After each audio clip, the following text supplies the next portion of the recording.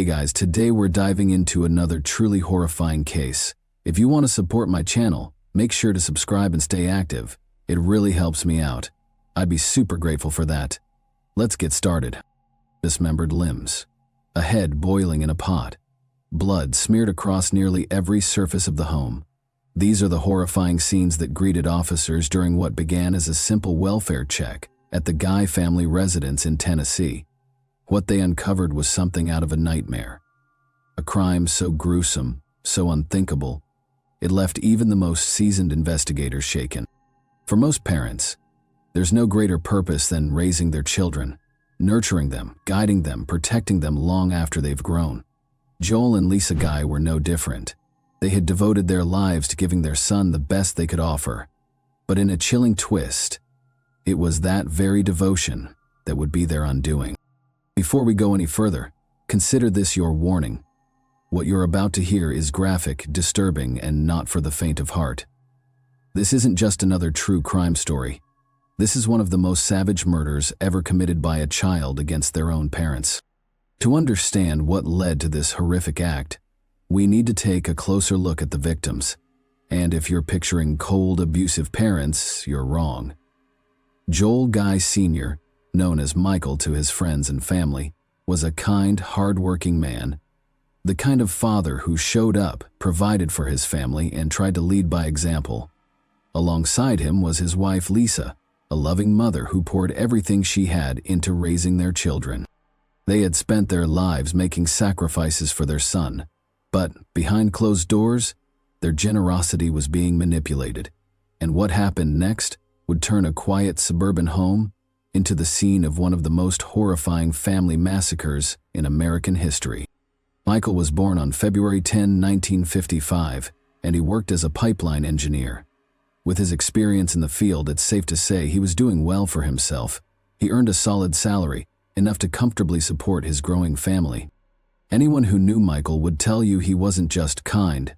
He was the type of person who made you feel seen and cared for, always willing to lend a hand or give advice, even when you didn't ask for it. He took immense pride in everything he did, whether it was his career or his family, and he made sure the people around him felt that pride too. If you were close to Michael, you knew he wasn't just a dad or a husband. He was someone who genuinely cared and wanted to make sure everyone around him was doing well. Now, Michael had 3 daughters from his first marriage. While the reasons behind the divorce weren't entirely clear, one thing was certain. The daughters held no grudges against their father. They had always maintained a good relationship with him, and that didn't change when he remarried. Michael's second wife, Lisa, was as kind-hearted as he was. Just like Michael, Lisa was someone who made everyone feel welcome and cared for. His daughters quickly warmed up to her, and there was no drama or resentment. Lisa treated them like her own children, showering them with love and affection. This was evident when one of Michael's daughters testified in court, explaining how Lisa became a mother figure in her life. She even went as far as to get an engagement ring that resembled Lisa's. She remembered all the small details about Lisa, the favorite shirt, the favorite cups, and everything else that made Lisa so special to her. Just like you just heard, this wasn't a mom who abused her children or mistreated them in a way that made them feel unloved. It's clear, just from the words of her stepdaughter alone, that Lisa poured love into every single member of her family.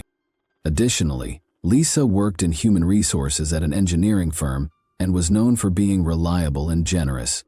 She was the kind of person who, no matter how busy she was, would stop to comfort a stranger in distress. She had a big heart, always putting others first. From this perspective, it was evident that both Michael and Lisa were known for their giving nature, and to everyone around them, they seemed like the perfect couple. Soulmates living a perfect life.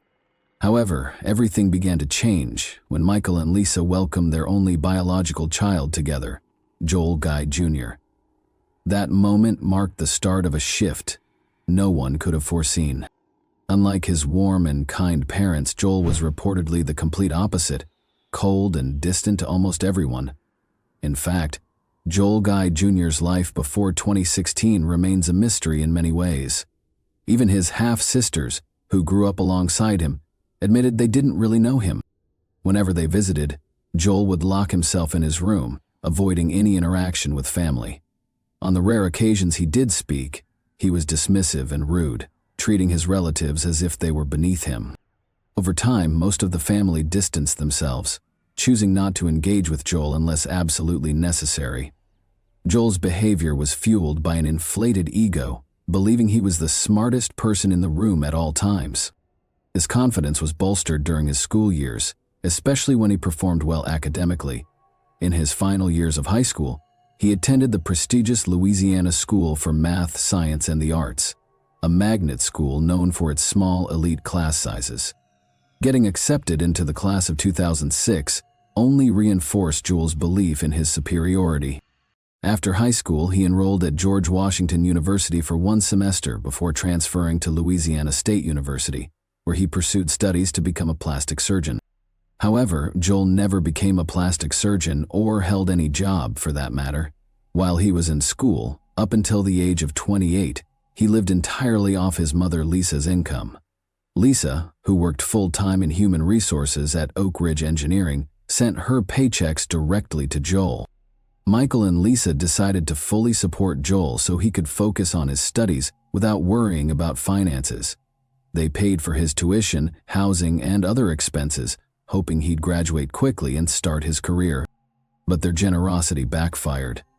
Joel began to see this financial support not as a gift, but as something he was entitled to, his birthright. He believed his parents owed him this money simply because they were his parents. Though he claimed to be working hard toward his goals, Joel was far less focused on school than he led his parents to believe. Living alone in Baton Rouge, he spent his time doing whatever he wanted, completely oblivious to the financial strain he was placing on his family. He didn't understand or care about the sacrifices his parents were making for him. However, in 2016, things began to change. Michael's father lost his job and took a hard look at their finances. He realized that he and Lisa could retire if they stopped supporting Joel and sold their family home. Excited for this new chapter, Michael and Lisa shared their plans with their daughters in the family group chat. They explained that they intended to move into Michael's parents' home and stop financially supporting Joel. However, they were nervous about how Joel would react to the news. At 28 years old, Joel had never been financially independent, and his parents worried about what he would do once the financial support stopped. Despite their concerns, Thanksgiving that year seemed like a turning point for the Guy family. Thanksgiving was always a big deal, a time when everyone gathered at Michael and Lisa's home to celebrate, including their daughters, extended family, and their new families. So just like any other normal family, that year was very joyful for the Guy family. The adults gathered in the garage enjoying their cigarettes and catching up, while the kids ran around and the aroma of delicious food filled the house.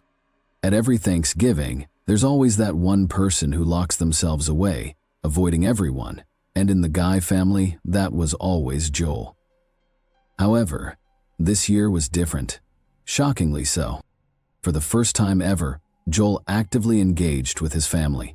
He surprised everyone by playing with his stepsister's kids, children whose names his sisters doubted he even knew before that day. He brought them upstairs to his old room and gifted them toys his parents had lovingly preserved from his childhood. Joel laughed, joked, and even posed for family photos, a rarity that caught everyone off guard. His sudden shift in behavior was so remarkable that his sisters whispered to each other about how he might finally be turning over a new leaf. What made Joel's transformation even more puzzling was its timing.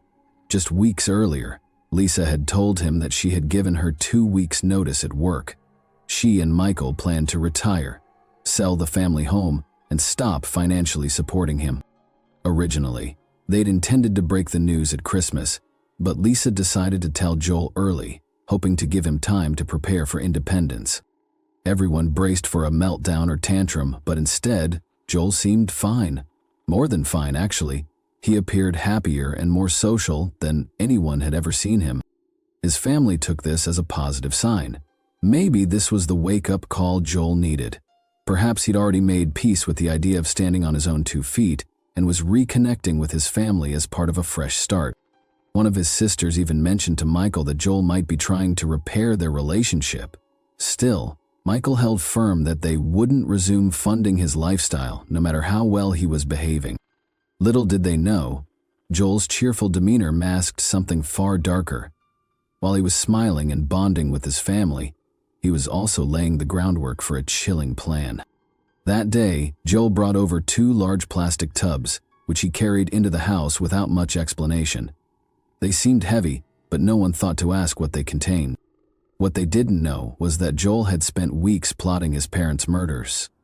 Those tubs held the tools he intended to use in his gruesome plan. As it turned out, Joel wasn't handling the loss of his financial lifeline as gracefully as he appeared when Lisa told him they were cutting him off.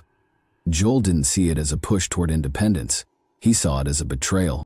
He decided to take matters into his own hands, crafting a plan to murder his parents, frame his father for his mother's death, and stage it all as a murder-suicide. In Joel's warped mind, he was a genius capable of orchestrating the perfect crime. His education and endless hours of watching crime shows like Law & Order convinced him that he could pull it off without a hitch. But while Joel once excelled in academics, his arrogance blinded him to his own shortcomings. So instead of heading back to his apartment like usual, Joel decided to stick around at his parents' house for 2 whole days. At first, Lisa and Michael probably thought it was a nice change. Maybe Joel was feeling sentimental about the family house before they sold it. After all, with Lisa preparing for retirement, they were all gearing up for a big life change, and the idea that Joel might actually want to spend some time with his family seemed like a nice, albeit unexpected gesture. But things took a strange turn just 2 weeks before Lisa was set to retire. Her co-workers and boss had been planning a celebratory send-off for her. She was well-liked, dependable, and a hard worker who would always communicate if anything was off. So when November 28 came around, and Lisa didn't show up for work, Jennifer, her boss, started to worry. It wasn't like Lisa to just vanish without a word, especially since she'd been so involved in the retirement celebration plans. Jennifer tried calling her several times, but there was no answer. Then she reached out to Michael, but he didn't pick up either. That was strange. Lisa and Michael were the kind of people who always made sure to check in, even if something came up. This wasn't adding up, and Jennifer knew it. So after a couple more unanswered calls, Jennifer made the decision to call the non-emergency police line and request a welfare check at the Guy family home. When the officers first arrived at the house, everything seemed normal, so they didn't think much of it and were about to call it off. But Jennifer, Lisa's boss, wasn't convinced. She had a gut feeling something wasn't right, so she called again. What they uncovered next was something no one could have prepared for. During a thorough check, the officers noticed a few strange things. The house had a for sale sign out front, but something seemed off. There was no lockbox on the front door for a realtor's key, and the doorknob didn't look like it had been there long. It didn't even match the door. It had obvious signs of being tampered with, likely with a screwdriver. Not wasting any time, the officers decided to check the back of the house, and that's when things took an even darker turn. The back door was missing its doorknob altogether. One officer peered through the hole where the knob should have been and was immediately hit with a blast of heat from inside the house. But that wasn't the worst part. There was a sharp chemical smell hanging in the air. It was the kind of smell that instantly tells you something was seriously wrong. The officer looked closer and saw bottles of bleach scattered across the floor, still unopened. But the clues didn't stop there. He also noticed groceries that had been dropped at the front door, like someone had rushed inside without finishing what they were doing. That was enough for them to make their move. They headed back to the front, found an unlocked vehicle with the garage door opener inside, and used it to gain access. The officers entered the house, and what happened next was all caught on body cam footage. The pot you saw earlier? Yeah, that was the same one Joel used to boil his mother's head for about a day. It's chilling when you think about it. Investigators first found a table with the guy's wallets and a sledgehammer on top, followed by another table with long guns. As they made their way up the stairs, they could hear a dog intermittently barking. They then spotted Michael's ring on the floor in a hallway and eventually discovered the dismembered bodies submerged in a solution in the bathroom. Among the other items found in the home were sewer line cleaner, a bag of baking soda, drain opener, a bottle of muriatic acid, lye, hydrogen peroxide, several bottles of bleach, a spray bottle, gloves, and trash bags. Investigators also came across a note inside an open suitcase, which included the name and address of a Louisiana Ace hardware store, as well as a reference to sewer line cleaner. Given the hazardous chemicals, the Knox County Sheriff's Office hazmat team had to step in for biohazard removal. With the overwhelming amount of evidence, the KCSO Forensics Unit worked through Monday night and into the next day to process the crime scene. Now, what really happened after that Thanksgiving on November 26? Joel Guy Jr. attacked and killed his father in a second-floor exercise room while his mom was out shopping at Walmart. The scene was chaotic, with torn blinds and blood splattered on the walls and an overturned Bowflex machine. The amount of blood was beyond horrific. The struggle must have been brutal. The poor man's clothes were shredded from the knife wounds, and it was reported that he was stabbed at least 40 times. However, this is just an estimate according to the autopsy, since most of the tissue was gone when they found the body. The actual number of stabs could never be fully determined. But it doesn't stop there. Joel also dismembered the body, leaving his father's hands behind in the room. When his mom came home from Walmart, Joel tricked her into going upstairs. She was in such a rush that her groceries got scattered across the foyer. But when she reached the top of the stairs, Joel ambushed her, stabbing her in the back over and over, just like he did to his father. Blood was everywhere. The prosecution later claimed he used so much force to decapitate her that her head actually broke. And then, get this, he just chopped her up like it was nothing, then put her head in that same boiling pot on the stove. According to the medical examiner, Lisa was stabbed at least 31 times, and 9 of her ribs were completely severed. During the trial, the forensic examiner testified that the head wasn't just severed, but had been forcefully broken off. Both victims had their arms and legs detached, Michael at the waist and Lisa at the knees, and their body parts were placed in a bin filled with chemicals to help dissolve them. This was the very same bin that Joel had brought into the house during Thanksgiving. After death, both bodies had deep cuts made so that the chemicals could more easily penetrate the body's main cavities. So you can probably imagine how heartbreaking it must have been for both of them, loving their child and spoiling him all the way into adulthood, only for them to be brutally murdered like this. It's beyond evil. But despite Michael loving his son so much, he didn't go down without a fight. Joel sustained several cuts on his hands, including a deep gash on his left thumb. Around 3:30 p.m., he was seen in the first aid section at Walmart buying bandages and ointment for his hand injuries. He also picked up isopropyl alcohol and hydrogen peroxide. It was also around this point that Joel returned to his apartment, likely because he was too lazy to continue with his plan. After spending 2 intense days carrying out his crime, it seems that for the first time, he was exhausted. He probably felt he had worked harder than ever before and needed a break, so he headed back to his apartment, possibly to rest. Little did he know, it was exactly during this time that the police also uncovered what he had done. The police began questioning those closest to Michael and Lisa. When they inquired about who had been at the house that weekend, everyone pointed to Joel.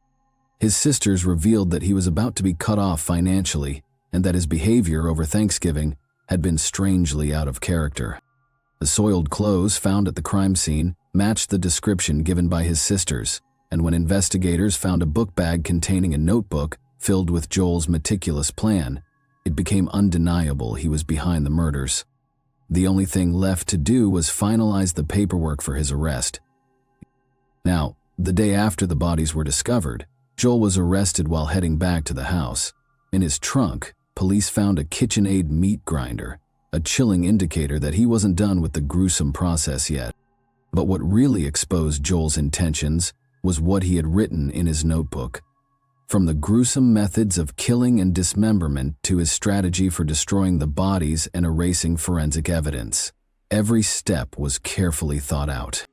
He planned to grind the bodies, destroy all DNA evidence with bleach and lye, and even set a fire to cover his tracks. He went as far as faking an alibi by scheduling a text message from his mother's phone, attempting to erase any evidence that could point back to him. Joel's motive, driven by a financial incentive, was also clearly outlined in the notebook. He calculated his parents' life insurance policies, assets, and joint property with the intention of inheriting everything. His obsession with money was evident, as he described in detail how he would inherit the full value of his mother's assets, including her life insurance, the family homes, and other financial resources. In the weeks leading up to the murder, Joel continued to buy supplies like knives, acid, and plastic bins, keeping the notebook hidden in his backpack alongside his school books. He made sure to pay in cash, thinking he was being smart and inconspicuous, but in reality, Joel's arrogance and sense of entitlement were his downfall. He believed his meticulous preparations would guarantee his success, unaware that he was overlooking the most basic human realities. Joel was so spoiled and out of touch with the real world that, even while erasing his tracks, he grew lazy and decided to take a break from his gruesome task. He had no real understanding of the consequences of his actions, thinking he could simply get away with it. But what he failed to factor in was the kindness of his parents and how their disappearance would immediately raise suspicions. Despite the mountain of evidence stacked against him, Joel Guy Jr. still pleaded not guilty, dragging his family through a painful 4-day trial. He knew he couldn't win. It was clear to everyone that he was guilty, but he wasn't trying to win. Instead, he wanted to make his family suffer by refusing to admit what he'd done. He kept control over them, forcing them to hear every ugly detail of his crime. It was like his final act of revenge, making them live through his cold, calculated cruelty. Even Joel's defense lawyers struggled to defend him. All they could muster was that Joel was a kind man who couldn't possibly commit such a horrific crime. But the jury wasn't swayed by this weak argument. On October 2, 2020, Joel Guy Jr. was found guilty of 2 counts of first-degree murder, 3 counts of felony murder, and 2 counts of abuse of a corpse. He was sentenced to life in prison without the possibility of parole. Additionally, his appeal to overturn his conviction was shot down by the Tennessee Court of Criminal Appeals in April 2023. With that, Joel's fate was sealed. He will now spend the rest of his life behind bars at the Northwest Correctional Complex in Tiptonville, Tennessee, where he will forever live with the consequences of the brutal crime he committed. Now, remember when we first said that not much was known about Joel's past? Well, as the trial went on, a surprising revelation came to light. Joel actually had one and only one friend. People were shocked to find that Joel had a friend he cared so deeply about that he even called him in prison to apologize. That friend's name was Michael McCracken. Very little is known about the nature of Joel and Michael's relationship, but it seemed that, at the very least, Joel respected him. The two met when they lived together in their high school dorms, and when Joel went off to study at George Washington University, he left after just 1 semester and transferred to Louisiana State University, where Michael was going. They ended up living in the same apartment building, and when Michael's roommate moved out, Joel moved back in with him. Some have speculated that their relationship might have been more than just friendship, but that's all we really know about the situation. When Michael was questioned about the case, he stated that he wasn't surprised that Joel had killed his parents. He explained that over the years, Joel had become increasingly reclusive, spending weeks on end alone in his bedroom, to the point where Michael sometimes didn't see him for months at a time. For whatever little comfort it may offer, Joel will spend the rest of his natural-born life in prison, exactly where he belongs. He will forever be remembered not as the genius he thought he was, but as a gigantic fool who couldn't take care of himself, and despite his so-called wisdom, made the catastrophic mistake of leaving a notebook, a kind of manifesto, at the crime scene. But what do you think about this case? I mean, we can all agree that Joel was definitely a psychopath, right? It's hard to believe he had any real justification for killing his parents, other than his own twisted desire to live a carefree life. But do you think there were other factors behind his actions? Was there something deeper going on that we're missing? Thanks for watching, everyone.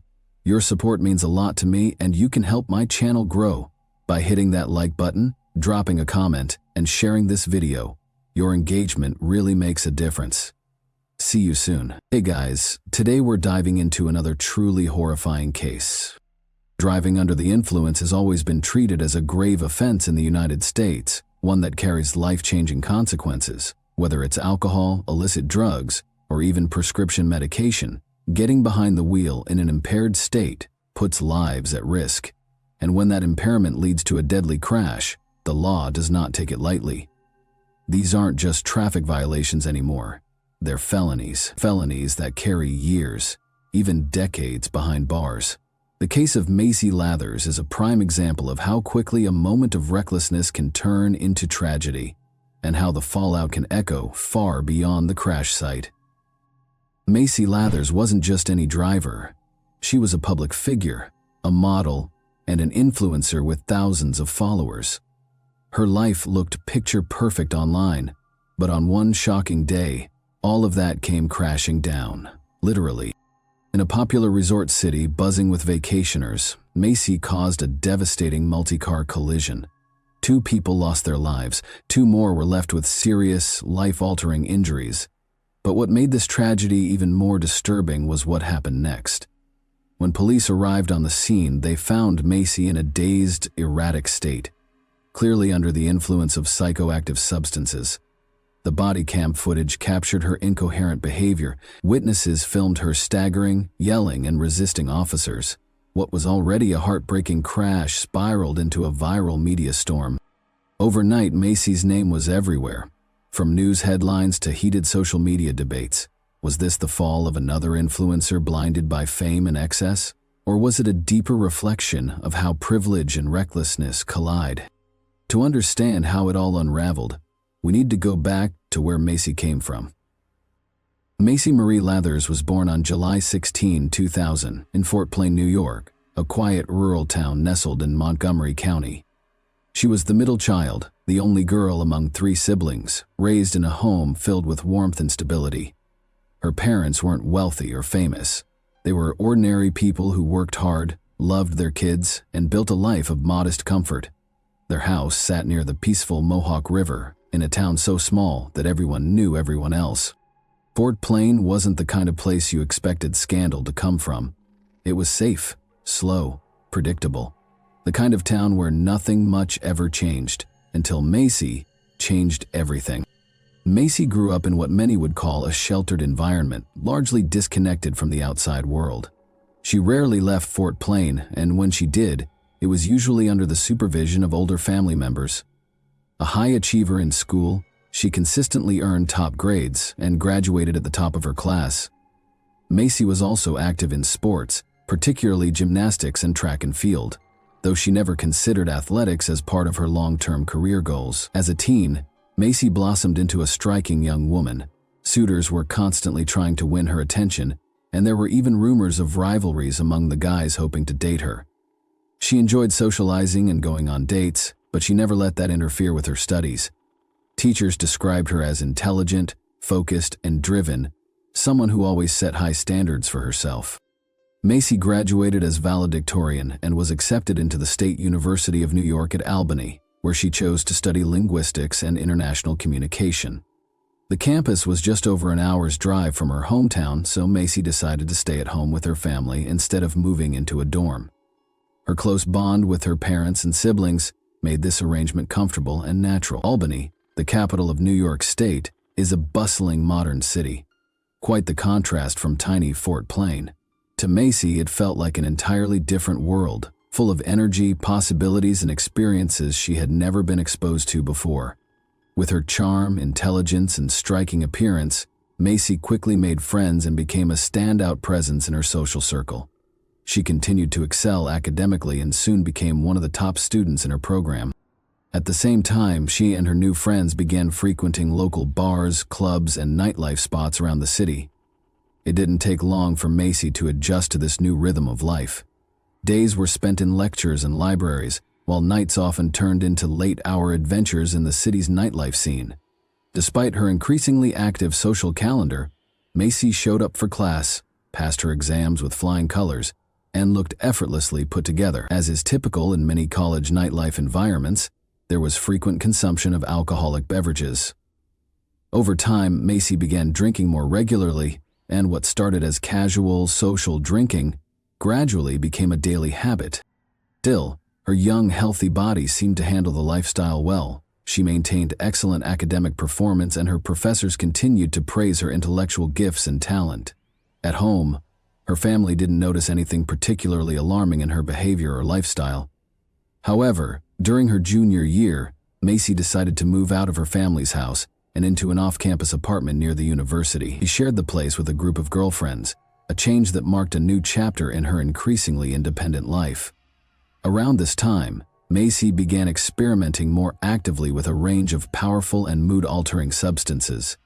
She typically obtained these restricted items directly from nightlife venues, often consuming them on site. Despite the growing frequency of her use, she didn't see it as a problem. In her mind, she could stop anytime she wanted.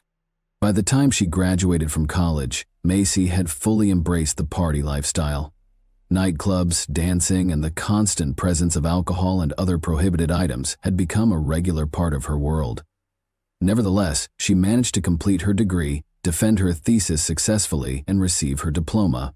Even then, though, she already knew she didn't want to spend her life behind a desk in some stuffy corporate office. Macy came of age at a time when social media platforms were exploding in popularity worldwide. Unsurprisingly, she created profiles on several major platforms while still in high school. Back then, living in the quiet and remote town of Fort Plain, her online presence was modest, just a few dozen followers, mostly people she knew. She occasionally posted family photos or scenic shots from the area, but never cared much about likes or follower counts. Everything began to change drastically after Macy moved to the city for her 18th birthday. Her parents gifted her a luxurious white Mercedes-Benz, something she had dreamed of for years. They also continued to support her financially, which allowed Macy to enjoy a carefree social lifestyle and showcase it extensively on her social media accounts. With her stunning looks, vibrant personality, and high-energy lifestyle, Macy quickly gained traction online. Her social feeds painted a picture of nonstop parties, fun, and glamour. Her follower count skyrocketed, and soon she had developed a loyal following that made her something of a local celebrity. During her final years at the university, Macy had already realized that she wouldn't be pursuing a traditional career in her chosen field. She was more interested in finding ways to turn her passion for fun into a source of income. She began taking dance lessons and sent out her modeling portfolio to various agencies, hoping to catch the attention of professionals who might offer her a lucrative contract. Despite her good looks, slim figure, and strong charisma, Macy wasn't able to break into any major modeling circles. However, her online popularity continued to soar. She portrayed a glamorous lifestyle, talked about her success, and occasionally promoted products or services on her platforms for small fees. After graduation, Macy informed her parents that she was planning to move to sunny Florida and settle in Miami. Her goal was to work as a hostess at one of the city's trendy nightclubs while continuing to pursue opportunities in modeling. Naturally, her parents were both surprised and disheartened by her decision. After all, she had always been a top student full of promise and had just completed her degree at a respected university. Now it seemed like she was walking away from all that for what? Still, they didn't pressure her or try to change her mind. In fact, they continued to support her regularly, sending money to help with her expenses.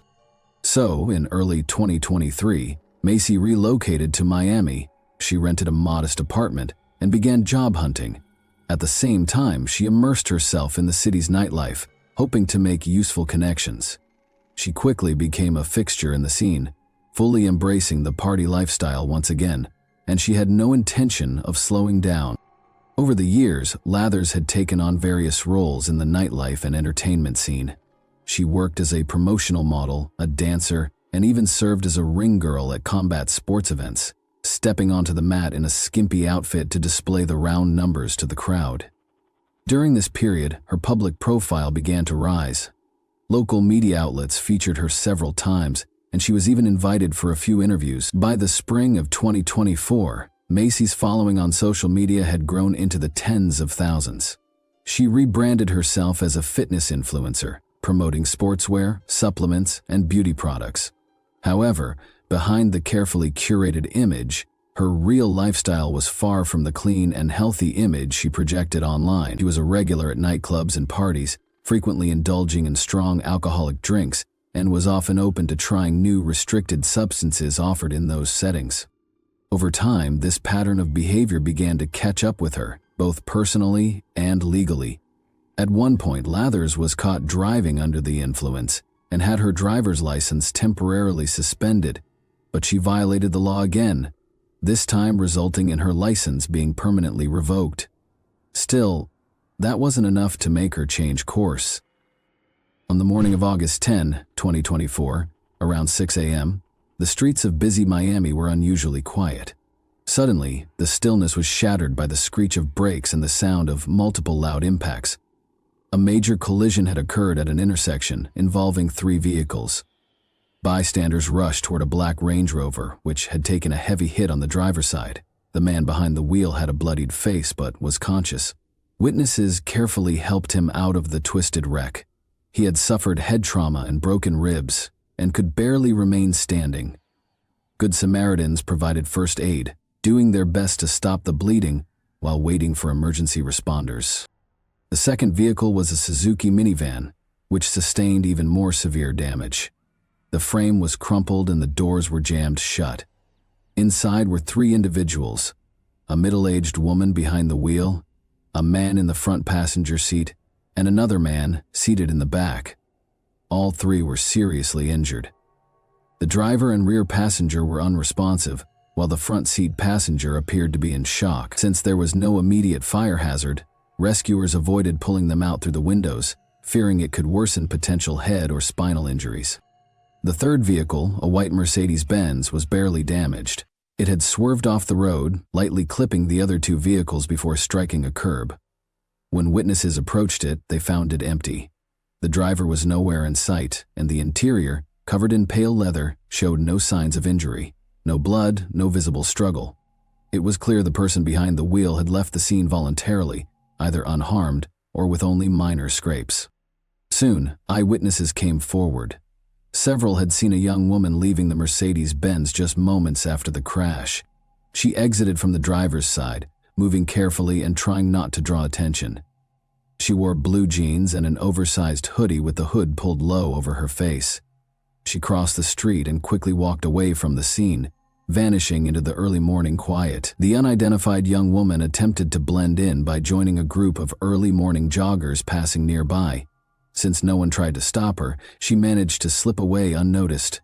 None of the bystanders were able to give a clear description of her appearance.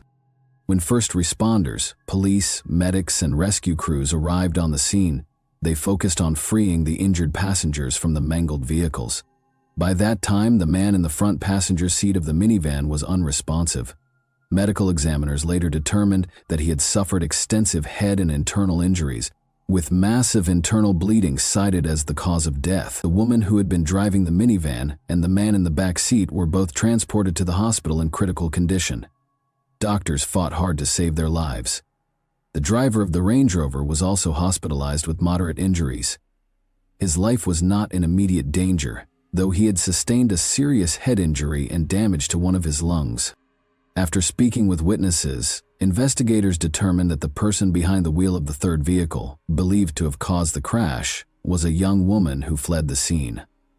Fortunately, the intersection where the crash occurred had multiple surveillance cameras installed, and investigators quickly began collecting and reviewing the footage. The video clearly showed a white Mercedes-Benz speeding through the intersection, ignoring a red light. The other 2 vehicles were moving within the speed limit and had the right of way. The woman in the minivan appeared to try and avoid the collision, swerving at the last moment, but still clipped the Mercedes. Her vehicle then spun into the Range Rover before finally crashing into a utility pole. From the footage, it appeared that the woman in the Mercedes was not seriously injured. She jumped out of the vehicle, pulled her hoodie tightly over her face, and attempted to disappear among the joggers. She then veered off into a nearby park where the trail went cold due to a lack of camera coverage in that area. Who was the mystery driver of the white Mercedes-Benz? Why had she run? And where had she gone? None of the witnesses could describe her with any certainty or say where she had headed. Detectives turned to the vehicle registration to trace the owner, but before they could complete their investigation, the woman in question surfaced in the most unexpected way. While police were still reviewing footage and speaking with witnesses, a strange call came into emergency services. A construction worker laboring just a few blocks from the crash site reported an incident involving a young woman in a highly disoriented state. According to the caller, the woman had initially tried to flag down cars in an erratic and dangerous manner, running into traffic and throwing herself toward passing vehicles. Then she suddenly began undressing. She removed her hoodie, then stripped off a small top, leaving her in jeans and unclothed from the waist up. She started yelling profanities, spinning in circles in the middle of the road, attempting to force her way into random vehicles by yanking on their door handles. Eventually, she lay down across the roadway, rolling around on the asphalt. The witness who contacted emergency services rushed to help her. He tried to pull her to the sidewalk, but she was surprisingly strong and kept breaking free, shouting incoherently. Realizing he couldn't move her, he stood nearby and directed traffic to prevent vehicles from hitting her. He remained by her side until police arrived. When law enforcement officers arrived at the scene, the first thing they did was cover the half-dressed woman and try to ask her some basic questions to determine her identity. But she seemed completely detached from reality. At times she muttered incoherently, then suddenly screamed, clearly under the influence of some kind of substance.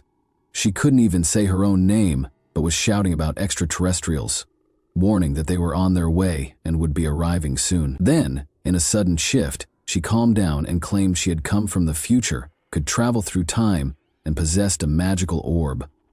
When asked what the last thing she remembered was, she paused for a moment and said, "I remember dying." It was clear that attempting a proper interview under these circumstances was nearly impossible. Her speech was a mixture of delusions and hallucinations. But then, unexpectedly, she asked if anyone had seen her white Mercedes-Benz and expressed concern that it might have been taken by aliens. At that moment, investigators no longer had doubts. She was clearly the same woman who had fled the scene of the crash. She repeated several times that she was from the future, then sat down on the asphalt and began speaking to someone who wasn't there, as if she were having a heartfelt conversation with her mother. "Mom, I'm gone now. Don't cry. I can time travel. I'll come visit you," she said. Then she looked around and asked where her car was, before turning back to her invisible companion. By the time paramedics arrived to assist the so-called visitor from the future, she had managed to recall her name, Macy. But other than that, her condition remained unchanged. She was hallucinating vividly and speaking in fragmented, irrational thoughts. Based on her behavior, the medical team suspected she had consumed a dangerous mix of strong alcohol and powerful psychoactive substances. To treat her properly, they needed to figure out what exactly she had taken, so they could administer the right medication to neutralize the effects of the substance. Macy's condition fluctuated rapidly. At moments, she seemed coherent and aware of her surroundings, and then she would drift off into conversations about aliens and time portals. When asked directly what she had taken, she couldn't provide an answer. In fact, she didn't even seem to understand the question. Then suddenly, she started making sprinkling motions with her fingers, as if tossing glitter, whispering, "Pink, pink, pink, powder." It sounded like more nonsense, but one of the medics recognized the reference immediately. She was likely referring to a potent street substance, often nicknamed pink cocaine, a synthetic blend of various psychoactive chemicals. The danger of this mix lies in its unpredictability. There's no standard formula, and the balance of ingredients varies with each batch, making the effects anything from mild euphoria to vivid hallucinations or even fatal overdose. It had become particularly trendy among the club scene due to its flashy appearance and low cost. The signature pink color was usually achieved with food dye and sometimes mixed with glitter to give it a stylish, glamorous look. A toxicology screening conducted at the hospital confirmed the dominant component in her system, allowing doctors to administer the appropriate IV treatment to neutralize it. Meanwhile, law enforcement identified the woman as Macy Lathers, 24 years old, a fairly well-known online personality, social media influencer, and frequent presence in Miami's nightlife circuit. The crash caused by Macy Lathers involved 3 vehicles, including her white Mercedes-Benz. 4 people were seriously affected. In the minivan were married couple Juanita and Abraham Nandez, along with their friend Jesus Rubio, who was seated in the back. Tragically, Abraham, who had been in the front passenger seat beside his wife. He succumbed to his injuries before first responders could reach the scene. Jesus, in the back seat, sustained severe trauma and was rushed to the nearest hospital in critical condition. Doctors fought for days to save his life, but he ultimately passed away without ever regaining consciousness. Juanita miraculously survived the collision, but the injuries she sustained left her permanently paralyzed. She now relies on a wheelchair. The couple's son, a school-aged boy, lost his father instantly and has been left without the daily care of his mother, who remains hospitalized. Jesus Rubio, a father of two and sole provider for his family, left behind loved ones, facing not only grief but significant financial hardship. The driver of the Range Rover was less severely injured than the others, but still required multiple surgeries and a long road to recovery. He remains unable to return to his previous work or lifestyle. Macy, on the other hand, escaped the crash without a single visible injury and attempted to flee the scene. It later emerged that she had already been caught driving under the influence several months earlier and had her license suspended. Following a second offense, her driving privileges were permanently revoked. Yet that didn't stop her from continuing to consume alcohol and restricted substances, then getting behind the wheel, until it all culminated in a devastating incident that claimed 2 lives. Macy Lathers now faces multiple criminal charges: driving under the influence without a valid license, vehicular manslaughter, causing serious bodily injury through negligence, and fleeing the scene of a crash. She was booked into custody without release, and her bail was set at $150,000, 0 cents. With no access to that kind of money, either personally or from family, she remains behind bars awaiting trial. Even though surveillance footage and eyewitness accounts strongly support Macy's responsibility in the crash, her defense attorney has argued that she should only be held accountable for driving under the influence and lacking a valid license. The rest, he claims, occurred while she was experiencing intense hallucinations, making her incapable of understanding her actions. According to him, the real blame lies with whoever manufactured and distributed the powerful synthetic cocktail Macy ingested. The prosecution sees it differently. They point to video evidence showing Macy behaving rationally in the immediate aftermath of the crash, covering her face, attempting to blend in with bystanders, and even joining a group of joggers to avoid detection. These deliberate actions suggest that Macy was fully aware of what had just happened and was actively trying to avoid responsibility. The episode, involving public disrobing and fantastical claims of time travel, prosecutors argue, was an attempt to appear mentally unfit to stand trial, potentially leading to psychiatric treatment instead of prison. As of spring 2025, the legal proceedings against Macy Lathers are ongoing. No final verdict has been issued, and she remains in custody. To date, she faces 8 separate charges, and if convicted on all counts, she could face a life sentence. Thanks for watching, everyone. Your support means a lot to me, and you can help my channel grow by hitting that like button, dropping a comment, and sharing this video. Your engagement really makes a difference. See you soon. Hey guys, today we're diving into another truly horrifying case. If you want to support my channel, make sure to subscribe and stay active. It really helps me out. I'd be super grateful for that. Let's get started. The insane courier of death.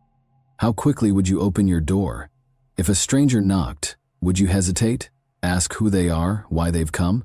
Most people would. It's common sense. But what if the stranger wore a uniform, held a package, and looked like any other delivery person? Would you still pause? Or would you open the door without a second thought? During the summer of 2020, at the height of the pandemic, couriers became lifelines, connecting the isolated with the essentials of daily life. Groceries, medicine, work documents, all passed through the hands of delivery workers who now seemed more trusted than ever. But in one case, behind the mask and the uniform, hid a killer. In the midst of lockdown, a man posing as a delivery driver was bringing something far more sinister than packages. He was bringing death, and no one knew who his next target might be. Police were baffled. No fingerprints, no clear motive, no witnesses. They feared spreading panic, but the truth was, a calculated killer was on the move. Everything changed on July 11th, 2020. That day, the masked courier arrived at a secluded, upscale property in the mountains southeast of Los Angeles. Inside was Mark Angelucci, a highly respected attorney, known across the country for his work on high-profile legal cases. Like many others, Mark had retreated to isolation during the pandemic, continuing his work remotely and waiting for the world to heal. But the world was about to come crashing down on his doorstep. And what appeared at first to be a random act of violence was only the beginning of a much darker story. On that day, the 52-year-old homeowner wasn't expecting any visitors or deliveries. But when a courier in FedEx Corporation uniform rang his doorbell with a package in hand, the man, without hesitation, opened the door. The lawyer probably thought that one of his partners or clients had sent some important documents, forgetting to inform him. Nothing indicated trouble, and the person on the doorstep did not seem alarming or suspicious. The courier, appropriately wearing a special protective mask and gloves for that period, had a parcel and an invoice that required a signature.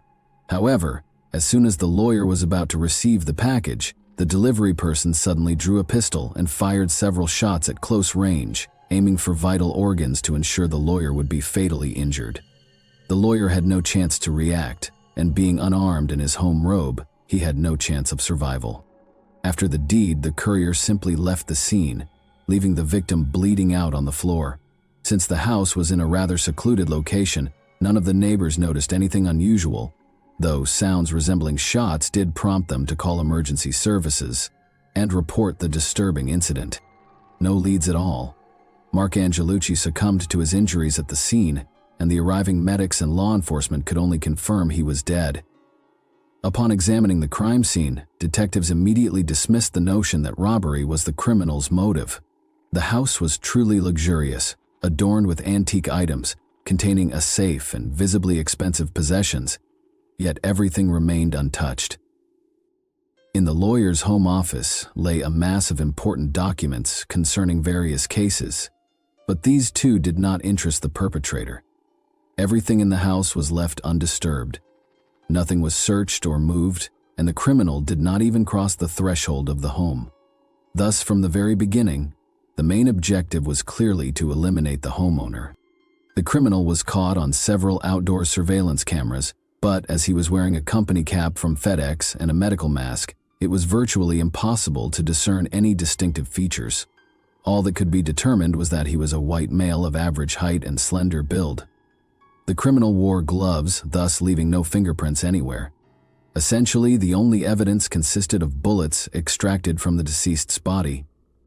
The police were baffled, and initially they decided to investigate the people closest to the lawyer to understand who might wish him harm and who might benefit from his death.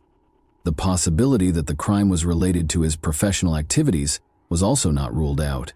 Therefore, it was also necessary to examine which cases the lawyer had been handling recently, whether he had any dissatisfied clients, and whether he had conflict with any colleagues. There was a vast amount of work to be done, and determining a priority direction seemed impossible at the moment. So they decided to start with the relatives and close friends of the lawyer, rich, successful, and utterly alone. It soon emerged that Mark was profoundly lonely. No, he had quite a few friends, got along well with colleagues and neighbors, but he had no truly close or familial relationships. His parents had long passed away. Angelucci had no siblings, and he never started his own family in his youth. The man diligently studied, then he tirelessly built a career in legal practice, where he achieved great heights and recognition. But he intentionally decided to sacrifice his personal life, so at 52, he had never been married and had no heirs. Mark was quite attractive, intelligent, eloquent, always dressed expensively and stylishly, lived in a luxurious home and drove a luxury car. He was rich and successful, and wherever this man appeared, he literally drew the attention of women. But he did not engage in romances or intrigues, and in principle, always kept his personal life hidden from everyone. This led to many rumors about his orientation, but the lawyer himself never confirmed nor denied them. In his list of contacts, they found a woman named Cassie J., with whom the deceased was very close. Their relationship was not romantic, but rather akin to brotherly sisterly love. She was a journalist and had met the lawyer many years ago while preparing a report on a high-profile case he was handling. The man willingly agreed to help her. They quickly found common ground, got along well, and continued to communicate after their joint work ended. For Cassie, the news of the death of her close friend was a real shock. She described Mark as sincere, kind, and responsive, with an easygoing and cheerful nature, who was involved in charity and always responded to others' troubles. According to her, he had no enemies, at least she was unaware of their existence. But in recent years, he had been among the top lawyers in California and had not lost a single case, so he undoubtedly made some adversaries whom he might not even suspect. The anti-feminist and men's rights advocate, during the investigation, a rather intriguing detail emerged. It was discovered that the lawyer held anti-feminist views, but also supported traditional notions of men and women in family and society. Without harboring any animosity towards women, he opposed discrimination against men in matters such as child custody, which almost always tend to favor women. Angelucci was a fighter for justice, not male supremacy. He took on some complex cases completely free of charge, helping those who found themselves in trouble. The lawyer noted that with the rise of feminist organization activity, men were almost always presumed guilty from the start in any conflict and doomed to defeat, with no chance to prove their innocence. Over the years, Mark became an activist for men's rights, although in fact he simply sought to equalize rights for all people, ensuring that everyone could expect a fair judicial resolution in conflict situations, regardless of gender. Given this, it was not possible to exclude the likelihood that radically minded representatives of feminist organizations could have been involved in the lawyer's demise. As the deceased had no family or close people, and there were no leads or clues in the case, the investigation could have stalled and eventually been archived. In response, Cassie J. decided to take initiative, using her extensive connections in the media. The journalist brought widespread attention to the case, prompting law enforcement to conduct a more thorough investigation. Detectives carefully reviewed the case files that the lawyer had been handling recently, hoping to find any hints. The task was daunting, but before they could find anything, the courier criminal struck again. Collateral victims, or was the entire family targeted? On July 19, 2020, just a week after the first crime, on the other side of the country, in New Jersey, an armed courier paid a visit to the luxurious home of a state federal judge. That day, none of the family members were expecting any deliveries or packages, and they were all self-isolating. Both parents, being lawyers, continued to work remotely, and their college student son was on holiday. The head of the family, a 62-year-old lawyer named Mike Anderl, first noticed the approaching courier while he was on the second-floor balcony of his home. He thought that perhaps some work documents awaited his wife and hurried downstairs to open the door. However, his son, who was closer to the front door, opened it without a second thought. They exchanged just a few words before a shot rang out. Mike was descending the stairs at that time, and likely he was the initial target. But his 20-year-old son, Daniel, literally stood between his father and the criminal. The young man took a bullet to the chest, fell to the floor, and the criminal opened fire on the lawyer, wounding him 3 times. The courier, as in the previous case, did not enter the premises, but simply turned around and left, leaving the bleeding victims to die. However, there was another person in the house, Judge Esther Salas, who was the wife and mother of the victims. The woman, shortly before the incident, had gone down to the basement to sort through things and did not hear the gunshots. When she came upstairs, she first saw her son lying in a pool of blood at the door. Esther rushed to him, tried to stem the wound, called out for her husband's help, and only then saw that a bloodied Mike was lying on the stairs. Salas immediately called emergency services, reporting the incident, and tried to provide aid to her husband and son herself. By the time law enforcement and paramedics arrived, both men were alive, but in extremely critical condition. They were immediately taken to the nearest hospital, where they underwent surgery, and it seemed their condition was stabilized. The criminal's motive was unclear, and it was also uncertain whether he came to end the life of the judge, her lawyer husband, or intended to eliminate the entire family. Again, no traces or clues were found at the scene, and the only evidence consisted of bullets fired at the victims. The Federal Bureau of Investigation joined the case, immediately suspecting a connection between this incident and the murder of Mark Angelucci in California. In both cases, the targets were lawyers, and the shooter disguised himself as a FedEx courier. However, the agents were confident that in the second case, the true target was the judge, and her relatives were merely collateral victims.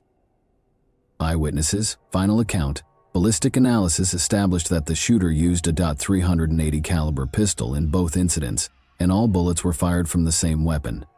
This dispelled any remaining doubts that the acts were committed by the same individual. But who was this person? Where could he be found? And where, when, and to whom might he strike next? It was necessary to question the surviving witness who had come face to face with the criminal and had even exchanged a few words. After a serious surgery, Daniel was in the intensive care unit in critical condition, but when he regained consciousness, he expressed a desire to speak with detectives, to tell them everything he had seen. The young man couldn't describe the perpetrator appearance because he was masked, but he thought the individual was elderly, as he could see gray at the temples, wrinkles around the eyes, and the courier's hands appeared old behind the courier. Near the road, Daniel noticed a light-colored car, though he couldn't remember the make. The student also speculated that the criminal's target might have been his mother, as the attacker had inquired if she was home. However, at that moment his father appeared on the stairs, apparently startling the criminal. The attacker quickly drew his pistol, shot the young man in the chest, and then began shooting at Mike, wounding him 3 times. After being injured, Daniel remembered nothing until he woke up in the hospital. The student's testimony provided little help to the investigation, except to confirm that the shooter was an older white male. Regrettably, Daniel's condition could not be stabilized. He worsened, and the day after speaking with law enforcement, the 20-year-old passed away in the hospital from resultant internal bleeding. Thus, detectives unanimously concluded that the main target of the shooter was indeed Esther Salas, but her husband and son were inadvertently in the way, and now the young man was deceased, while his father still hovered between life and death. It was urgent to understand what linked Salas and the earlier deceased Angelucci, what cases they were handling, and if they had common adversaries. Esther Salas was born in 1968 in Monterey Park, California. She had Cuban roots on her mother's side and Mexican on her father's. The girl who grew up in poverty achieved everything in life through her intellect and hard work. She attended Rutgers University for law school and earned her Juris Doctor in 1994. She built a stellar career, progressing from a clerk to an assistant U.S. public defender, and eventually to a United States magistrate judge in New Jersey. She also served several years as the president of the Hispanic Lawyers Association. Since 2011, she had been a judge for the U.S. District Court for the District of New Jersey. In 1993, Esther married renowned lawyer Mike Andrel, who was 11 years her senior. The couple desperately dreamed of having a child, but Esther struggled to conceive. After 4 consecutive miscarriages, doctors declared that she would never have children. However, a miracle happened on July 13, 2000, when the couple's only child, a son named Daniel, was born. The spouses adored their child, raising him in an atmosphere of love and care, striving to provide him with the best education and wide opportunities in life. Unfortunately, just a week after the young man celebrated his 20th birthday, he was gone.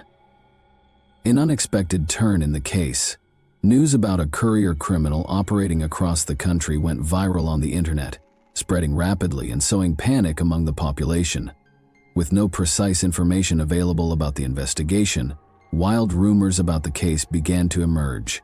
People simply feared opening their doors to couriers, even though, during the pandemic, they were often the bearers of necessities. Several days later, on a deserted dead-end road near Rockland in northern New York, an abandoned beige sedan was found. Nearby lay the body of a man with a gunshot wound to the head. Documents found in the car quickly helped identify the deceased as 72-year-old Roy Den Hollander, a once successful lawyer. Near the body lay a pistol, and the scene resembled a self-deprivation of life, as there were no signs of struggle or the presence of third parties. These assumptions were soon confirmed, as the murder weapon bore only the victim's fingerprints. However, the weapon itself drew significant interest from investigators. It was a .380 caliber pistol, identical to the one used to end the lives of Mark Angelucci and Daniel Andariel. Ballistic analysis soon confirmed that all 3 men were deprived of life by bullets fired from this pistol.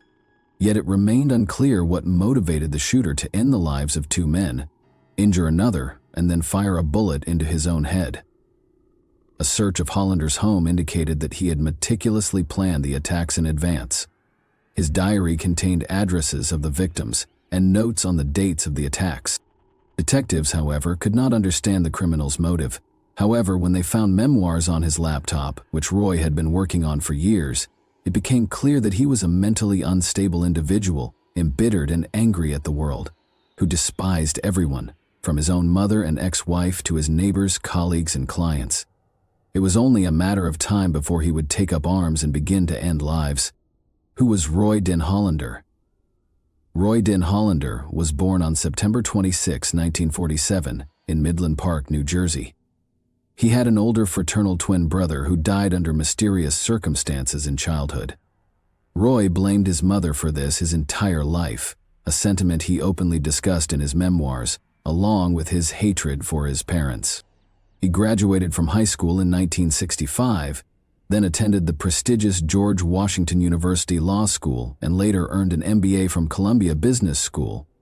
He worked as a lawyer at several renowned firms, and in the late 1990s, he moved to Russia, where he lived for several years working as a lawyer and private detective at Kroll Associates, a consulting firm specializing in financial issues and risk. Hollander earned significant money, which he immediately spent in various elite entertainment venues on young, beautiful women who were his main weakness.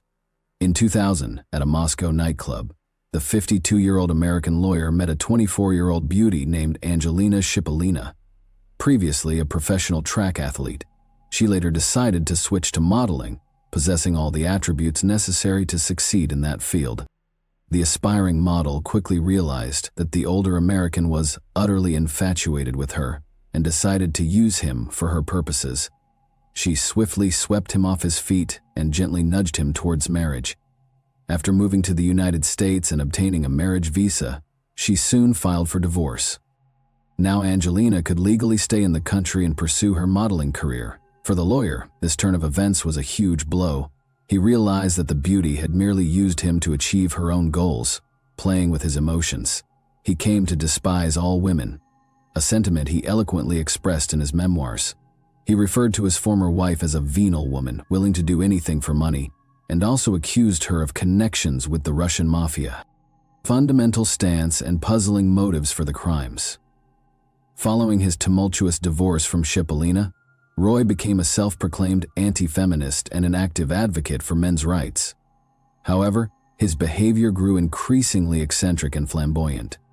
Unlike Angelucci, who provided free assistance to men affected by domestic abuse and handled custody issues during divorces, Hollander became notorious for his frivolous and unsuccessful lawsuits.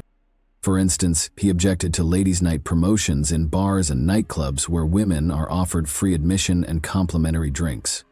Yet it remained unclear why Roy chose his victims and sought to deprive them of life. The situation with Angelucci was particularly puzzling, since they were effectively colleagues, both fighting for men's rights. The answer to this question was soon found in the criminal's memoirs. It turned out that Roy saw Mark as a rival and was extremely jealous of him because Mark was far more successful in his career, commanded widespread respect, and held considerable influence, whereas Hollander had been mostly ridiculed for his antics and bizarre lawsuits over the last decade.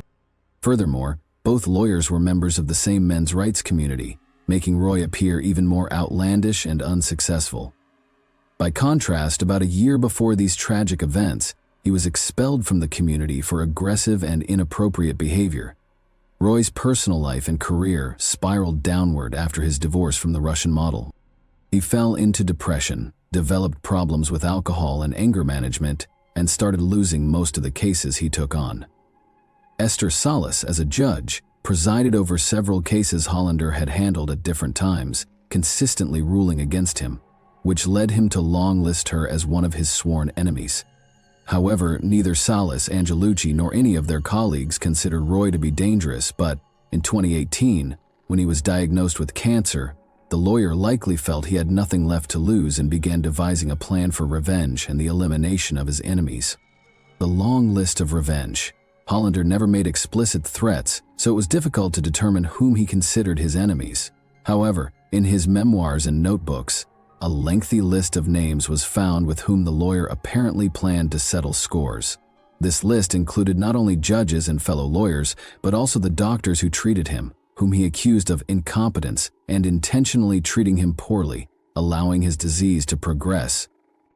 Detectives checked all the other individuals on the list and, ensuring they were alive, warned them of potential danger, as it was unclear whether the criminal had acted alone or had accomplices.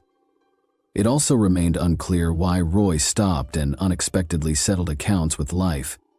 There was speculation that this was due to the deteriorating state of his health. Hollander's memoirs contained over 2,000 pages.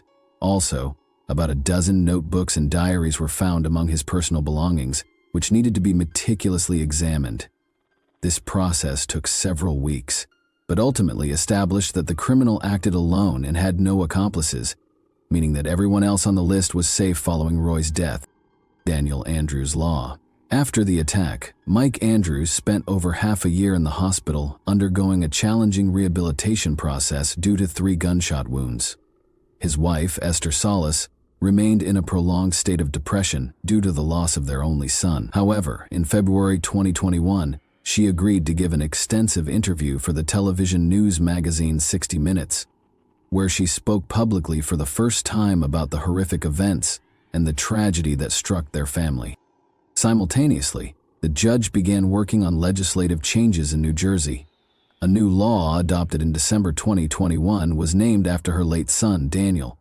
The new amendments introduced a prohibition on the public disclosure of judges' addresses and other contact information, ensuring the safety and privacy of public officials and their family members. Thanks for watching, everyone. Your support means a lot to me, and you can help my channel grow by hitting that like button, dropping a comment, and sharing this video. Your engagement really makes a difference.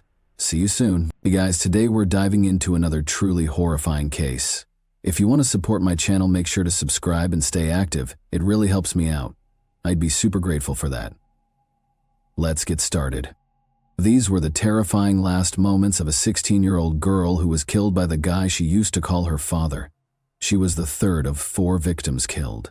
The Colaire family was prosperous, attractive, and seemingly ideal. The quintessential American dream. Strangers wanted a life like theirs, friends envied them, and neighbors looked up to them. However, beneath that well-maintained exterior was a raging maelstrom of secrets, deceit, and anger. Their idyllic life began to show fractures that were too obvious to conceal, and when they eventually fell apart, it was more than simply a family disintegrating. It was a catastrophe that no one could have predicted. The patriarch, James Craig Kaler, seemed to have it all: a steady career and a 6-figure salary. He provided a life of dreams. From straight-A report cards to local sports glory, his wife Karen was the epitome of the ideal housewife and supermom, running the household and providing for their 3 children, Emily, Lauren, and Sean. Under their parents' tutelage, the Kaler children appeared to flourish. They seemed to be the epitome of what a family should be.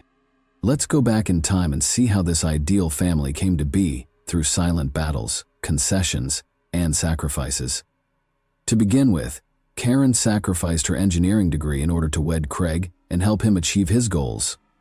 After getting married in December 1985, the couple relocated to Colorado, where Craig had secured a promising career. Karen couldn't handle the thought of a long-distance relationship at the time, even though she was still in her 2nd year of college and had a few more years to finish her degree. Thus, Karen took a decision that would change her life. She dropped out of school to concentrate on Craig's profession and her marriage. She fully accepted the sacrifice because she was committed to making their life together wonderful. On April 8, 1991, Karen gave birth to their firstborn daughter, Emily, marking their first significant life milestone. Life appeared to be picture perfect. Karen assumed the role of a stay-at-home mother as Craig's career flourished. But even after delivering a baby, Karen's mother, Pat, saw that her daughter was constantly prioritizing Craig's demands over her own. It was strange, as if Karen no longer lived for herself. Another shift in Craig's career came in 1992, when he was offered a high-paying position in Greenville, Texas. After moving, the family welcomed Lauren, their second daughter, in May 1993. The Collars seemed to have it all: two intelligent, successful children, Karen's commitment to her family, and Craig's career success. The eldest child, Emily, was intelligent and a people pleaser. Like her mother, she aspired to be intelligent and creative. Lauren played bass and sang, while Emily played drums and sang. However, conflicts were simmering beneath the surface.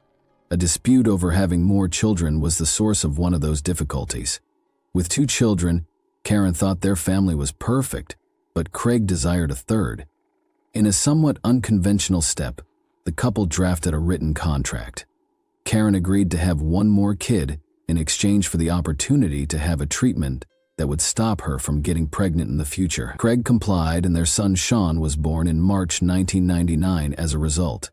Later, Craig had a vasectomy to make sure their expanding family wouldn't experience any more surprises. Life seems to have stabilized by this time. Craig's career continued to grow once he was hired for a new position in Weatherford, Texas, a quiet town close to Dallas. Karen adjusted once more and became fully involved in her new community. She developed a solid network of friends and resources by joining a local moms organization and rising to the position of president.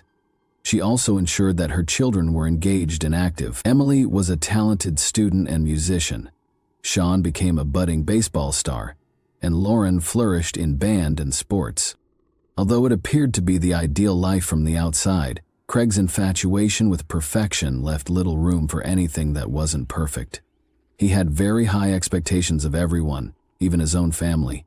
He started criticizing his daughter Lauren since she had attention deficit/hyperactivity disorder and didn't receive straight A's like Emily. Craig didn't hesitate to make fun of Lauren since he thought she wasn't good enough. Furthermore, Craig's need for control extended beyond his family. He started to come across as stiff, impolite, and even haughty. He was challenging to collaborate with because of his fixation on appearances. He even told others that women in leadership positions weren't worthy of them, demonstrating his lack of regard for them.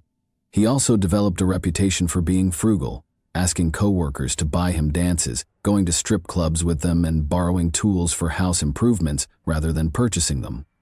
Craig maintained strict control over the family's money, even though he made a respectable $180,000 annually. Every time Karen went shopping, she had to keep the receipts, and she had a strict weekly allowance. When Craig arrived home, he would examine each one carefully and become furious if he felt something was superfluous or overly costly. However, money wasn't the only factor. Craig had complete control over their lives, including their sexual lives. Karen had to go to bed at 8:30 p.m. every night as part of their regimen.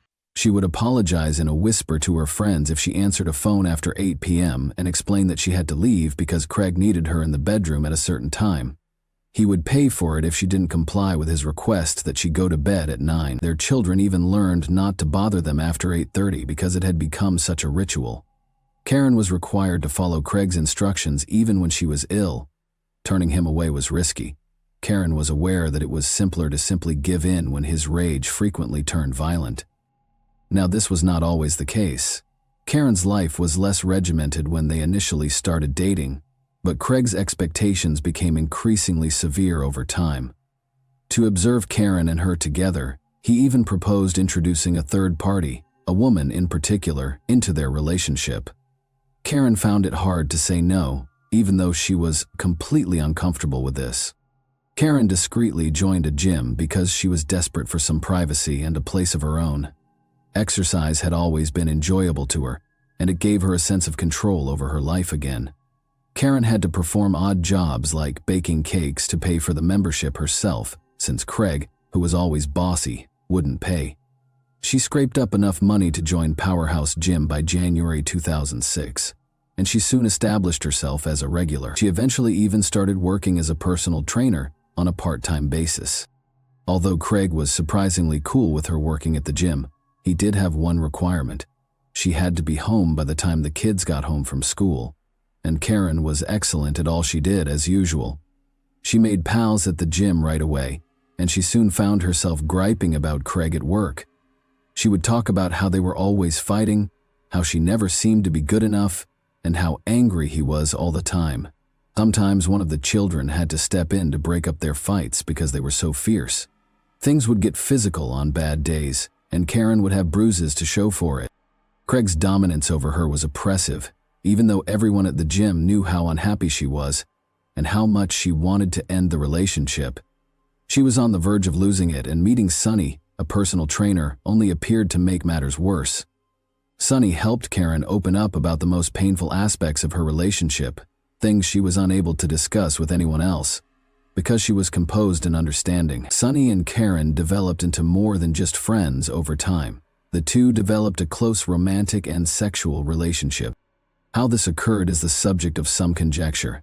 Others say Karen and Sunny had already had an affair before Craig even knew about it, while others think Craig encouraged it because he had previously requested Karen to add a third person to their relationship. Whatever the origin of their relationship, it developed into a threesome. Craig even bought flowers for both women, texted Sunny in a flirtatious manner, and urged them to go on weekend trips. Later on, though, he denied pressuring the two to get together.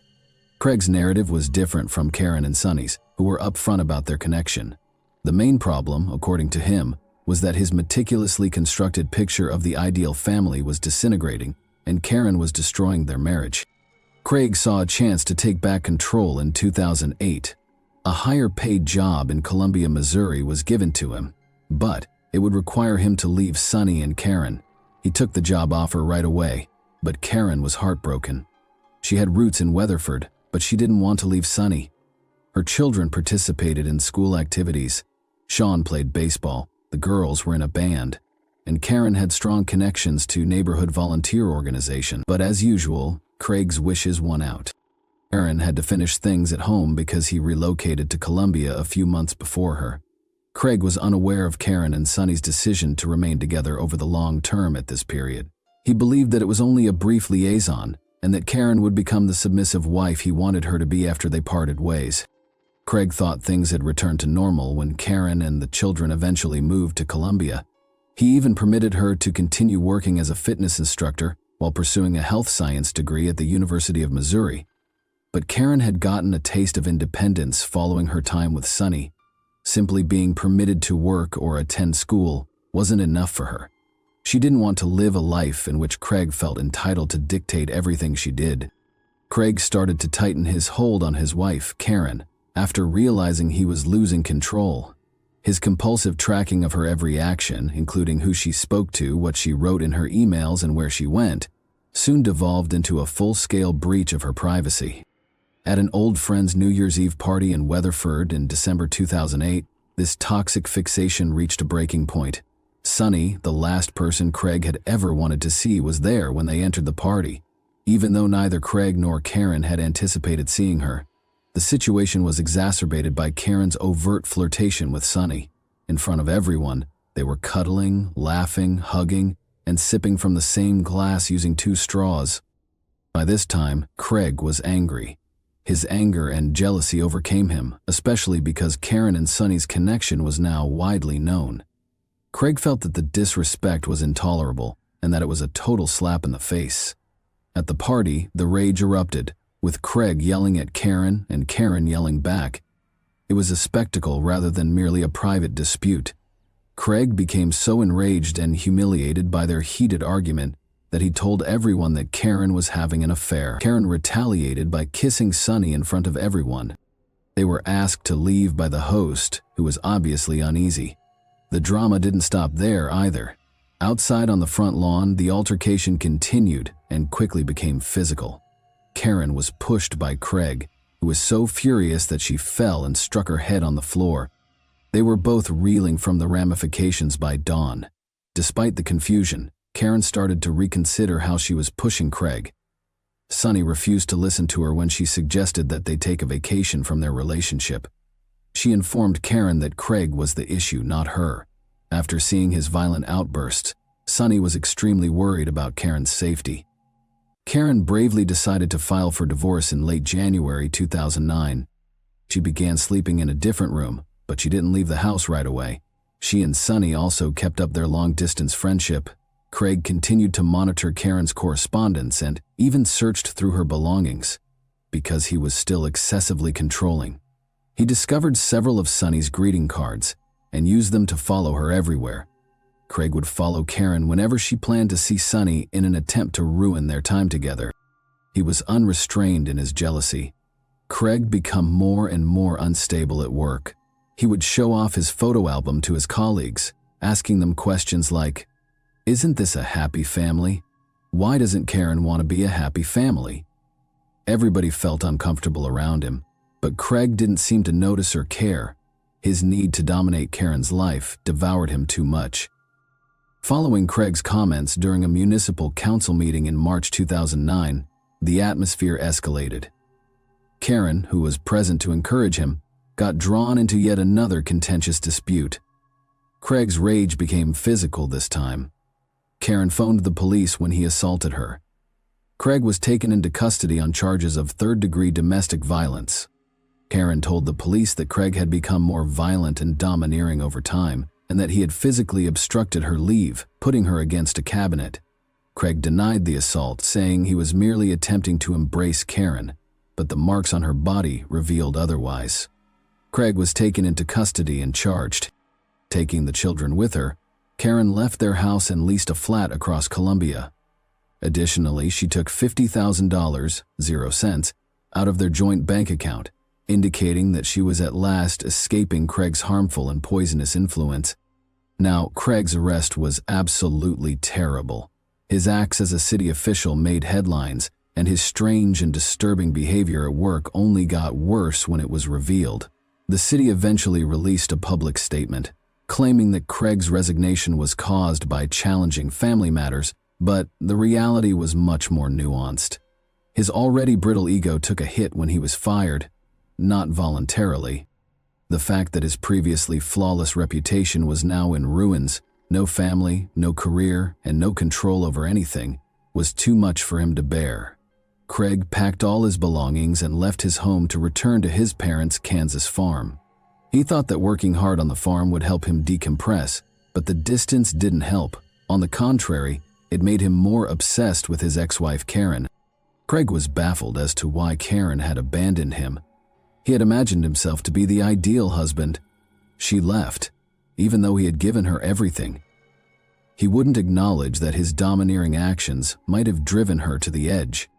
He continued to stalk her at this time, reading her emails, texts, and even her cards.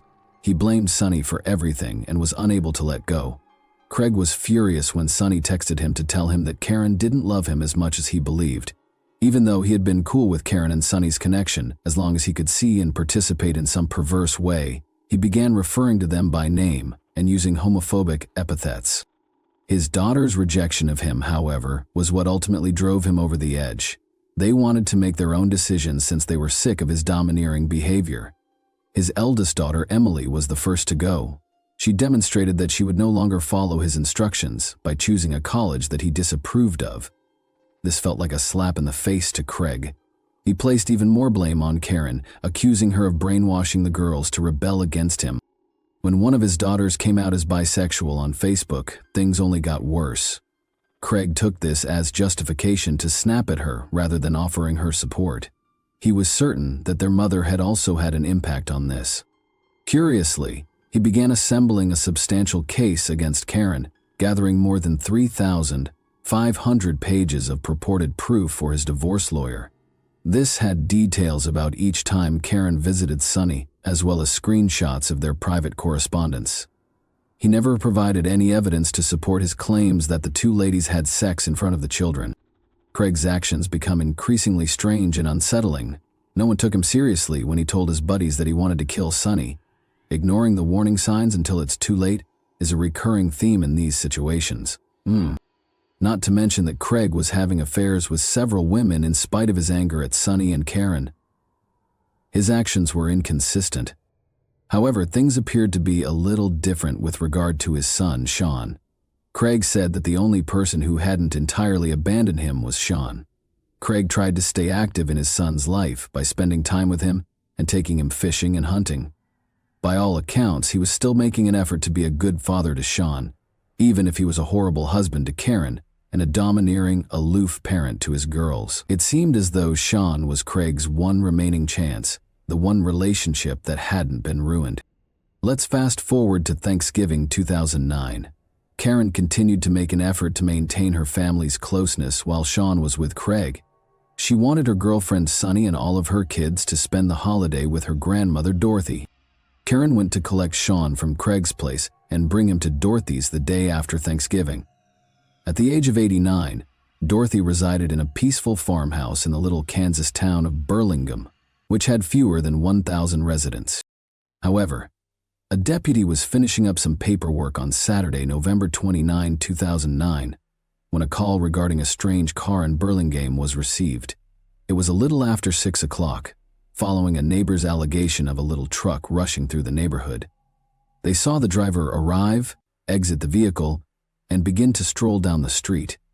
The man returned a short while later with a big object they were unable to recognize. The neighbors thought it might be a robbery, so they got a flashlight and went outside to confront him.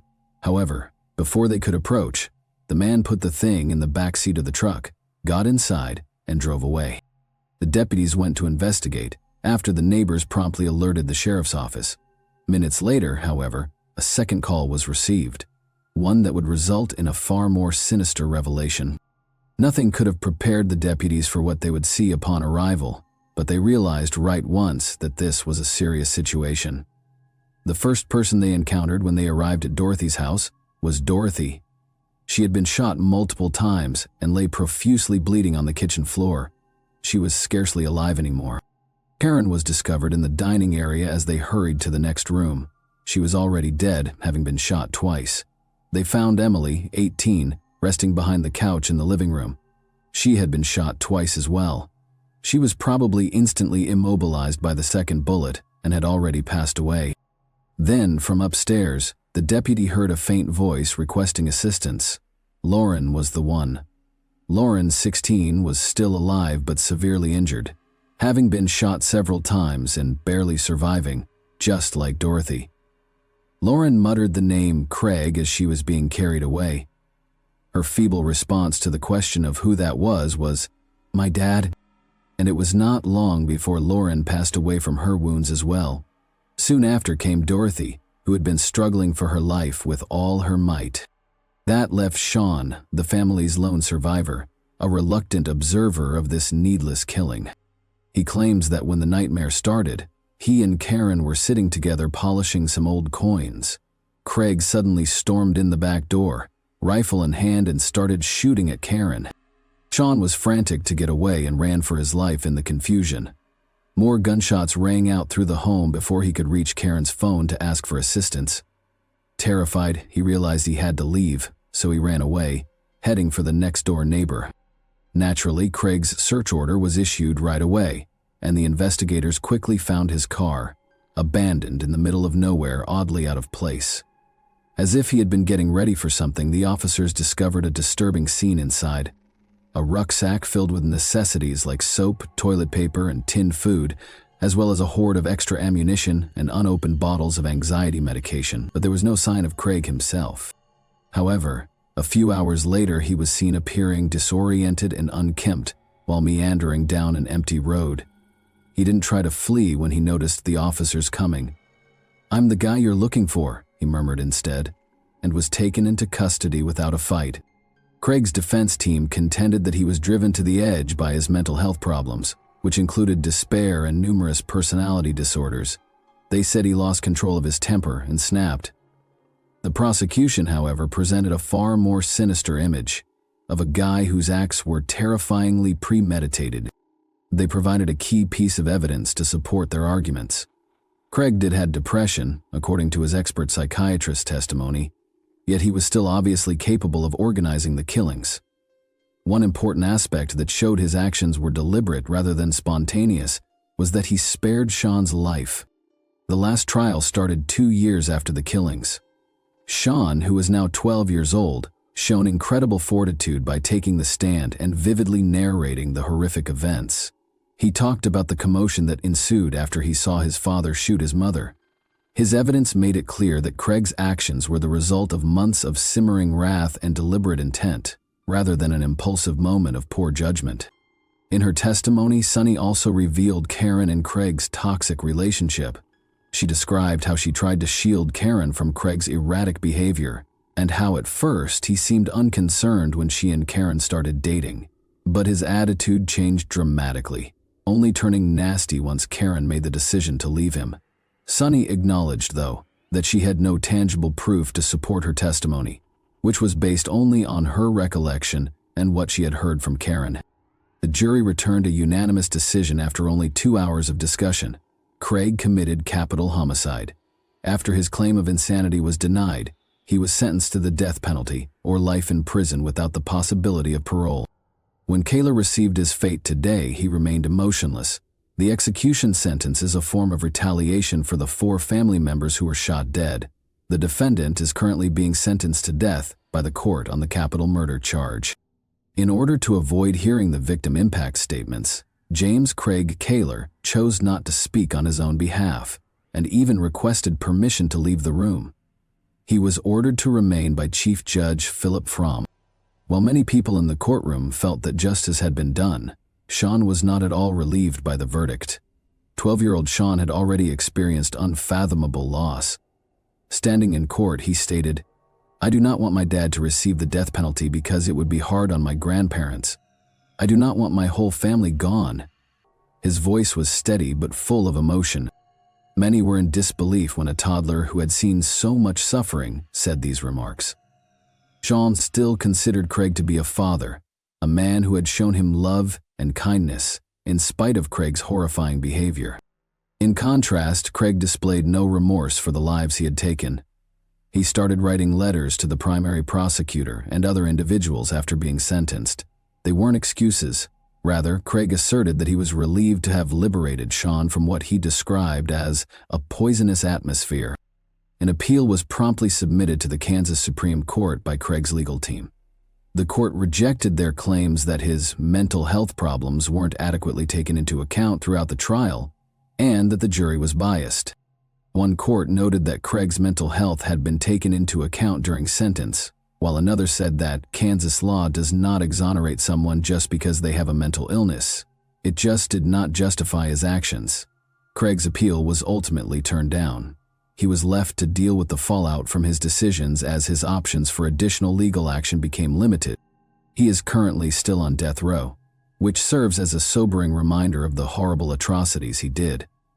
Although justice may have been done, it's difficult to determine whether it really makes up for the lives lost.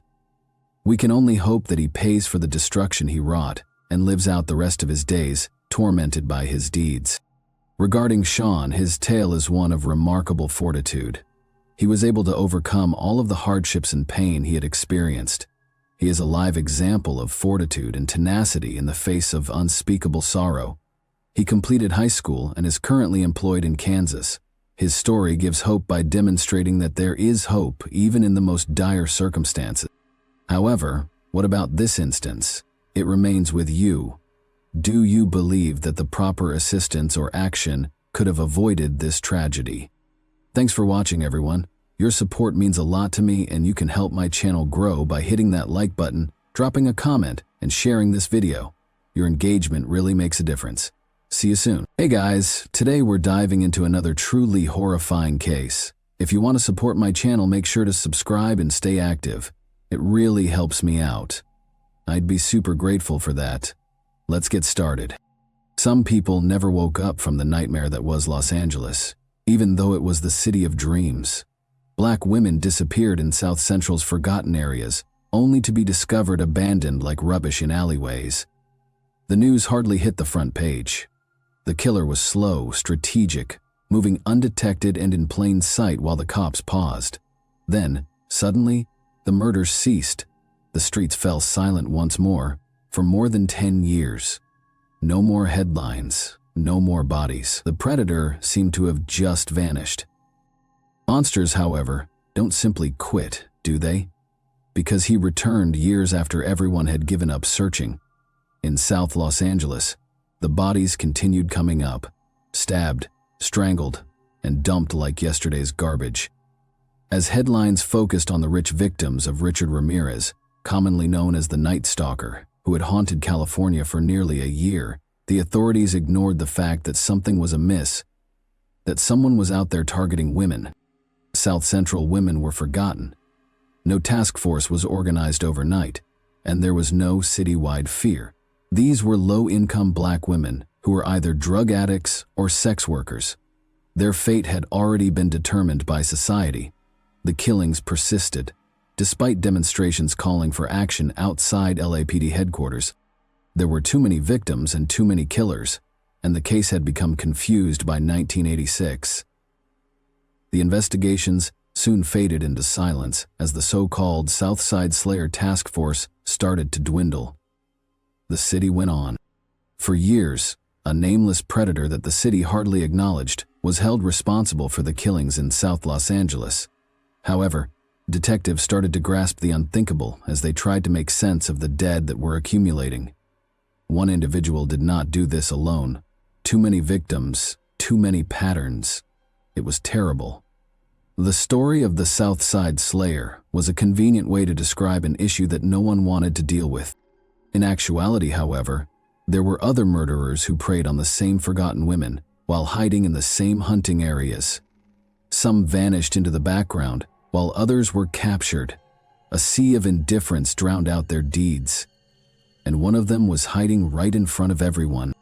He was a father, a husband, and a former city worker. He helped fix automobiles on his block, joked around at backyard barbecues, and shared beers with his neighbors. He was just Lonnie to those who knew him.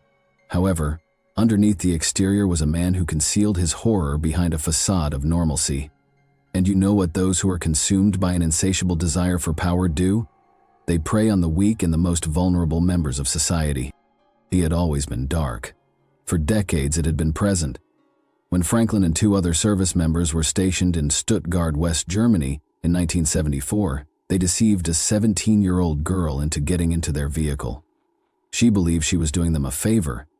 Rather, they transported her to a far-off place and made her endure a terrible experience that she would never forget. She was attacked by them for hours, but Franklin erred in judgment. Thinking fast, the girl asked for his phone number while seeming as though she was interested in him. Overconfident and haughty, Franklin handed it to her. His arrest resulted from that one mistake. He served time for the offense and was dishonorably discharged from the U.S. Army in 1975, but he continued where he left off, back in South Central Los Angeles. Arrests for theft, assault, and battery ensued. He was incarcerated, but not long enough. Each time, he reintegrated into society as if nothing had occurred. Furthermore, Lonnie Franklin Jr. had opportunity outside of a jail cell, which was even more perilous than freedom. Los Angeles was rife with crime, addiction, and citizen neglect by the 1,980 SCAs. Many women were left vulnerable, particularly those who were already dealing with poverty or substance abuse, and entire communities were suffering. A few vanished. Later, some were discovered dumped in vacant areas and alleys. Many, however, were just never seen again. Authorities paid little attention even then. There were no pressing alerts or unrelenting inquiries. For them, these were merely regrettable figures in a city already rife with bloodshed. However, Franklin took note, and he made the most of it under the shadow of a chaotic city. He lived a normal life during the day and gave in to his deepest desires at night, continuing to be the monster he was for years. He was an amiable neighbor, a mechanic, a husband, and a father. Nobody had any suspicions. However, the world would finally learn the truth about Lonnie Franklin Jr., and they would be appalled.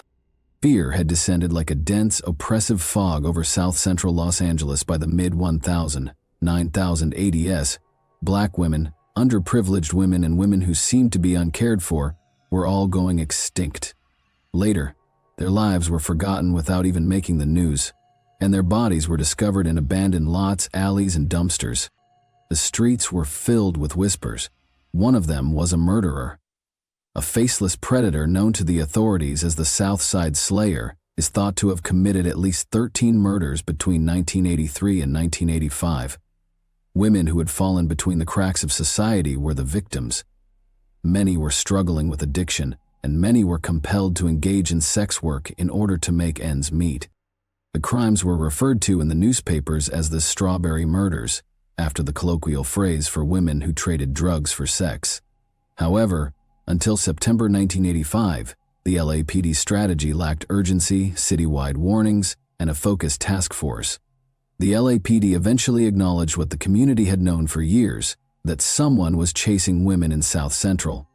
During a press conference at that point, they begged for assistance. They said they will look into it. However, it was too little too late for many. Margaret Prescott was the most irate person. Week after week, she and other activists gathered outside police headquarters to call for action. They criticized the department for not alerting the public sooner.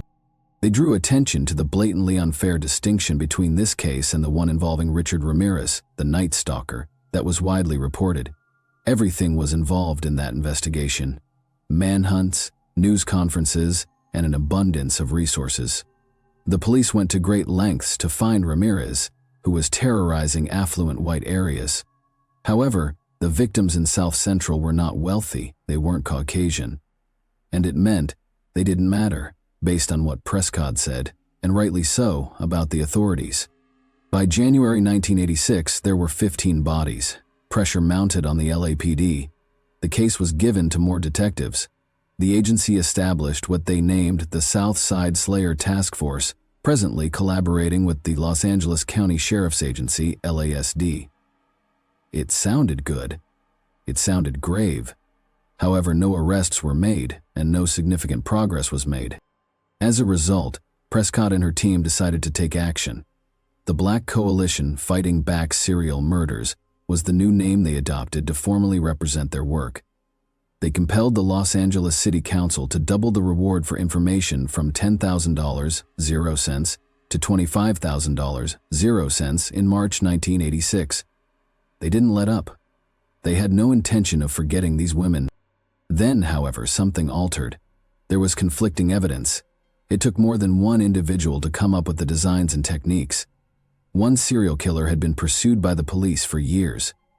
They now understood how much awful the truth was. In South Central, there were multiple predators. 4, possibly even more. Suddenly, the LAPD faced a more serious issue. All of a sudden, a network of serial killers overlapped, using the same hunting grounds and preying on the same vulnerable people. The South Side Slayer Task Force began to disintegrate by the end of 1986. Millions were being spent by the city on an investigation that had no conclusive results.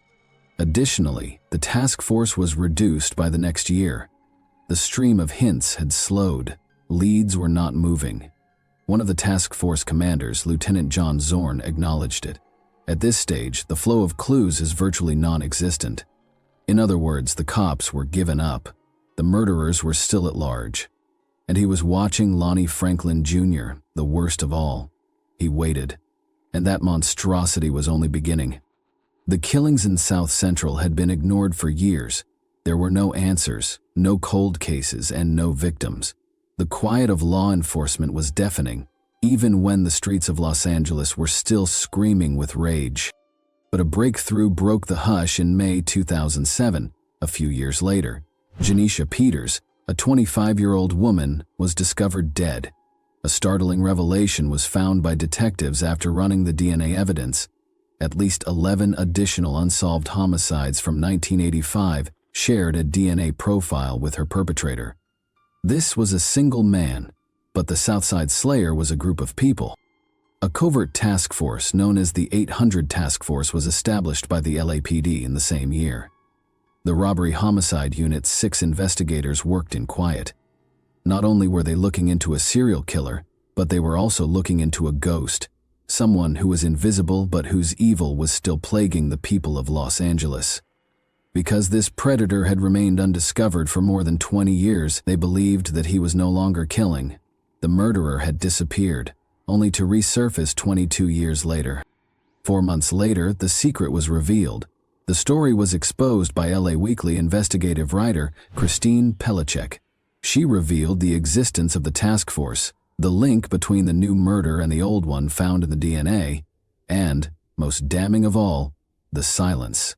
Police Chief William Braden and Mayor Antonio Villaraigosa had remained silent. There was no public warning, no news announcement, and no admission that a serial killer had been prowling their neighborhoods for more than 20 years.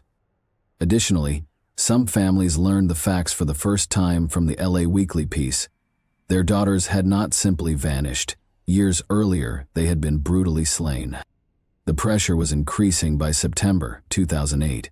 At last, representatives from Los Angeles came forward with a $500,000 0 reward for information on the murderer. The public still didn't know much, though. There was mystery in the case. The case was then highlighted on America's Most Wanted on November 1, 2008. Now there were more eyes on the case, increased pressure, more inquiries. At last, Chief Bratton gave a press conference in February 2009. He named the murderer the Grim Sleeper, a moniker LA Weekly came up with. Why? Because the majority of serial killers don't do what this murderer did. At least it appeared that he had stopped. Between 1988 and 2002, there were no known homicides, no bodies connected to his DNA, and no hints. He was gone. Then he struck once more in 2002. That wasn't all, though. A 911 call from the 1980s was also made public by Bratton. Police had been contacted by a witness who said he had saw a man disposing of a body. He described everything in great detail, including the van's license plate number, which was associated with the now-closed Cosmopolitan Church. The Grim Sleeper was still at large despite the proof being there for decades. Pelichek then managed to interview the sole survivor. In March 2009, Inetra Washington was her name. She characterized him as a nice, tidy, somewhat geeky black man in his early 30s. He was dressed in khaki pants and a black polo shirt. He did not appear to be a monster. She had seen his face, though. She had survived the ordeal of being in his vehicle. The LAPD was finally getting close after decades of silence. At last, the Grim Sleeper's history was coming up with him, and he would not vanish this time. The fact that the police already knew his name was the scariest aspect. They simply were unaware of it.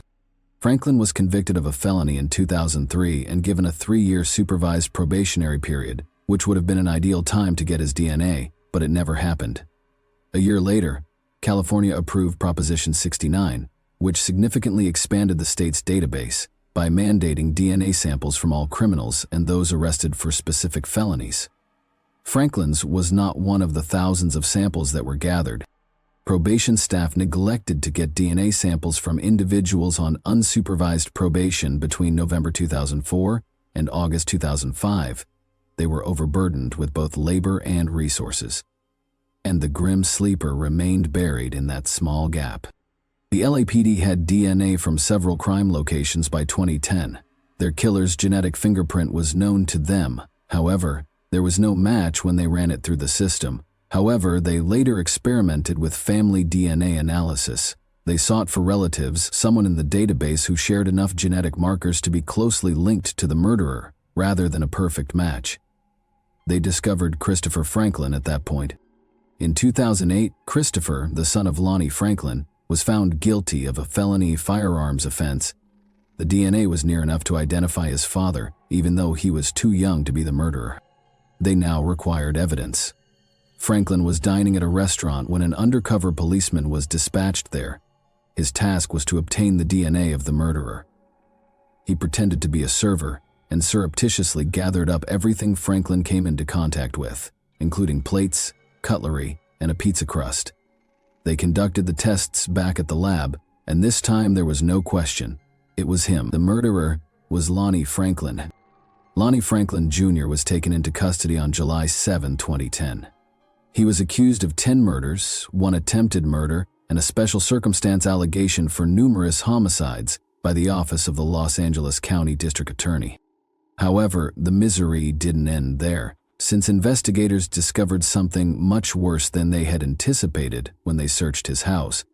Police discovered 180 pictures of women in Franklin's home, some of them smiling, some of them terrified, and some of them unconscious. And that was only the start. There were hundreds of hours of video and more than 1,000 photos of women of all ages, including teenagers, middle-aged women, and even older ladies. Many of them were naked, poised, and vulnerable, and the majority were black. A few of them vanished from view. Whether they were survivors or victims was unknown to the LAPD. Chief Charlie Beck then said something horrifying. "We know this, but we don't even know if they are victims. There were nearly a dozen verified murder victims during Lonnie Franklin's more than 2-decade reign of evil. We must conduct additional research." Desperate to identify the women before it was too late, the authorities made the photos public. Then, in November 2011, there was yet another shocking discovery. After going over hundreds of old case files, detectives came to a sobering conclusion. They thought Franklin was behind at least 6 more killings. In 2005, the bodies of 2 missing ladies had never been located. 2 more had been killed during that enigmatic 14-year period between 1988 and 2002, when everyone believed the grim sleeper had gone dormant. And 2 more had been found, in the 1,980. He'd never stopped, though, so there was no question now. He had recently improved his concealment skills. On February 16, 2016, Lonnie Franklin Jr.'s trial finally got underway after years of postponements. The families of the victims would now finally hear the facts presented in court, after a protracted quest for justice. The prosecution made their case for about 3 months. The concluding arguments then started on May 2. The jury began deliberating 2 days later. They didn't take long. They were found guilty on all counts on May 5, which was only a day and a half later. Prosecutors made yet another shocking revelation during the sentencing hearing a week later. They thought there were 4 more women, even more victims. Franklin was now suspected of killing Rolina Morris, Georgia Mae Thomas, Inez Warren, and Sharon Alicia Dismuke. On January 15, 1984, Sharon Alicia Dismuke was discovered dead in South Park, Los Angeles, at the age of just 21. Nobody at the time connected the grim sleeper to her murder. Investigators didn't notice the strange parallels until decades after Franklin's arrest. The manner in which she was murdered and the manner in which her body was abandoned. Everything was in line with his signature. Inez Elizabeth Warren came next.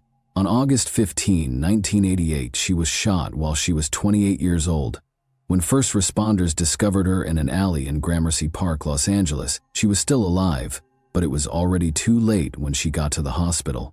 She was first not seen as a grim sleeper victim, just like Sharon. After Franklin was apprehended, investigators took another look, which changed everything. Alicia Monique Alexander was only 18 years old. Her entire life was still to come. However, that future was taken on September 11, 1988. Another young life was brutally taken when her body was discovered discarded in an alley close to 43rd Avenue and Western Avenue in Vermont Square, Los Angeles. Georgia Mae Thomas was unique. Years later, when the grim sleeper was purportedly asleep and inactive, she was murdered.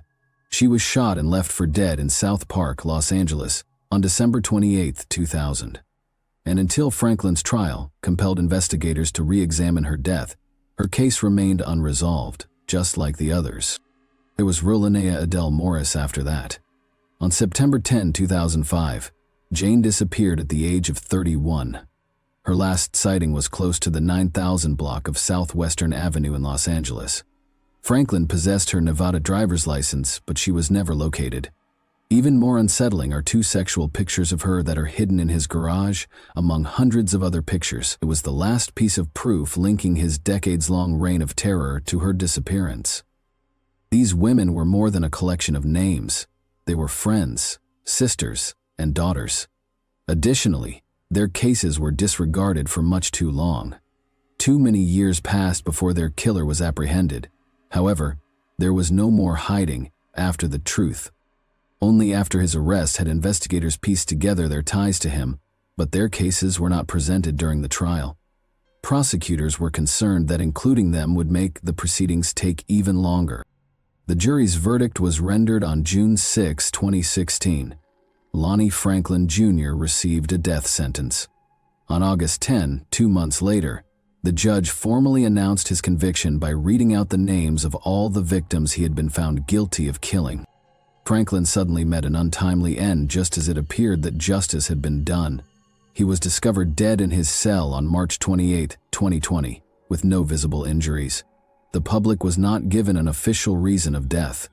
The grim sleeper vanished in an instant, carrying with him whatever secrets he had kept in his bosom while he awaited his demise. It's difficult to pinpoint Lonnie Franklin Jr.'s exact murderous beginnings. According to the prosecution, Sharon Alicia DeSmoke was his first victim in January 1984. However, Deborah Jackson's murder in August 1985 was the first murder they could verify.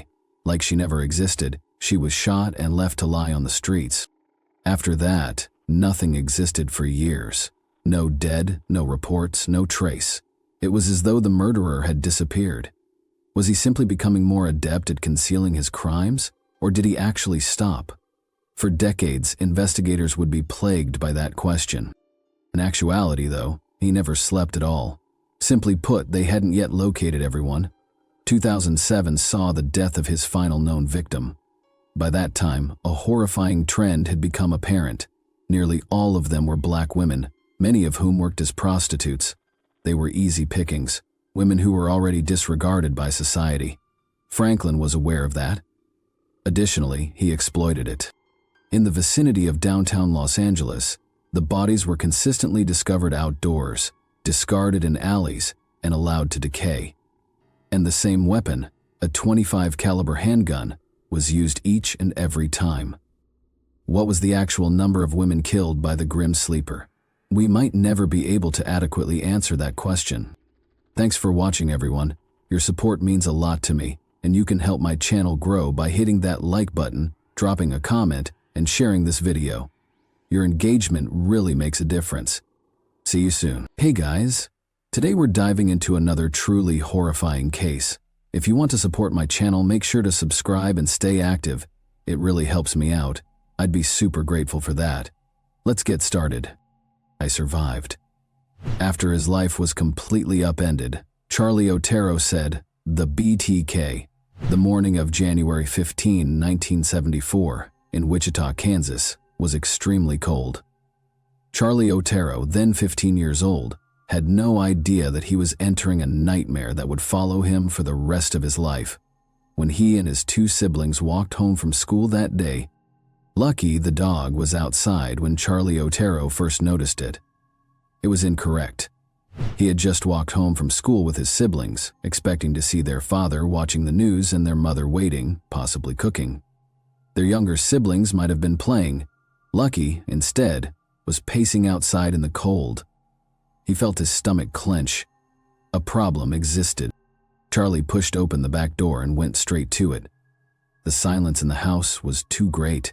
It caught his attention as soon as he entered the kitchen. On the stove, his mother's purse overturned, spilling its contents all over the place. His mother was very careful. She never left such things. His voice asked, "Is anybody home?" Stillness. "Charlie, come quick, Mom and Dad are playing a bad trick on us," said one of his siblings, with a voice echoing through the house. He felt a sharp sensation of fear in his chest. His heart pounded in his ears as he ran down the hall, and then everything stopped. On the floor was his father. He found his mother on the bed, restrained, motionless, strangled.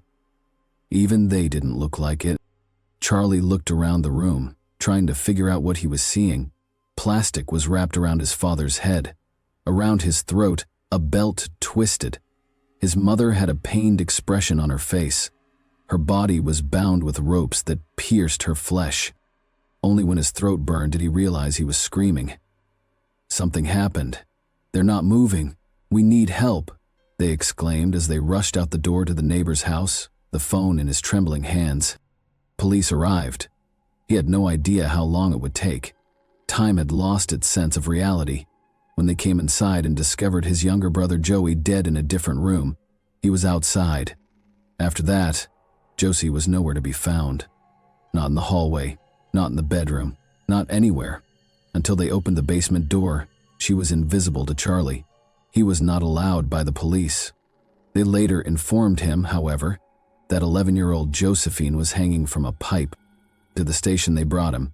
He was informed about Joey and Josie there. He couldn't recall his words. He was unsure if he had said anything at all. "I thank God every day that I didn't find them," he would later say, "because I don't know how I would have handled it." However, he was aware from that very moment that his family had been murdered. They characterized Dennis Rader as normal, courteous, and well-behaved. He was a loving father, a devoted husband, and an involved community member. Rader was a very ordinary neighbor in Wichita, Kansas. He was well integrated, had a steady job, and went to church. However, beneath this exterior was a predator, a monster who delighted in the rush of dominance, power, and death. He was known as the Bind Torture Killer. 1945 saw the birth of Dennis Lynn Rader in Pittsburgh, Kansas. He was raised in Wichita, where he passed for a typical young man. But there were sinister impulses simmering beneath the amiable exterior.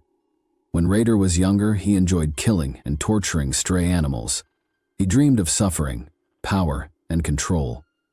After enlisting in the Air Force, he wed Paula Dietz in 1971. They were parents to 2 children together.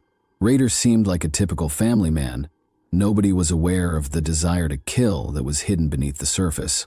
When he selected his first victims, the Otero family, in January 1974, that desire erupted. He had been keeping an eye on them for weeks, observing Julie's habits and the weaknesses in their house. Then he struck on the morning of January 15. Rader disconnected the phones and bided his time. The youngest, Joey, let the dog in through the back door, and Rader crept inside. Holding the Otero family at gunpoint, he fed them a false narrative about him being a California wanted man in need of only money and food. But his made-up story was far less ugly than his real intentions. Binding them all with the ropes he had brought, he pushed the family into a bedroom. Rader overpowered Joseph Otero Sr.'s resistance, securing his feet and wrists. He covered his head with a plastic bag after that. After Joseph chewed a hole through it, Rader covered him with another bag and watched him slowly suffocate. Julio Taros then made a fervent plea saying, "Please, save my son," in reference to Joey. It was a cruel illusion of mercy, but for a moment, Rader took the bag away. Shortly after, he used a rope to strangle her to death. Joey then arrived. The 9-year-old's head was covered with a plastic bag by Rader, who then added t-shirts and another bag. The child thrashed, gasping for air, and he watched until he finally stopped. The worst, however, was still to come. 11-year-old Josie Otero had been there for everything. Rader now ushered her into the basement. He wrapped a noose around her neck and fastened it to a pipe. Josie's feet were barely off the ground as he pulled the rope. With a cry, "Mama, Mama, what will happen to me?" she asked, her long hair getting in the way of his struggle, a question that still haunts people who hear it. In response, Rader said, "Well, honey, you're going to be in heaven tonight, with the rest of your family." It was frightening. He hanged her. He extended her agony by letting her toes hang just above the ground.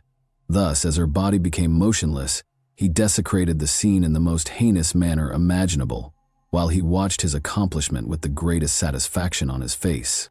For 30 years, Dennis Rader escaped from justice. His confession, when he was eventually taken into custody in 2005, demonstrated how deranged his thinking was. Prosecutors showed him a macabre collection of mementos, including drawings, crime scene photographs, and trophies he had gathered from victims during his sentencing. Rader himself gave a very casual account of his crimes, making everyone who watched shiver, talking as if he were talking about a pastime. He remembered how he used a squeeze ball to train his hands to strengthen his grip for strangulation, how he broke into homes while posing as a phone repairman, how he made sure Josie's toes barely touched the ground to prevent her from dying too soon, and how he made fun of his victims' final words by imitating their frantic cries as "yada yada yada." Rader revealed in a particularly graphic moment that he meticulously documented his victims' roles in his sick fantasies. The only sound in the courtroom was the sobs of the victims' relatives, and he wrote that Josie was my star young maiden that I will teach sex to. After seeing a picture of his sister Josie hanging dead in the basement where he used to play as a kid, Charlie Otero, now an adult, started crying. He couldn't stand the sight and buried his face in his hands. Rader was given 10 consecutive life sentences, each with no chance of parole or escape, just a cell to spend the rest of his wretched life in. However, there was no real closure for the families of his victims. In the words of one victim's son, "What do you expect from a demon?" He had other victims besides the Otero family. Months after the murders of the Otero family, on April 4, 1974, Rader struck once more. Catherine Bright, 21, was unaware that she was being stalked by a predator in Wichita. Rader picked her out, observed her, and became familiar with her habits. He took the initiative and broke through the screen door when she left her house that day. However, the plan didn't work out. He hadn't anticipated the presence of her brother Kevin Bright, who was 19 years old. Taking out his gun, Rader made Kevin restrain his sister by giving him a rope he had brought specifically for this purpose. He led Catherine into a different room after that. He struggled with her, so much so that his usual technique of strangling her failed. Angry, he reached for a knife and gave her 3 stab wounds to the lower abdomen and back. Her body gave one last shudder and then went limp as she bled out. Rader strangled Kevin and then shot him in the head in an attempt to kill him, but Kevin resisted.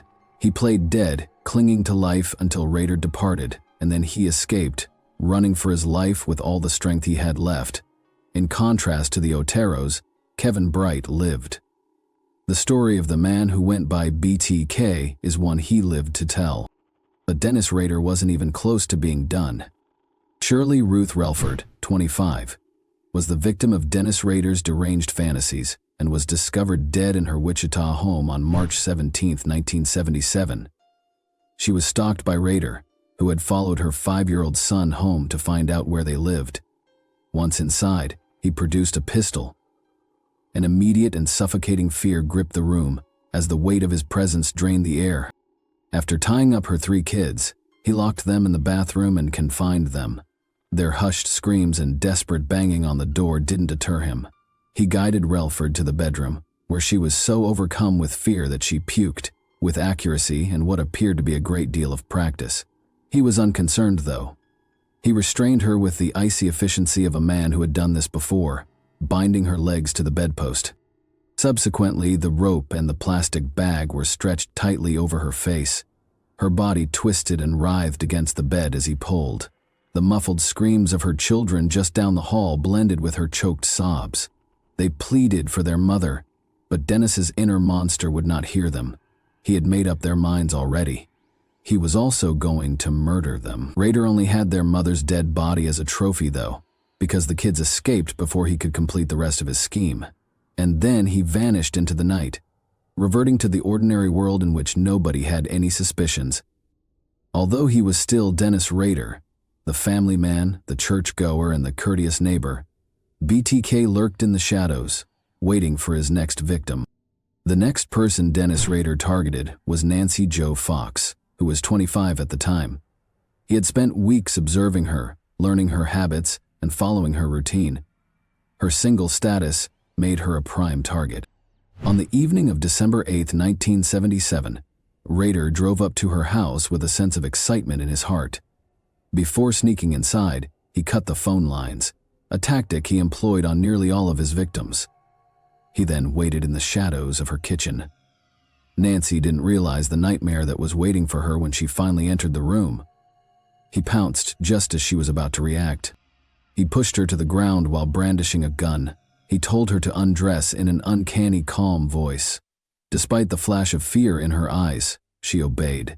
She lay helpless on her bed while he bound her ankles and wrists, enjoying the control. Dennis fastened her neck with a belt. He gave her a slow squeeze, making her pain worse. Her fate had been decided the instant she entered that door, despite her struggle and gasp. Rader leaned close to her before she passed away and made a sick confession in a whisper. He was the one who killed Otero. He used a payphone the next day to dial 911. He said in an emotionless voice, "You will find a homicide at 843 South Pershing," and then hung up. Despite Nancy Jo Fox's death, the monster remained at large. In a letter to the Wichita television station KK on February 10, 1978, Rader took responsibility for the killings.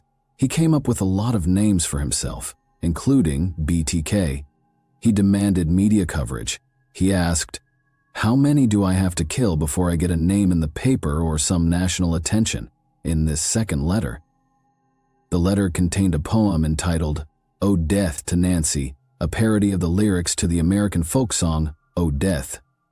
Rader claimed that he was motivated to kill by a supernatural force he named Factor X, which he described as the same force that drove Jack the Ripper, the Son of Sam, and the Hillside Stranglers. Additionally, he requested that the police reply with a covert message. During one of the station's evening newscasts, police chose to flash a subliminal message because they knew the BTK killer watched KAKE. "Now call the chief," the message briefly said, and included a drawing of an upside-down pair of glasses that had been discovered at the Fox crime scene. They hoped the message would persuade the murderer to come forward. But it didn't work. Dennis became obsessed with a 63-year-old woman named Anna Williams, and in 1979 he set his sights on her. He waited inside her house for hours, getting angrier every minute when she failed to come home in time. He was angry. He ruined his perfect plan. Inadvertently, Anna Williams avoided death that evening. His later killings became more sophisticated and purposeful. In 1985, 53-year-old Maureen Hedge was abducted from her home. After bringing her lifeless body to the church where he served as president of the council, Dennis Rader photographed her, twisted her corpse, and then disposed of it in a ditch. A similar horror was experienced by Vicky Wegerle, who was 28 years old. In 1986, she strangled herself. Dennis pretended to be a telephone repairman, which led the police into a false sense of security. The last person he is known to have killed was Dolores Davis, 62, who was strangled with pantyhose and then discarded beneath a bridge in 1991. The BTK case was no longer active by 2004. Prior to Dennis, who couldn't help but play the game again because he needed attention, the police had no leads and no fresh evidence. In an attempt to mock law enforcement and relive the times he had caused his victims to suffer, he sent 11 cryptic messages to local media between March 2004 and February 2005. In a letter to the Wichita Eagle in March 2004, a fictitious Bill Thomas Kilman admitted to killing Vicky Wegerle in 1986. Photos of the crime scene and a copy of Vicky's pilfered driver's license were enclosed. Vicky's fingernails provided DNA evidence that the BTK killer was the culprit. Despite gathering the DNA of hundreds of men, police were unable to find a match. Rader kept up his sick game, dropping off packages at random places. One mimicked the murder of Nancy Fox by containing a doll that was bound and had a plastic bag over its head. He wrote in one letter, "They know nothing at all. I did it by myself and with no one's help. I can't stop it, so the monster goes on. Good luck hunting." He came up with his own nickname by concluding the letter with the words, "Bind them, torture them, kill them. BT." Lieutenant Ken Landwehr, the lead investigator, was threatened by a poem held by another. He left a cereal box in the parking lot of a Home Depot in January 2005 in the hopes that it would be discovered. He inquired about it in his subsequent message when it wasn't. After looking over surveillance footage, police discovered a man operating a black Jeep Cherokee, which was Rader's registered vehicle. But the last error was his own conceit. Rader asked police in February 2005 if it was possible to track down a floppy disk. In a newspaper ad, they replied that it would be safe. Rader sent a purple floppy disk to a news station playing The Bait. In just a few minutes, police were able to extract metadata that showed Dennis had last edited it at Christ Lutheran Church. After a brief search, they found Dennis Rader, the church council president. His Jeep was parked outside his home, supporting the police's presumption. Although they required DNA evidence, a warrant was issued. Rader's daughter gave them a pap smear at a clinic at Kansas State University. A familial match to the BTK evidence was confirmed by the results. This led to Dennis Rader's eventual arrest. "Mr. Rader, do you know why you're going downtown?" one of the officers asked him as he walked up to him. Dennis Rader had no hesitation in responding. "Oh, I have suspicions." Police confiscated a cylindrical container, black pantyhose, and computer equipment during their search of his home office and church. In front of the cameras the following morning, Wichita Police Chief Norman Williams said, "The bottom line, BTK is arrested." Following his guilty plea, Rader was evaluated psychologically by forensic psychologist Robert Mendoza. Mendoza determined that he had antisocial, obsessive-compulsive, and narcissistic personality disorders. Rader was a conceited individual who was completely devoid of empathy, obsessed with order and structure, and in dire need of praise. Because of his inflated sense of self-importance, Rader thought he was unique, above the law, and a genius who had managed to deceive everyone.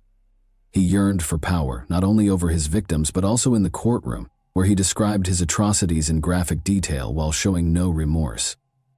Controversy erupted after his court-approved interview with Mendoza was aired on NBC Dateline. After suing Mendoza and his company for violating confidentiality, the Kansas Attorney General settled the case for $30,000, 0 cents. The assessment validated what the world already knew. Dennis Rader was a heartless predator who couldn't comprehend the emotional damage he inflicted.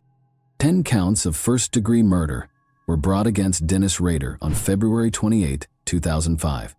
He first pled not guilty, but on June 27, 2005, he changed it to guilty, proudly detailing each murder as though it were a worldwide accomplishment. He gave a lengthy 30-minute apology during his sentencing on August 18 that he compared to an Academy Awards acceptance speech. He received 10 consecutive life sentences, each of which included a minimum of 175 years.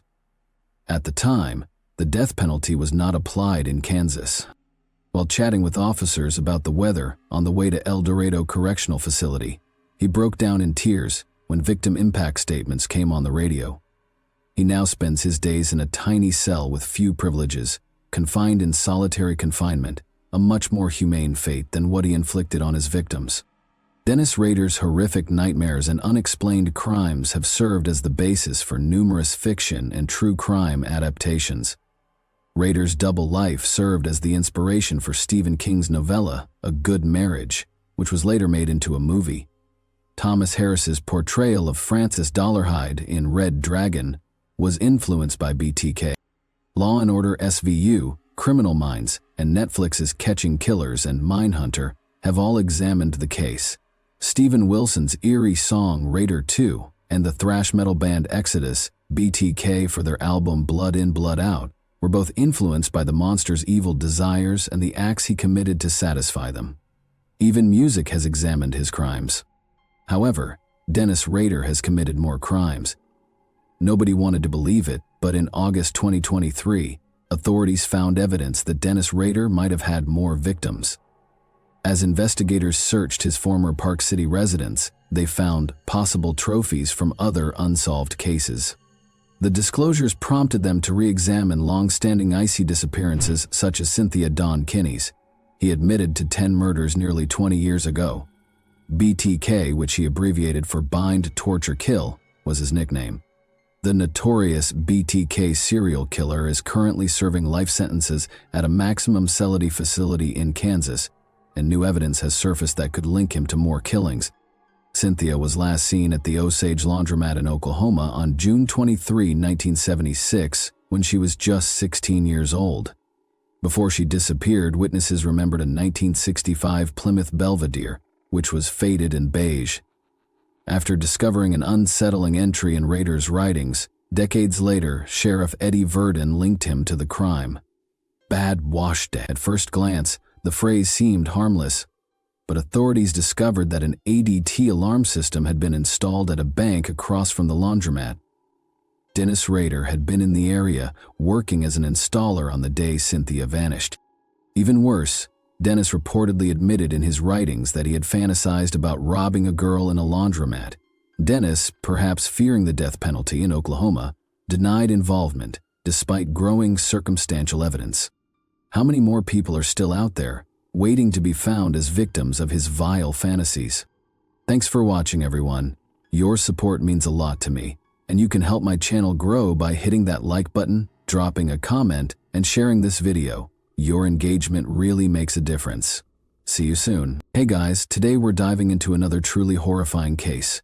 If you want to support my channel, make sure to subscribe and stay active. It really helps me out. I'd be super grateful for that. Let's get started.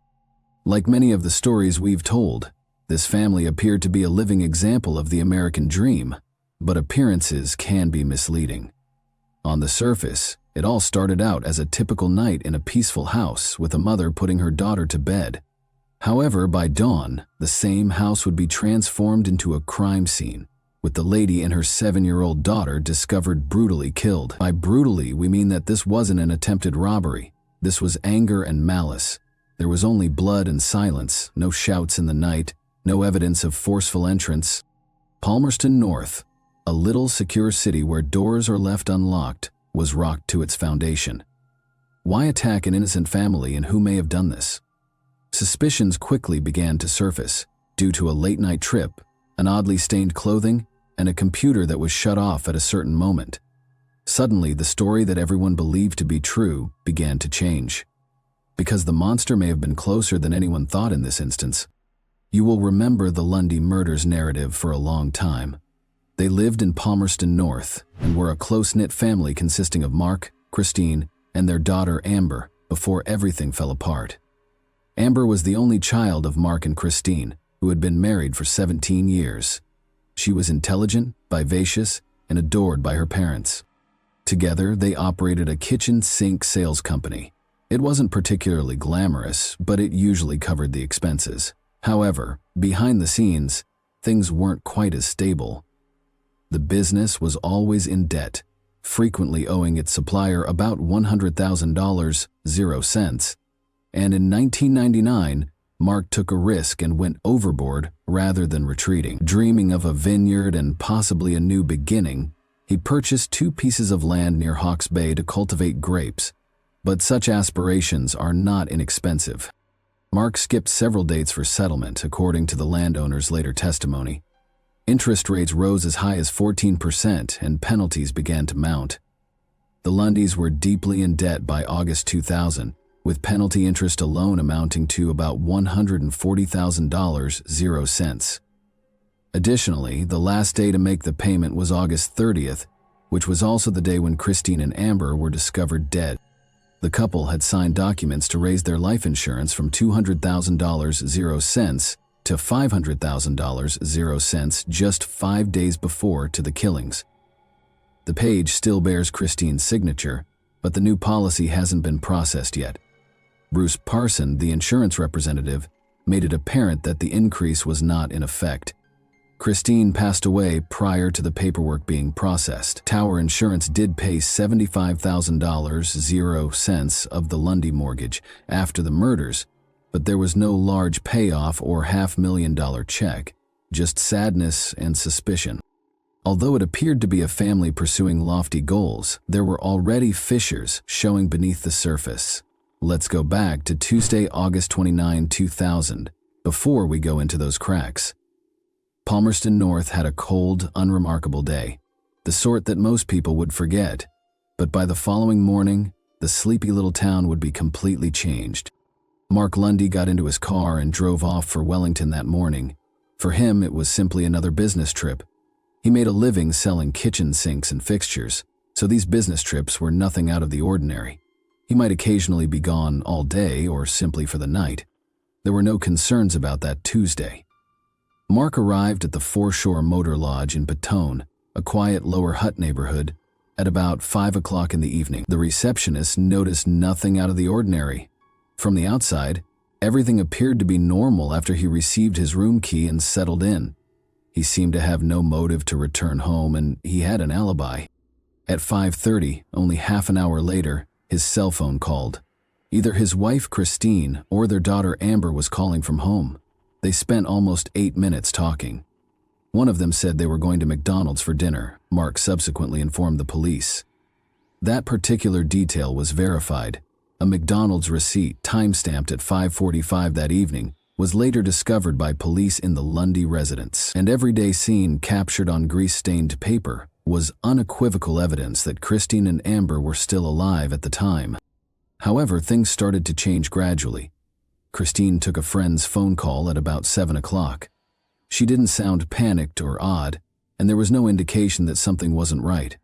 Whatever terror lay ahead in that house had not yet materialized. Mark, meantime, continued his evening activities back in Petone. He contacted a business associate at 8:28 to discuss investing in a Hawke's Bay vineyard project. However, A dark force was infiltrating Palmerston North. At 10:52 that evening, the family computer was manually turned off by someone, not disconnected or crashed, marking the end of life in the Lundy residence. Alarms were aroused by that innocuous behavior. Some thought it signaled that the murderer had completed their mission.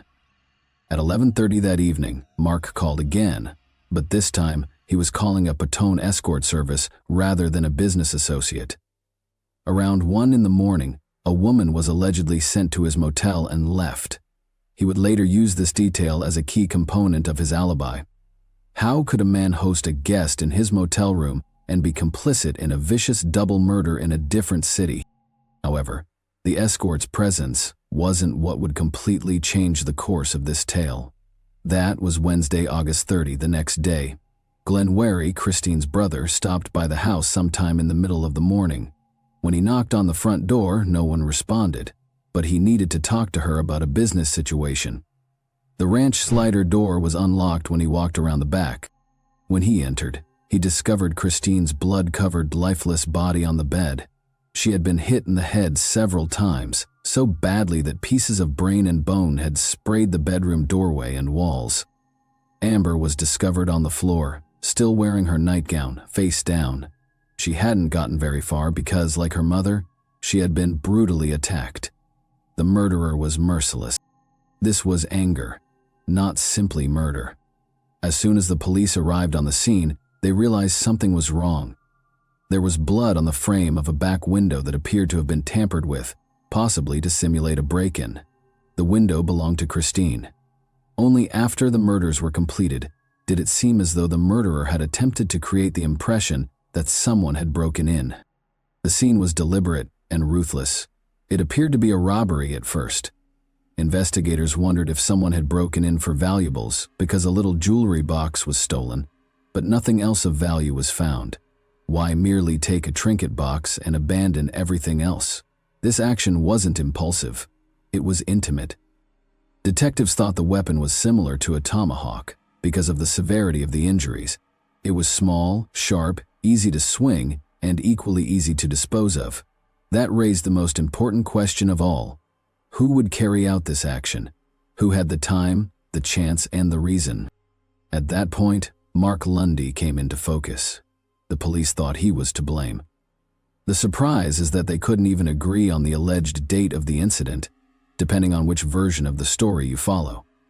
According to one account, Mark killed his wife and children after leaving his motel after the business calls, drove more than 150 kilometers back to Palmerston North, and then hurried back to Petone so no one would notice. Another theory made me shiver even more. That version states that the killings did not take place at night. Rather, they asserted that Mark Lundy left his motel covertly after midnight, precisely within the minuscule time frame between calling an escort service and the woman showing up at his room. He had less than an hour to drive back to Palmerston North, kill his wife and daughter in a horrible manner, get clean, and then go back to the motel as if nothing had occurred. Imagine traveling more than 300 kilometers in less than 60 minutes, carrying out a brutal double homicide, and returning with no signs of guilt, blood, or evidence. Police somehow thought he had driven that distance twice in one night, even though no one saw him on the road, no traffic cameras saw his car, no gas receipts, no roadside witnesses, and no motel employees saw him go. A disappearance that would have made for a work of fiction, but was being handled as fact. Then, not in the courtroom but at the gravesite, came the moment that would split a country. Grief is said to affect people differently. Some people cry out to the heavens, some collapse, and some shut down. However, Mark Lundy's sadness didn't just pour out. It burst in front of the cameras when he buried his wife and his only daughter. And it wasn't subdued or silent.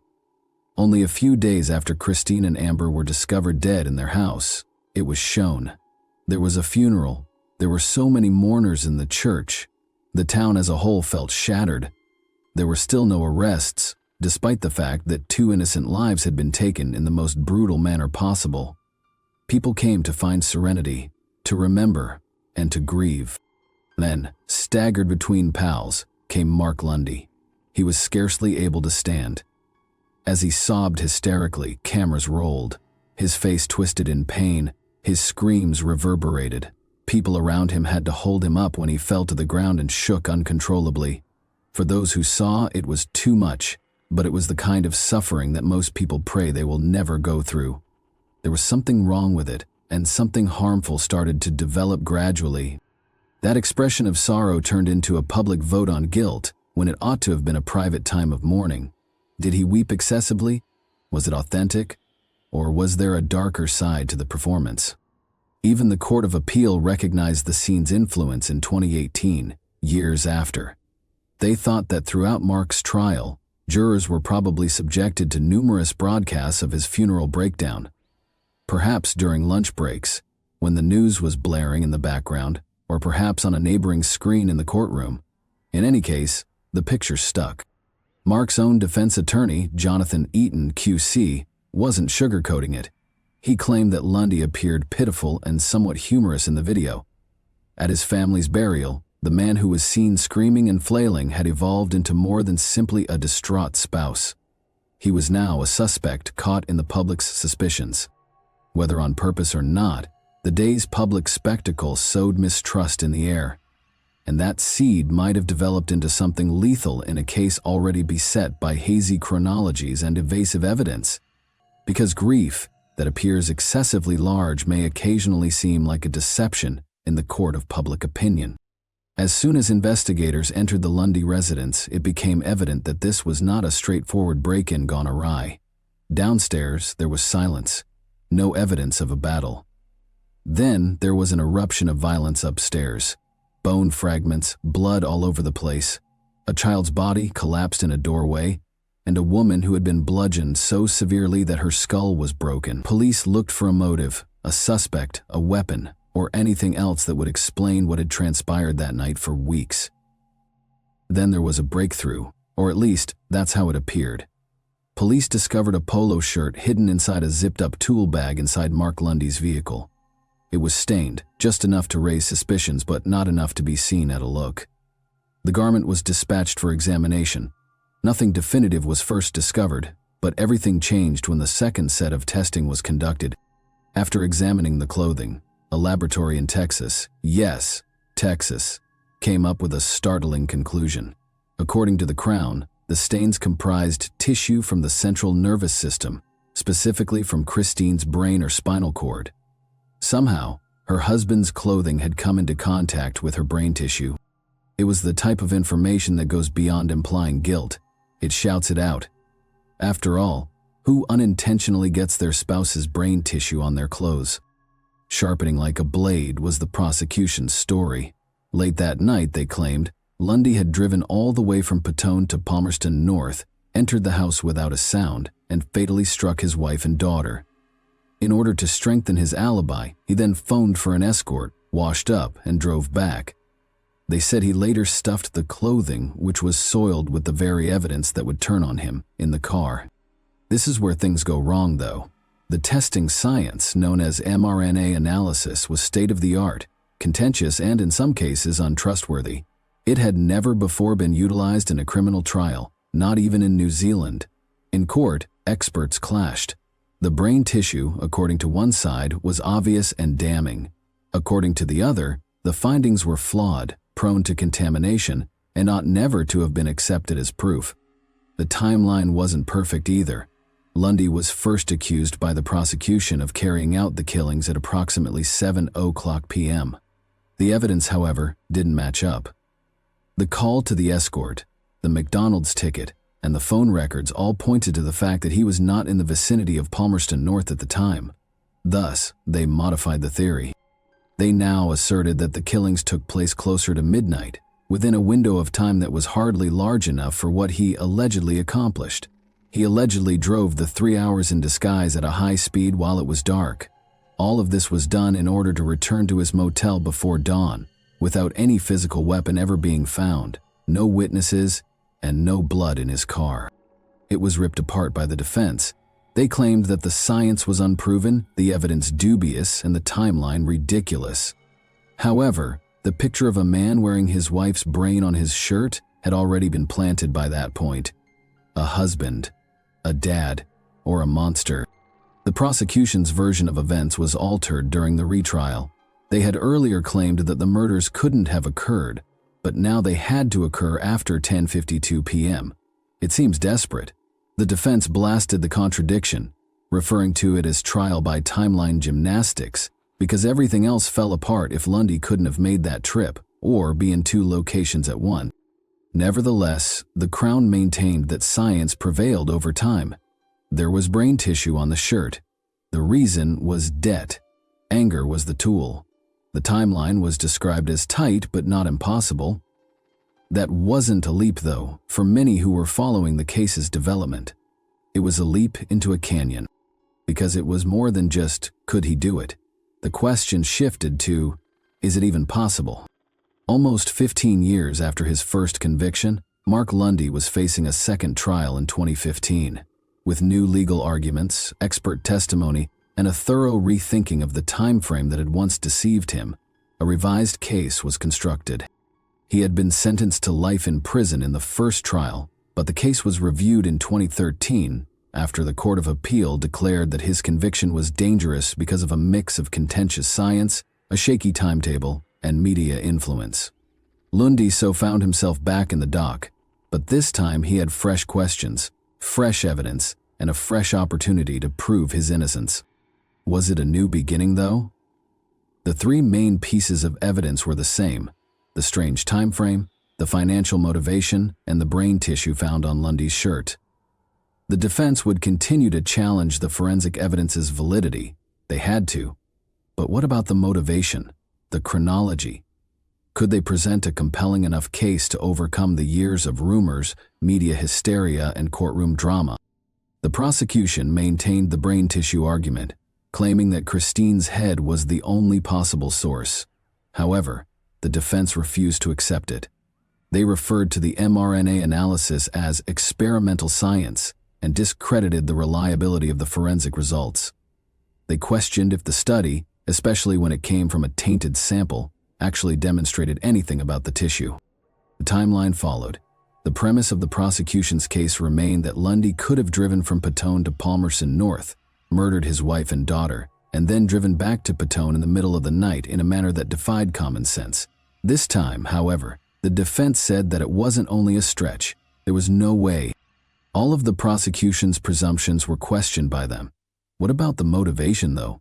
Why Lundy would murder his wife and daughter a few days after raising their life insurance payout was a question the defense sought to answer. It didn't add up, even though the prosecution claimed it was all about the debt. When there are simpler alternatives, why kill your family? Given that the insurance coverage had not yet taken effect, why would the indebted businessman go to such lengths? Not to mention the circus of the media. The public had become familiar with Mark Lundy's visage by the time of the retrial. The viewer had already seen enough of the funeral footage to make them sick, and the jurors was still troubled by the idea that he was a grieving father who might be pretending. They said that his dramatic reaction at the funeral was too much grief and had been the subject of lengthy analysis. Was it all an act, or was it real? It seemed to be a fight between perception and truth, as the defense portrayed Lundy as a victim of circumstance. Even if the scientific evidence was questionable, the prosecution held on to it. The defense, on the other hand, attempted to cast doubt on every single premise, including the timeline, the motive, and the forensic evidence, all while presenting a picture of a guy who had been falsely accused. The jury's verdict would ultimately depend on one point, though. Following all the arguments, expert testimony, and scientific disputes, was Mark Lundy indeed responsible for two heinous murders, or had the system failed him? Mark Lundy would be found guilty of killing his wife Christine and daughter Amber at the end of the retrial. This time, he was not saved by the disparities in the timing, the dubious forensic science, or the damaged public image. But the fight for the truth was far from ended. Although an appeal was promised by Lundy's attorneys, the final decision would not be made for years. Paul Peterson, Christine's brother, was the first person to reach the crime site in the hours after the horrific killings of Christine and Amber Lundy.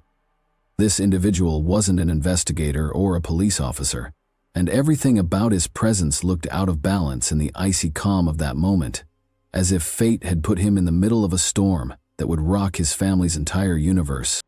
Although it began as a typical day in Palmerston North, a peaceful town, Paul would remember that day for reasons that would follow him throughout his life. It started, oddly enough, with his sister calling. Despite Christine's assurance that they would talk about a family issue, Paul felt uneasy when he showed up at the Lundy residence to meet with her. A feeling of dread swept over him as he entered through the open front door. Then he discovered that Christine and Amber Lundy had been brutally robbed of their lives. Paul saw the finding as a moment that would never be able to be undone. There was no turning back once he stepped into that crime scene. He had entered a nightmare that would tear apart his family's fundamental existence. What was most noticeable, though, was the uncanny quiet that seemed to envelop him. Paul Peterson phoned the police right away after discovering the bodies, as anyone would. However, as detectives started piecing together the chronology, something didn't fit. In addition to being the first person to reach the residence, Paul had also found the bodies. The question was raised: was Paul complicit in the killings? Was he a guy gripped by the horror of what he had just discovered? Or was his calm manner in the aftermath an indication of guilt? The emergence of a disturbing pattern was immediately noticed by the police. In addition to being the first to find the dead, Paul's deeds and testimony played a crucial role in determining how the crime was told, but the way he described his discovery was a little unsettling. A cloud of suspicion hovered over Paul every time the pictures of him entering the house quietly, talking to the police, and then testifying at trial were shown back. Paul Peterson came under more scrutiny as the investigation went on. Paul Peterson was the quiet witness to all of this, remaining in the background while Mark Lundy was taken into custody and charged with killing his wife and daughter. However, many were unaware that Paul was starting to draw his own questions as a result of his own anguish. Had Paul remained too composed after the incident? His calm response to discovering the victims and his icy description of the crime scene were later questioned by some, who questioned whether this was the response of the murderers. Was it anything more sinister?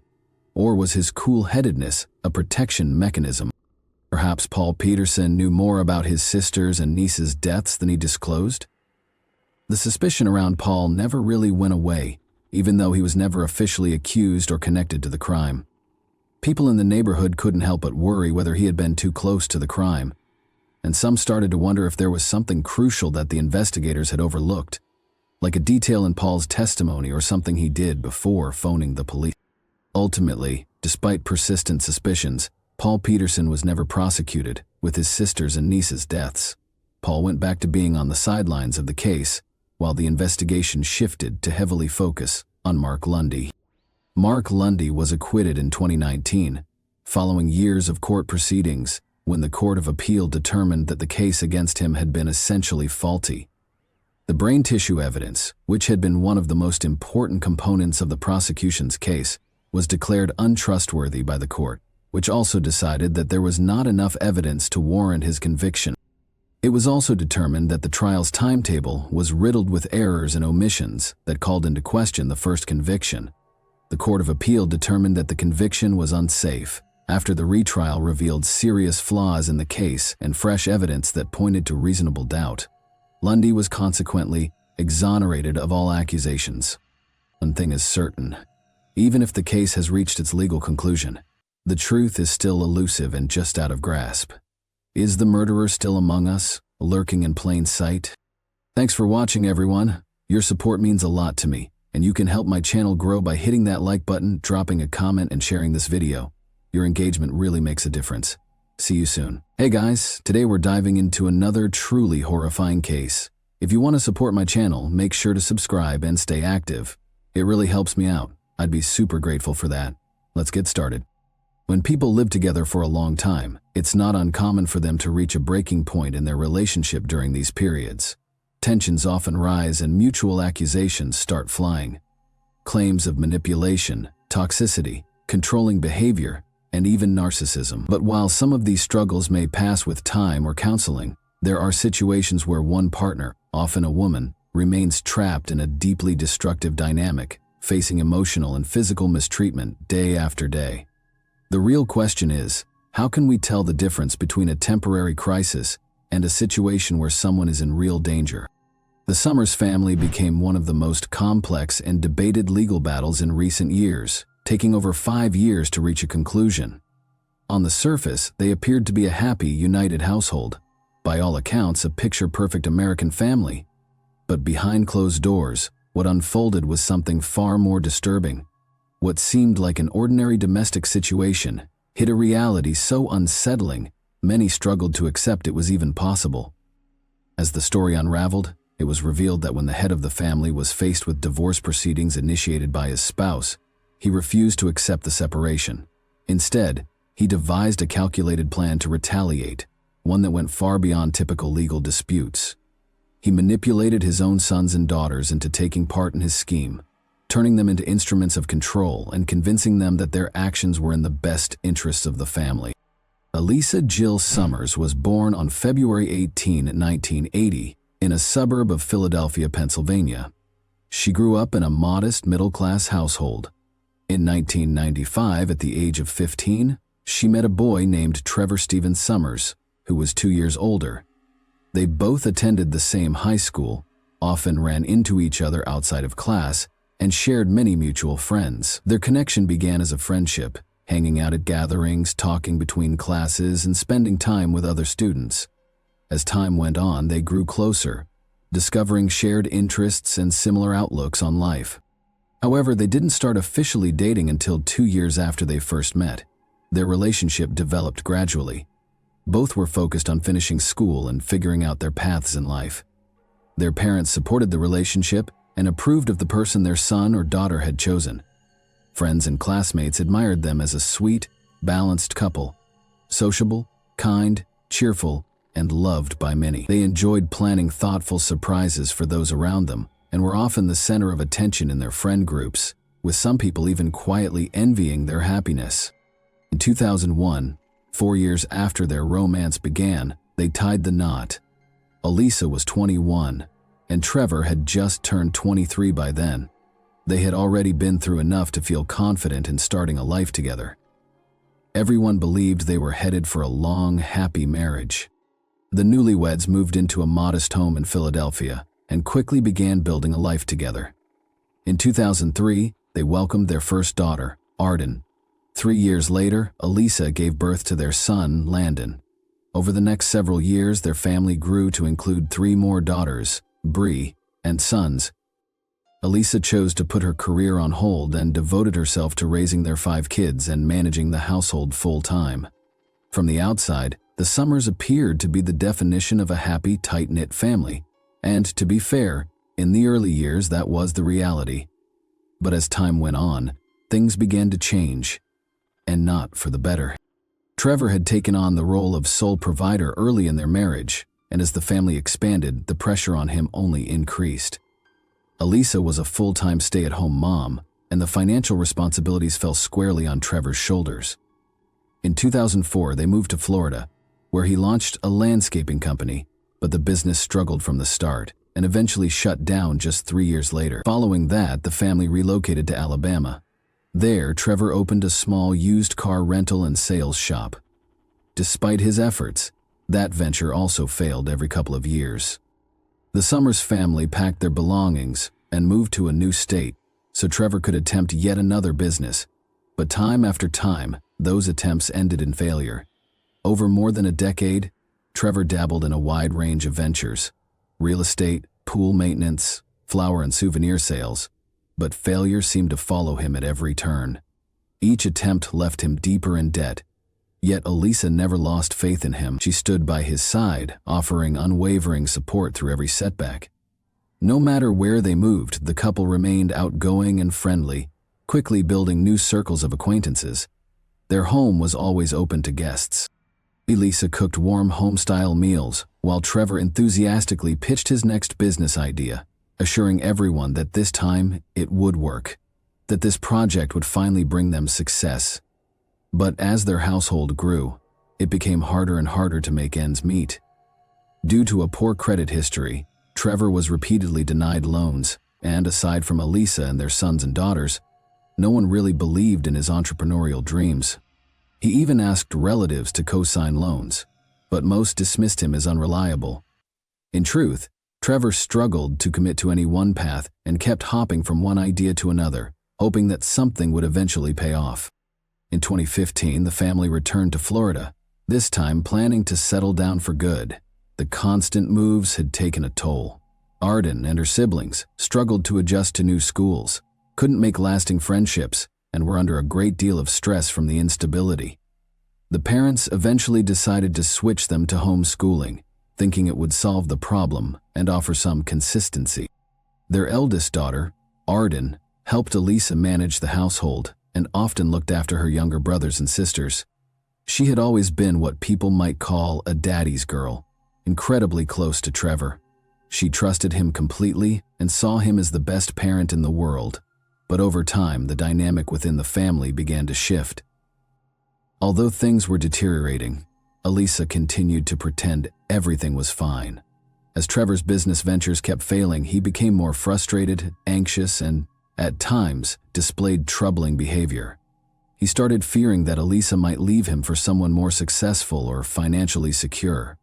These thoughts began to consume him. Eventually, Trevor's behavior became increasingly controlling and domineering.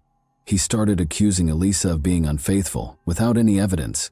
He grew suspicious of her every move, became jealous of anyone she spoke to, friends, neighbors, even casual acquaintances. Simple greetings on the street would spark confrontation. As tensions grew, Trevor demanded she delete her social media account and forbade her from creating new ones. He regularly checked her phone, reviewed her call logs and messages, and insisted that she remove every male contact, even longtime family friends. He also began controlling what she wore. At first, he told her not to wear certain outfits he considered too revealing, even though they weren't. Then he took over choosing her clothes entirely, forbidding her from using makeup and insisting she wear only modest, dull, and conservative outfits. Fragrances and any kind of jewelry, aside from her wedding ring, were no longer allowed. Trevor didn't stop there. He continued to tighten his control over Elisa in every aspect of her life. He banned her from driving, took away her phone, and eventually stopped letting her leave the house entirely. Whenever he stepped out, he would lock her inside, along with the younger sons and daughters. The only one allowed to come and go freely was their eldest daughter, Arden. Trevor often took her with him and tried to convince her that everything he was doing was for the good of the family. The head of the household monitored every detail of their lives.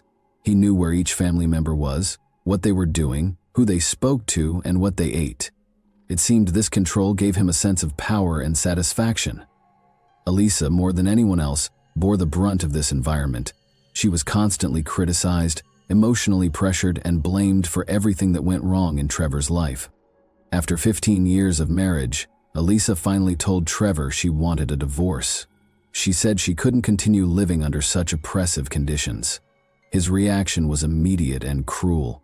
He slapped her across the face, hurled insults, and told her she was worthless, that no one would want her as a single mom. From that moment, the household rules became even more restrictive. Around the same time, Trevor came under police investigation for financial misconduct and was placed under house arrest. Being trapped in the house with him became unbearable for Elisa. It was during this time that she realized she could no longer share a home with this person. In October 2016, Elisa found herself once again confined within the walls of their home for 2 full weeks. Trevor didn't allow her to set foot outside. The situation had become extremely dangerous, and he watched her constantly, with no access to the outside world. She had no way to seek help or even alert anyone to her circumstances. Then came a narrow window of opportunity. One day, Trevor, no longer under investigation, left the house for a few hours. During his absence, Elisa managed to find a phone and called emergency services. She reported ongoing mistreatment and said that her husband had been keeping her locked up. The call was cut short when Trevor returned unexpectedly, but authorities had already recorded the address and dispatched officers immediately. Law enforcement arrived at the Summers residence just as Trevor had resumed verbally and emotionally berating his wife. It's important to note that he had learned to avoid leaving visible injuries. His methods were primarily psychological, though he occasionally used physical intimidation. Slaps, pulling her by the hair, His most common form of punishment, however, involved inappropriate personal behavior that was never discussed openly. When the officers showed up at the door, Trevor appeared surprised and hesitant to let them in. Wanting to avoid arrest, he eventually agreed to let Elisa and the children go. He claimed that no one had ever been held against their will and insisted that Elisa was simply an unreliable person who couldn't be trusted. After escaping her controlling husband, Elisa faced a new and immediate problem. She and her sons and daughters had nowhere to go. They left with no belongings and no money. Following the advice of law enforcement, Elisa reached out to a local support service for individuals affected by domestic conflict. There, she and the kids were provided with temporary shelter, meals, and essential supplies. Elisa wasted no time. She began actively searching for a job, and before long her efforts paid off. She was hired by a local company and soon managed to rent a modest but cozy home. Slowly but surely, she and her children started rebuilding their lives in a new environment. Despite facing a number of challenges, they were moving forward and things began to stabilize. At the same time, Elisa filed for divorce, wanting to avoid further conflict and preserve a sense of peace for the sake of her sons and daughters. She chose not to press formal charges against Trevor for his past actions. She hoped the separation could be finalized without hostility. Initially, Trevor tried to contact her repeatedly, urging her to come back, but after some time he seemed to accept the situation and backed off, at least on the surface. It wasn't until 6 months after the separation that Elisa finally began to feel a sense of freedom. For the first time in years, she started to live without constantly looking over her shoulder. She even began to open up to new people, hoping to rebuild her personal life. During this time, she met a man named Jeffrey Matheson, and by the spring of 2017, their friendship had grown into a romantic relationship. Once the divorce was finalized, the former couple agreed on a shared custody arrangement. The sons and daughters would primarily live with Elisa, while Trevor could visit them twice a week and take them for overnight stays on weekends. The arrangement seemed reasonable to everyone involved.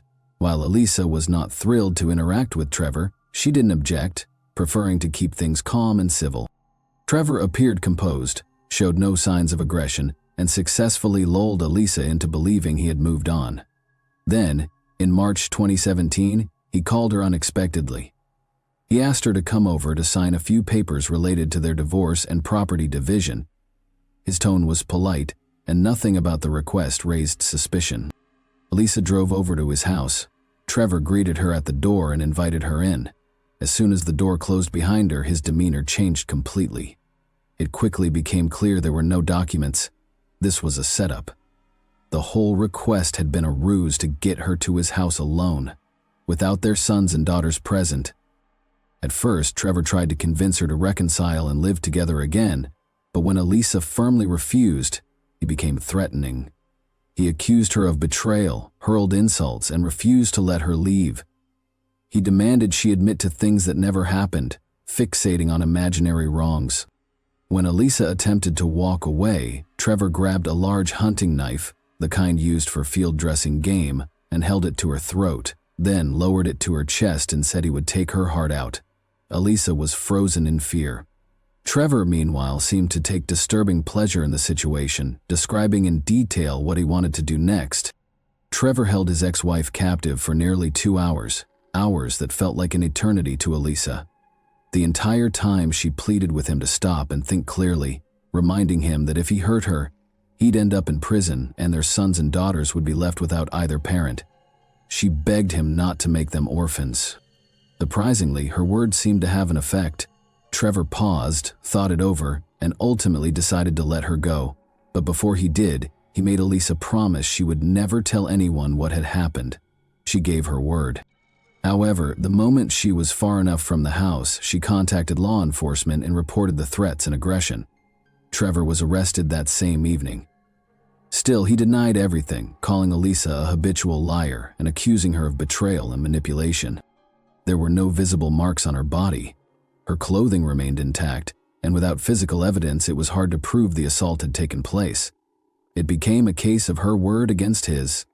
With no hard evidence, Trevor was released, though both he and Elisa filed for mutual restraining orders. After the incident, Trevor shifted his focus to the children. He began trying to manipulate them emotionally, insisting that Elisa was the only reason the family had fallen apart. Every time he saw them, he talked about how much he missed their mom and wished things could go back to how they were. He took them to places the family used to visit on vacations or weekends, trying to rekindle old memories and create a sense of longing. The kids, young and emotionally vulnerable, believed their father wanted what was best for everyone. They saw him as kind and well-intentioned. The one most affected was the eldest daughter, Arden, who had always idolized Trevor and saw him as a flawless parent. Trevor counted on her loyalty and made her the centerpiece of his plan. It's important to note that the children had never been subjected to harsh behavior from Trevor. Because of this, they didn't recognize the risk he posed. Elisa, trying to protect their mental health, had never spoken poorly of their father, fearing emotional harm or confusion. That silence made it easier for Trevor to manipulate them.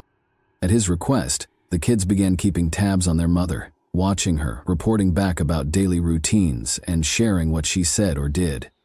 Working with Arden, Trevor started developing a plan, not for reconciliation as he claimed, but for revenge. On Saturday, March 11, 2017, Trevor picked up the younger kids for their scheduled weekend stay, but later that night, he returned to Elisa's house with the car lights off and parked on the side of the home. He waited patiently for a signal from Arden, who was supposed to crack open Elisa's bedroom window and let him know when she and the middle kids had gone to bed. Once he saw the agreed signal, Trevor told the younger ones to stay quiet in the car, saying he was about to surprise their mom. Then he slipped into the house through the unlocked window. In the dark, he ambushed Elisa. He dragged her out to the living room, took her phone, and used a cable tie to bind her wrists. When the frightened children followed after them, Trevor told them to go back to their room and assured them everything would be okay. After restraining Elisa, Trevor turned to Arden, his 14-year-old daughter, and instructed her to take her siblings and drive them to his house using his vehicle. Although Arden didn't have a driver's license yet, Trevor insisted it was necessary and told her she could handle it. He reassured her that he and her mom would follow shortly in Elisa's SUV, and that from that night on, their family would be back together. Once the car with the younger kids pulled away, Trevor returned to Elisa to subject her to hours of unimaginable suffering. He injected her with a sedative he had prepared in advance, aiming to weaken her resistance. When the drug took effect, he dragged her into the bedroom, restrained her to the bed, and committed a disturbing act of aggression. Elisa drifted in and out of consciousness, but Trevor deliberately kept her alert, ensuring she was aware of everything happening while she lay helpless. He began speaking about having large sums of money in offshore accounts and claimed he had purchased a yacht. His supposed plan was to take her and the children away to a remote location where no one would ever find them. He told her the family belonged to him and that he wasn't letting anyone go. Meanwhile, Arden had managed to drive safely to her father's house with her brothers and sisters. Fortunately, it was late at night and the roads were empty, which helped the young teen avoid any accidents. She parked in the driveway and the kids went inside, waiting for their parents, who never showed up. Around 5 p.m., Trevor began suffocating Elisa with a pillow, tightening it around her face, then briefly letting go so she could catch her breath, only to start again. This terrifying pattern continued for about 30 minutes until Elisa, physically and emotionally broken, agreed to comply with whatever he demanded. He then untied her, placed her in the car, and drove off down a quiet road leading out of town. At about 6 a.m., a car pulled into the parking lot of a small 24-hour convenience store on the outskirts of the city. A man exited the vehicle and walked into the store. Just minutes later, a barefoot, partially clothed woman with her hands bound managed to escape from the passenger seat. She ran toward an employee who was standing outside, begging for help. Suddenly, the man came rushing back out of the store, grabbed Elisa mid-run, and forced her back into the car. The vehicle sped off before the stunned witness could react, but he had seen enough to understand that he had just witnessed an abduction. Thankfully, he managed to remember the make, color, and even the license plate number of the vehicle and quickly provided that information to authorities. Law enforcement tracked the car owner using the license plate. What they discovered raised immediate concern. The name was linked to an active restraining order, a volatile divorce, and reports of controlling behavior. The top priority became locating the couple's sons and daughters to ensure their safety. They were found at Trevor's home, but none of them knew where their parents were or what was happening. They were confused and had no understanding of the terrifying events unfolding elsewhere. The young witnesses were interviewed one by one with care, and what they revealed painted a disturbing picture of life inside the Summers household. The sons and daughters hadn't realized the severity of what had been happening around them. They were never on the receiving end of their father's actions, so his controlling behavior and mistreatment of their mother seemed like just a regular part of life. But the details they shared made it clear Elisa was in danger and had to be found as soon as possible. At that point, Trevor and his hostage were already far from the city, heading toward an isolated area near the coastline. He stopped at a small hotel they had once visited as a family. Lost in memories for a moment, his demeanor suddenly shifted. Trevor said he had figured out a solution. He pulled out a notebook and pen and began writing what appeared to be a farewell letter. Then, dissatisfied, he tore out the page, crumpled it, and started over. This continued for hours. Elisa realized that he was planning to end her life and then his own, using the letter to explain it all to their sons and daughters. After Elisa's failed escape attempt in the supermarket parking lot, surveillance cameras had caught glimpses of their car, helping authorities narrow down the direction they were heading. The search lasted 55 hours. During that time, Trevor wrote multiple farewell notes and used a razor blade to cut Elisa's wrist in an attempt to make it look like she had harmed herself voluntarily. Eventually, Trevor brought her to Little Harbor, a coastal resort town. There, he once again violated her and told her they would soon be leaving the world together. He put a makeshift cord around Elisa's neck and began strangling her. But just then, the sound of sirens echoed nearby. Trevor let go and bolted for the car, flooring the gas pedal in an attempt to flee, only to drive straight into the path of a police cruiser. Realizing he had no way out, Trevor grabbed the razor and tried to harm himself, managing only superficial cuts. Fortunately, officers arrived just in time.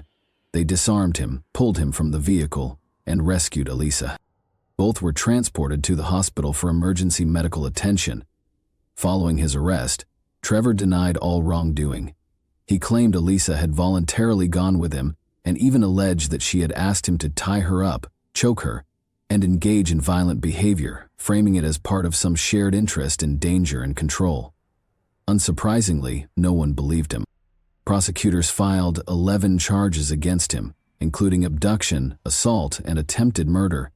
The legal process dragged on, and with the onset of the pandemic in 2020, the trial was delayed indefinitely.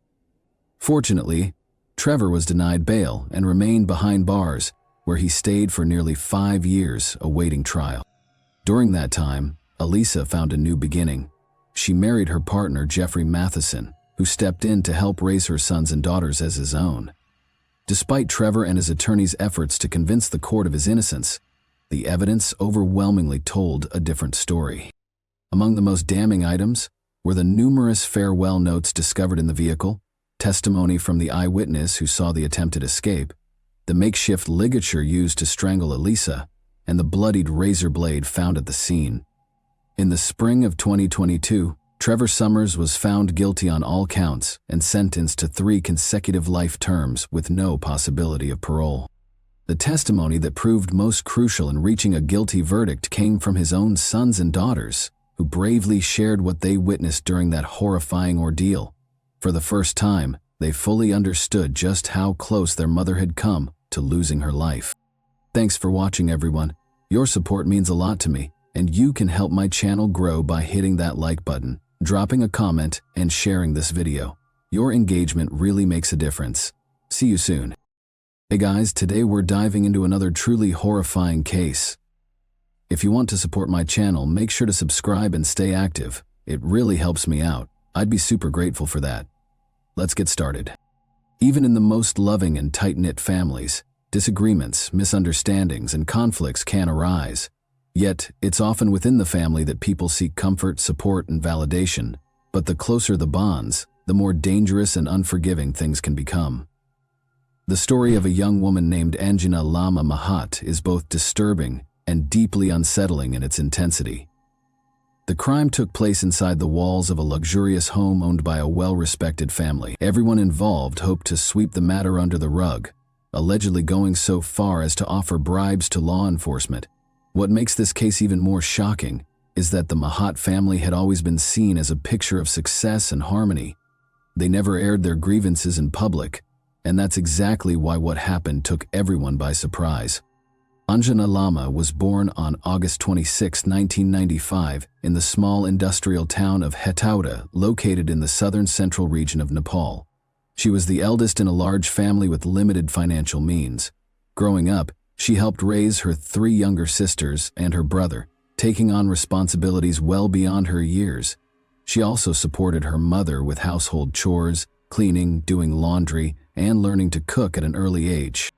From a young age, Anjana had a special charm that made her stand out. Her kind and caring nature, combined with a warm personality, drew people in.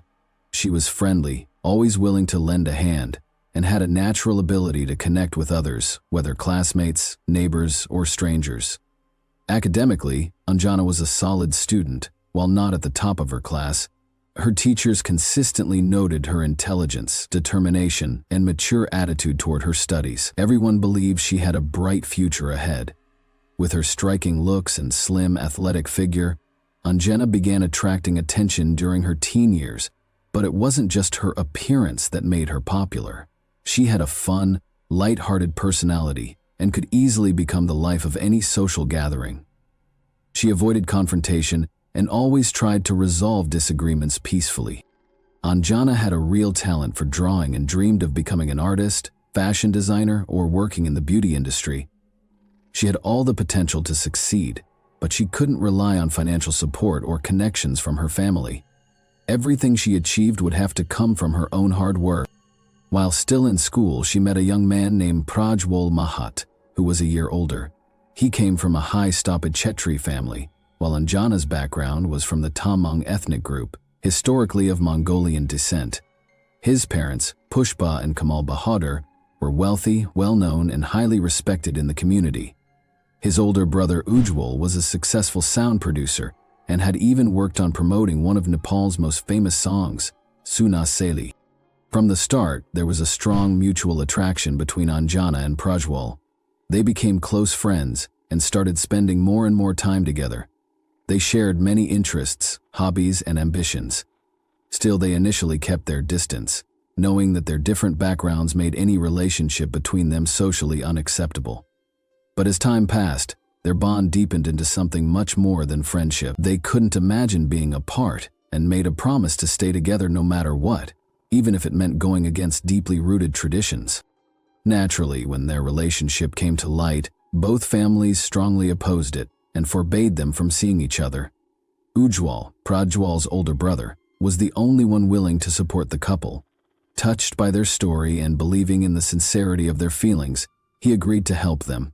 They came up with a plan to leave quietly and arranged a private wedding. Ujjwal even paid for the ceremony out of his own pocket. His intentions were noble, but once news of the marriage broke, it sparked a serious family scandal. The couple tied the knot in late 2016. Anjana was 21 years old at the time, and her new husband had just turned 22. For the first few months, the newlyweds had to move from one low-cost rental apartment to another, without stable jobs or reliable income. They relied heavily on Ujjwal's financial help. Prajwal was doing his best to find employment, but the only opportunities he could secure were short-term and low-paying gigs. In early February 2017, Prajwal received a call from his mother, Pushpa. They talked for several hours. She tried to convince her younger son to come back home, but he made it clear he wouldn't go anywhere without his wife.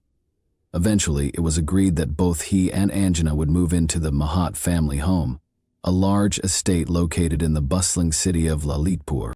Prajwal was the youngest child in the family. His 2 older sisters were already married and had moved in with their husbands at the Mahat residence. The household now included his parents, his brother Ujjwal, Ujjwal's wife Ashwarya, and their son Santosh. Anjana's first few months in her new home were far from welcoming. She constantly felt out of place. and sensed an unspoken hostility from almost everyone around her. She had no idea how to earn the approval of her in-laws, and it was clear she wasn't fully accepted. Things were made even more difficult by the fact that she had no one to confide in. Her own parents were still upset with her and weren't even speaking over the phone. During a major holiday, when the Mahat home was filled with extended family, longtime friends and business associates of Kamal Bahadur, Anjana wasn't even allowed to come out of her room.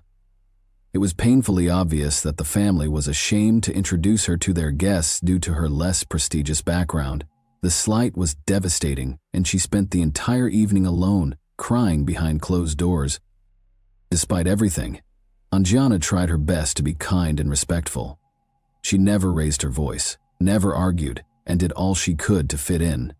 Soon after they settled in, the family patriarch arranged a job for Prajwal at one of the major companies he worked with. It was a way of giving his son some independence while still keeping him under close watch. Prajwal quickly began to succeed, earning respect, climbing the corporate ladder, and bringing in a decent income. The Mahat household ran on strict rules that applied to everyone, even with house staff and domestic help. Every family member had specific responsibilities. Disrupting the order was not acceptable. Each morning, the adults left for work, and the kids went off to school. Only Anjana stayed behind. She had yet to find a job, and her in-laws didn't seem in any hurry to assist her in getting one. In May 2017, Anjana told her husband that she was finally ready to chase a dream she had carried with her for years, opening a small beauty salon in their neighborhood. She had already found a location for lease, researched the details, assessed the market demand for the services she wanted to offer, and even put together a business plan. But there was one problem. She didn't have the startup capital to make it happen. At that point, Prajwal had started earning a decent income and had managed to set some money aside, but it still wasn't enough. He turned to his parents for help, but they refused, skeptical that Anjana's idea could succeed. Once again, Ujjwal stepped in. He believed in her vision and provided the funds she needed to get her business off the ground. Anjana threw herself into the project with incredible passion. She poured her heart into the salon, and it didn't take long before it started to pay off. The business became profitable rather quickly. Her success didn't go unnoticed. Her in-laws, who had once doubted her, now saw her in a whole new light. They began to recognize her as an independent, ambitious, and intelligent woman with a natural talent for business. Over time, the Mahat family's attitude toward Anjana changed. They started to value her opinions, show her genuine respect, and eventually accepted and embraced her as part of the family. For the first time, she felt a sense of peace and belonging. However, one thing still weighed on her. She hadn't reconnected with her own parents, and the silence between them remained unbroken. That's when Anjana came up with an idea. Her younger brother had just graduated from school, and she suggested he move to Lalitpur to attend one of the city's universities, where he would have far more opportunities than in their rural hometown. The plan was for him to live with Anjana and Prajwal in the Mahat family home, under her care and guidance. Prajwal's parents didn't object to the idea. In fact, they were open to welcoming the teenager into their household. To finalize everything, both families decided to meet in person. During this conversation, Anjana's parents saw firsthand that the Mahats were supportive and willing to provide a good environment for their son while he pursued his education. This meeting opened the door for reconciliation. Anjana was finally able to reconnect with her parents, and the misunderstandings and tension between them began to fade. From that point on, the two families stayed in close contact. Anjana and Prajwal made regular visits, and Anjana spoke with her mother almost daily. Her brother enrolled in a respected university, and the Mahat household welcomed him with warmth and kindness. As social media began to take off in Nepal, Anjana created several personal accounts across different platforms. The one that really stood out to her was TikTok. She began posting short videos showing the day-to-day life of her beauty salon, sharing skincare routines, product reviews, and tips on creating stylish looks. With her striking appearance, charisma, and confidence, Anjana quickly gained attention online. Her content started to go viral, and her follower count climbed into the tens of thousands. Viewers admired her radiant, almost Hollywood-like beauty, flooded her comment sections with compliments, and trusted her advice. Her online presence became an extension of her growing influence in both business and lifestyle. At one point, Anjana caught the attention of a modeling agency. They began offering her opportunities to participate in various photo shoots, promotional campaigns, and runway shows. For Anjana, it felt like a dream come true, something she had only fantasized about in her younger years. She seized every chance to put herself out there and quickly became a local celebrity. Confident and composed in front of the camera, Anjana embraced her new role. She experimented with a wide range of styles, including some daring and bold looks. Her modeling fees increased rapidly, and before long, her beauty salon started taking a back seat. Eventually, she closed the business altogether. Modeling had become her full-time career, and it was significantly more lucrative. Her popularity continued to soar, reaching far beyond the borders of Nepal. International modeling agencies began expressing interest in her work, offering attractive contracts and opportunities abroad. She and her husband started seriously considering a move overseas. Their top choice was Canada, and soon the couple began preparing for the transition. When they broke the news to their families, the reactions were calm but cautious. While neither set of parents was thrilled about the idea of them moving so far away, no one tried to stop them. In fact, both families offered their support in helping the couple pursue their dream. Back in 2018, Ujwal had begun facing serious health complications following a prolonged illness. He started losing his hearing at a rapid pace, and by the end of the year, he was no longer able to work as a sound engineer. It was a devastating blow, but during this difficult time, Prajwal was his greatest support, helping him stay afloat. Emotionally, news of Prajwal's potential move to another country came as yet another emotional shock to Ujwal. Adding fuel to the fire was Ujwal's wife, Aishwarya. It's important to note that their marriage had been arranged. His parents had selected Aishwarya from a wealthy and influential family. She carried herself with pride and a sense of superiority. From the moment Anjana moved into the Mahat family home, Aishwarya took a strong dislike to her. She often made it clear that she believed Anjana didn't belong in their circle. Things eventually seemed to calm down, but when Anjana successfully launched her beauty salon and began to gain recognition, Aishwarya's jealousy began to show. The tension intensified when Anjana transitioned into modeling and started to thrive. She was young, beautiful, successful, and had built her career from the ground up. Even Anjana's in-laws, once skeptical, had grown to respect her deeply and considered her their favorite. Aishwarya, on the other hand, was consumed with resentment over Anjana's rising success. Fueled by bitterness, Aishwarya started spreading gossip and creating divisions within the family. She painted a damaging picture of Anjana, claiming that her modeling career was a cover for questionable behavior and alleged secret relationships. To back up her claims, she showed the in-laws photos of Anjana from swimsuit advertisements and insisted that such images were inappropriate for a married woman. Aishwarya had stirred up family drama on more than one occasion, but each time, Anjana's husband stood by her and managed to de-escalate the situation. Over time, the rest of the family grew tired of Aishwarya's provocations, and her emotional outbursts were no longer taken seriously. That's when she shifted her focus to her own husband, Ujwal, trying to turn him against Anjana. The situation worsened dramatically when Ujwal's illness forced him to stop working. Now spending most of his time at home, he became a captive audience for Aishwarya's ongoing complaints. She continually painted Anjana in a negative light, accusing her of causing rifts within the family. When she learned that Anjana and Prajwal were preparing to move to Canada, her frustration boiled over. Blinded by envy and resentment, Aishwarya began telling Ujwal that Anjana was tearing the family apart and planning to take Prajwal away for good. With his health failing and his younger brother being one of his few sources of emotional support, Ujwal started to believe that he was being abandoned, left alone, during the hardest time of his life. Anjana had previously shared with her parents how difficult things had become living under the same roof as Aishwarya. She explained that Aishwarya constantly tried to sabotage her and spread false rumors. Her mother advised her to stay calm, avoid reacting to hostility, and not to air the family's dirty laundry, insisting these were only temporary hardships. On May 9, 2019, around 4 p.m., the phone rang in the Lama household. Anjana's mother picked it up and heard the trembling voice of her in-law, who pleaded with her to come to the Mahat home. Immediately, the woman was crying and couldn't give clear answers. She just kept asking them to hurry. It was immediately clear that something terrible had happened. Although the distance between the two homes was just over 60 miles, a traffic accident on the highway caused massive delays. What should have taken about an hour ended up being a grueling 6-hour drive.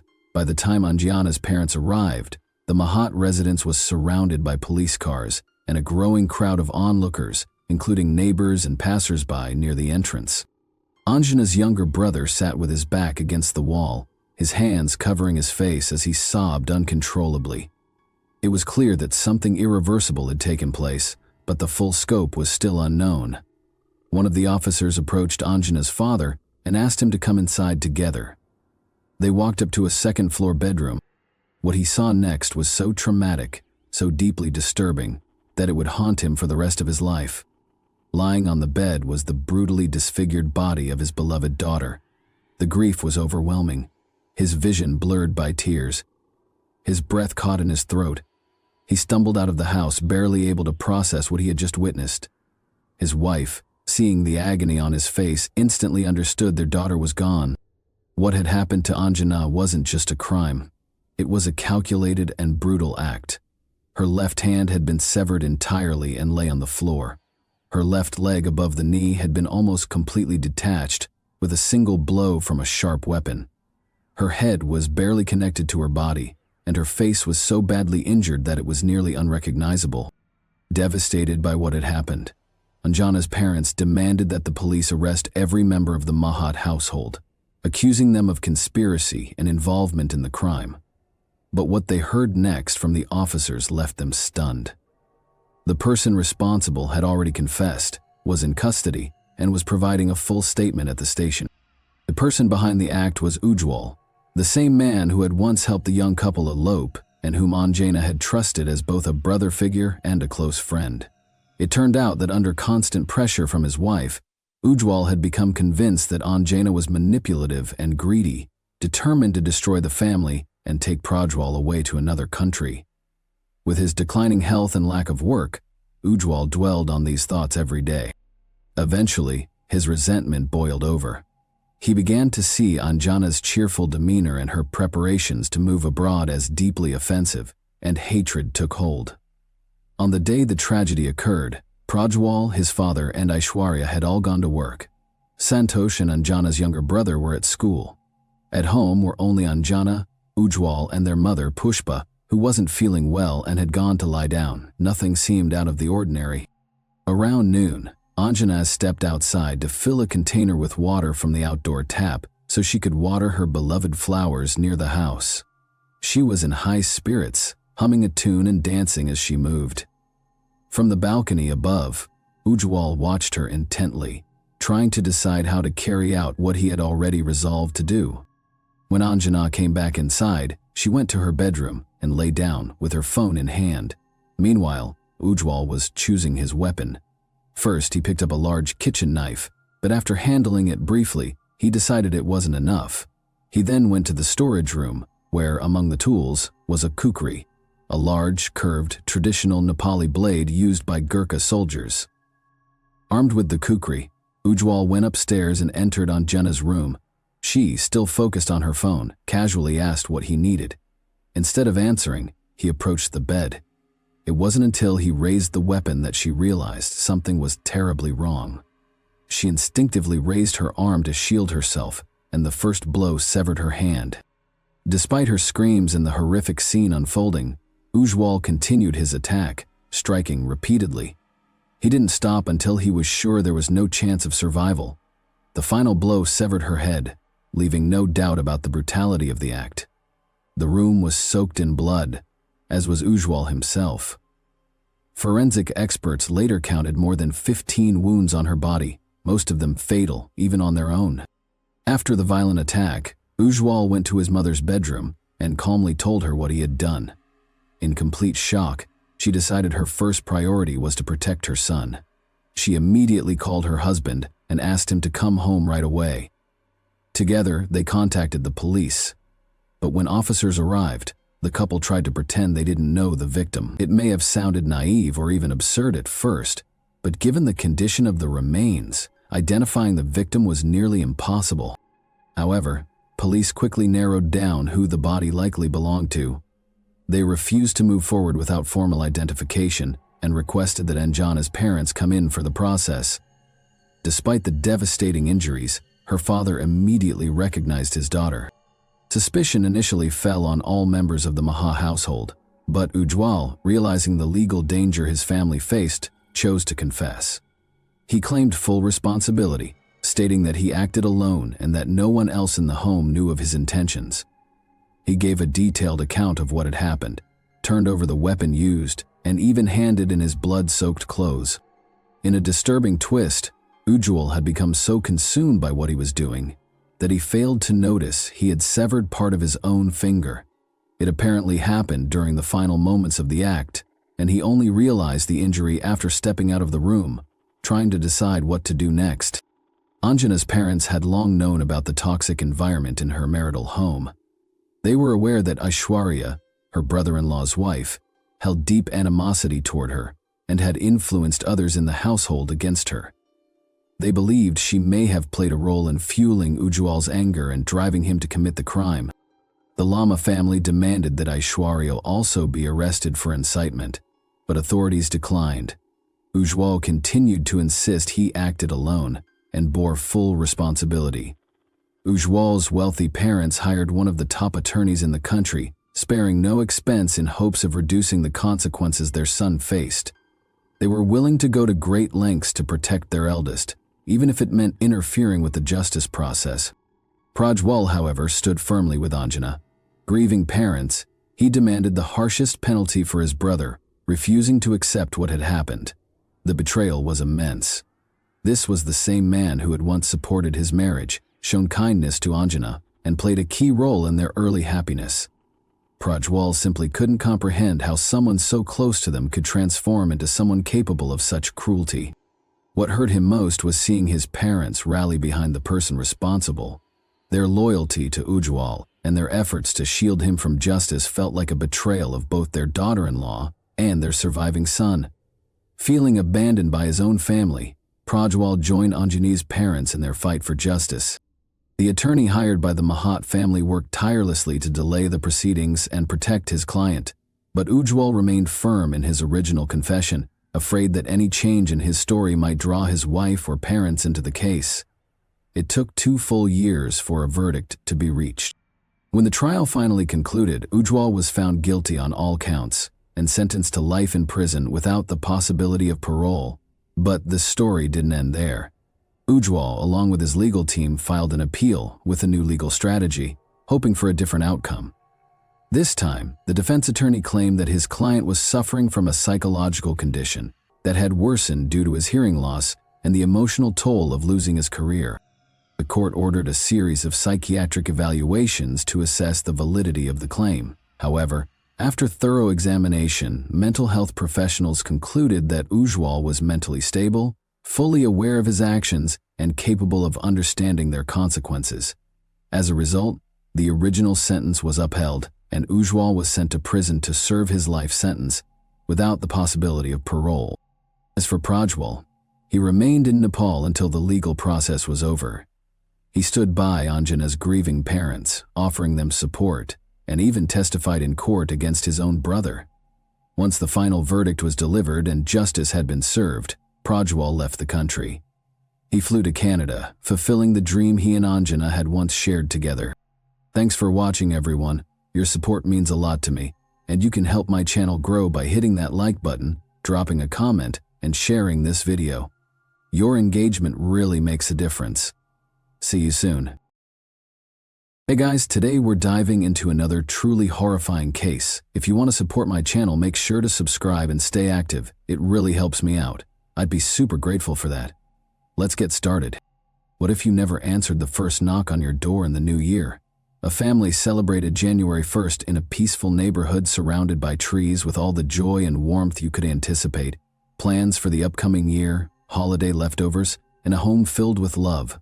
However, that house would be the scene of unimaginable horror a few hours into the new year. Neighbors saw the fire first, sirens cutting through the window silence as dense smoke poured from the windows. Even the most experienced detectives are silenced by the scene that firefighters discovered inside. It was not only startling, but pure wickedness. This was deliberate. It wasn't impulsive or haphazard.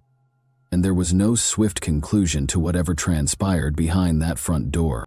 What, then, could motivate someone to ruthlessly destroy a whole family, including the children? And on New Year's Day, what darkness entered through the door? In Richmond, Virginia, the first few hours of 2006 were passing in silence. There was still the quiet serenity of the holidays in neighborhoods like Woodland Heights, the kind of quiet that envelops homes where families sleep, still enjoying the festivities from the night before. However, the horror that would shake a whole city came to light as the afternoon wore on and smoke billowed from one of the houses on West 31st Street. Expecting a regular call, a kitchen fire, perhaps a tree on fire, firefighters hurried to the scene. What they entered instead was something even more evil and vicious. Although the fire was intentionally started, the real tragedy wasn't the fire itself. 4 bodies were found in the basement of the flaming house, under the soot and smoke. Electrical wires and tape were used to firmly bind their limbs, the adhesive still sticking to their blistering skin. They had all been bludgeoned, hit with terrible force by what turned out to be a claw hammer, and in what could only be called an execution, each of their throats had been sliced. It was a long and eerie scene of unbelievable brutality. Instead of just being killed, a family had been sought down, held captive, tortured, and killed inside their own house. The fact that the victims were placed closely together in the basement raises the possibility that they had been detained for a while before the last blows were struck. In addition to causing fear, the criminals had remained to observe it happen.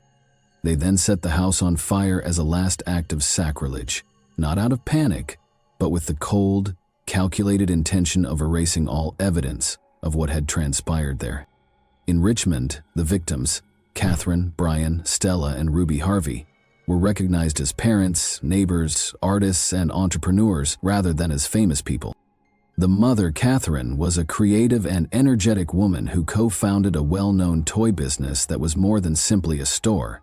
It was a community hub where kids were valued. In recent years, her husband Brian, who was once a prominent member of the college rock scene, had settled into a more subdued life, choosing the calm rhythm of parenting over the cacophony of the stage. Soft-spoken and considerate, he was adored by friends for his musical soul and introspective nature. Their daughters were only starting to establish themselves in the world. At just 9 years old, the older one, Stella Ann, possessed the early knowledge and inquisitiveness of a youngster who reads well above her age. Ruby, the youngest, was 4 years old and brimming with happiness. According to her neighbors, her grin could brighten any day. Anyone who knew them, or even just heard of them, felt a deep, deep rift when they saw their lives end in this manner. Once a place of laughing, music, and toys, the mansion has been turned into a graveyard of ash and stillness. Confusion replaced grief as word of the murder spread, and dread quickly followed. There were no enemies, no known dangers, and no indications of forced entrance. There was no explanation for why this one home had been subjected to such unspeakable violence. But detectives sensed it in the back of their minds. This violent conduct wasn't impulsive, it was a show. It was in control. The atrocities that were taking place were just getting started with this probe. They didn't enter screaming or in disarray. They arrived with tape, in silence, and with calculated actions that made it clear this was more than a simple heist. It was a controlled performance. First to move, gray-bound Catherine, Brian, and tiny Ruby firmly with packing tape and dragged them into the basement. He didn't move hurriedly or show any signs of being time-conscious. Dandridge, in the meantime, turned the house into a hunting ground by scavenging the upstairs like a scavenger and searching for objects to steal from the cozy space. The front door then opened, Unaware that her home's walls had already turned into a prison upstairs, Stella had returned from a sleepover. Her daughter was brought down during the brief period of her mother's freedom. Kirsten Perkinson would never forget the picture of Catherine standing in the doorway of her daughter's friend's home, looking calm, pale, and silent. Not a single word revealed what was waiting behind her. Even if there had been something strange, something drained in her expression. Soon after, they were all bound together and encircled by two ferocious creatures in the basement. Their last minutes started to fall into the hands of monsters, after the appearance of safety was destroyed. It wasn't a frenzy that followed, it was accurate. One by one, Gray took his time. With the packing tape still plastered against their flesh, he drew the blade across their throats. It wasn't over, though. He lifted a claw hammer and repeatedly pounded each of them after their bodies sagged into silence, transforming a cold execution into something much more hideous and intrusive. Later, the medical examiner would attempt to turn that disorder into a clinical situation. Blunt force trauma killed Brian and Catherine. Smoke and crushing blows, Stella. Ruby was 4 years old when she was stabbed in the back, with one wound going all the way to her lung. However, the events that transpired in that basement cannot be explained by statistics or causes alone. They didn't stop there, even at the finish. A tiny art easel, possibly used by one of the females for painting, was pushed over by Gray and Dandridge, who then drenched it with alcohol and set it on fire as a last flourish. It was trivial. It had a theatrical quality. It was intended to eliminate the space's identity as well as the evidence. It might have appeared to be the scene of a terrible catastrophe as the flames spread down the basement and curled around what was left, but this was not an accident. The fire was not overlooked. The call that would end it all was made by Johnny Hott, the drummer for House of Freaks and a close friend of Brian's. When a fire department arrived to put out the fire, they discovered something that would start a storm that was considerably more destructive than fire. As if 4 lives didn't matter at all, the guys who had left that house hours earlier were already going on, serene, unhurried, and unaffected by the hellfire they had left behind. But you might ask, who were Gray and Dandridge? Darkness was nothing new to the two guys, Ray Dandridge and Ricky Gray. These two, who were born in 1977, were connected not only by blood but also by a history of criminal activity and violence. Before long, their convoluted paths would converge in unimaginable catastrophes. Ricky Gray had a past, one that was documented in his failed relationships and criminal records. Known for his explosive temper and ability to make life miserable for everybody who came into contact with him, he had spent years in and out of prison. The life of a violent ex-con was nothing new to him, and things rapidly got out of hand when he met his third wife, Treva Terrell. Their relationship was far from tranquil. The neighbors frequently overheard them fighting and yelling at each other. As of November 2005, Treva was fed up. However, she was later discovered dead in Washington, Pennsylvania, her corpse ruthlessly battered and buried in a shallow grave. The worst part is that her death was initially dismissed by the authorities as a drug overdose. The claw marks on Ricky's forearm that day were evidence of a struggle, possibly even a struggle for her life. However, the cops failed to make the connection. The murderer was right in front of them, yet they failed to notice him. Enter Ricky's nephew, Ray Dandridge, who was recently released from jail after serving over 10 years for armed robbery. Following his release in October 2005, he moved in with Ricky and Treva. Ray had already started to reveal his true nature by the time Treva's body was discovered. He also had a family history of violence. When no one was looking, what did the two of them do after Treva's body was buried? They went on. In an attempt to keep quiet, Ricky and Ray packed up and left for Arlington, Virginia by Christmas. However, the violence continued. Actually, things just grew worse. They made the decision to attack Ryan Carey on New Year's Eve, only a few days after they had moved to Virginia. Ryan was left to perish in front of his own house after being stabbed and assaulted. Later, he awoke in a medical facility. As he healed, he would tell the authorities exactly who had broken his body and rendered his right arm useless: Ray Dandridge and Ricky Gray. However, it wasn't even that bad.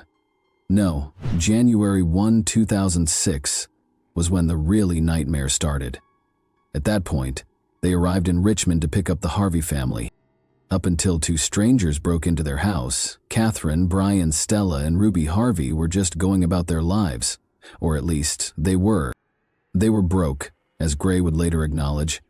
That was the plan's main motivation. The Harvey house had not even been their first choice.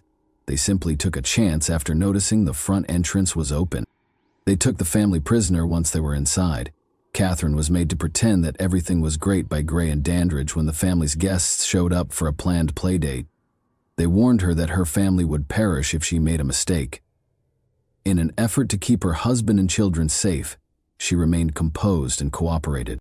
After the friends departed, chaos ensued. Dandridge and Gray, however, weren't finished. In an attempt to conceal their actions and destroy the evidence, the Harvey family set fire to the house. After they were presumed dead, it was unsuccessful. They turned on Ashley Baskerville, their accomplice, a few days later.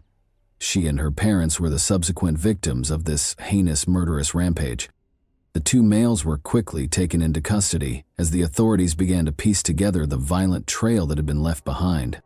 On January 3, 2006, a routine robbery in Chesterfield County, Virginia, or so it seemed, was the beginning of it all.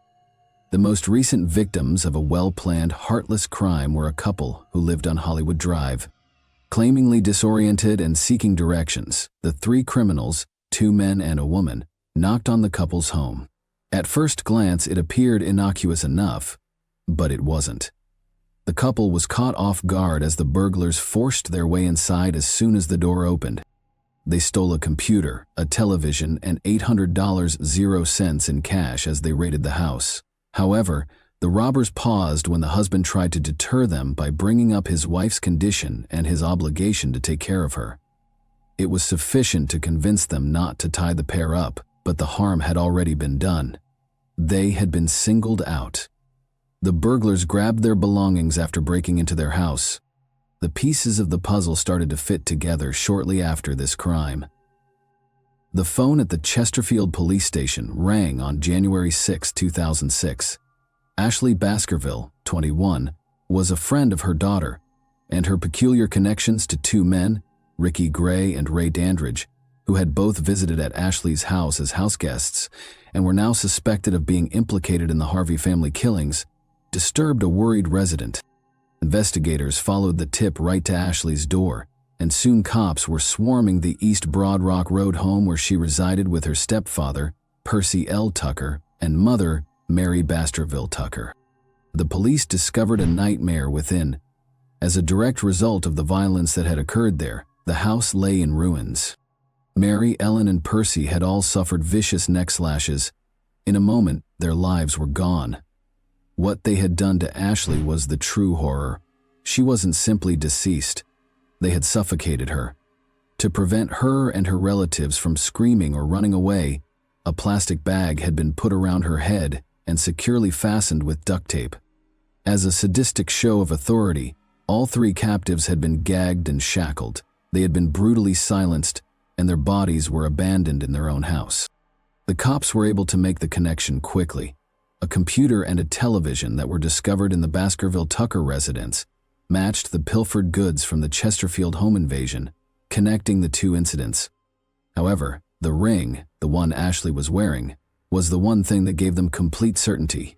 It was the wedding ring of Catherine Harvey. Dandridge and Gray had gone on a rampage, their bloodlust unquenchable. This was more than simply a botched heist.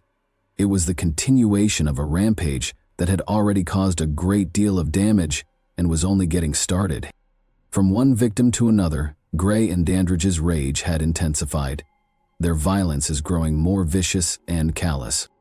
They started a series of events that would ultimately result in their capture and the realization of their whole depravity as they focused on Ashley and her family.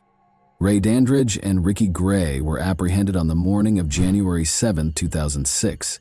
They were staying at Dandridge's father's house in Philadelphia when the cops discovered them. Dandridge lost all self-control an hour after their arrest. He admitted to killing Ashley Baskerville and Mary and Percy L. Tucker. However, that was only the start. Gray, who had been quietly boiling in his cell, requested to talk to a detective 12 hours later. It was chilling what came next. Gray handed out a 3-page confession in great detail. He didn't mince words. He revealed in his confession how he had mercilessly murdered the Harvey family by using a claw hammer and a kitchen knife. Instead of attempting to defend his behavior, he stated, "I don't believe sorry is strong enough. None of this was necessary." However, he continued even after confessing to the Harvey murders. He continued by acknowledging that he had participated in the Tucker Baskerville killings and that he had battered his wife Treva to death, while Dandridge restrained her. Gray even admitted to attacking Ryan Carey in a vicious manner. Everything spilled out as the floodgates had opened. The cops put together more and more of the story as the investigation went on. Ashley Baskerville's involvement was confirmed by January 8, 2006. Not only was she a victim, who happened to be in the wrong place at the wrong time, she had taken an active part in the killings and robbery. It was evident from the evidence that she had contributed, including witness statements and objects discovered throughout the investigation. Ashley served as the lookout when Gray and Dandridge broke into the Harvey residence to rob them. One day, the monsters threw out Ashley, a discarded toy, at random. Ashley feigned victimization, according to Gray and Dandridge's confessions. As part of the scheme to loot her parents, she had consented to being bound. However, Gray decided he was done with her when things went wrong. He killed her as well because he no longer needed her, then took her parents' car to flee. It was all a perverse sequence of deception, coercion, and heinous violence. The confessions from Gray and Dandridge showed how profoundly they were implicated in the deaths of so many people, and what began as a robbery turned into something far deeper. The neighborhood would be rocked by their arrests, leaving a path of broken lives and unsolved questions in its wake. Like the atrocities they committed, Ricky Gray and Ray Dandridge's judicial processes were dramatic and terrifying. The murders weighed heavily on both men when they were tried in Virginia's City of Richmond Circuit Court. Legally, things began to take shape on February 9, 2006. Due to his involvement in the horrifying killings of the Harvey family, Ricky Gray was charged with 5 counts of capital murder. These accusations included killing twice in 3 years, killing several people in one act, killing during a heist, and killing 2 children under the age of 14. Dandridge was accused of 3 counts of capital murder in connection with the Baskerville Tucker family's killings. However, his involvement in the Harvey killings would later be covered by one of those accusations as well. Dandridge first entered a not guilty plea, but as the trial progressed and the evidence against him became more compelling, he drastically changed his mind. He agreed to a compromise that would keep him in prison for the rest of his life without the chance of parole when he changed his plea to guilty for all 3 murders just before the closing arguments. He did this to escape being executed, yet it was obvious that he was guilty. However, Gray remained steadfast in his not guilty plea. In an attempt to gain some leniency, his defense team claimed that he had been sexually and physically abused as a child, and that he was under the influence of PCP when the killings occurred. However, the jury remained unconvinced. They convicted him guilty of all 5 capital murder charges following a 4-day trial and only 30 minutes of deliberation. The jury suggested life in prison for the other 3 offenses and the death punishment for the murders of Stella and Ruby Harvey, the Harvey children. Gray's death sentence was formally imposed on October 23, 2006. However, the court cases continued. Ricky Gray was also charged in December 2006 with the murder of Cheryl Warner, 37, a mother of 3 whose body was discovered in a burning house in Culpeper County. Gray would have to deal with yet another horrifying act. She had been shot and hanged in the basement. However, due to conflicting evidence, this charge was ultimately withdrawn in 2008. Gray's case continued to drag on even after he was sentenced. His execution was repeatedly postponed between 2011 and 2015 as a result of appeals in both state and federal courts. One of his appeals was denied by the 4th Circuit Court in November 2015. Additionally, Gray's execution was scheduled for March 16, 2016, in January, 1 year later. The delays, however, continued. His attorneys appealed to the U.S. once more. Later that year, the Supreme Court decided not to consider his case. After all appeals had been exhausted, Governor Terry McAuliffe finally rejected Gray's request for mercy in 2016. He was set to be executed on January 18, 2017. Additionally, around 10 p.m., Ricky Gray was put to death at the Greensville Correctional Center that evening via lethal injection. Ray Dandridge is currently incarcerated at Sussex 2 State Prison, where he is serving a life sentence. The trial wasn't the end of his story. He is still in prison, and the consequences of his crimes continue to haunt him. The trial and its aftermath demonstrated the depth of the evil that existed between these two men, Dandridge, who would spend his days in jail, and Gray, who would ultimately receive the death penalty. Both men left behind a path of destruction that continues to reverberate across the Richmond neighborhood. However, one question remains unanswered by those left to pick up the pieces when the dust settled. Was this really the end of their murderous rampage, or was there still more out there just waiting to be discovered? Thanks for watching, everyone. Your support means a lot to me, and you can help my channel grow by hitting that like button, dropping a comment, and sharing this video. Your engagement really makes a difference. See you soon. Hey guys, today we're diving into another truly horrifying case. If you want to support my channel, make sure to subscribe and stay active. It really helps me out. I'd be super grateful for that. Let's get started. The woman found here was just one of many who either went missing or suffered abuse at the hands of the man who lived in this house. After 2 years, the decomposing remains of these 11 women were found inside, making neighbors realize that the awful smell lingering in the air wasn't from a sausage factory, but from this very house, and it became known as the True House of Horrors. This case was so disturbing that even after his acquittal, many still believe the so-called Cleveland Strangler had more than 11 victims. That's because several other murders in this town remain unsolved to this day, and all the victims were women. So today, we remember them, because no troubled past can ever justify what they went through. And once you hear the full story, you'll understand exactly why. His name was Anthony Sowell, the man you saw casually describing how he killed his victims in that video. And like many serial killers before him, he had a troubled past. A past that shaped his twisted view of women, seeing them as nothing more than objects he could torture, harass, and kill. Anthony was one of 7 children born to Claudia Garrison, a single mother struggling to raise them all. But tragedy struck when one of Claudia's daughters, Anthony's sister, passed away, leaving behind 7 children of her own with nowhere else to go. They moved in with Claudia, bringing the total number of kids in the household to 14. Now you might have heard the old rhyme about the lady who lived in a shoe and had so many kids she didn't know what to do, but this was no nursery tale. According to Anthony's niece Leona, who was one of the 7 children forced to move in, their time in that house was pure misery. Claudia subjected them to brutal beatings and relentless abuse, while her own 7 children watched from the sidelines. In one of the most horrifying moments of her childhood, Leona recalled how Claudia, the very woman who was supposed to protect and care for her, forced her to strip naked and then brutally beat her. In a later interview, Leona recalls this horrifying experience.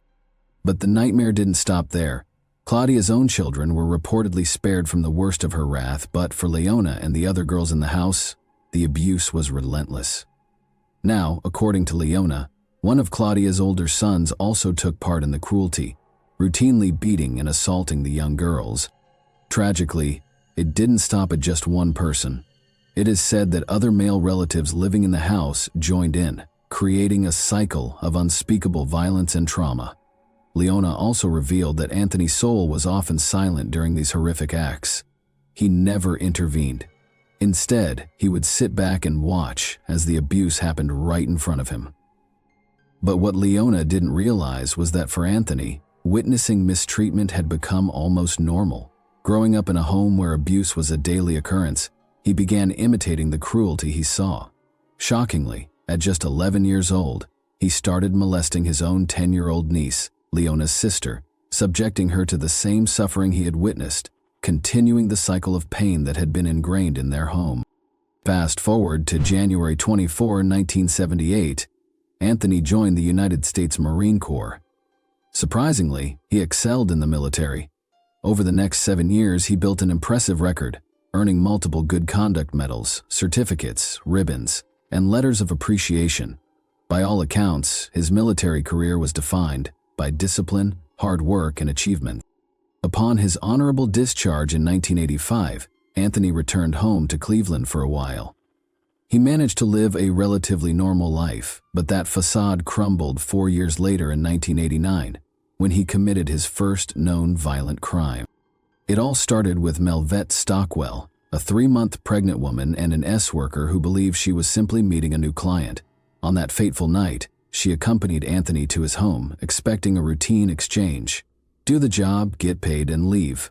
But this wasn't like her other clients. As soon as they stepped inside, the charm disappeared.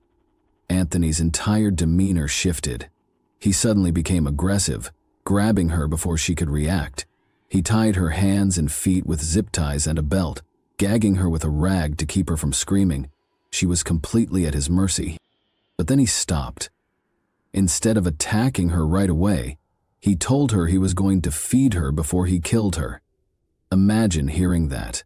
You think you're about to meet your end, but instead your captor is talking about feeding you first. Like you're on some twisted death row. The horror of that moment must have been unimaginable. But then, out of nowhere, Anthony decided to take a nap before going through with his plan. That was her only chance. In a moment of sheer desperation, she managed to break free, escape through a window, and signal for help from the rooftop. A neighbor spotted her and called the police, and when officers arrived, they found her shaking and terrified. But miraculously, she had survived. Anthony was arrested and charged with rape, attempted rape, and kidnapping. In 1989, 3 women from the same street as Anthony had already been murdered. As it turned out, Anthony was already on the authorities' radar, but despite the charges against him, he pleaded guilty to a rape and was sentenced to only 5 to 15 years in prison. While behind bars, Anthony underwent multiple psychological evaluations, yet he continuously insisted he would never commit such acts again. Despite his disturbing past, Anthony managed to convince the system that he had reformed. What's even more chilling is that he was not classified as a sex offender, meaning that when he was released in 2005, he was free to roam the streets of Cleveland, Ohio, just like any other citizen. That same year, he moved into 12,220 Imperial Avenue, a house that would soon become infamous. However, 2 years later, Anthony lost his job at a local factory under mysterious circumstances. Unemployed, he began collecting benefits and making money on the side by working as a scrap metal collector. But as his financial situation deteriorated, so did his mental state. He became more withdrawn, spending most of his time in his house, avoiding neighbors, and becoming more erratic in his behavior. Those who lived nearby noticed a change in him as he looked unkempt, distant, and was no longer the same person they had once known. Then came the turning point. Anthony began a relationship with a woman named Lori, a niece of the governor in Cleveland, and they quickly spiraled into a toxic cycle of heavy drug use, particularly crack. But while Anthony was sinking deeper into addiction, Lori wanted out. And so in 2007, when Anthony was fired from his job at the factory, Lori saw it as her chance to break free. She left him, determined to leave that world behind. Anthony, however, was far from ready to let go. The heartbreak shattered something inside him, sending him into a dark spiral. He stayed behind on Imperial Avenue, but from that moment on, his reclusive tendencies became even more pronounced. He withdrew into himself, his behavior became more unstable, and then the horrors began. That same year, a 10-year-old girl living nearby vanished without a trace. Just months later, another woman, a 33-year-old nursing assistant named Tishana Culver, disappeared. Tishana had struggled with drug addiction, but she was also a dedicated healthcare worker, trying her best to turn her life around. No one reported her missing, no police alerts, no flyers, just another woman gone. 2 months later, 25-year-old LaShonda Long, a mother of 3, also vanished. Then in October of 2008, 45-year-old Michelle Mason, who had 2 sons and was a devoted volunteer for the local AIDS task force, was also reported missing. Her mother, terrified, went to the police in early December. She begged them to look into her daughter's disappearance, but nothing happened. The case remained open, and no one connected the dots. Meanwhile, over on Imperial Avenue, a gut-wrenching stench was growing worse by the day. The entire neighborhood complained, a smell so rancid it made people gag just walking past. And the most disturbing part, Anthony Sowell himself reeked of it. Whenever someone wrinkled their nose and questioned the putrid odor clinging to him, Sowell had a ready excuse. "It's that damn sausage factory next door," he'd say with a shrug, and somehow people believed him. After all, Ray's Sausage had been in business for over 5 decades and, well, it was a meat factory. Maybe it really did stink. But the complaints kept piling up. Eventually, City Hall got involved, sending inspectors to investigate. The pressure was on, and Ray's Sausage was forced to take drastic action, spending over $30,000, 0 cents, on deep cleaning, new ventilation systems, and odor-eliminating technology. And yet, the smell didn't go away. It clung to the air, thick and putrid. By this time, Sowell was unraveling. In early December of 2008, a terrified woman ran straight to a police car parked in the neighborhood, bleeding, shaking, and screaming. She claimed Sowell had attacked her, dragged her inside his house, choked her, and attempted to assault her. When police stormed Sowell's foul-smelling home and arrested him, he had his own version of the story, insisting that she was the criminal, that she had tried to rob him. Both bore scratches and bruises, making it difficult for officers to determine who was telling the truth. Both were arrested, but later released due to insufficient proof. Just a month later, in January of 2009, Kim Smith, a 44-year-old woman who had been caring for her elderly father, disappeared. That year alone, 5 more women, Nancy Cobbs, Imelda Hunter, Janice Webb, Talicia Fortson, and Diane Turner, vanished without a trace. The alarming number of missing women in such a small area didn't go unnoticed by the community. Residents began organizing searches, handing out flyers, and trying to bring attention to the disappearances. Shockingly, Anthony himself joined these efforts, blending in with those who were desperately searching for the very women he had taken. Then came October of 2009. A woman named Shawn Morris visited Anthony's house, seemingly unfazed by the overpowering stench that clung to the air. The two spent the evening drinking, using drugs, and talking. Nothing intimate, just casual conversation. The next morning, as she prepared to leave, she realized she had left her ID upstairs. As she walked up to retrieve it, she suddenly heard a chilling click sound from behind her. Before she could react, Anthony lunged at her, attacking her without warning. He overpowered her, assaulted her just like so many before her, and then went through the house, locking all the doors and windows. It became clear that he had no intention of letting her go. But Shawn saw a fleeting moment of opportunity, one she knew she had to take. Summoning all her strength, she threw herself out of a 3rd-story window, crashing 30 feet to the ground below. Anthony, realizing what had happened, bolted downstairs, completely unclothed, desperate to drag her back inside. But this time, fate wasn't on his side. 2 passers-by witnessed the horrifying scene and immediately called 911.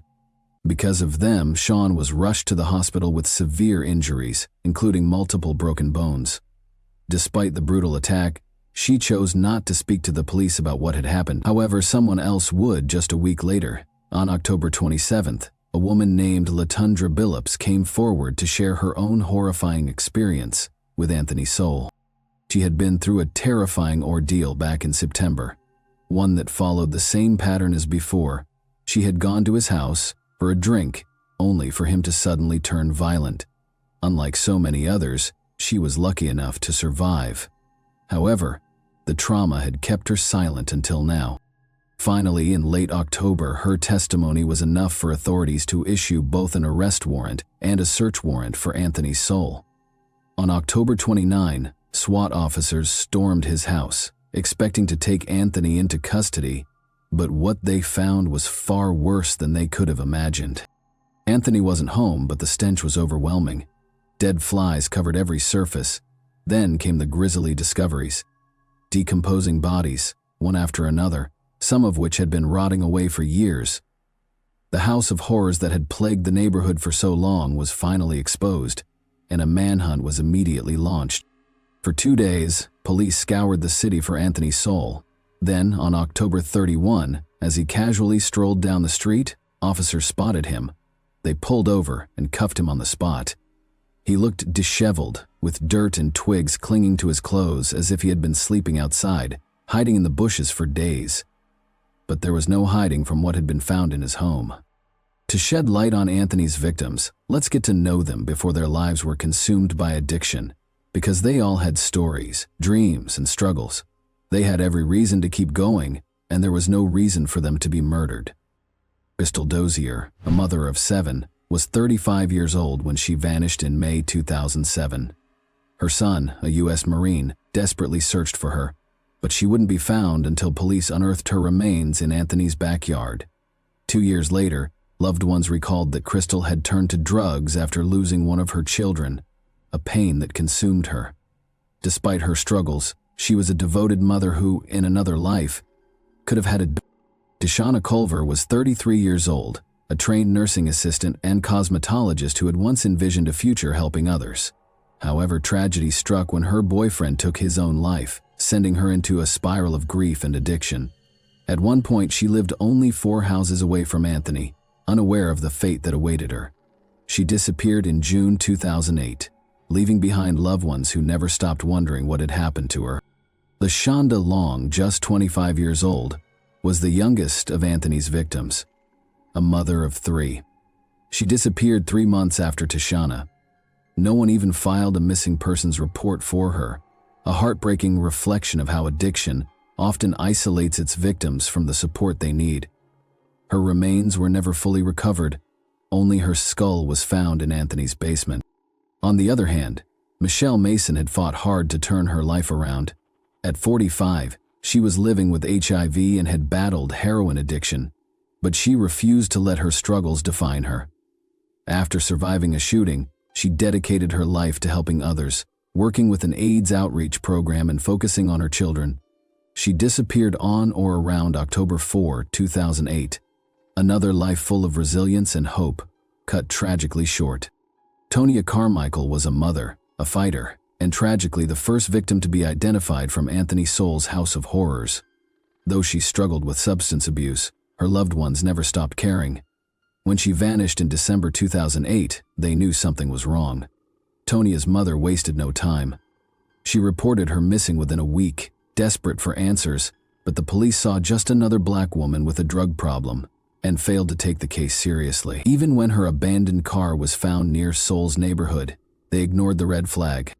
Years later, forensic testimony would expose the brutality of her death, strangled with a telephone charger, discarded as if she didn't matter. But Tonya did matter. She was loved, she was missed, and her family never stopped fighting to make sure she wouldn't be forgotten. Kim Yvette Smith, 44, was a caretaker in every sense of the word. She dedicated her life to looking after her ailing father, balancing the weight of responsibility on her shoulders. In January 2009, she disappeared without a trace, leaving her father behind and breaking the hearts of those who knew her. Imelda Amy Hunter, 47, had a life marked by hardships and resilience. Raised in Chicago, she was an avid reader, a girl with dreams before her life. Life took an unexpected turn at just 14. She became pregnant by one of her teachers and gave birth to a child with cerebral palsy who also died. This unimaginable responsibility weighed on her young shoulders, and eventually addiction found its way into her life. Yet she was more than her struggles. She was a mother, a woman who had once been full of promise. Nancy Cobbs was a 44-year-old grandmother, deeply loved and fiercely missed. When she disappeared in April 2009, her family refused to sit idly by. They kicked in the doors of abandoned houses, desperately searching for her. Tragically, her body was only discovered months later, wrapped in 6 plastic bags. Forensic testimony later revealed that she had been strangled with a shoelace, another victim of Anthony's cruelty. Talisha Fortson, 31, had a difficult upbringing, bouncing from foster home to foster home. She frequently ran away, searching for something better, but addiction tightened its grip on her. Like Talisha and Amy, no one even realized she was missing until the bodies began surfacing. Janice Webb, 48, was last seen on June 3, 2009, at her boyfriend's home in Lakewood, Ohio. Just outside Cleveland, a woman with her own battles, she never imagined that crossing paths with Anthony would be her final chapter. Diane Turner, 38, had endured the unthinkable, losing all 6 of her children to the state. The pain of separation pushed her deeper into addiction, but she was still a mother who had once held hope for her family. She was the last of Anthony's victims to disappear. In September 2009, the same month that Latundra Billups, 37, survived his brutal attack. These women were not just victims, they were women who had lived, loved, and endured unimaginable struggles. Their stories deserved to be told, not just as part of Anthony's crimes, but as a reminder of the lives that were stolen and the justice they finally received. What's particularly gut-wrenching is that by the time authorities finally captured Anthony's soul, he was 50 years old, meaning he had already spent decades living freely, committing these crimes unnoticed. His arrest on October 29, 2009, was just the beginning of a long, drawn-out legal battle. Soul's trial was initially scheduled for June 2, 2010, but what followed was a series of postponements. His defense team argued that they needed more time to prepare, review thousands of pages of evidence, and analyze hours of surveillance footage taken from a neighboring property. The trial was pushed to September 7, then to February 14, then to May 2, and finally to June 6, 2011, when proceedings finally began. Soul faced 85 charges, including 11 counts of aggravated murder and 74 counts of rape, kidnapping, abuse of a corpse, and tampering with evidence. His initial plea was not guilty by reason of insanity, but he later changed it to simply not guilty. Despite his attempts to evade responsibility, the evidence against him was overwhelming. Survivors testified, forensic experts detailed the gruesome conditions of his home, and jurors were confronted with horrifying photos of the crime scene. On July 22, 2011, after weeks of testimony, the jury found him guilty on all but 2 counts. The decision was clear. Anthony Soul was a serial killer who had preyed on the most vulnerable women in his community. When it came time for sentencing, the prosecution argued that Soul showed no remorse for his crimes. The jurors agreed. On August 10, they recommended the death penalty, and 2 days later, Judge Dick Ambrose upheld their decision. Soul was officially sentenced to death. On September 14, 2011, he was transferred to death row at Chillicothe Correctional Institution, a stark contrast to the freedom he had once used to terrorize his victims. Soul and his attorneys spent years filing appeal after appeal, arguing that excessive media coverage, a closed courtroom, and poor legal representation had denied him a fair trial. The Ohio Supreme Court rejected his appeal in December 2016, and when he took the case to the United States Supreme Court in 2017, they declined to hear it. By May 2020, Soul had exhausted all legal options. Then, before the state could carry out his execution, fate stepped in.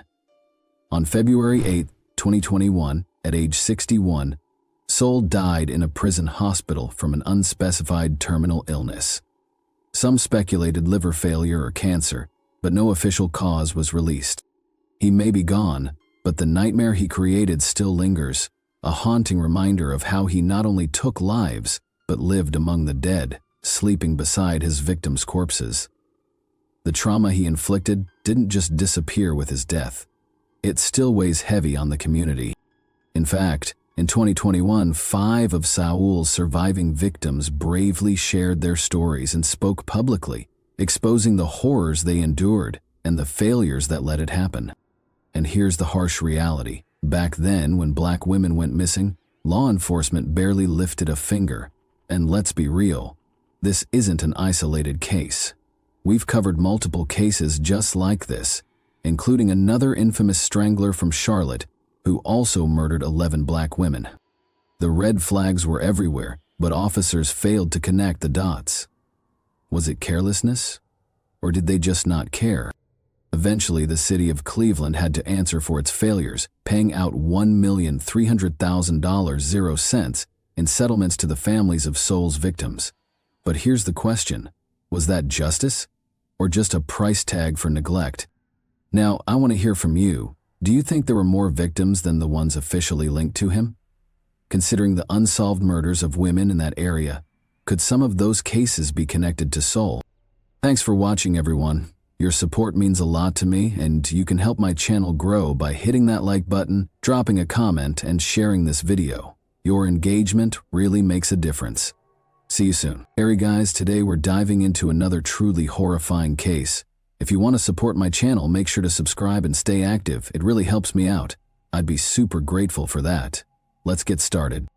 Giulia Tramontano, 29, disappeared in the evening of May 28, 2023 in the small Italian hamlet of Sanago. Her phone abruptly went silent while she was 7 months pregnant, and she stopped answering calls and messages from family members. Her living partner, Alessandro Impagnatiello, was the first to report her missing.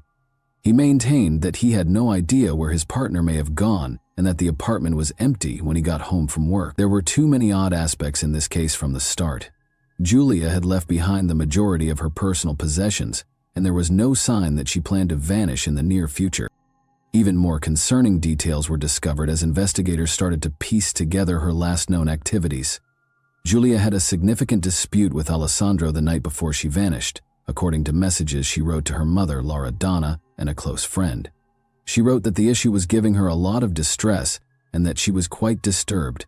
However, the most crucial query was still unsolved.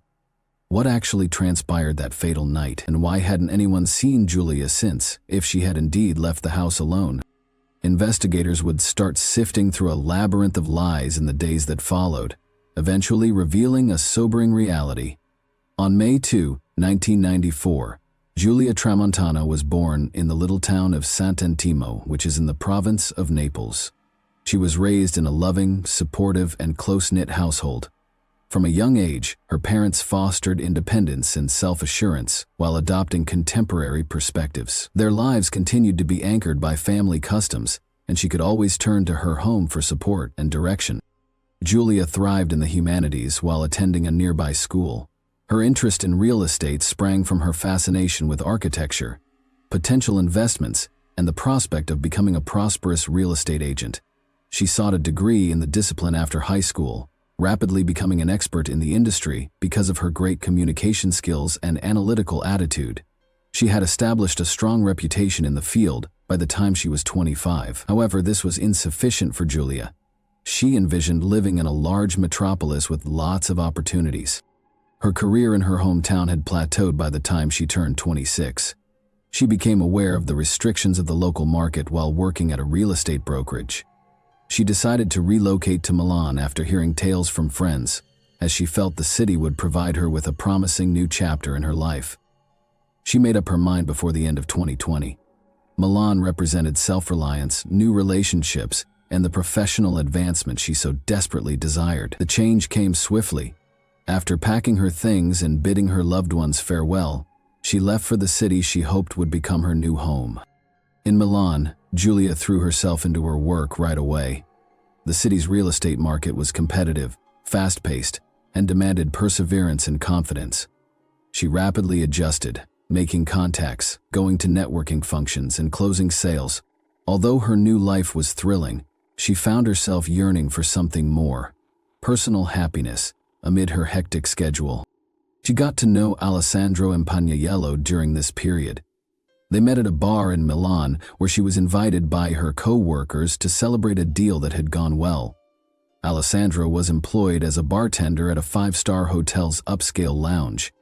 He was a year older than Giulia, gregarious, charismatic, and naturally able to connect with others. She was drawn to his charm and self-assurance. She felt as though she could unwind, temporarily forget about the demands of work, and just savor the moment with him. Their connection felt natural throughout the first several weeks. They'd talked about the future while dining at restaurants in the evenings and taking nighttime walks around the city. Although he admitted to having a son from a prior relationship, Alessandro reassured her that he was moving on from his past and was now seeking stability. Giulia thought she had at last found someone she could be with for the rest of her life. They decided to move in together just a few months after their romance blossomed. Giulia genuinely hoped that her relocation to Milan would lead to both professional and personal success. Though she didn't know what secrets Alessandro was keeping or how drastically her choice would alter her life at the moment, she was certain that he was the one she was intended to spend the rest of her days with. In 1993, Alessandro Impagnatello was born.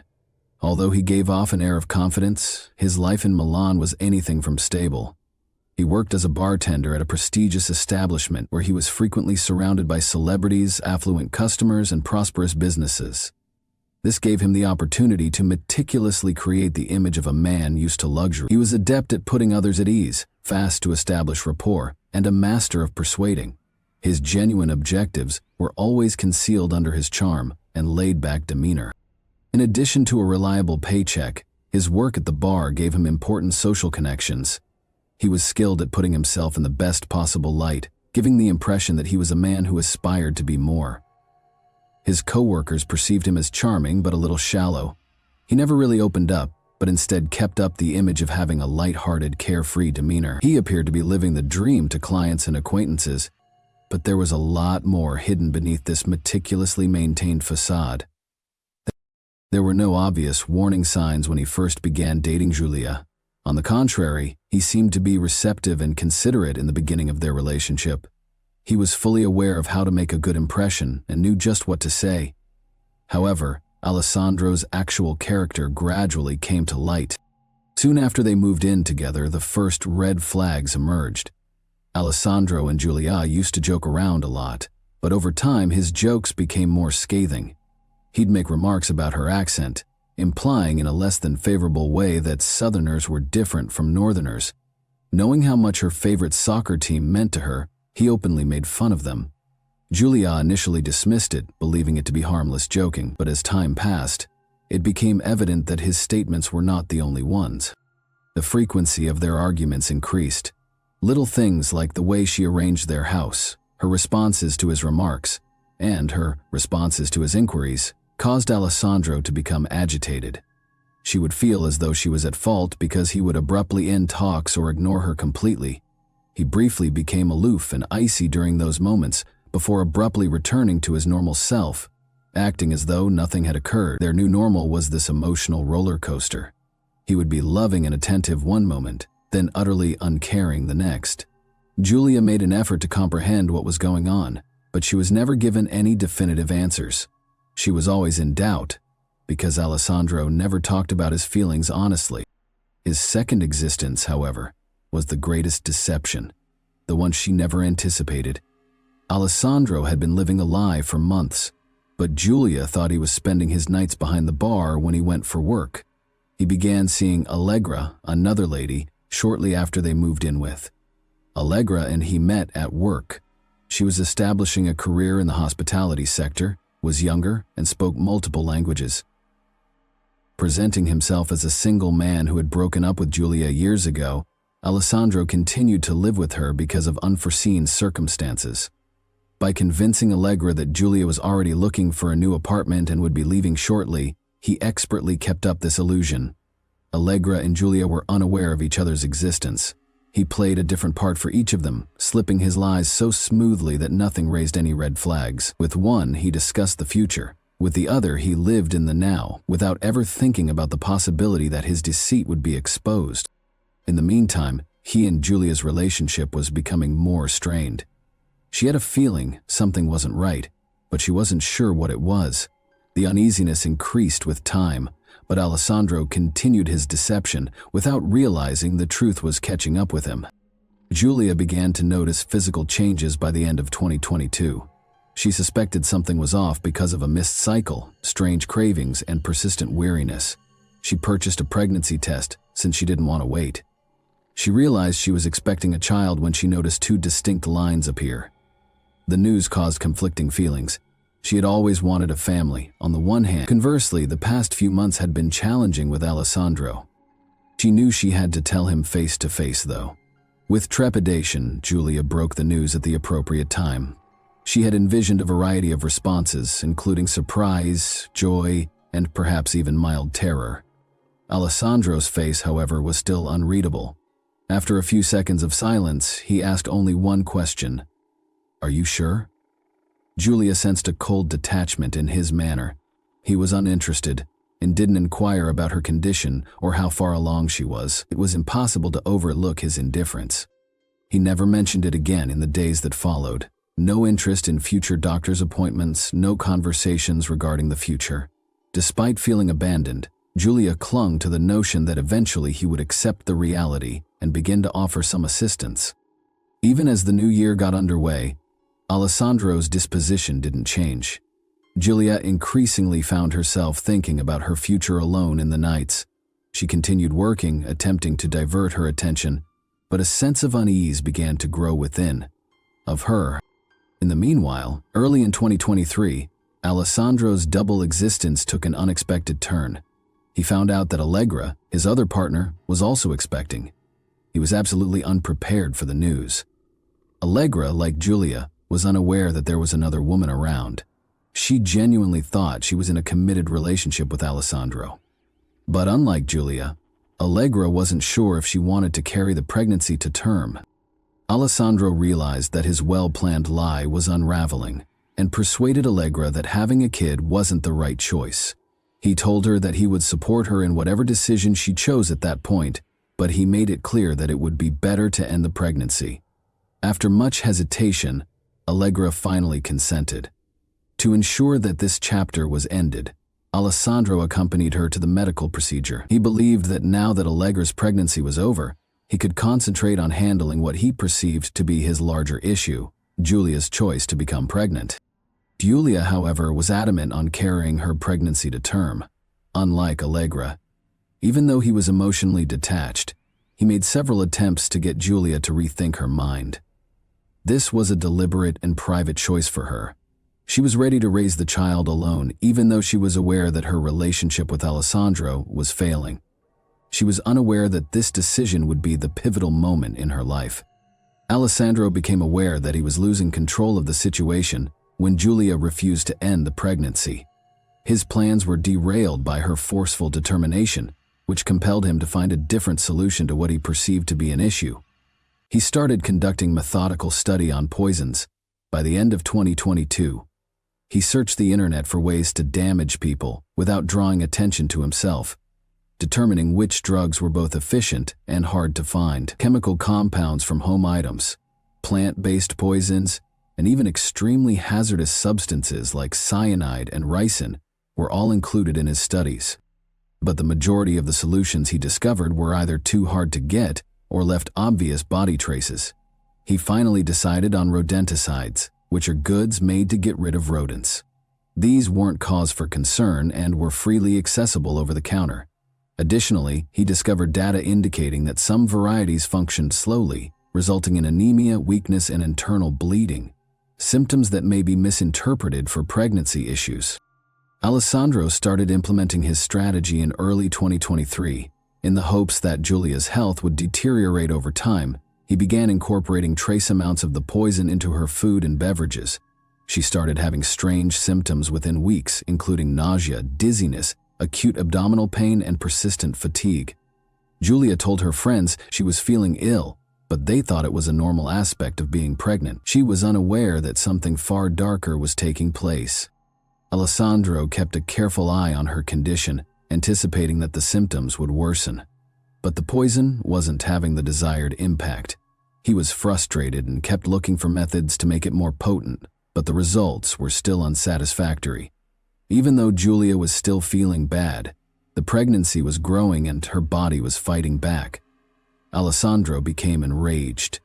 Now that his first plan had failed, he had to think of another option. Being in charge was nothing new to Alessandro. He knew exactly what to say and how to persuade each woman of his version of events, so he meticulously planned his lies. Julia thought that he was just going through a tough period and that he would eventually embrace the pregnancy. Allegra, however, was positive that his previous relationship had ended a long time ago. However, a single misstep destroyed his meticulously crafted illusion. Allegra's first warning sign was the uneasiness Alessandro displayed whenever the subject of his past was raised. He never revealed his social media, didn't talk about his past, and didn't bring up his ex. It didn't appear strange at first, but gradually contradictions began to accumulate. The actual pivotal moment occurred when she unintentionally stumbled upon recent images of him with Julia on his phone. Their intimacy and the way they gazed at one another made it obvious that their relationship was far from ended.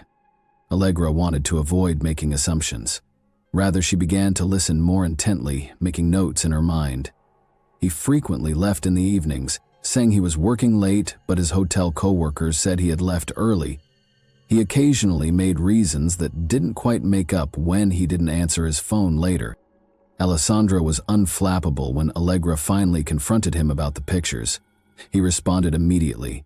He asserted that Julia was purposefully disseminating those images to mislead him with guilt because she couldn't accept their split. Allegra wanted to trust him, but there was something strange about the way he said it. His answers grew more and more implausible as she continued to probe. Alessandro suddenly modified his strategy after realizing he was losing control. Julia wasn't just refusing to move on, he said.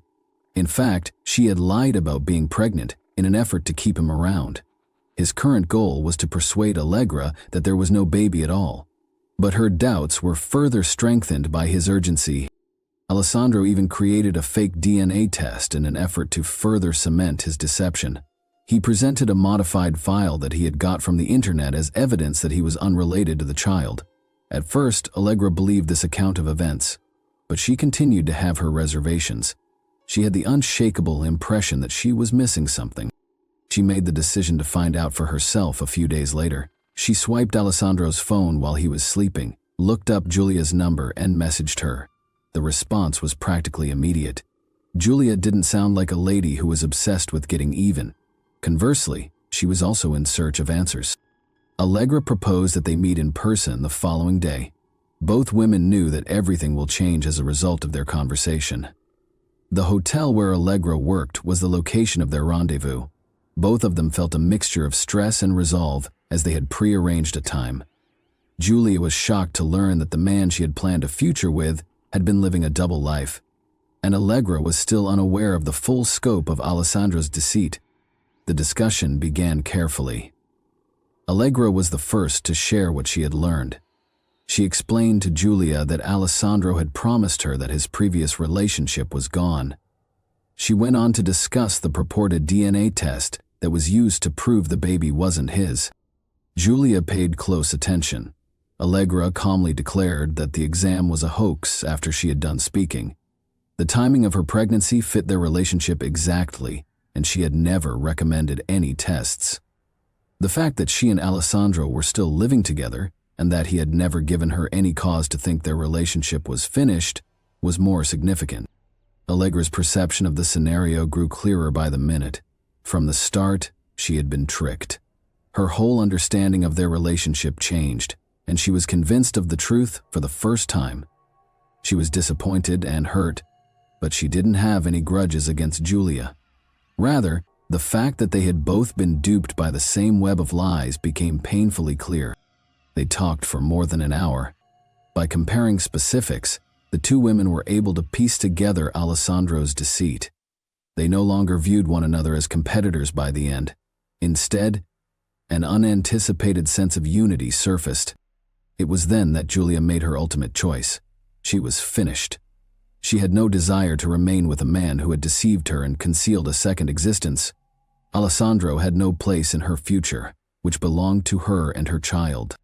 She didn't wait for the ideal opportunity when she got home. She went straight to Alessandro and told him that their relationship was finished and that she knew everything. He reacted just as he was supposed to. He denied everything at first, but then he became defensive and said she was prying into his private affairs. But Julia was not paying attention to his justifications. She told him strongly that she didn't want to see him any longer and that she was going to Naples. She emailed her sister and mother that night to explain her choice. They offered to assist her in any way they could and gave her their entire support. Julia told them that she would return home in a few days, but that she had some things to attend to in Milan first. She had no idea it would be her last night. Alessandro became aware that he had lost control after their talk. All he had concealed was now revealed. Julia was aware of his deceit, manipulation, and double existence. She had decided to go since she no longer listened to him, no longer believed him. He was angry at her composure. He was unable to comprehend how he had found himself in a position where his deceit had been exposed, leaving him helpless. He sensed that he was losing both his command of Julia and his meticulously constructed persona. His whole existence may fall apart if she told anyone else. Their relationship reached a breaking point that day. Alessandro made several attempts to talk, but Julia ignored them all. Without emotion, she carried on packing her belongings. He became even enraged when she remained silent. Julia didn't react when Alessandro tried to persuade her that she was mistaken, that he loved her, and that she should change her mind. He became increasingly irritated and increased his voice in an attempt to get a response, but she would not argue. He became enraged beyond control when he learned her choice was definitive. Taking a knife off the counter, he hit Julia in a blind rage. She had no time to respond. Even though the strike was quick and accurate, he was unable to halt it. Panic and fear of being seen drove him to continue, losing all self-control. 37 wounds from stabs. Standing over her body, Alessandro gazed at the truth of what he had just done. He had to dispose of the proof now. He was unable to let things alone. He was aware that blood left traces. He realized that merely concealing the body would not enough. In an attempt to destroy the evidence, he pulled her to the restroom, poured alcohol on her, and set her on fire. However, the flames did not act as he had anticipated. The remains were not destroyed, but the fire left them burning. Panic struck. He had no strategy. After grabbing cleaning tools and rags, he began washing the blood off the walls, the floor, and the furniture. Despite his repeated efforts to scrub, the stains persisted. The apartment continued to resemble a scene of a crime. He was certain that he could find a way to avoid blame, even though he knew he wouldn't be able to completely remove any evidence of what had transpired. He had no idea that detectives would soon put all the pieces together and reveal his guilt. Alessandro's initial response was to hide his tracks after realizing what he had done and seeing Julia's body in the restroom. After his attempt to burn the evidence failed, he needed another strategy. Her disappearance was staged as the initial step. He chose to give the impression that Julia had departed of her own volition. He snatched her phone and started messaging her friends and relatives in order to do this. He had to give the impression that she had decided to go on her own, since he knew they would be concerned if she disappeared without warning. She needed some alone time. He emailed her mom. Just enough information was included in the brief and ambiguous message to prevent suspicion. He then claimed in a message to one of Julia's friends that she had departed but wasn't prepared to discuss her destination. He wanted to give himself some time so that it would appear as though she had just chosen to vanish. But it was not the end of his scheme. A few hours after the crime, he went to the police himself and reported Julia missing, since he knew that someone would eventually sound the alarm. After an altercation, he said, she left the house and never came back. His account was straightforward. She was gone when he returned from work that morning. He purposefully included facts to give his story credibility. He suggested that she might have left town on her own when he informed investigators that her money, passport, and personal things were also missing. Investigators paid close attention, but something didn't feel quite right. His manner was suspicious. He spoke with too much assurance, as though he was aware of the questions that would be posed. He seemed unnervingly calm, in contrast to Julia's friends and family, who were in a panic and desperate search for solutions. Alessandro concentrated on concealing the evidence while the cops conducted a search. He realized he couldn't keep her remains in the bathroom for very long, so he initially left them there. He covered them with plastic wrap and transported them to the garage during the night. He moved the remains several times over the course of the following few days.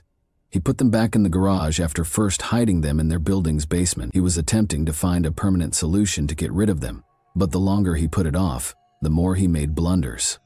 Investigators started examining his claims closely, speaking with neighbors and searching for contradictions. Even though he thought he was still in charge, he was already being pursued by the police. The police followed the usual procedures for a disappearance case when Alessandro reported Julia missing, but the first significant evidence was found in his car by forensic experts, who found blood traces. Even though he tried to sanitize it, police were able to find biological evidence thanks to current forensic technology. Julia was the owner of the blood, according to a quick analysis.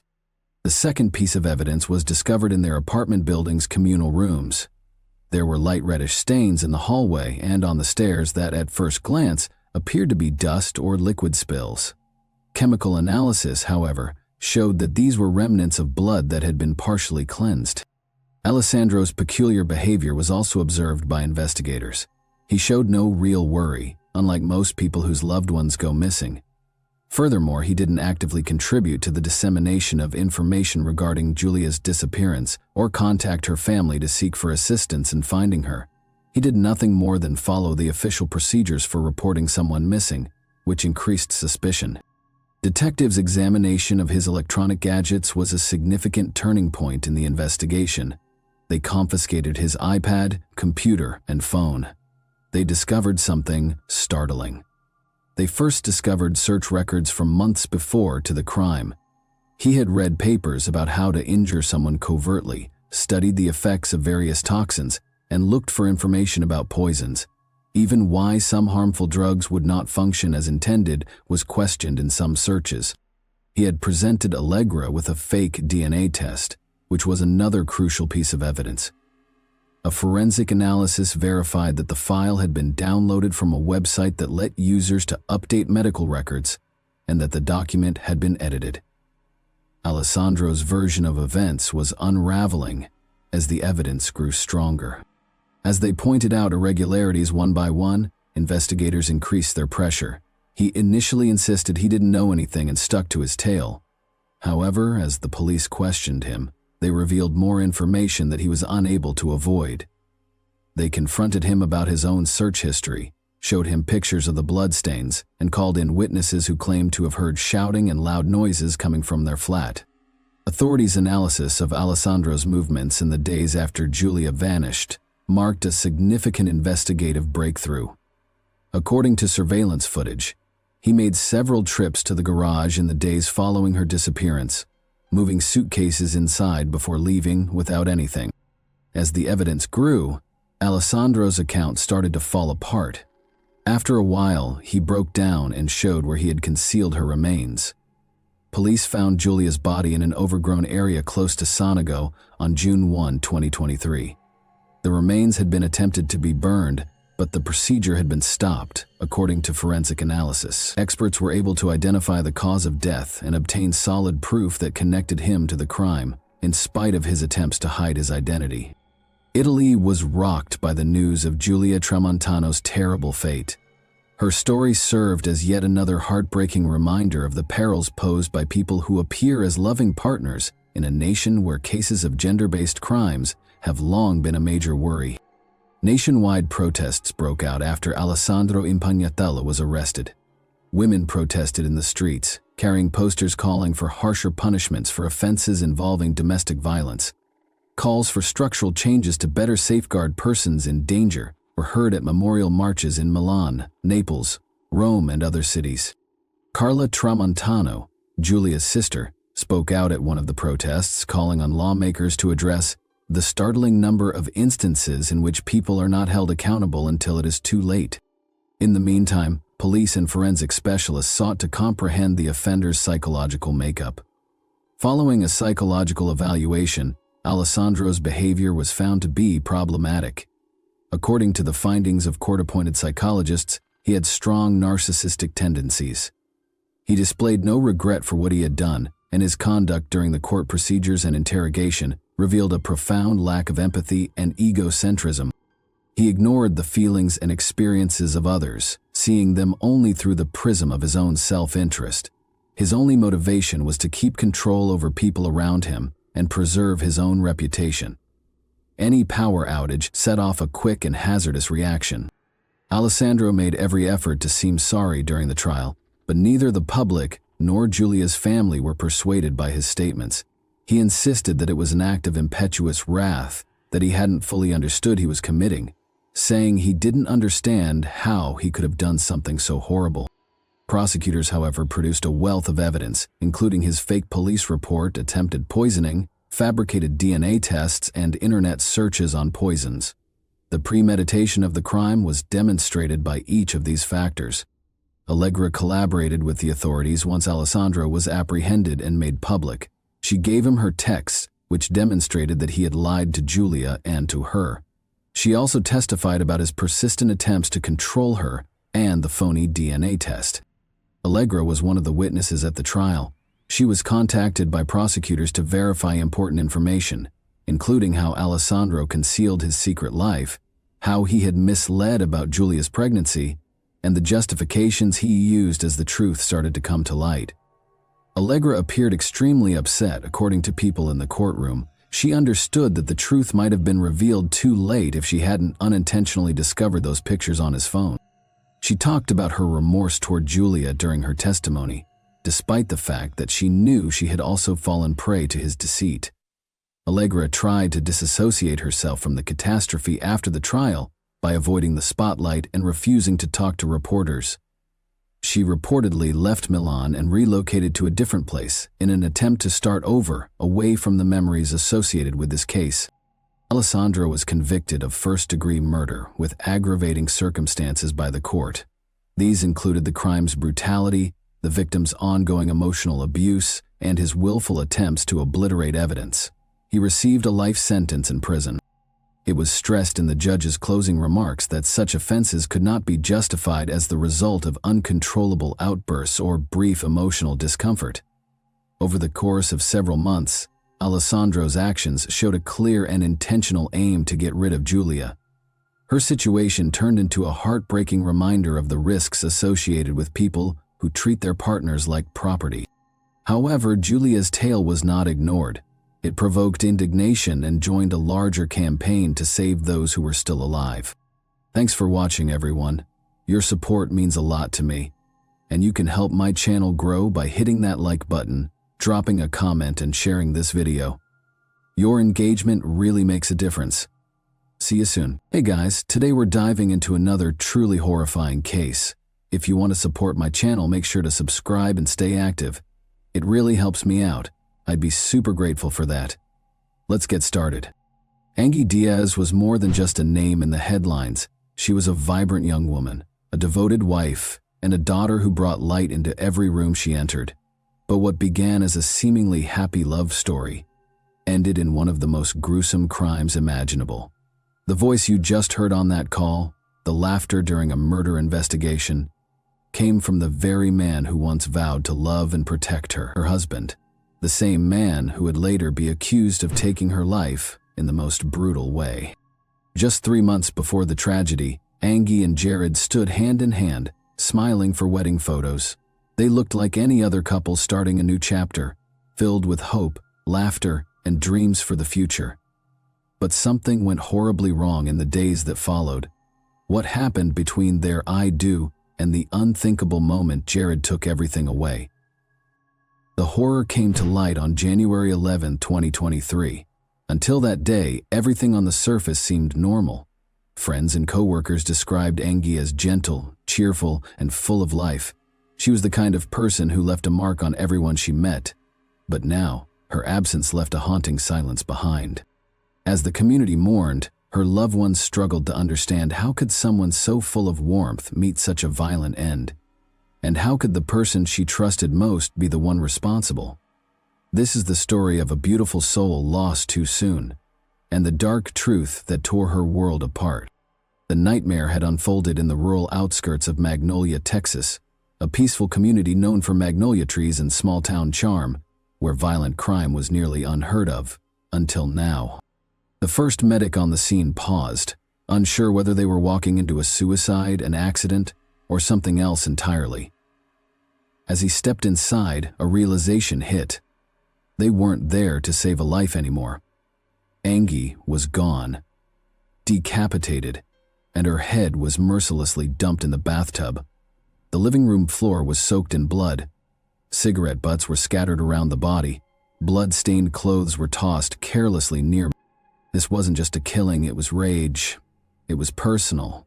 It was deliberate. What happened in that house between two people who once vowed forever? And what drove Jared Dicus to commit one of the most brutal acts in recent Texas memory. In fact, if anything, people might have pointed fingers at his older brother Wayne. He had long battled meth addiction and had tangled with the law more than once, starting back in 2018 when he was only 20. Jared, on the other hand, was the responsible one, the quiet one. He played football in high school, held a steady job as an electrician, and had a reputation for looking out for his troubled brother. He'd even called the police on Wayne once for stealing copper wire, though he later expressed regret. Now, Jared had lived in the Houston area all his life. There was nothing about his background that hinted at the horror he would eventually unleash, but perhaps the cracks were there, small fractures, waiting to split wide open. Then came Angie. Their paths crossed in 2022 at Cheap's Meat Market, where Angie worked as a cashier. A chance meeting that turned into a whirlwind romance. To outsiders, it looked like fate. They moved fast, too fast, and by October of that year, they were married. Angie Diaz had her own story. Born in Nicaragua in October 2001, she was raised by a single mother who often left the children in the care of relatives while working in Costa Rica to support them. Angie was smart, driven, and deeply loyal to her family. She studied accounting at the National Autonomous University of Nicaragua at León and was known for her work ethic and maturity beyond her years. But life took a sudden turn when her aunt, the woman who had raised her like a daughter, was diagnosed with cancer. That's when her biological mother, now in the U.S., paid smugglers to bring Angie and her siblings across the Mexican border. They arrived undocumented, seeking hope in a place that promised more than what they'd left behind. Angie quickly found work at the meat market and began promoting herself online as a personal trainer. Her posts brimmed with optimism and resilience. Reminders to celebrate your own victories because no one else truly knows what it took to earn them. But not everyone shared her urgency. Her mother, cautious and protective, told her to have patience, reminding her that things would come with time. Finances were tight, but Angie didn't want to wait.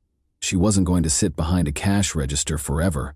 She had dreams, and in those dreams, Jared Dicus was suddenly front and center. He came across as charming, a former football player with small-town charisma and enough edge to feel exciting. Angie was smitten. Their social media feeds became a showcase of their young love, filled with laughter, road trips, and a carefully curated intimacy for their online audience. They got married just before Angie's 21st birthday. But not everyone was convinced this was her fairy tale ending. According to one of her closest friends, Angie had previously been in a serious relationship with a man named Jose. She had been planning to marry him in the U.S., a future that never came to be. But then she grew distant with everyone else in her life, almost around the same time she met Jared, the boy she thought would save her from the misery of a mundane life. Somewhere between letting go of that past and clinging to this new love story, Angie had rewritten her future in Jared's name. It was more of a fast-forwarded romance, so much so that Jared's family didn't even fully know who Angie really was. And maybe that speed wasn't just about love.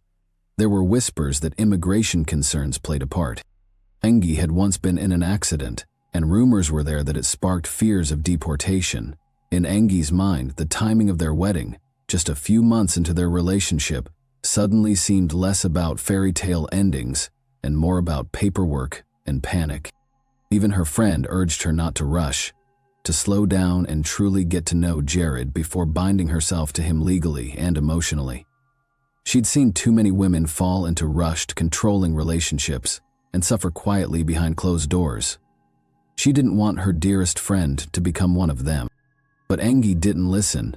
Her uncle, who was a witness at her wedding, had noticed how quickly things were moving between her and Jared.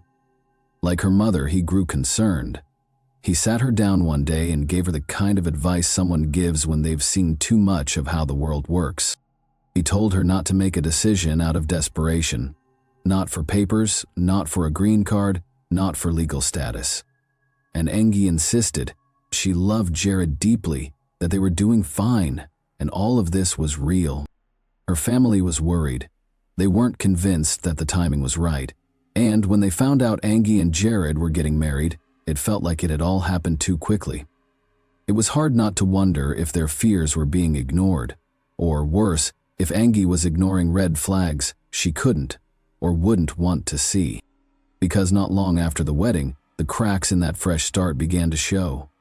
Maybe Angie truly believed this was her fresh start, that this love, this man, this marriage could be her new beginning, a clean break from the sacrifices and hardships of her past. But whatever happiness she clung to was built on shaky ground, because while social media told one story, a blissful young couple glowing with affection, the reality was much darker.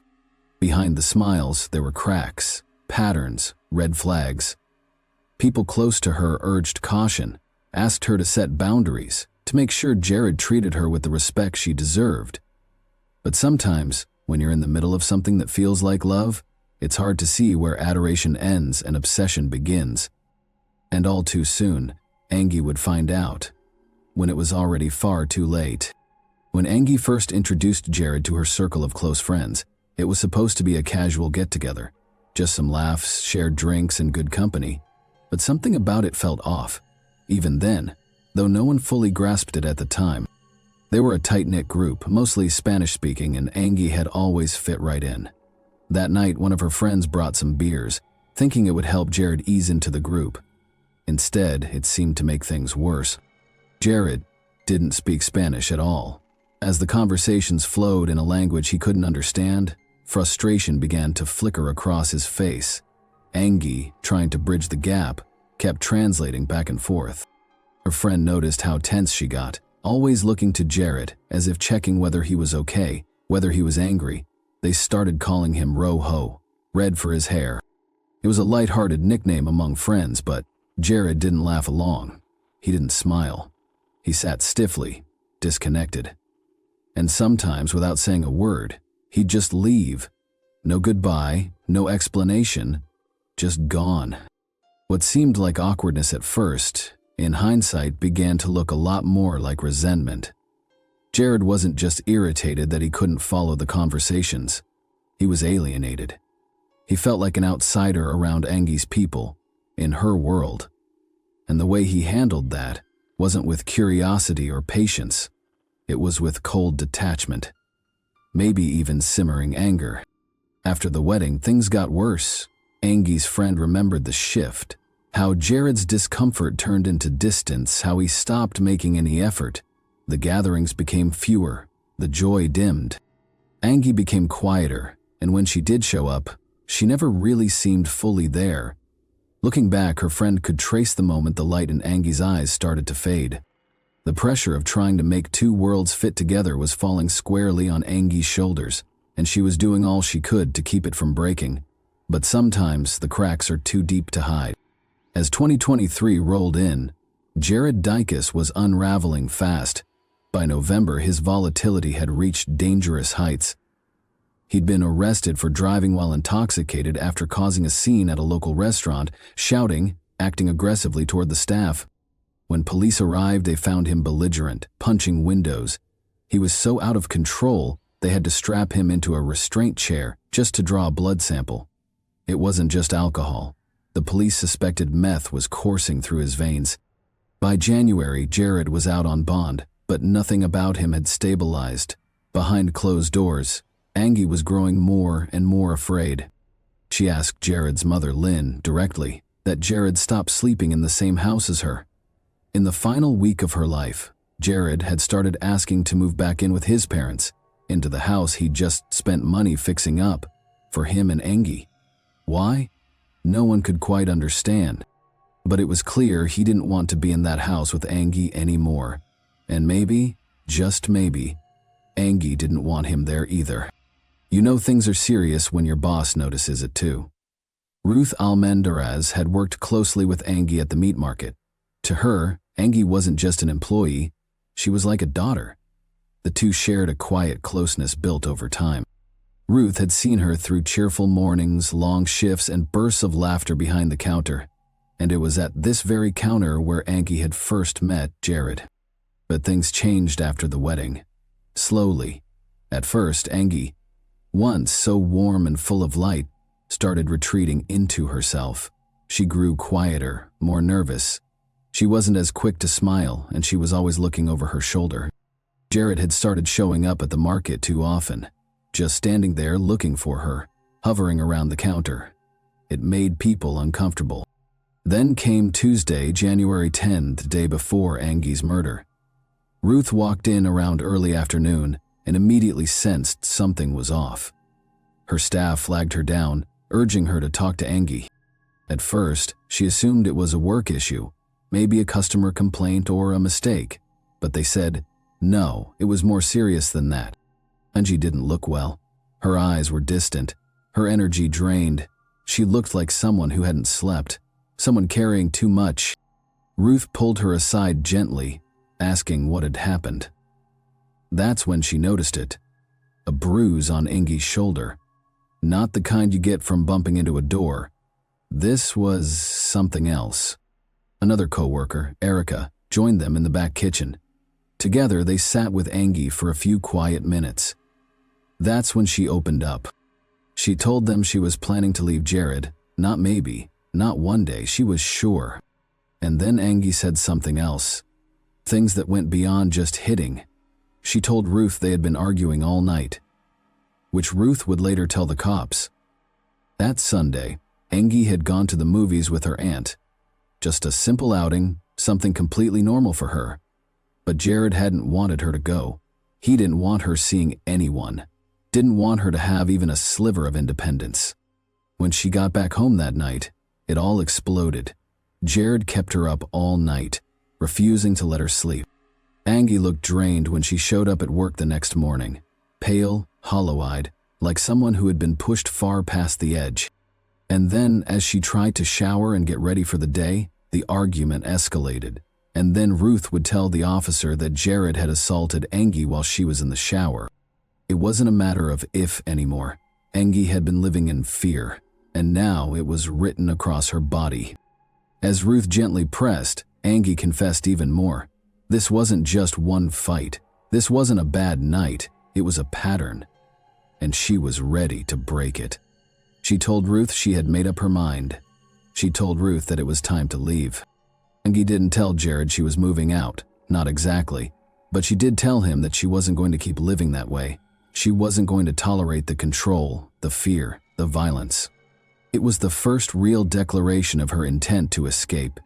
But what no one knew then was that this small act of resistance, this whisper of freedom, might have been what sealed her fate. And when Angie paused while telling the horrors she had faced, Ruth put a stop to the conversation, saving it for later. They made plans to talk again. Angie had Friday off and told Ruth she wanted to go for coffee somewhere quiet, away from the market, where she could finally say everything without people overhearing. But that coffee never happened. Tuesday was the last time Ruth saw her alive. After the murder, Ruth checked the security footage, desperate to find proof of that final conversation. The cameras had captured them talking at the register, but there was no sound, no microphone, just a silent video of a young woman, bruised and broken, sharing what she could before she ran out of time. And that silence would haunt Ruth forever. Then, on the night of January 8th, just 3 days before Angie's murder, something unsettling happened. At nearly midnight, Jared made a strange call to 91011. He was disoriented, paranoid, barely coherent. In a shaky voice, he claimed he'd taken drugs and needed help. He didn't seem sure of anything. Not where he was, not what he had taken, not why he even called. But he did ask for an ambulance. Paramedics were dispatched immediately, but just a few minutes later, Jared called again. Still confused, still mumbling about feeling unwell, unsure whether he meant what he said. It was clear something had altered his state of mind. Something strong. When the medics arrived, they transported him to the hospital, where it was confirmed Jared had been using methamphetamine. It was a devastating blow to his family.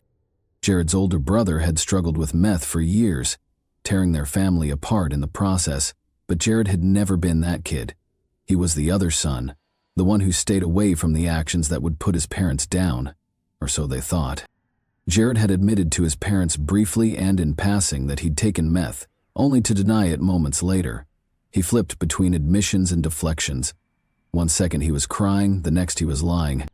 The moments between might be uneventful for those who did not witness what happened between this couple, but it became evident on January 11 how deep trouble ran through in those days. It was a Wednesday morning, quiet, uneventful, and eerily still, but the silence was about to be shattered. Jared had returned to his home around 4 a.m. after what seemed to be a typical shift. His house, nestled in the back of his parents' property, sat dark and isolated. He slipped inside without much notice. No one saw him again for several hours. It wasn't until 12:30 p.m. that his mother, Lynn, caught sight of him again. He came back into their house, but something was off. He seemed nervous, unfocused. And then she heard it. A phone ringing. Not his usual ringtone. Not even his usual phone.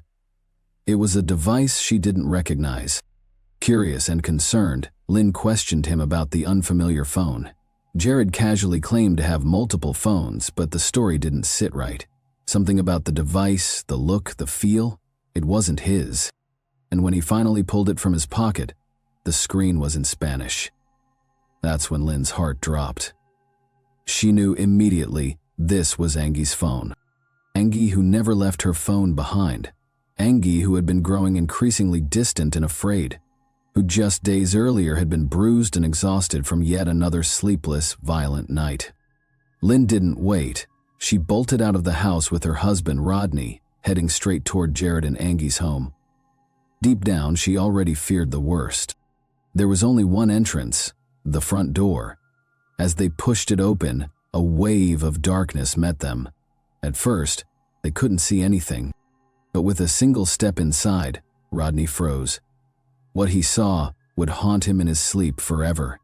He turned to his wife and told her not to come in, but it was too late. Lynn stepped inside and saw the horror for herself. Angie's lifeless body lay inside. Her young face, once vibrant, was now still, brutally silenced. Panic set in. Lynn fumbled with her phone, unable to think, unable to act. Rodney grabbed it from her and made the call, not just to report a death, but to report their own son, the boy they'd raised, the man who had once promised to protect Angie, now suspected of ending her life. Lynn would then brief the officer about her son's issues. The police were called, and when they arrived, there was no question who they would arrest. Jared had been the last person with her. He was in possession of her phone. He had a documented history of violent outbursts and drug use, and Angie had told those closest to her that she didn't feel safe anymore. This, according to investigators, was the final tragic act in a toxic, unraveling relationship. A young woman who wanted out, and a man who couldn't bear to lose control. Jared was taken into custody, but that was only the beginning. The interrogation tapes would reveal even more unsettling truths about what really happened between Jared and Angie. Because when police sat Jared down and started asking questions, a new, disturbing narrative began to take shape. At first, Jared dissociated himself from the situation. Then he cracked under pressure, telling the officers that he had used the same knife against his wife that she took out for her self-defense against him. In the months that followed Angie's death, the case against Jared Dicus moved swiftly. The evidence was overwhelming. His erratic behavior, the bruises Angie had tried to explain away, the phone in his pocket that wasn't his, and most damning of all, the scene inside their home. Prosecutors argued that this was no sudden outburst. It was the tragic culmination of months of escalating violence, fueled by substance abuse, control, and a refusal to let Angie leave. Jared's defense tried to shift the narrative, claiming he'd only used meth once, that he was confused, overwhelmed, not in his right mind. But the jury didn't buy it. On July 31, the trial came to a close. Jared Dicus was sentenced to 40 years in prison, 4 decades behind bars, for the brutal murder of Angie.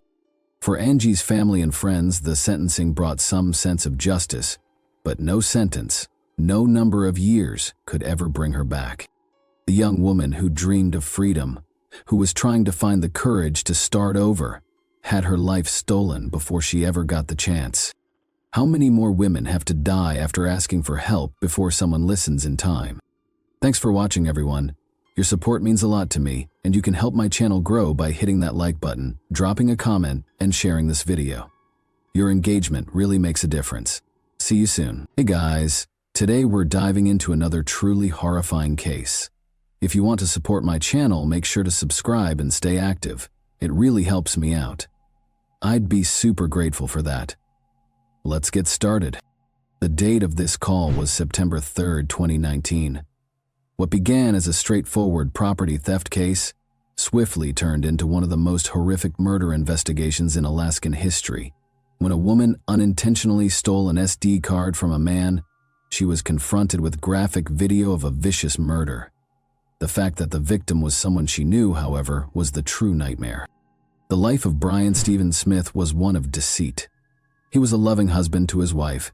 He was regarded by his co-workers at the Marriott Hotel as a giving individual who loved vlogging.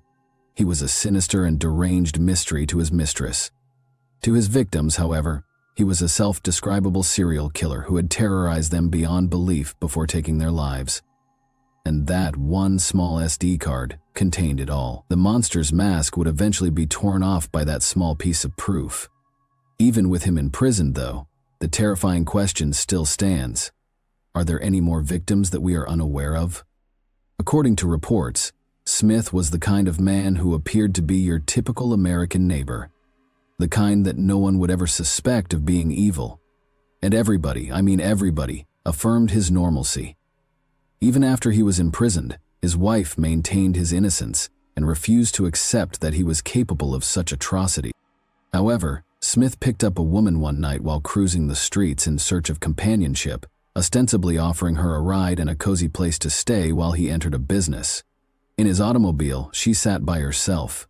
She picked up a cell phone he had left behind out of curiosity. She would be horrified by what she discovered inside. A folder named Homicide at Marriott Hotel Midtown. It contained a number of graphic images and videos that showed a woman's frantic pleas for assistance. As her body lay crushed and battered, the video showed her struggling for oxygen as a guy ruthlessly recorded himself stamping on her throat. There were 12 films and 39 pictures on the SD card, all of which documented the same horrific event. These files, which we have lawfully gotten from law enforcement, are unquestionably quite graphic. Extreme violence and a vicious sexual attack against a woman inside what looked to be a hotel room were captured on camera. The voice was audible, but the individual behind the camera never revealed his face. The woman struggled back, scratching at him, attempting to get away, but he strangled her. He once grumbled that his hand was growing weary. Instead of pausing, he started stomping down with his entire weight on her neck.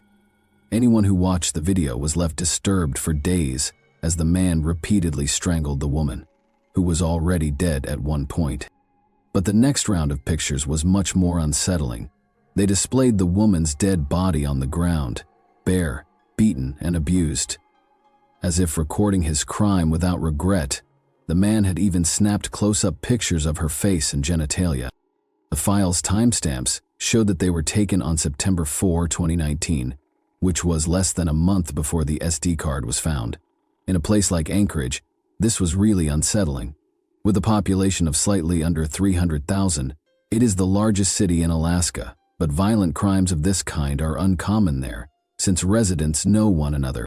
The individual never revealed his face, as was previously indicated, but officials were able to identify his voice. Investigators were already aware of Brian Smith for some reason, and they recognized him as soon as they heard the voice on the recordings. And this is how that voice sounded.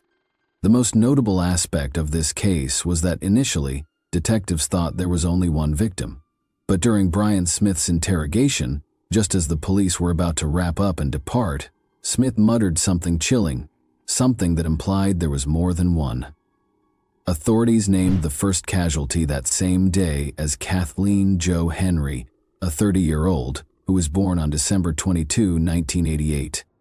Although Kathleen was not well known, she had been active on social media until 5 days prior to the horrific videos that were captured in the hotel room. Her hometown was Eek, Alaska, a secluded community of less than 500 people, primarily Native Alaskans. You couldn't even travel from Anchorage to the location because of its extreme isolation. It was more than 400 kilometers away, over rough terrain and rocky mountains. Kathleen had relocated to Anchorage from that tiny world. Divorced, she referred to herself online as a tough Alaska chick since 1997. She obtained her GED in 2012 while jailed. She had a history dating back to 2007, which included numerous charges of theft, violence, disorderly conduct, drunk driving, and resisting arrest. On January 12, 2019, she was charged with fourth-degree assault, which in Alaska can include everything from hurling bodily fluids at law enforcement or other protected people to causing physical harm. Kathleen appeared resolute in her resolve to change her past. She had mentioned feeling optimistic about the future. There were individuals who loved her. She was well-liked and well-known for her love of poetry writing. However, it's still unclear how she met Brian Smith. Police reacted to a call regarding human remains in the city's southern section, which they thought belonged to the woman in the video. 2 days after the card was found, Brian Smith wasn't even in Alaska at the time. He and his spouse were on vacation in Virginia. You could even view their YouTube videos, where they appeared to be a loving pair. Smith had no idea what awaited him at Ted Stevens International Airport when he eventually made it back to Anchorage and disembarked from his aircraft. There were already authorities. Although he was already employed at a Marriott location close to University Lake, he had returned to begin a new position at the Residence Inn, another hotel under the Marriott brand. This new job was meant to represent a new beginning. Rather, authorities intervened as soon as his boots touched the earth, and he was immediately taken into custody and accused of murder. But the real question is, how did his wife never suspect anything, and who was Brian Stephen Smith? South Africa's Queenstown, in the Eastern Cape, is where Brian Stephen Smith was born. With the exception of a series of alarming Facebook posts and an unnerving online presence, his past is still mostly unknown. He once managed a guest home in South Africa while attending Queen's College High School, and he had aspirations of opening his own hotel someday. But for whatever reason, he decided to abandon his homeland and start over in Alaska. Why he made the move has been the subject of several theories. Some others think that he may have been involved in troubling actions long before he even stepped foot in the United States, and that his dark tendencies did not start in Alaska. We do know, however, that his life changed drastically when he met Stephanie, his future wife, while playing online games. Despite the fact that Stephanie was about 20 years older than Smith, they fell quickly and forcefully. They married in 2014, just 7 months after they first met, and Smith moved to Alaska that same year. Although Stephanie was an administrative officer for the U.S. government, she was passionate about music. One job that readily handled immigration papers was immigration and naturalization services. In retrospect, Stephanie said she had no suspicions. For the record, there was no criminal history of Brian Stephen Smith in Alaska, apart from the fact that he had served in the military after immigrating to the United States. There were little data available regarding his background in South Africa. Over the years, Smith held a number of jobs, including those at the Marriott at University Lake, Dell Engineers, and Alaska Tire Service. He seemed like a regular guy adjusting to his new life. He then formally became a U.S. citizen in September 2019, a few weeks before the shocking SD card was found. Smith, his wife, and their cat shared a house in Geneva Woods, a quiet neighborhood in Anchorage at the time of his arrest. Although they appeared to be a typical pair at first glance, Smith's internet behavior suggested otherwise.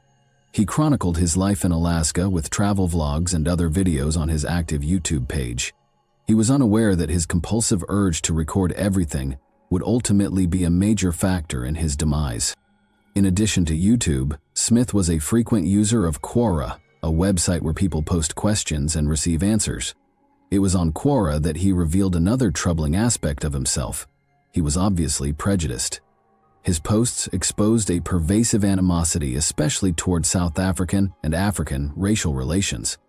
There was little question about his prejudices, because his outbursts were full of poisonous radical viewpoints. However, Stephanie, the wife of Brian Stephen Smith, emphasized once more that she never found anything odd about her husband. He was merely a hard-working man living a tranquil life in Anchorage, Alaska, with a reliable job, in her opinion.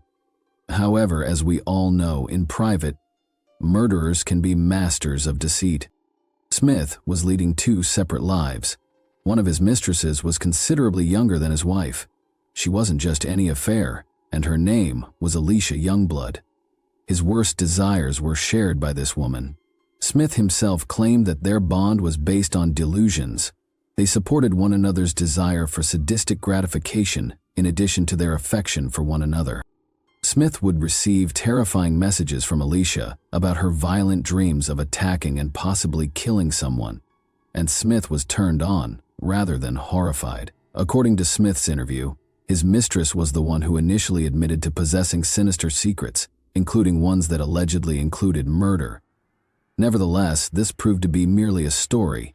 However, Smith claims that it served as inspiration for his own criminal activity. But many folks weren't persuaded. Long before Smith ever stepped foot in Alaska, they thought he had violent impulses.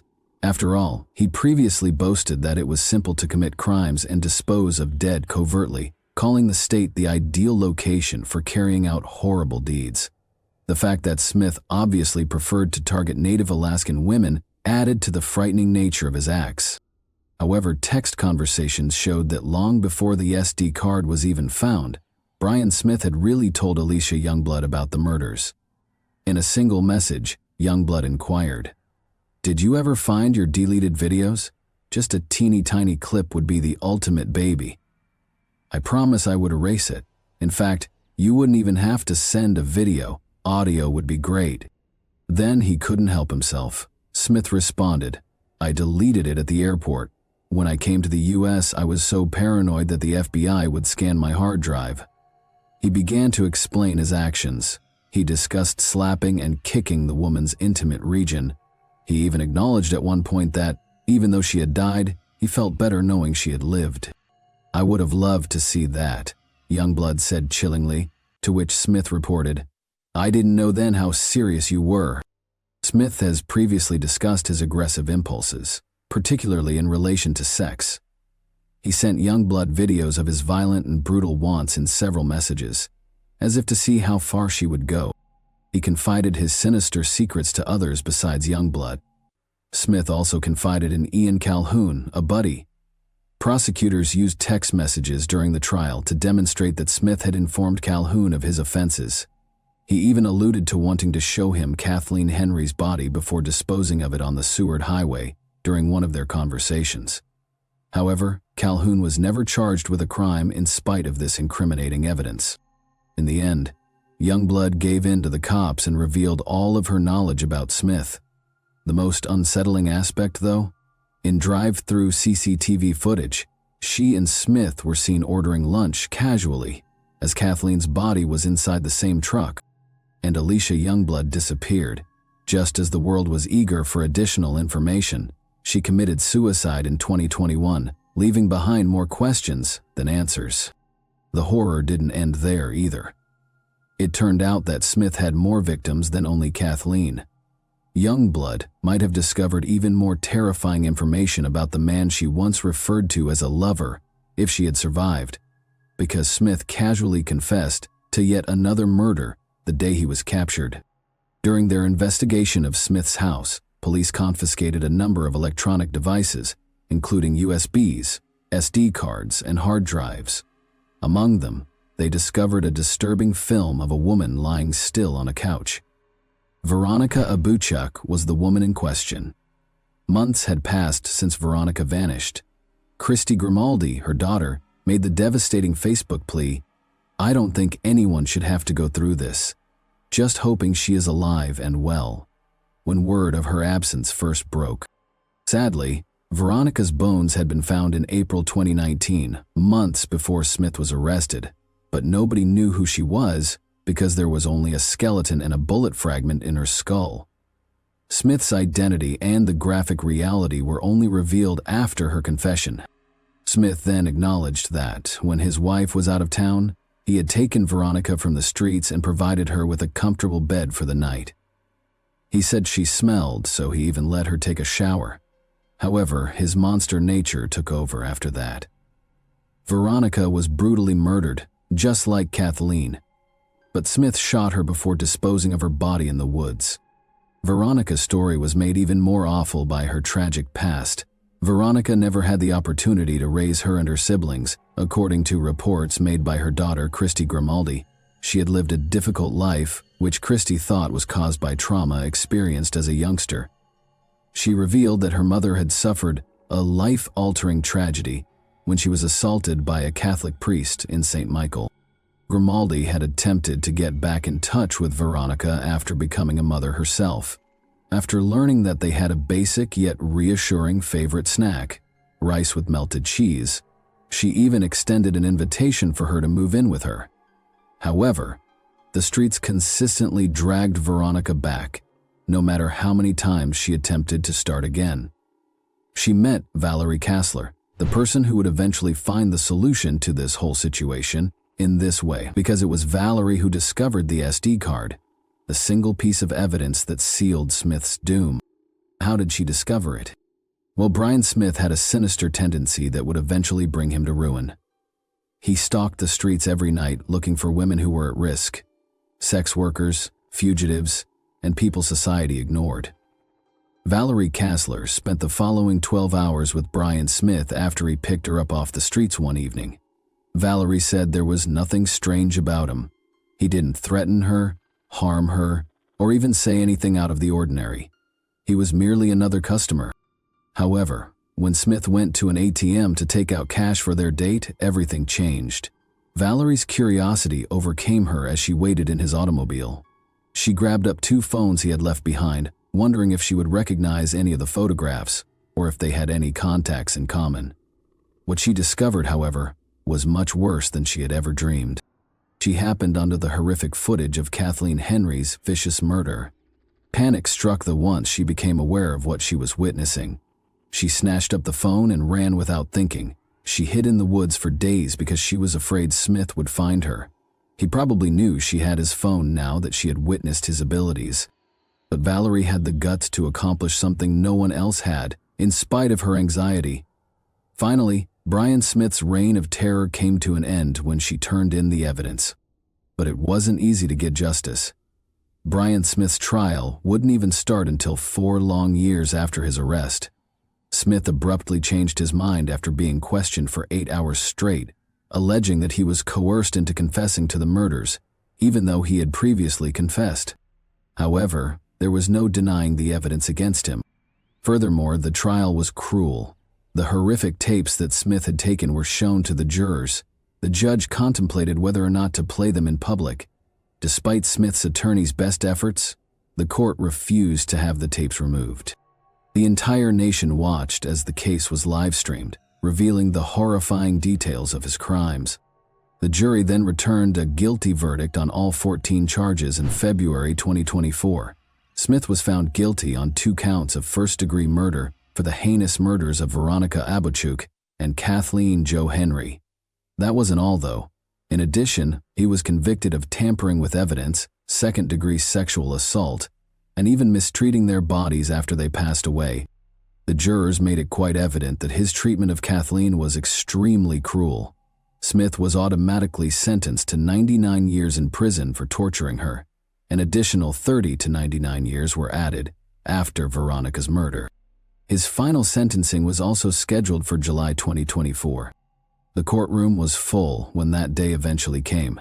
Advocates, friends, and victims' families came, many of them dressed in red to pay tribute to murdered or missing Indigenous women. In front of the court, Veronica's daughter expressed her strong desire for Smith to remain incarcerated for the remainder of his life without the possibility of release. The judge concurred. Even her niece expressed hope for a better trial outcome in one interview. Smith received a 226-year prison term with no possibility of parole or future freedom. However, the case did more than merely provide the relatives of the victims with justice. It brought attention to a far larger issue, the horrifying reality that Alaskan Indigenous women must deal with on a daily basis. Because women like Kathleen and Veronica had been going missing for too long and no one was paying notice, activists came out, calling for change and asking authorities to take more action to protect these communities. However, the fate of Cassandra Boskovsky remained a mystery long after Brian Smith was convicted. In the summer of 2019, she was last heard from, and then, one day, she just disappeared. Cassandra was more than a case of a missing person. She had 7 children and maintained good relationships with her family and friends. Her abrupt quiet was alarming. Cassandra was then formally reported missing in September 2019.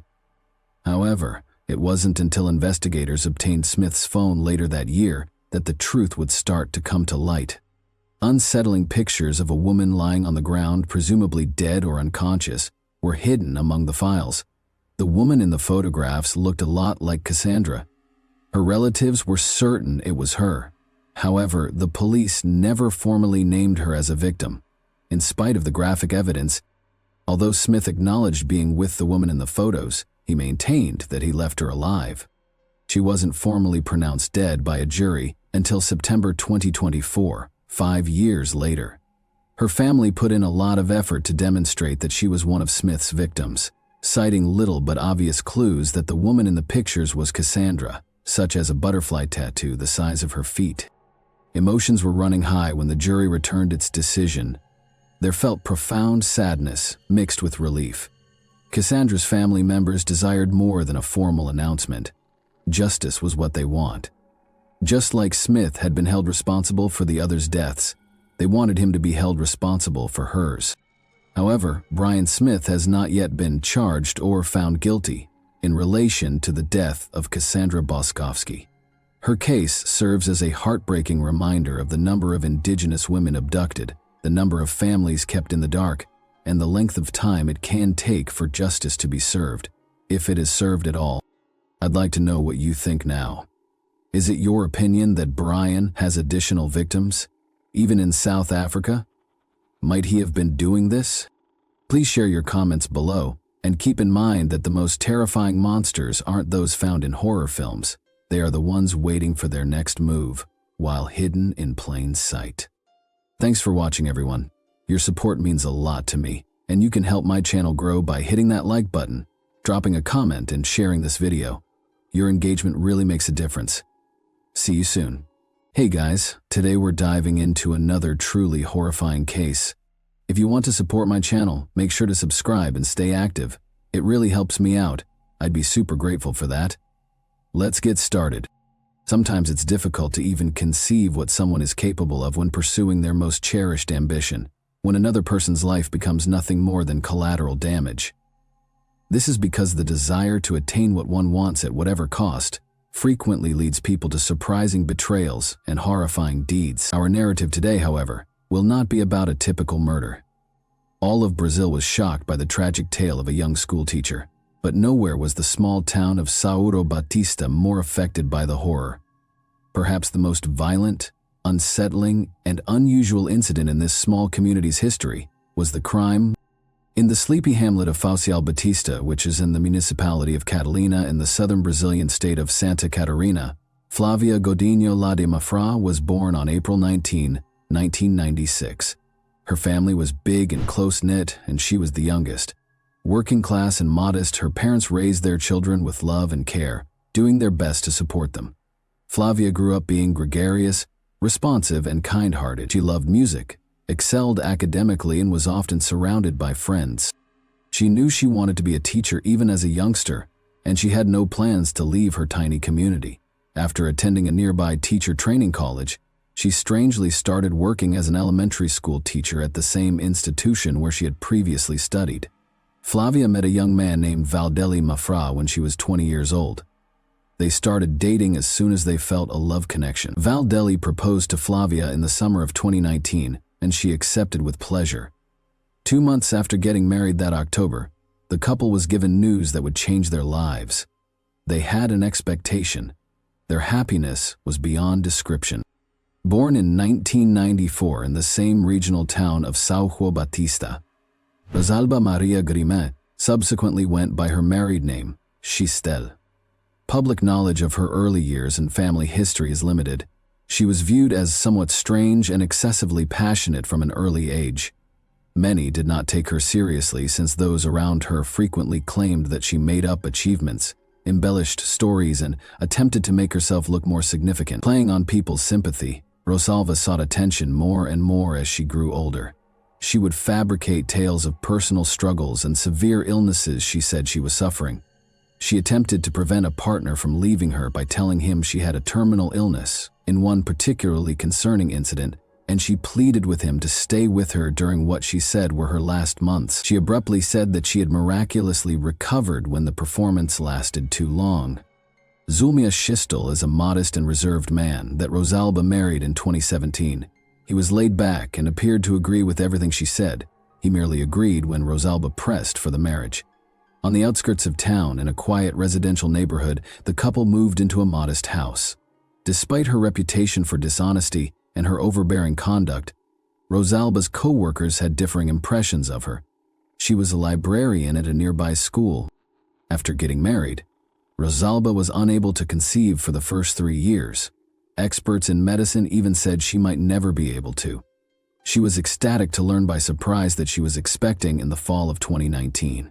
She was so happy that she told her friends, family, and coworkers about the news right away. Rosalba even shared the news with everyone she knew on social media by publishing a picture of a positive pregnancy test. She'd received an abundance of congrats and well wishes for her and the kid throughout the course of the next few weeks. But something terrible occurred in December of that year. When Rosalba was 3 months along, she miscarried. The loss left her speechless, but she kept it to herself. She instead persisted in acting as though the pregnancy was still going on. Rosalba obviously made the decision to go all in, knowing that her chances of getting pregnant again were slim. But it's difficult to determine what she had in mind at the time. Somewhere in the background, a truly unsettling plan started to take shape, and she began eating more and dressing in loose-fitting clothes to give the impression that she was still pregnant. The school began to hear of another pregnancy, that of a young teacher named Flavia, who was receiving a lot of congratulations, about 2 months after Rosalba lost the pregnancy. It was the first time the two women had gotten close. Even though they hardly spoke to one another, Rosalba suddenly became quite interested in making friends with Flavia Godinho. On social media, she added Flavia and started messaging her every day, proposing to talk or go for walks. They would have a lot in common, Rosalba said, because their alleged due dates were comparable. Knowing that Rosalba was known for being somewhat odd, Flavia was initially apprehensive, but ultimately consented to lunch with her during a work break. In an attempt to elicit compassion, Rosalba, in her usual dramatic style, told several made-up stories, and they swapped phone numbers. Her stories were only true in that she had longed for this pregnancy and had fought for years to become pregnant. The miscarriage was not mentioned by her. Despite seeing each other virtually every day at work, they initially met infrequently. As would subsequently be revealed, however, Rosalba had also used social media to connect with 2 other pregnant women from the same area, who were thought to be in a similar stage of pregnancy to what Rosalba had claimed to be. Additionally, she made an effort to become friends with them by requesting to visit their houses, or even just going out. Rosalba immediately stopped corresponding with the women she met online after learning that both of them were having boys. She had previously decided on the name Alyssa and told everyone she was expecting a daughter. Rosalba became very obsessed with Flavia after she found out she was expecting a girl around the same time. Rosalba found it harder and harder to maintain the appearance of pregnancy over time. She was often looking online for symptoms and experiences that pregnant women usually shared, and she would repeat them to her husband, family, and co-workers as though they were her own.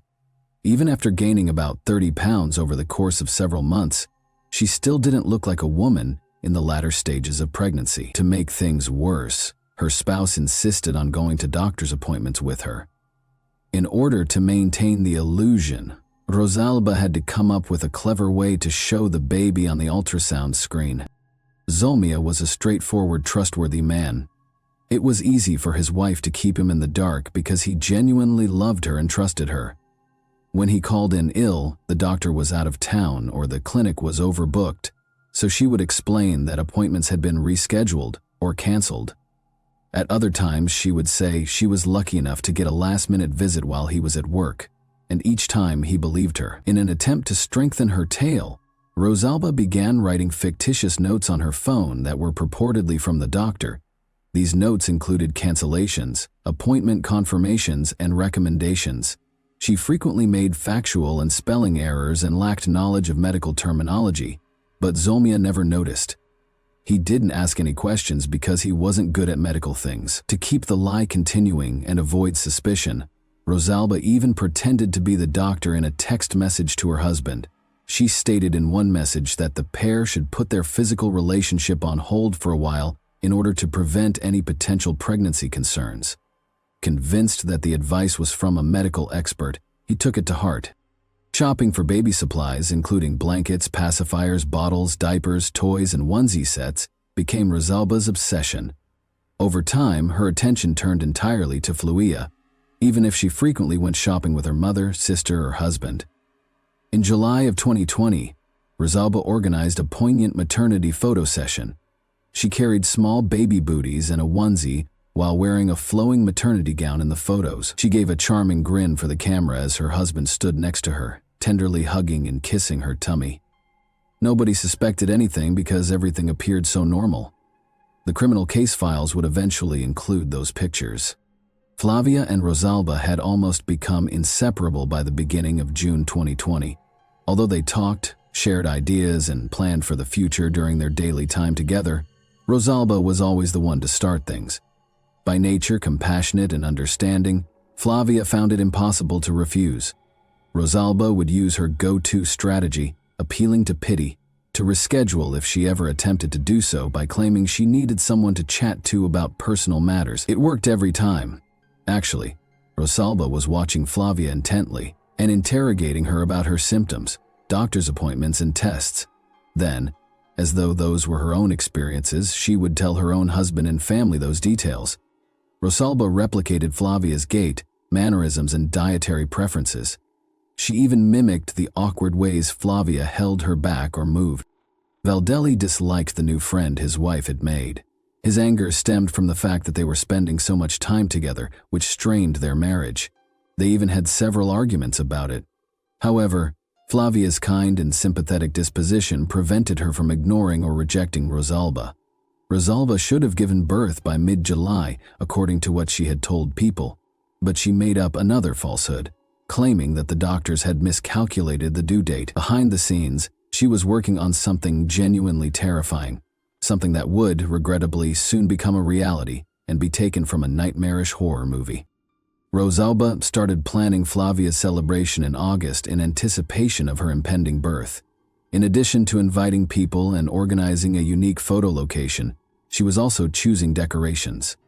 Flavia tried to decline the event in an attempt to be kind, but Rosalba took it personally and broke down in tears as she expressed how hard she was working and how much she wanted to give Flavia a meaningful gift. Flavia eventually consented without anticipating what would happen.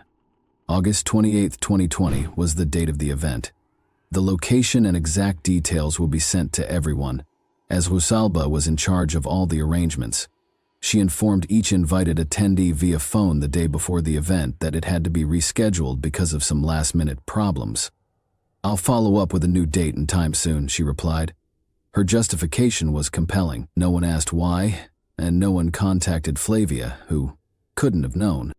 At precisely the scheduled time on August 28th, Rosalba picked up her gullible target and informed her that they were going to the baby shower. Valdelli stayed at home because it was supposed to be a women-only gathering.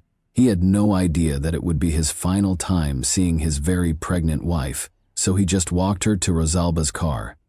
Flavia was driving and didn't know where they were headed. According to Rosalba, it was meant to be unexpected. She recommended that Flavia wear a blindfold to maintain the surprise a few minutes into the journey.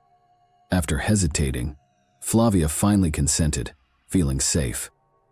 To keep Flavia calm and avoid raising any suspicions, Rosalba spoke, lightly and informally throughout the remainder of the drive. She took them to an abandoned pottery factory and a vacant ceramic warehouse on the outskirts of town. Rosalba helped Flavia out of the automobile while she was still wearing a blindfold and then escorted her into one of the old buildings. Flavia must have been startled by the uncanny odor and the silence. Before she could get the blindfold off, she reached up. Abruptly, her skull was struck by a large, hefty brick.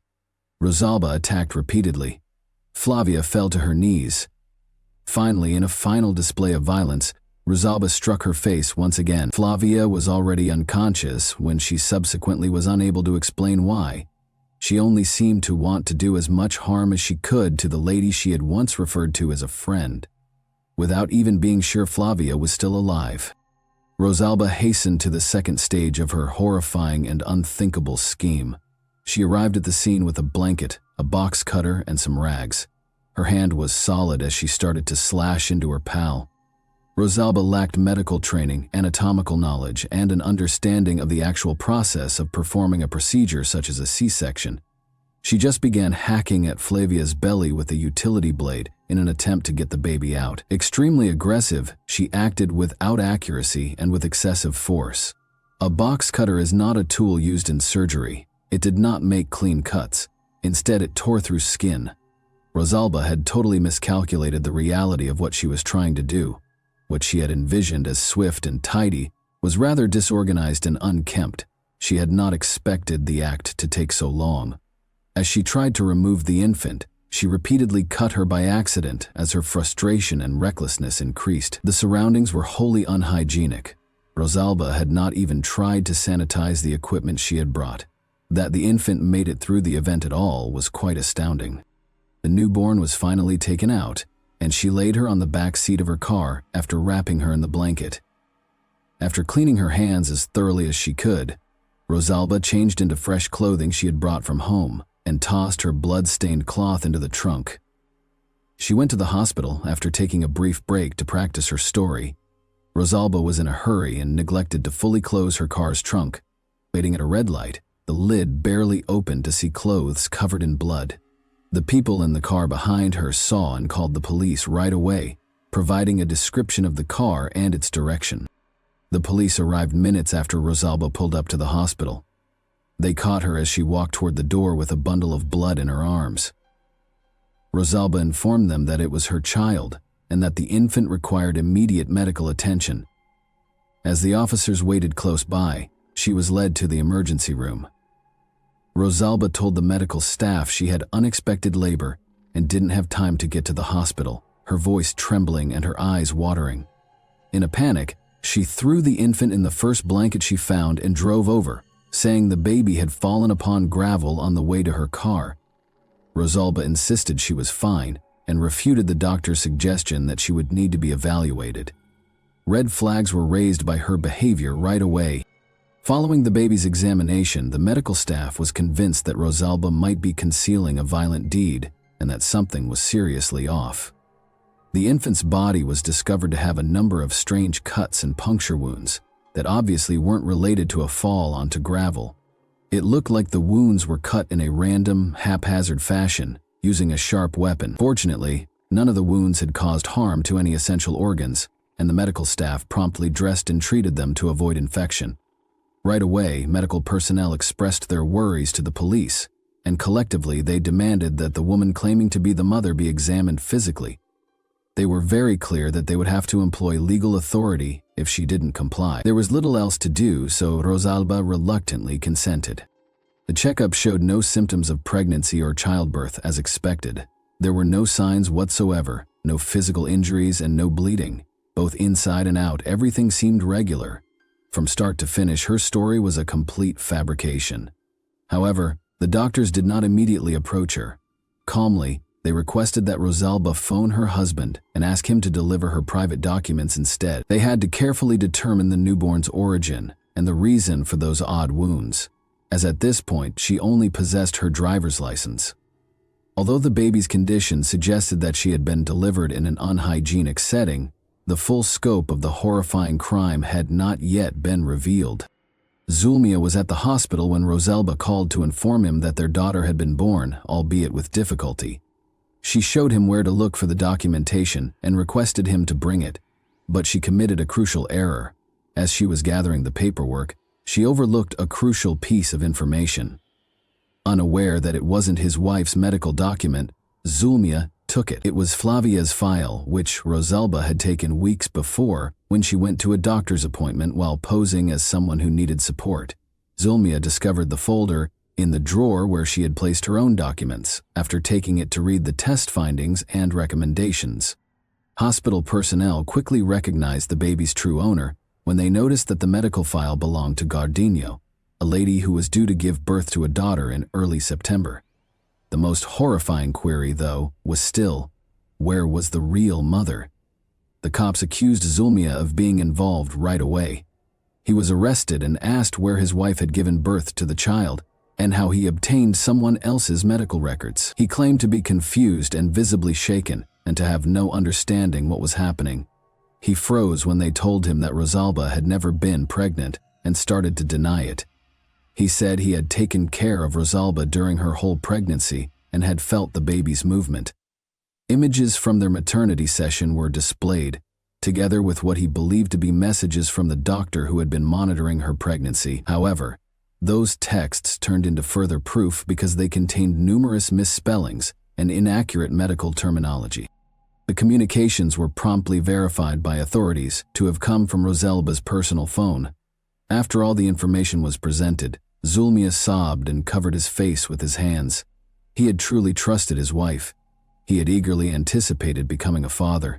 Meanwhile, Flavia had been reported missing by her husband, Valdelli Mafra. He informed the authorities that she had gone to a baby shower with a friend and was supposed to get home by 9 p.m., but she never did. She had not picked up her phone. Valdelli, alarmed, started phoning people who were purportedly invited to the celebration. He was horrified to learn that the event had been canceled the day before. Concern increased when Valdelli was unable to get in touch with Rosalba, the friend who was purportedly in charge of planning the party. She also had her phone off. Valdelli went directly to the police, not wanting to spend any more time. The hospital report about Rosalba and the newborn had not yet been sent to law enforcement at that time, so they were unaware that the two incidents might be related. When the officers promised to start searching in the morning, Valdelli wasn't satisfied. He teamed up with Flavia's parents and other family members, and they started looking on their own. In order to cover more ground, they divided into teams. Valdelli made the decision to look around town. It was Valdelli who decided to pause and look at an abandoned factory as he passed it. It was then that he discovered his wife's body, terribly mutilated. Startled and frightened, he contacted emergency services and the police right away. He had no idea what had occurred or who might have committed such a heinous deed. Police had already heard from the hospital about a woman who had arrived with a newborn by the time they reached the location. Although she claimed to have given birth, medical professionals verified that she hadn't. She also mysteriously possessed a medical file that belonged to a woman named Flavia Godinho. Authorities knew the case was obvious when they discovered the victim's name on the stolen medical file matched the one on the abandoned facility. None of the injuries alone had proved lethal, according to forensics, although the man had been hit in the head with a brick at least 5 times. The aggressive attempt to remove the infant resulted in severe blood loss, which was the cause of death. Next to the body was the box cutter that was used. Since there was ample evidence, establishing Rosalba's guilt was merely a formality. DNA analysis verified that the child Rosalba had attempted to claim as her own was, in fact, Flavia's daughter. Even though the evidence was mounting against Rosalba, she persisted in denying everything and sticking to her story. On the blade adjacent to the body, her fingerprints were discovered. Blood from the victim was discovered in her hair, shoes, and clothes. The fact that Rosalba had lied about still being pregnant after experiencing a miscarriage months prior was also verified by investigators. She hadn't given much attention to what would happen next, but she had picked her victim beforehand and had planned the entire crime to take the baby. The charges against Rosalba were kidnapping, assault causing injury to a juvenile, and aggravated homicide. She eventually went into great detail about what happened, leaving everyone in the courtroom in disbelief in an attempt to get a lower punishment. She suffered a psychological collapse after the miscarriage, and her lawyer tried to claim that she had gotten so consumed by the thought of being a mother that she had lost her sense of reality.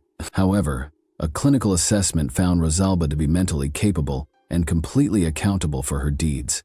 She received a sentence of 57 years in jail, with the prospect of release only after completing at least half of it. Her spouse, Zulmia Schistel, was categorically exonerated. It was established that he was unaware of his wife's plans and had nothing to do with the crime. He left São Juan Batista shortly after the arrest and sought for divorce. Flavia's family also made the decision to leave the small village where everyone knows each other after the judicial proceedings were finished. Since the tragedy had become the most talked about case in the neighborhood, they did not want young Cecilia, Flavia's daughter, to grow up in an environment where her mother's story would haunt her. Thanks for watching, everyone. Your support means a lot to me, and you can help my channel grow by hitting that like button, dropping a comment, and sharing this video. Your engagement really makes a difference. See you soon. Hey guys, today we're diving into another truly horrifying case. If you want to support my channel, make sure to subscribe and stay active. It really helps me out. I'd be super grateful for that. Let's get started. Imagine dropping off your child at school only to have their body delivered the following day. And when the truth is out, everyone tries to shield the person responsible. From his body being found in a gym mat to the startling finding of his missing organs during his exhumation, this was the reality for Kendrick Johnson's family.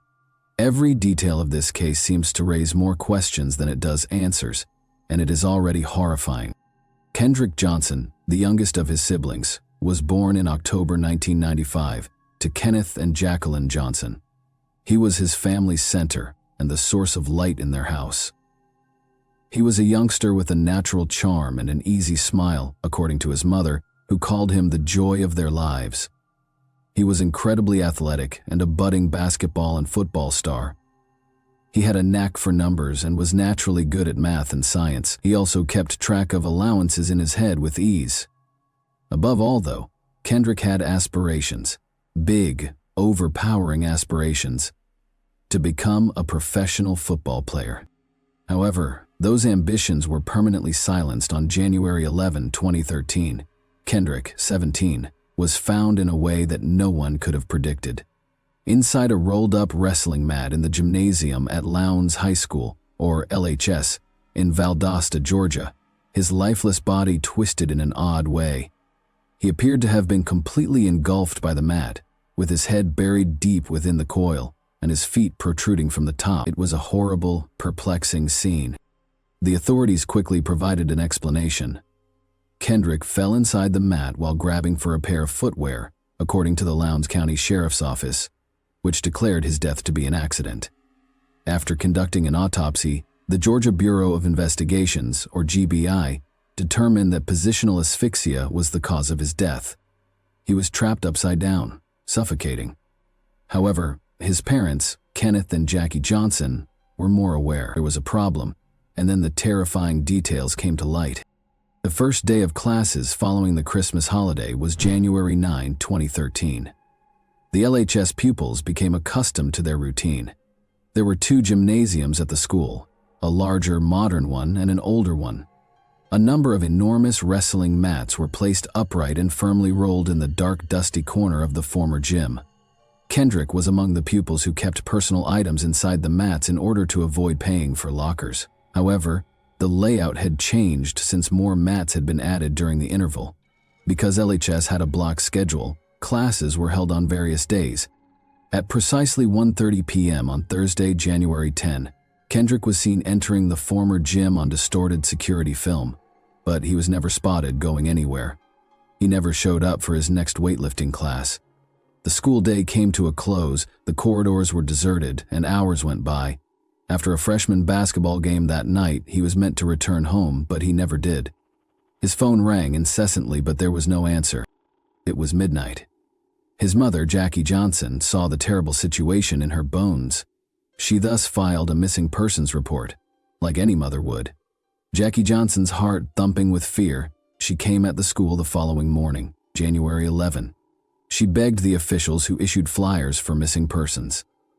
There wasn't enough time.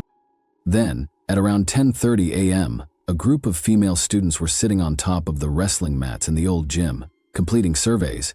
They were chatting absently when they noticed a pair of socks that were just barely visible through one of the rolled-up carpets. Thinking it was a joke, one female laughed, but her curiosity overcame her. The sight of a body sent chills down her spine as she scaled the bleachers and peered down into the mat. The air thickened and the laughter ceased. The silence in the gym was broken by her scream.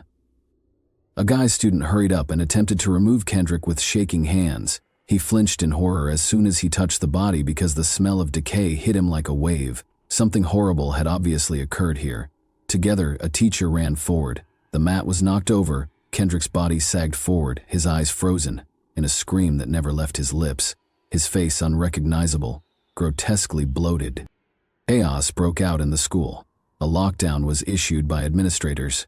Away from the horror that was taking place in the old gym, students were led into the new one. Jackie Johnson's world was falling apart somewhere in the midst of the mayhem. The words that would permanently alter her life were said by a voice. His body had been located. For 21 hours, Kendrick had been by himself, suffocating in the darkness. When their son's body was dug up for a second autopsy, Jackie and Kenneth Johnson's sadness gave way to dread because, as it turned out, all of his organs were gone: the heart, lungs, liver, and brain. A terrible farce of justice. His body had been crammed with newspaper in their place.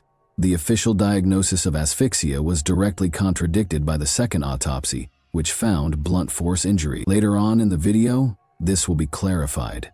Kendrick had been heard, and it had been covered up by someone. Nevertheless, there are still unresolved doubts about his death. Was there a terrible accident that claimed Kendrick Johnson's life? Or had he been killed, silenced, buried, or forgotten? The truth is still hidden 10 years later. However, there is no doubt that someone knows the truth about what actually transpired. Authorities from Lowndes County acted swiftly, interrogating each student present in the gym when Kendrick was discovered. Their tales coincided: the eerie silence of the gym, the blood accumulating beneath Kendrick's head, and the two pairs of shoes, one next to his feet and the other underneath him, were all captured on camera. However, something didn't feel right. There was no blood on the school book or yellow folder that Kendrick had been carrying, nor was there any blood outside the mat. The shoes he had been wearing had none.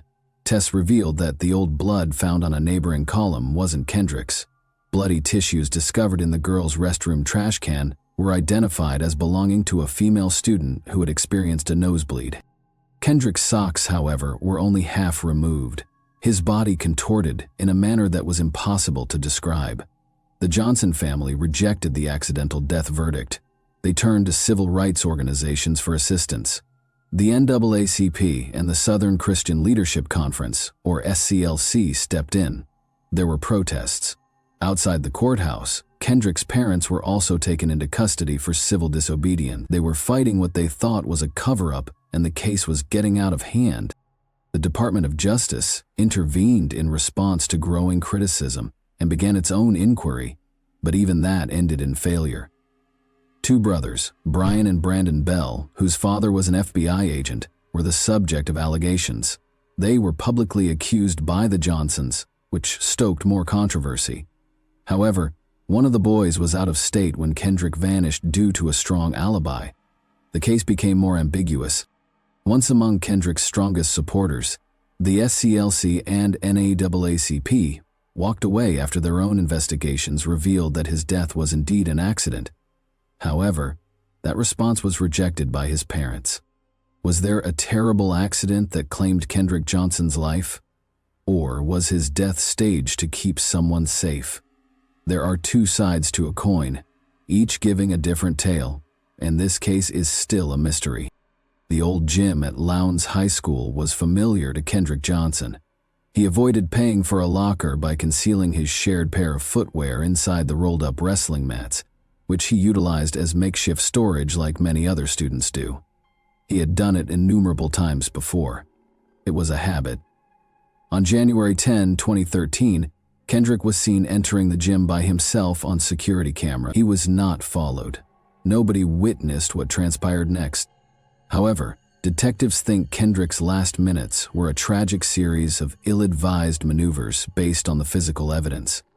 Kendrick, who was 5 feet 10 inches tall, grabbed for the mat that held his shoes, only to discover that it had been moved over the holiday break and was now trapped under a number of others. The gap was barely accessible. He did what he had probably done before. Instead of tipping the mat over, which would have been a noisy move that would have attracted unwanted attention, grasping the side of the mat with his right hand, he climbed in.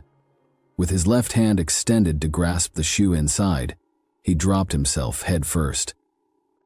However, the cramped area made it impossible for him to flex his elbow and raise himself back up as he went further. His muscles ached. Panic struck. He eventually slipped farther down after losing his hold on the edge of the mat.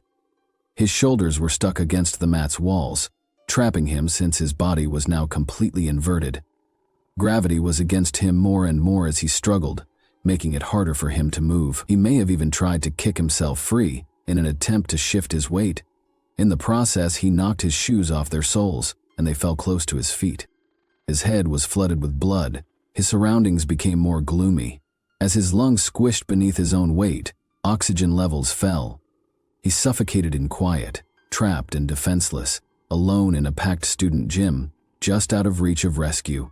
Kendrick stayed inside the mat, undiscovered, for about 21 hours. Before his mother filed a missing persons report, Kendrick's absence was unquestioned. However, it was already too late. Rigor mortis had already set in by the time his body was ultimately found the next morning. The official decision was accidental positional asphyxia, a poor choice that quickly became fatal. The silent and sneaky murderer is positional asphyxia. It happens when a person's body gets stuck in a way that makes it difficult for them to breathe, which stops their oxygen flow until they suffocate. Positional asphyxia is a prolonged, painful death, in contrast to the spectacular struggle frequently associated with suffocating, in which the victim may not even be aware that they are in danger until it is too late. This condition usually occurs when a person's body is twisted in a way that compresses the chest or stops the lungs from expanding fully, such as when they are trapped in a car, wedged between pieces of furniture, or, as was the case with Kendrick Johnson, discovered upside down inside a rolled-up gym mat. The oxygen levels fall with each short breath, and finally, unconsciousness takes over. Death is certain if assistance is not received in a timely manner. Similar patterns can be seen in medical results from other cases of positional asphyxia. Suffocation symptoms including darkened or discolored skin, fluid buildup in the lungs, and blood leaking from the lips and nostrils are frequently found in victims in abnormal positions. However, the fact that these fatalities can be misconstrued for something else is what makes them so unsettling. However, there was more to the coin. In a rolled-up gym mat, Kendrick Johnson was discovered dead upside down. That much is true. Nothing else in the official story, however, makes sense to his family.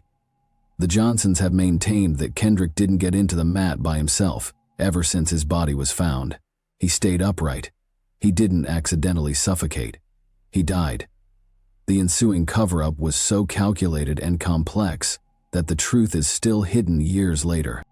From the beginning, it didn't make sense. The way the case was handled was the most obvious red flag. It is blatantly against Georgia law that the coroner, whose responsibility it was to supervise the body and crime scene, was not called for almost 6 hours. Whatever evidence had been present had already been compromised by the time he got there, and the gym was no longer secured. Authorities in Lowndes County made the decision to declare Kendrick's death an accident remarkably quickly. The medical examiner for the Georgia Bureau of Investigation ruled out foul play and approved positional asphyxia as the cause of death. The matter was resolved. The Johnsons, however, weren't persuaded, because something much more sinister than an accident occurred inside that gym. There were also concerns about Kendrick's body position. One arm was twisted at his side, the other stretched above his head in an uncomfortable position. Both arms ought to have been lowered if he had been grabbing for his shoes. It was almost impossible for him to have fallen in by accident because of the way the gym mats were stacked. And how did his shoes get up neatly on top of his legs instead of under him, assuming he had gotten inside? Additionally, there was enough blood to raise suspicions. There was a pool of blood beneath his head and a line of blood on a nearby wall. However, officials never put it to the test because they thought it was outdated and irrelevant to the case. There were, of course, his organs, as we already know.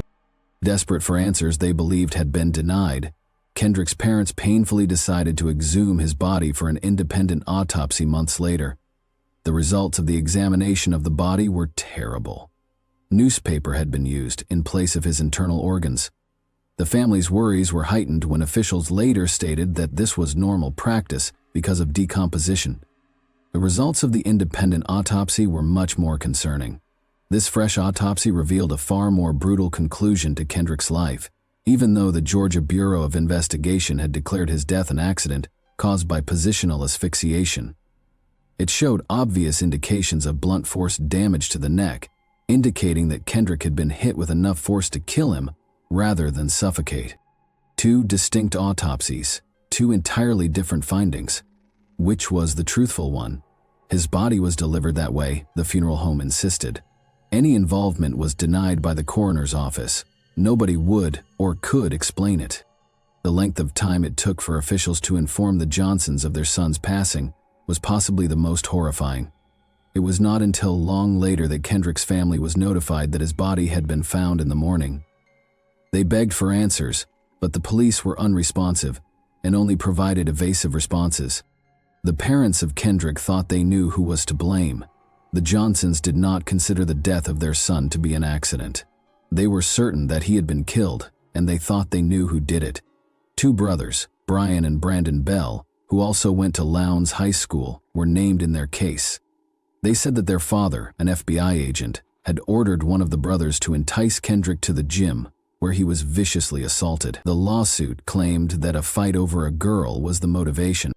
However, the Bell family denied any involvement. According to school records, one of the brothers was apparently in another area of the school on the day Kendrick was last seen alive, while the other was out of town. This served as evidence by the authorities that the brothers had strong alibis. The Johnsons, however, were not persuaded and maintained that the evidence had been falsified to shield the family. They may have had the answers. The motionless, unblinking eyes of the security cameras installed inside the former gym at Lowndes High School, the very location where Kendrick Johnson was discovered dead, may have caught them. However, those responses are absent. Grant Fredericks, a forensic video analyst, discovered something quite disturbing when he looked over the school's camera tape. It was more important to consider what the cameras hadn't recorded than what they had. Two cameras inside the gym missed a whole hour and 5 minutes, which included Kendrick's last moments. A total of 2 hours and 10 minutes of footage had been lost from two additional cameras. The video then cuts back to exactly 1:09 p.m., just in time to see Kendrick walking inside the gym. However, what took place prior to that? Who had entered already? The most important piece of evidence in the whole case, the footage, is just gone, so we don't know. The fact that the camera's timestamps didn't match raised even more red flags. There was a broken timeline that was easy to manipulate because the cameras inside the gym seemed to be operating 10 minutes ahead of the ones outside. In the 1 hour of footage that was missing, a camera outside the gym did catch something significant. A large number of pupils entered the facility. Did they notice anything? Did they answer questions, or were they involved in anything that needed to be kept secret? Fredericks' findings were increasingly troubling as he went deeper into the video recordings. Some of the recordings couldn't be played since they were corrupted.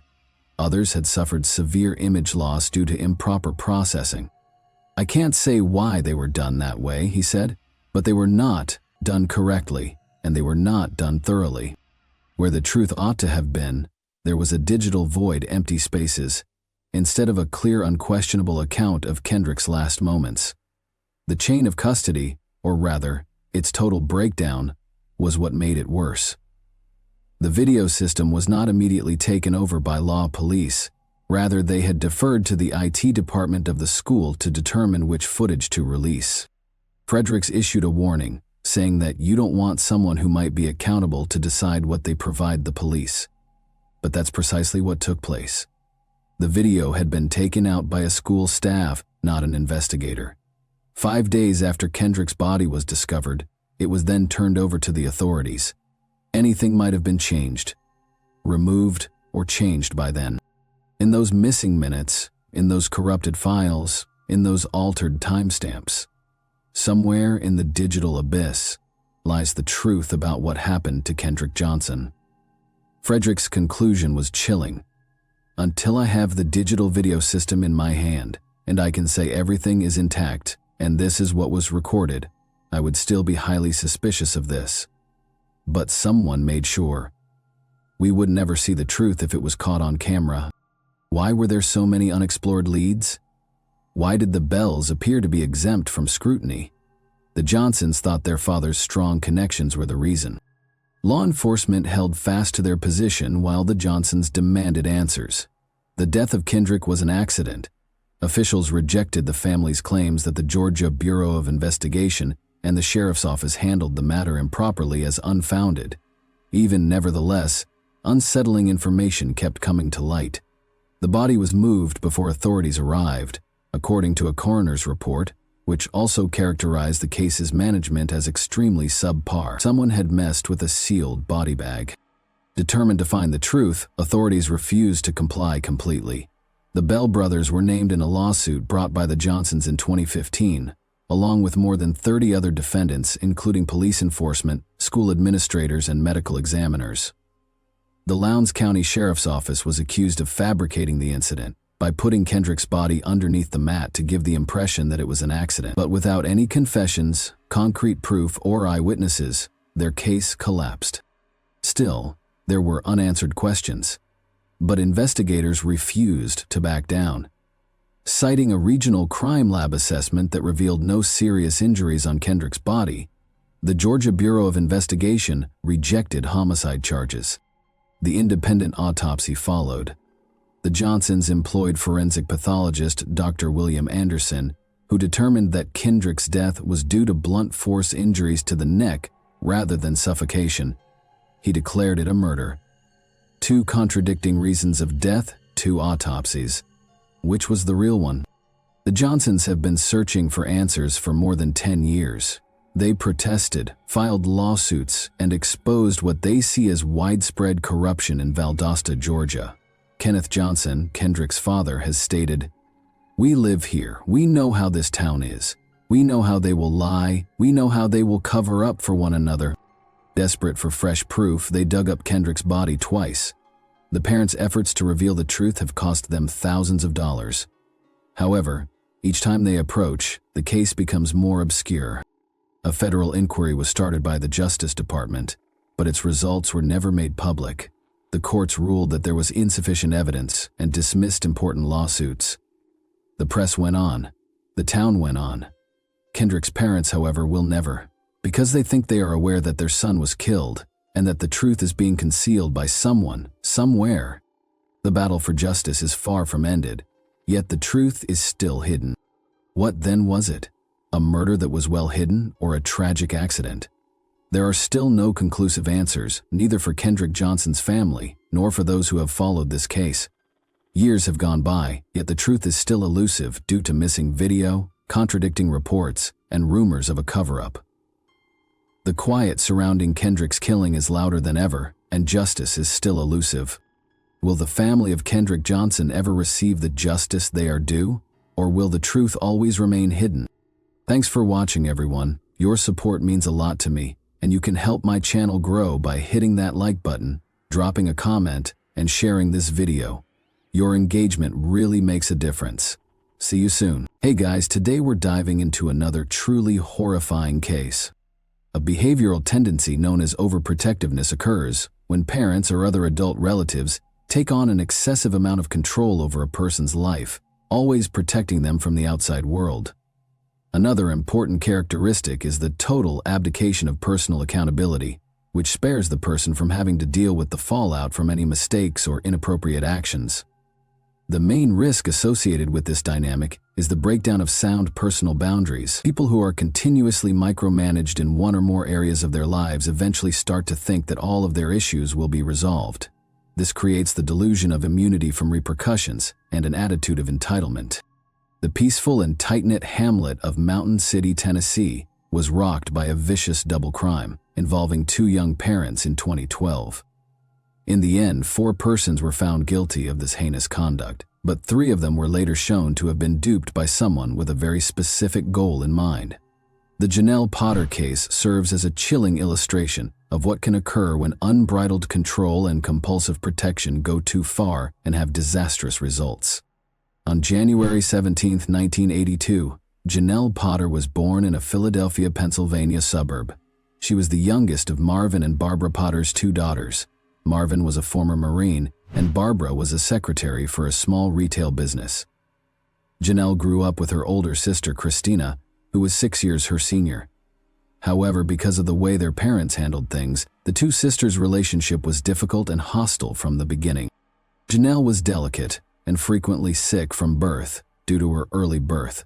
Her parents were very cautious and careful with her, always keeping her safe.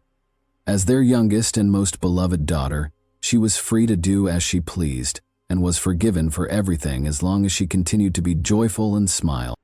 The older daughter, Christina, was supposed to assist in taking care of her sibling. She was expected to take care of Janelle's every need at their parents' insistence, making her more of a caregiver than a sibling. Christina started to object to this unjust arrangement as she grew older. She was reprimanded and chastised for pushing back when she demanded her own time and space. Janelle was the focal point of the Potter household. She was treated like a princess, showered with praise, and made to feel that she was genuinely unique.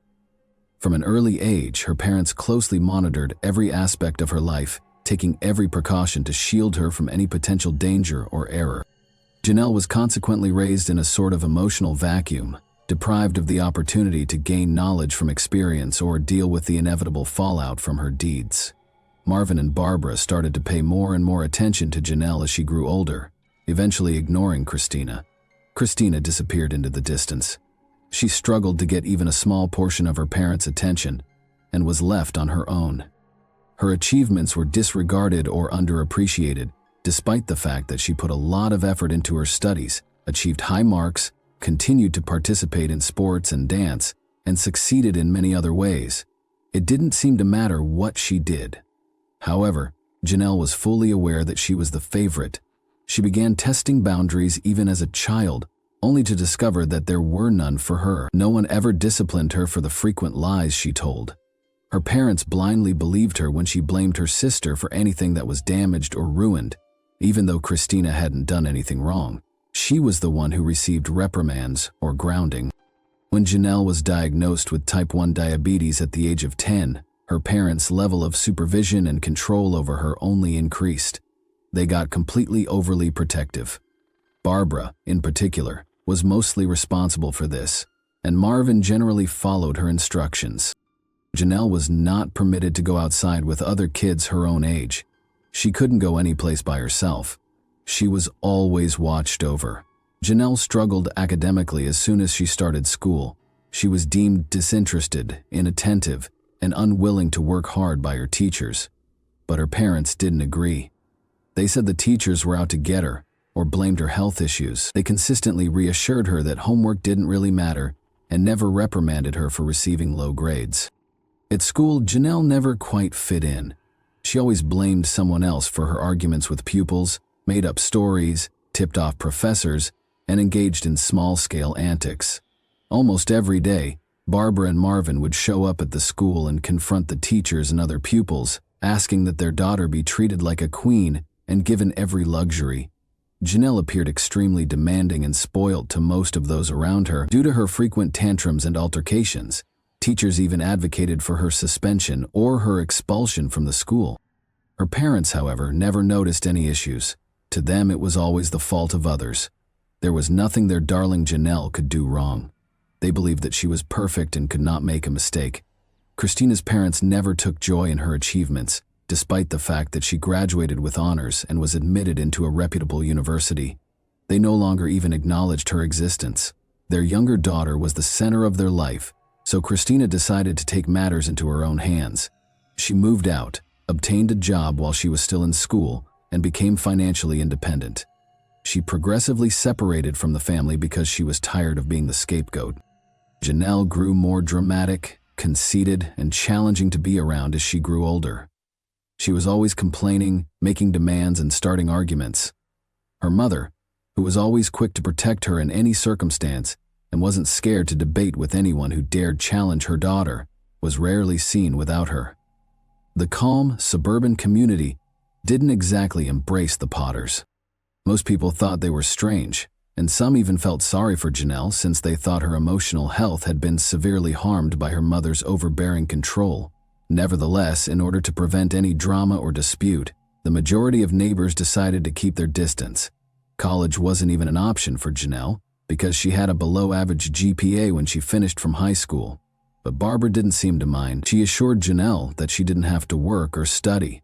Janelle was absolutely content with the fact that they could take care of her completely. She spent her days on the computer and watching TV, and no one ever set time limits for her. Her parents tightly regulated every aspect of her life, even when she was in her 20s. She was not permitted to drive, go on dates, or even socialize out with her classmates. Janelle lacked fundamental social skills, never made her own decisions, and had no friends.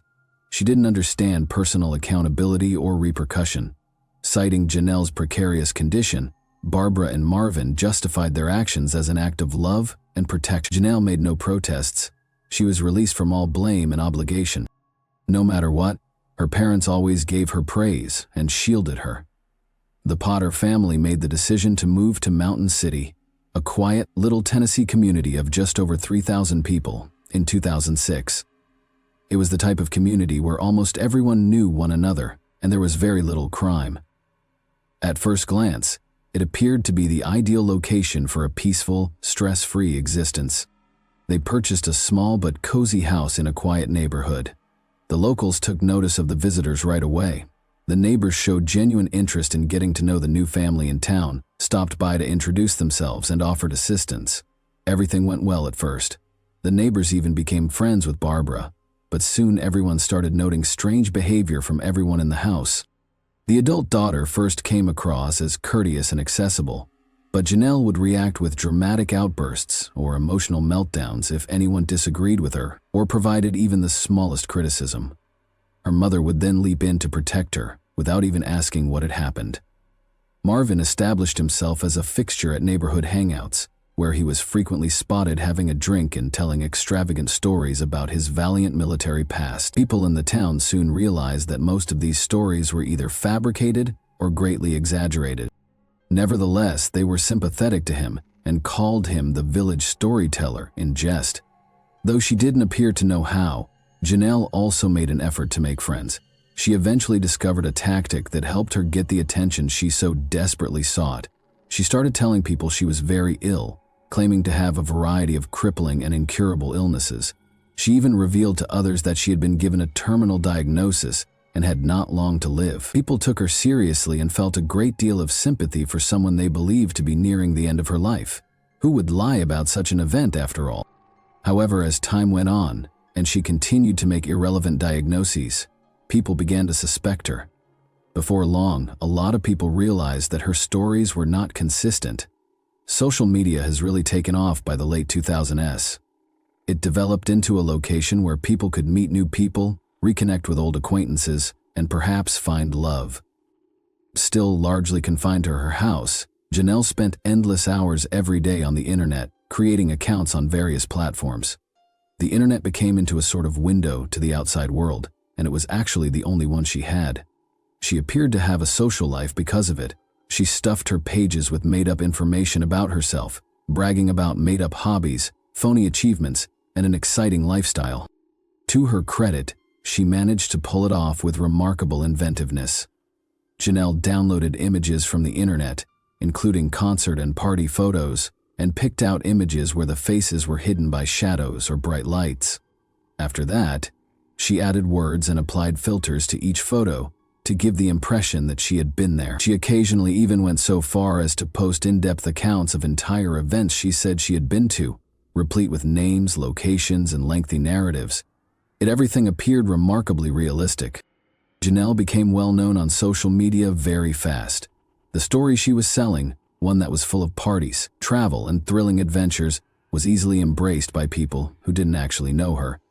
Her profile soon gained thousands of followers after she sent out hundreds of friend requests every day. She got dozens of likes and positive comments on every picture and post she uploaded, which gave her the boost she needed. She had created a whole dream world in which she was successful, well-liked, and surrounded by supportive people all the time, but eventually something started to seem lacking.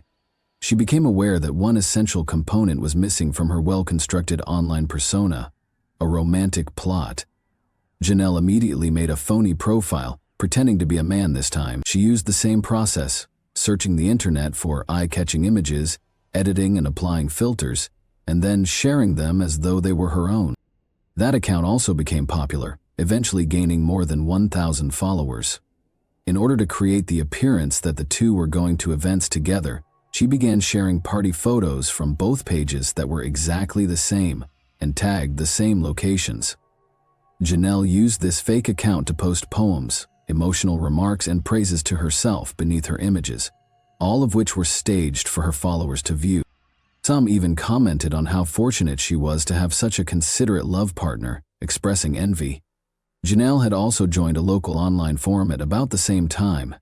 It resembled a message board or town-wide forum where inhabitants of Mountain City exchanged updates, discussed events, and posted local news. Although some users used their real identities, the platform provided anonymity, and many users used aliases. Janelle rarely posted on the forum, although she would occasionally browse it.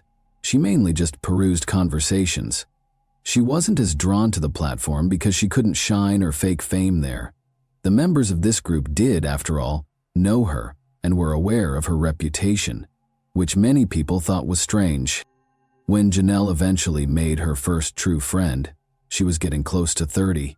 She was born and reared in Mountain City and went by Tracy Grimo. Tracy was a well-read, intelligent, and approachable employee at a nearby pharmacy. Janelle started to gradually venture out into the world with Tracy. They would spend every day talking on the phone, hanging out in cafes, taking walks in the park, and shopping at the neighborhood mall.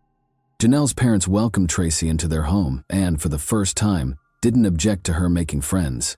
Janelle flourished in this new, laid-back environment. She was heard.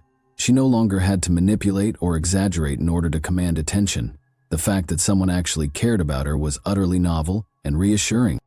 After a while, Tracy introduced Janelle to her wider network of relatives and friends, and before long, the two of them were spending time with a large group of people, rather than just one.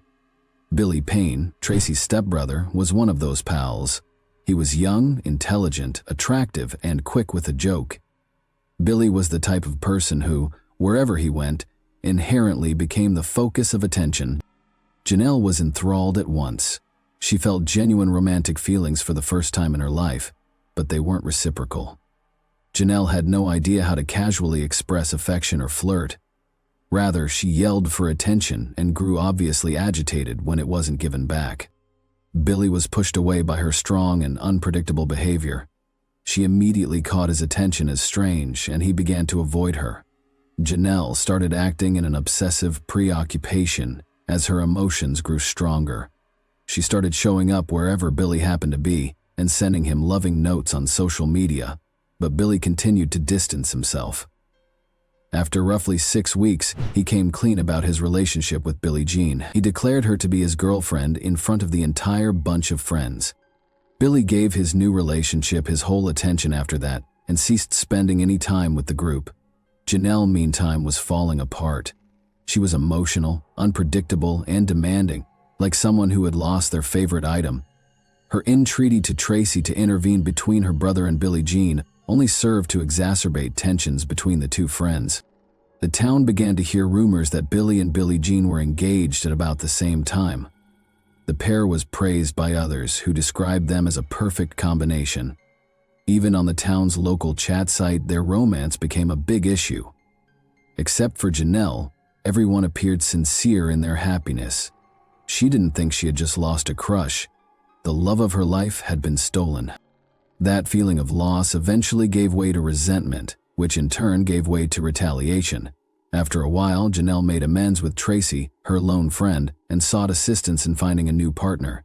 In agreement, Tracy presented her to Jamie Curd, her cousin. Jamie, an IT specialist at a nearby company, was 7 years Janelle's senior. He had never been very successful in relationships, in part because he was perceived as a little aloof and awkward. He and Janelle might have been a good match on paper, but she had other plans. Janelle devised a strategy because she was afraid her parents would disapprove of her dating someone much older. Under the guise of needing assistance with her computer, installing software, troubleshooting, or setting it up, she invited Jamie around. Every time she lavished him with praise in front of her parents, highlighting the importance of his abilities. Jamie became a welcome regular at Barbara and Marvin's house when they invited him to stay for supper one evening. A month or so later, Janelle told her mother in private that she was attracted to Jamie. She lost little time in moving forward at full speed with her mother's approval. Janelle and Jamie announced their relationship a few days later and started going everywhere together. In actuality, though, Janelle had no genuine feelings for Jamie. She was trying to make Billy envious by using the relationship as a ruse. It was unsuccessful. Billy didn't mind at all. Janelle was able to gain an invitation to Tracy's house for a family dinner while she was still attempting to attract his attention. Clearly wanting to make a statement, she arrived clutching Jamie's hand, but she was in for a nasty surprise of her own. Billy made the shocking announcement that he and Billie Jean were getting married at dinner. He also disclosed that they didn't want to wait long to get married because they were expecting a child. The news was like a lightning strike to Janelle. Her hopes vanished in an instant, and a much darker scheme took their place. A few days after the meal, some unsavory stories started to circulate on the local chat forum in Mountain City. In anonymous posts, Billie Jean was accused of leading a careless life, having dated numerous men in the neighborhood and having previously received treatment for a serious illness. According to the posts, she was now tricking Billy by claiming that he was the father of her child, even though he wasn't. None of it was real, but people love to talk, and rumor spreads quickly in small towns. It was obvious that someone was stoking the flames by making fresh charges to keep the debate going. Billie Jean soon found herself the target of vicious online assaults and outright abuse. Billy supported her in spite of the deluge of criticism and public condemnation. He refused to go since he didn't believe any of it. Together they attempted to protect Billie Jean's reputation, but it soon became apparent that retaliating on social media was futile, so they reported the abuse to the police. They didn't know who was actually responsible at that point. Despite the forum's anonymity feature, local detectives quickly identified the slander campaign's origin. The pair demanded that Janelle stay away and stop all communication as soon as the truth was revealed, and they filed for a restraining order against her. However, the struggle that ensued was just the start of something much more profound. Now surrounded, Janelle made several phony social media profiles. She started sending herself threatening messages, claims of bodily harm, based on those profiles. After showing her parents these texts, she told them she was afraid for her life and believed Billy and Billie Jean were going to hurt her. Marvin and Barbara have complete faith in their daughter. When the family returned to the police, the officers discovered that Janelle was the one who had sent the texts. Nevertheless, the evidence was rejected by her parents. Their belief that their daughter was the victim persisted. Janelle and the couple's tension turned into what could only be called a protracted conflict. Billy and Billie Jean almost always ended up in a furious altercation with a member of the Potter family in town, complete with yelling, accusations, insults, and even threats. Each party requested restraining orders against the others in several police reports. This back and forth continued for almost a full year. After then, things appeared to settle down. Neighbors began to think that the dispute had finally subsided, when it ceased to garner headlines in the town forum. Actually, Janelle had just changed her approach. Rather than more yelling and public altercations, she was getting ready to act.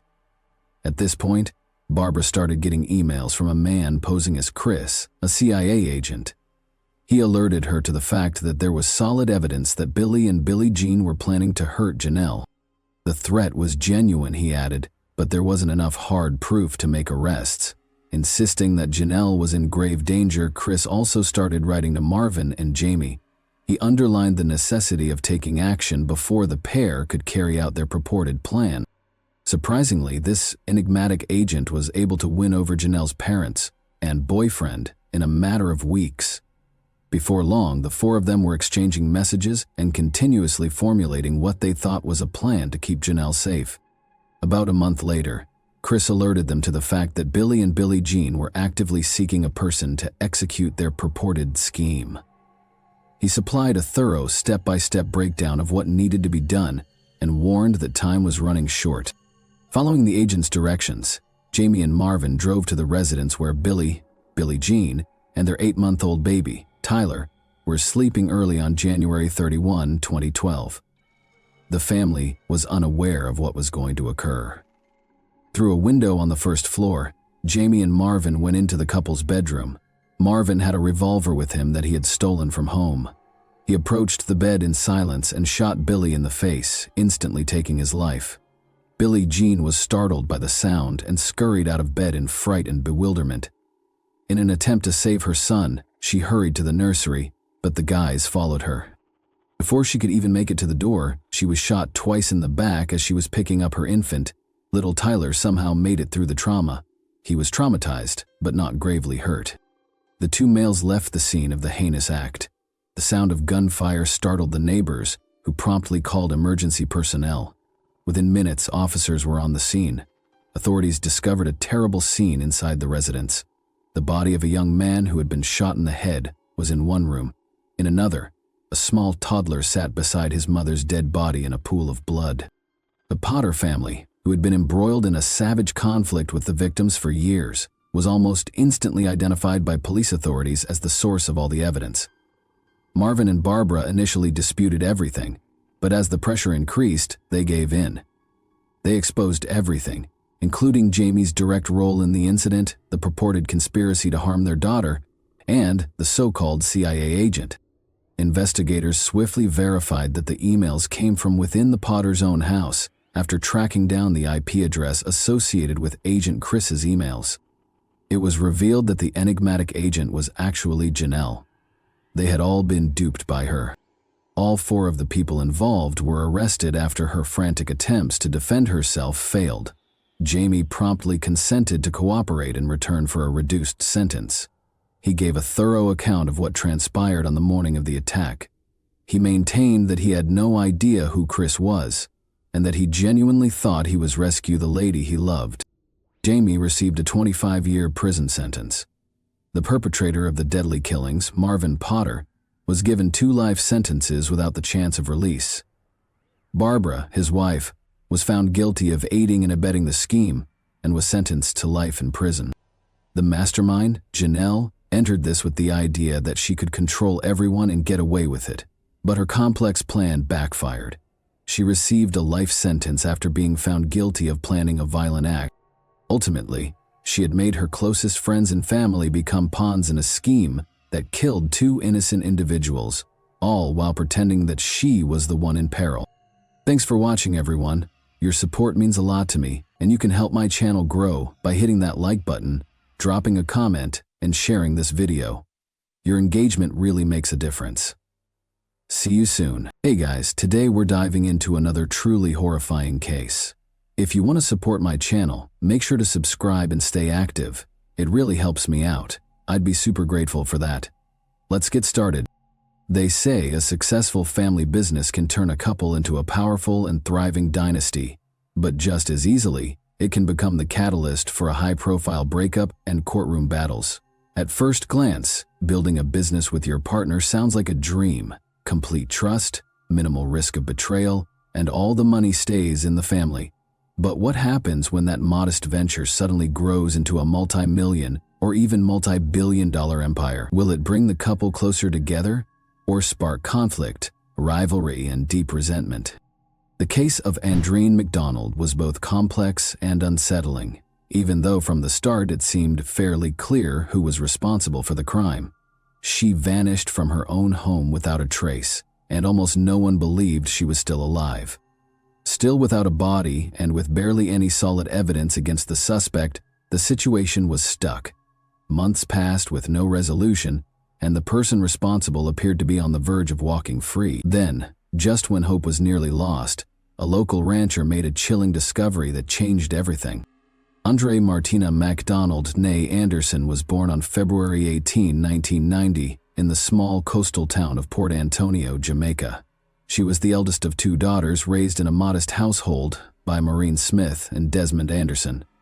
From a young age, Andre was known for her outgoing personality, natural charm, and striking looks.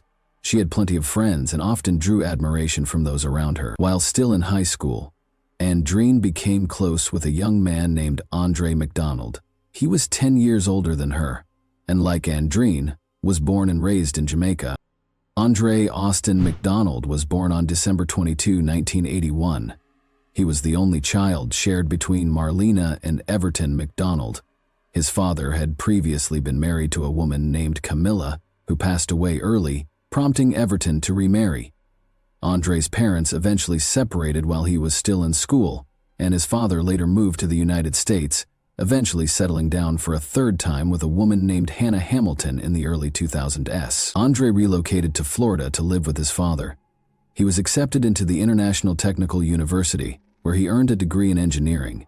However, instead of pursuing a career in that field, Andre chose a different path.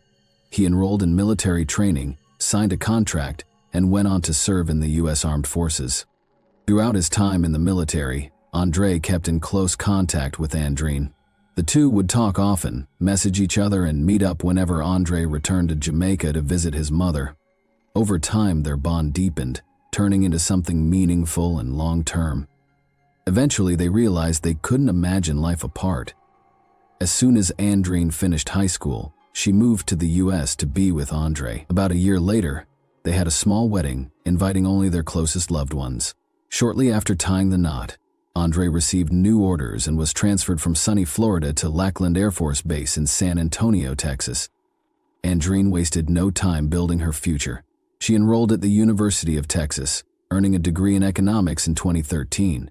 The couple welcomed a daughter they named Elena. Around the same time, they ventured into the business world, opening their first assisted living facility. Their idea quickly gained traction.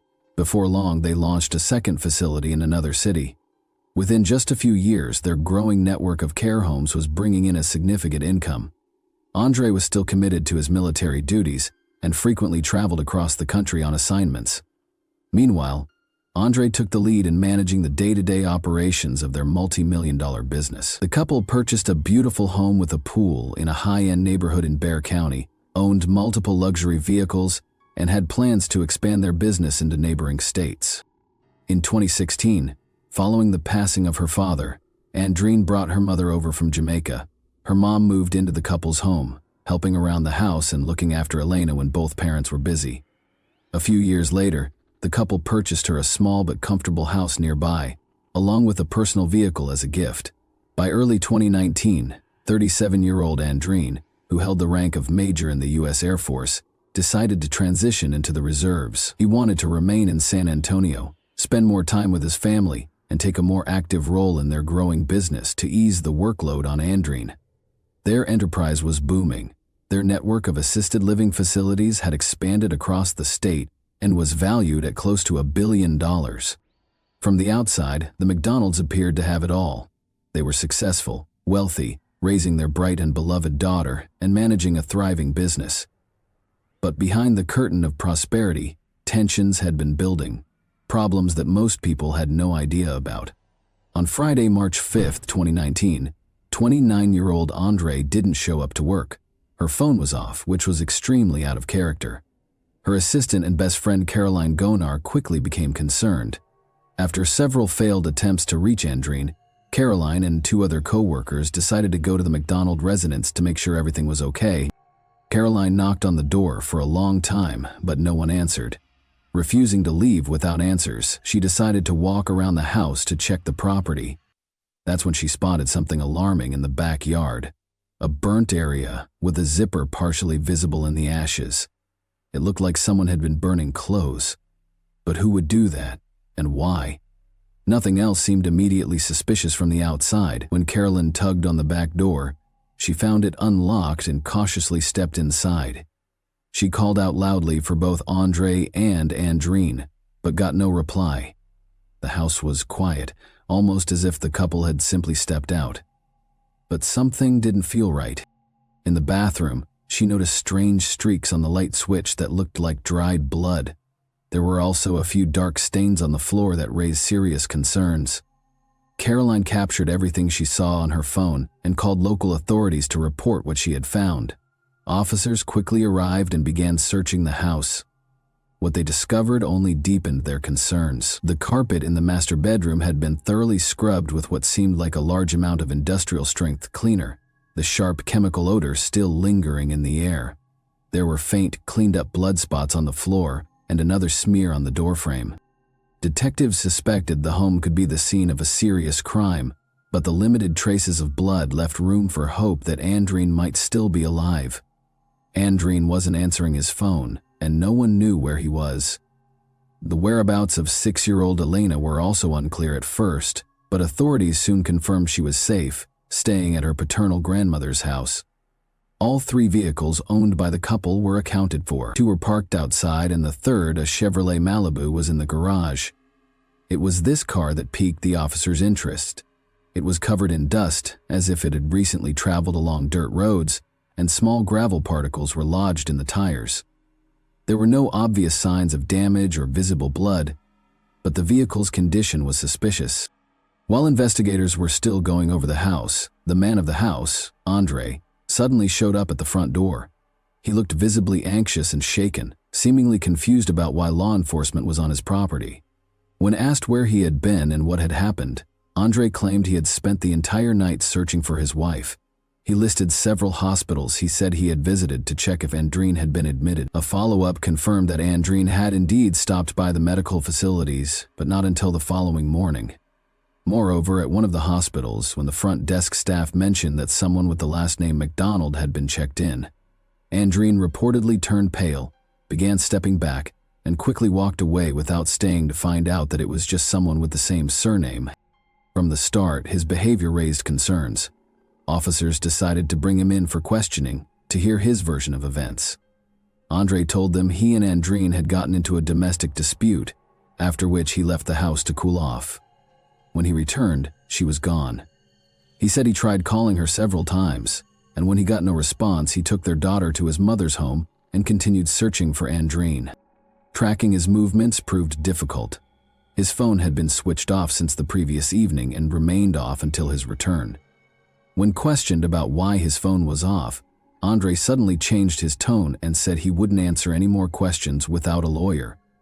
By that point, it was clear to investigators that something wasn't adding up, but with no solid evidence yet, they had no choice but to release him. After the initial interview, he was issued a travel restriction order and placed under discreet surveillance along with his residents.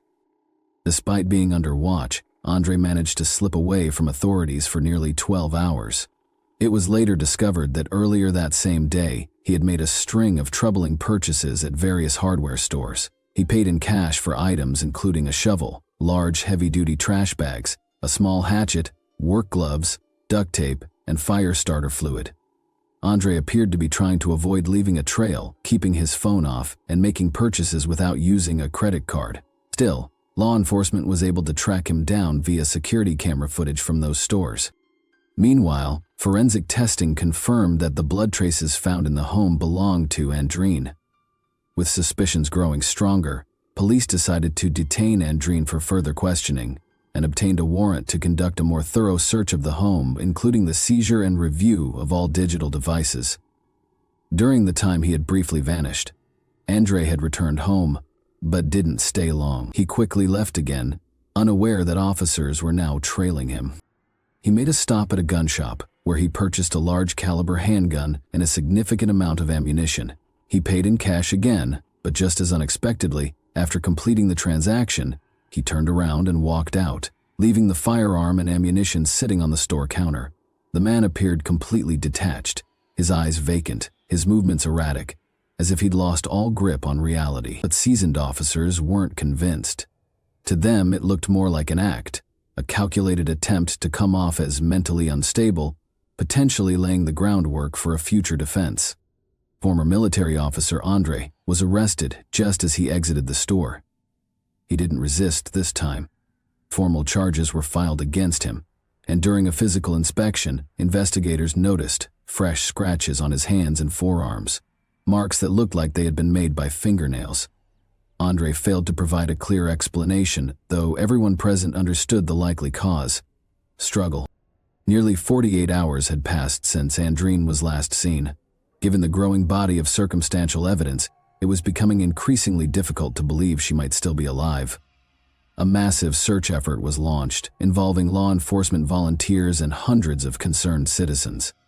Teams combed through the surrounding areas in and around San Antonio, focusing especially on the rural regions of Bexar County, hoping to find anything that could help move the case forward. Unfortunately, nothing useful turned up. Not in the fields, not in the wooded areas, and not in the urban zones. Even a full review of the digital devices seized from the home, including a phone and tablet, yielded no promising leads. But when investigators conducted a second, more detailed search of the vehicles and garage, the case took a dramatic turn. First, they found newly purchased tools and supplies that matched items Andre had bought at various hardware stores. Then, inside the trunk of a Porsche Macan, Andre's car, they discovered an old hammer wrapped in plastic. It had strange dark stains on it, and several long strands of hair stuck to its head. Forensic analysis confirmed that the hammer bore blood and tissue matching Andre's DNA. The strands of hair were hers too. However, the handle had been wiped clean. No fingerprints. When confronted, Andre denied ever seeing the hammer before and claimed someone must have planted it in his car. Despite the mounting evidence, Andre posted bail, which had been set at $500,000, 0 cents, a sum he paid without delay, and was released shortly after. Once back home, he did not participate in the ongoing search efforts. Instead, he continued to assert the same version of events. The two had an argument, he left to cool down, and when he came back, Andre was gone. According to him, he had tried to reach her afterward, sending both voice and text messages. Some of those messages found on his phone included emotional pleas, telling her their daughter was crying and asking her to come home. All of them were sent around midnight. After that, the phone was turned off again. The next morning, Andre dropped Elena off at his mother's house and, by his account, began searching for Andrine. As the search for Andrine continued with no progress and investigators struggled to piece together what exactly had happened, detectives decided to dig deeper into the McDonald family's background. It didn't take long to uncover that the couple's picture-perfect image was just that, an image. Beneath the surface, their relationship was strained, and serious tension had been brewing for quite some time. Though they had built a thriving business together, one that was rapidly expanding and bringing in a substantial income, most of the day-to-day operations had been handled by Andre, especially while Andre was serving in the military. Back in 2016, when Andrine was stationed in Alabama for 6 months, the emotional distance between them grew. Just before he was set to return, Andre messaged him saying it would be better if they went their separate ways and that he didn't need to come back. Upon returning home, Andre learned that during his time away, Andrine had been in a relationship with a man named O'Brien, someone she had known since her early days in Jamaica.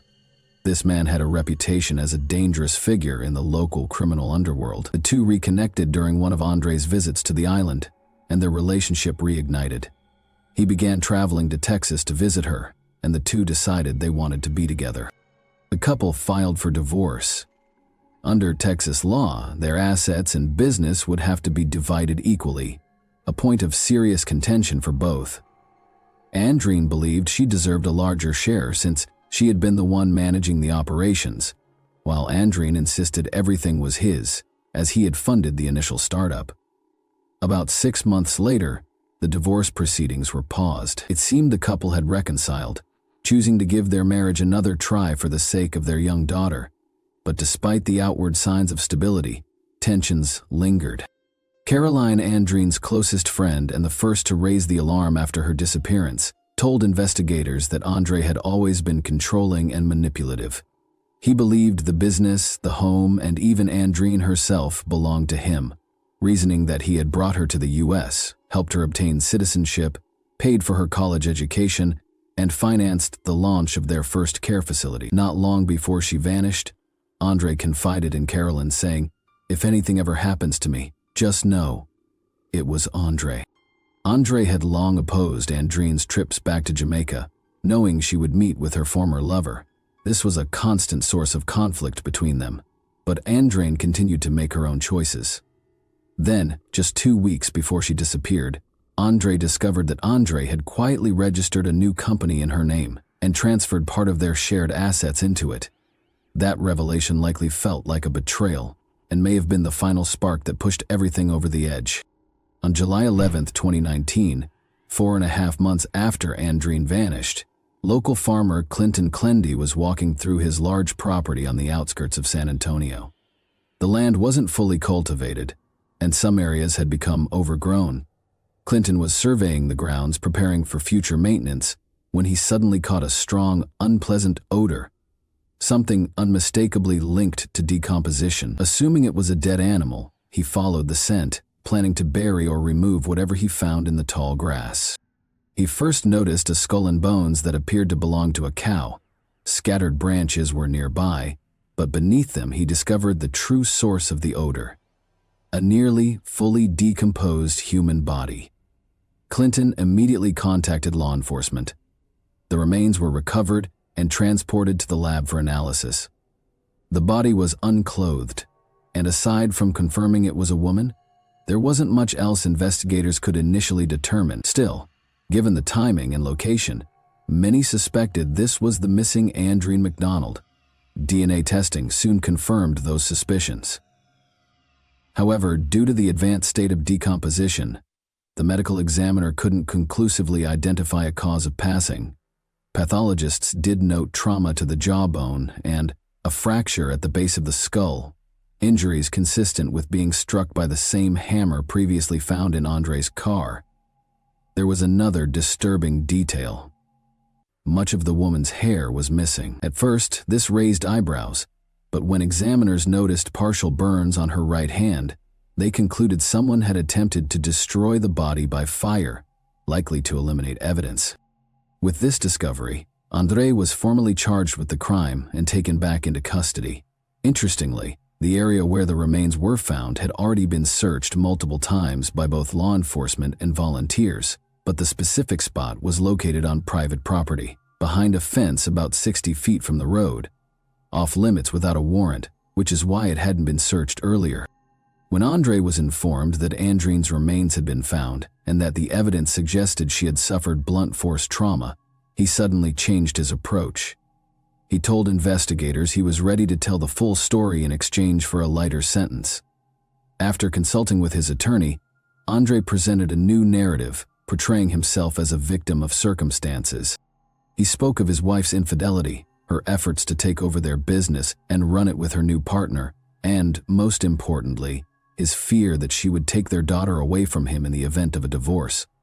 According to Andre had recently brought up the idea of ending their marriage again and had allegedly threatened to leave him with nothing and take Elena with her. That evening, they had a heated argument. He claimed that Andreen became aggressive and started hitting him, forcing him to defend himself. During the struggle, he said she sustained a minor cut. Andre admitted to pushing her, saying she fell and that he then kicked her multiple times and stepped on her chest to prevent her from getting back up. At that moment, Andre heard footsteps in the hallway and the voice of his daughter, Elena, calling out for her mom. Panicking, he rushed out of the room before Elena could enter, scooped her up, carried her back to her room, and told her that mom would come check on her later. Andre insisted that when he left the room, Andreen was still alive, lying on the floor and only slightly injured. However, when he returned, she was in the same spot, this time unresponsive. He believed that he may have unintentionally caused a fatal outcome by putting too much pressure on her chest during the struggle. Realizing the severity of what had happened, Andre said he panicked. He removed Andreen's clothing and burned it in the backyard. Then he transported her body outside the city and left it on private land behind a fence near the remains of a cow. Later, he returned home and sent multiple texts to Andreen's phone, pleading with her to come back, in an attempt to create the appearance that she had simply left after a disagreement.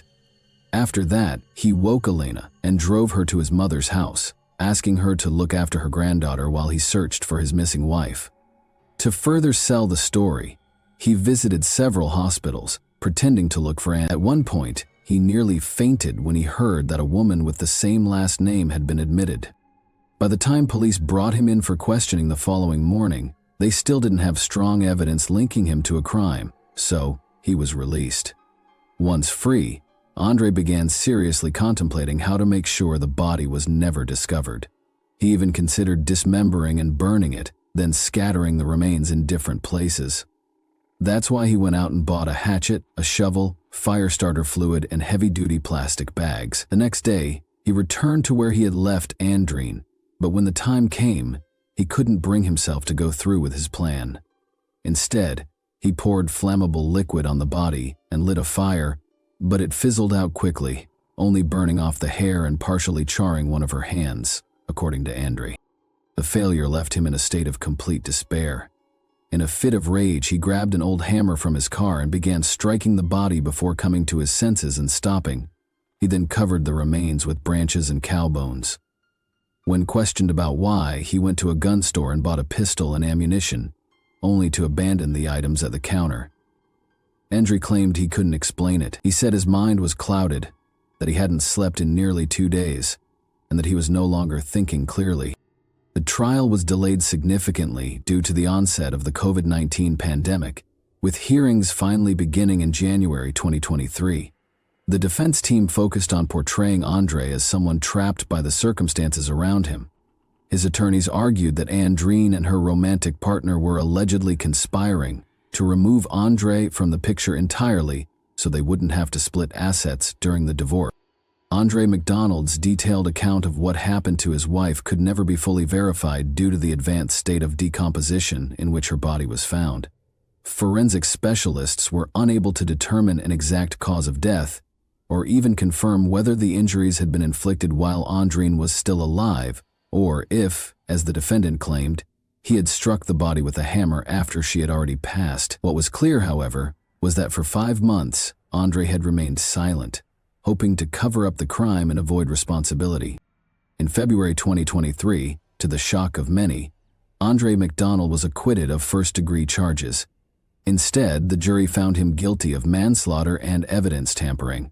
He was sentenced to 25 years in prison with the possibility of parole after 15. Full custody of Elena was awarded to her maternal grandmother. In a striking development, later that same year, Andre's father, Everton McDonald, was put on trial in Jamaica for the crime of his third wife, Hannah Hamilton. Even more disturbingly, this new investigation brought attention to the suspicious death of his first wife, Camilla, an incident that had long been brushed aside. Authorities now believe that Everton may have been involved in her passing as well. If convicted, he could face life behind bars. This chilling twist raised the possibility that Andre may not have been the first in his family to commit such a serious act, suggesting a legacy of violence that spanned generations. Thanks for watching, everyone. Your support means a lot to me, and you can help my channel grow by hitting that like button, dropping a comment, and sharing this video. Your engagement really makes a difference. See you soon. Hey guys, today we're diving into another truly horrifying case. If you want to support my channel, make sure to subscribe and stay active. It really helps me out. I'd be super grateful for that. Let's get started.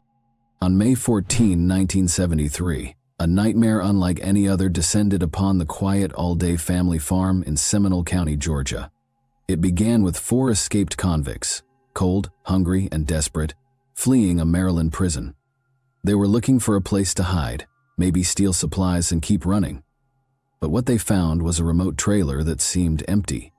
That illusion didn't last long. Ned Alday and his son Jerry returned home unexpectedly, stepping straight into danger. The men were armed and ready. At gunpoint, Ned and Jerry were forced inside their own home and executed in cold blood. But the horror didn't end there. One by one, other family members arrived, unaware of the bloodshed waiting inside. Jimmy Alday showed up next. He didn't make it out alive. Then came Ned's brother, Aubrey, and another son, Sugi. Both were gunned down without hesitation. The cruelty escalated when Mary Alday, Jerry's wife, arrived. She was abducted, driven miles away, and subjected to unspeakable torture before being murdered. Her body was dumped in the woods, left to the elements, and a nest of fire ants. In just a few hours, 6 members of one family were wiped out, in what remains the most gruesome mass murder in Georgia's history. The brutality shook the nation, and even decades later, people still ask, was justice ever truly served? To understand how this terrifying chain of events began, we need to go back to the men behind it, starting with the ringleader, 19-year-old Carl Isaacs. He wasn't new to crime. In fact, trouble followed him long before that fateful day. In fact, by the time this massacre took place, he had already built a reputation as a habitual thief. He wasn't just a petty criminal either. Carl had a way with words and could charm his way into getting what he wanted, often manipulating people to get ahead. His criminal journey began early, with stealing cars and breaking into homes as a teenager. By 16, he was already deep into his criminal ways, landing himself in trouble with the law multiple times. But nothing really stuck until March 27, 1973, when he was finally sentenced and sent to Maryland State Penitentiary. However, soon after he arrived, chaos erupted. A riot broke out in the prison, and Carl was caught in the middle of it for over 8 hours. He was brutally attacked by other inmates, leaving him badly beaten. This led to his transfer to a new facility for his protection. He was moved to the Maryland Correctional Camp temporarily, before being transferred again on April 21, 1973 to the minimum security Poplar Hill. This move, however, would prove to be a huge mistake for the authorities. As it turned out, Carl already had an inside connection, his 26-year-old half-brother Wayne Coleman. Like Carl, Wayne spent much of his childhood bouncing in and out of foster care. His criminal history was also lengthy, involving car theft and breaking into homes. Wayne had already been at Poplar Hill for a few months before Carl's arrival. Now, the two brothers couldn't have been more different. Carl was bold, aggressive, and manipulative, while Wayne was shy, reserved, and more of a follower. It didn't take Carl long to find Wayne at the facility, and once he did, he wasted no time revealing his escape plan. He told Wayne he wanted him to be part of it. Wayne agreed, but on one condition. Carl had to bring along his friend, George Dungy, a 36-year-old inmate locked up for failing to pay child support, which was considered a minor crime compared to his fellow prisoners. Wayne and George had become close during their time in prison, even developing a romantic relationship. So when Wayne approached George about the escape plan, George, even though he was soon to be released, agreed to join the escape. However, Carl wasn't exactly thrilled about George being part of the plan. In fact, Carl wasn't fond of George at all, largely because of his race. But despite the tension, the trio was formed, and they managed to break out on May 5, 1973 around 3 in the morning. Carl and his crew managed to sneak through a bathroom window and made a break for it, disappearing into the surrounding woods. They used the trees and underbrush to cover their escape, eventually finding their way to Baltimore, Maryland, where they managed to swipe a car to continue their getaway. By the time they secured a ride, the authorities at Poplar Hill had realized the prisoners were missing. But here's the crazy part. The prison didn't bother to alert the local authorities because they didn't think these guys were dangerous. They didn't exactly rush to bring them back. The escapees laid low in Baltimore for the next 2 days, just trying to blend in, but Carl, ever the mastermind, decided he wanted to bring along his younger brother Billy Isaacs, who was just 16. Billy, like most younger siblings, looked up to Carl and was all in when his brother offered him a seat in the car. So now it was the 4 of them, Carl, Wayne, George, and Billy, hitting the road. They spent about a week hanging around Maryland, but eventually the reality hit. They needed money to keep going, so they did what they knew best. They started breaking into houses along their way to fund their next move. Now, Carl's ultimate goal was to head south, specifically to Florida or Mexico, where he and his crew could live free from the law. But before they could get there, they needed to keep moving. On May 10, 1973, while traveling near McConnellsburg, Pennsylvania, Carl spotted a truck with no owner around. He thought this was the perfect chance to steal a vehicle. As Carl and his crew tried to take it, a young man named Richard Miller, the truck's neighbor, saw them and decided to intervene instead of letting them get away. Richard chased after them. Unfortunately, he was caught, and the group argued about who would take the life of the young man. In the end, they tied him up, forced him to his knees, and shot him in the back of the head. They dumped his body on a remote logging road, hoping he would be forgotten afterward. Carl's gang continued south, eventually landing in Donaldsonville, Georgia on May 14, 1973. The town seemed peaceful and isolated, perfect for hiding out. By about 4 p.m., they spotted a trailer and broke in, tearing it apart for anything valuable. While Billy and George kept lookout, Carl and Wayne started to search. But just as they were getting into it, a blue Jeep appeared on the road. Inside the Jeep were Ned Alday and his son Jerry. And that's when everything took a deadly turn. But before diving into the events of that day, it's important to understand the Alday family and the legacy they left behind. The patriarch, Ned Alday, was born on September 7, 1910 in Donaldsonville, Georgia. He met the love of his life, Ernestine, in their small community, and the two eloped in 1935. Together they built a strong, loving family, raising 9 children and establishing a solid reputation in their community. The Aldays were the epitome of Southern hospitality, always helping out their neighbors and embodying wholesome values.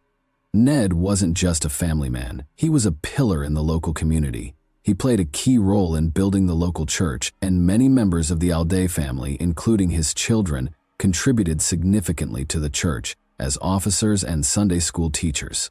Financially, the Aldays were responsible and hardworking. Early on in their relationship, Ned and Ernestine saved every penny to buy a small home, which they later traded for nearly 400 acres of farmland, complete with a larger farmhouse on River Road. The farm was a family operation, with everyone pitching in to help.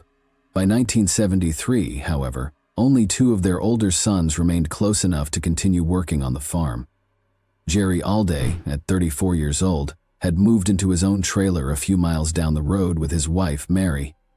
His older brother, Chester, known as Sugi, lived even closer with his wife, Barbara, just yards away from the Alday farmhouse. But by all accounts, the Aldays were the kind of people who kept to themselves. They were quiet, hardworking folks with no criminal history, just a peaceful, down-to-earth family. But on May 14, 1973, nothing could have prepared them for what was about to happen. As mentioned earlier, it was just another normal day when Ned Alday and his son Jerry were heading back to Jerry's trailer after a long day's work. They had their usual plan to meet up, talk about the day, and figure out what was next. But as they got closer to the trailer, Carl ordered them inside the trailer, and once they were in, he made them empty their pockets onto the kitchen table.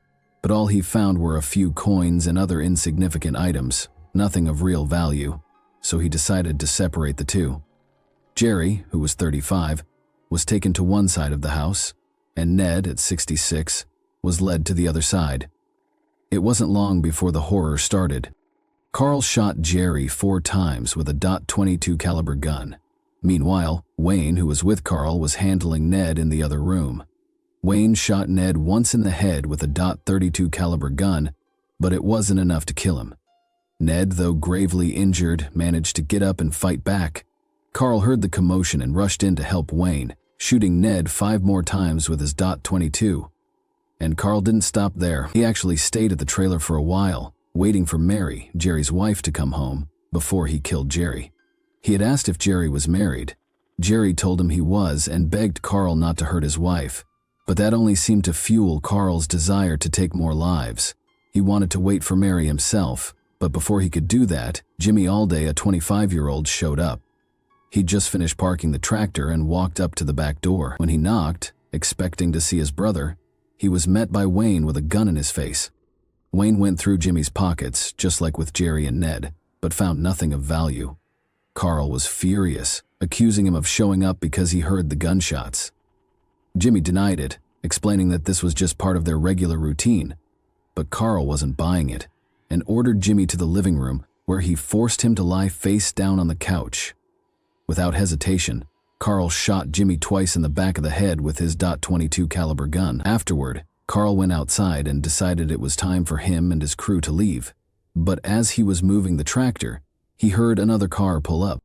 It was Mary Alday, Jerry's wife, returning home with groceries. Carl snuck up behind her and pressed a gun to her back, just like he had done to the men.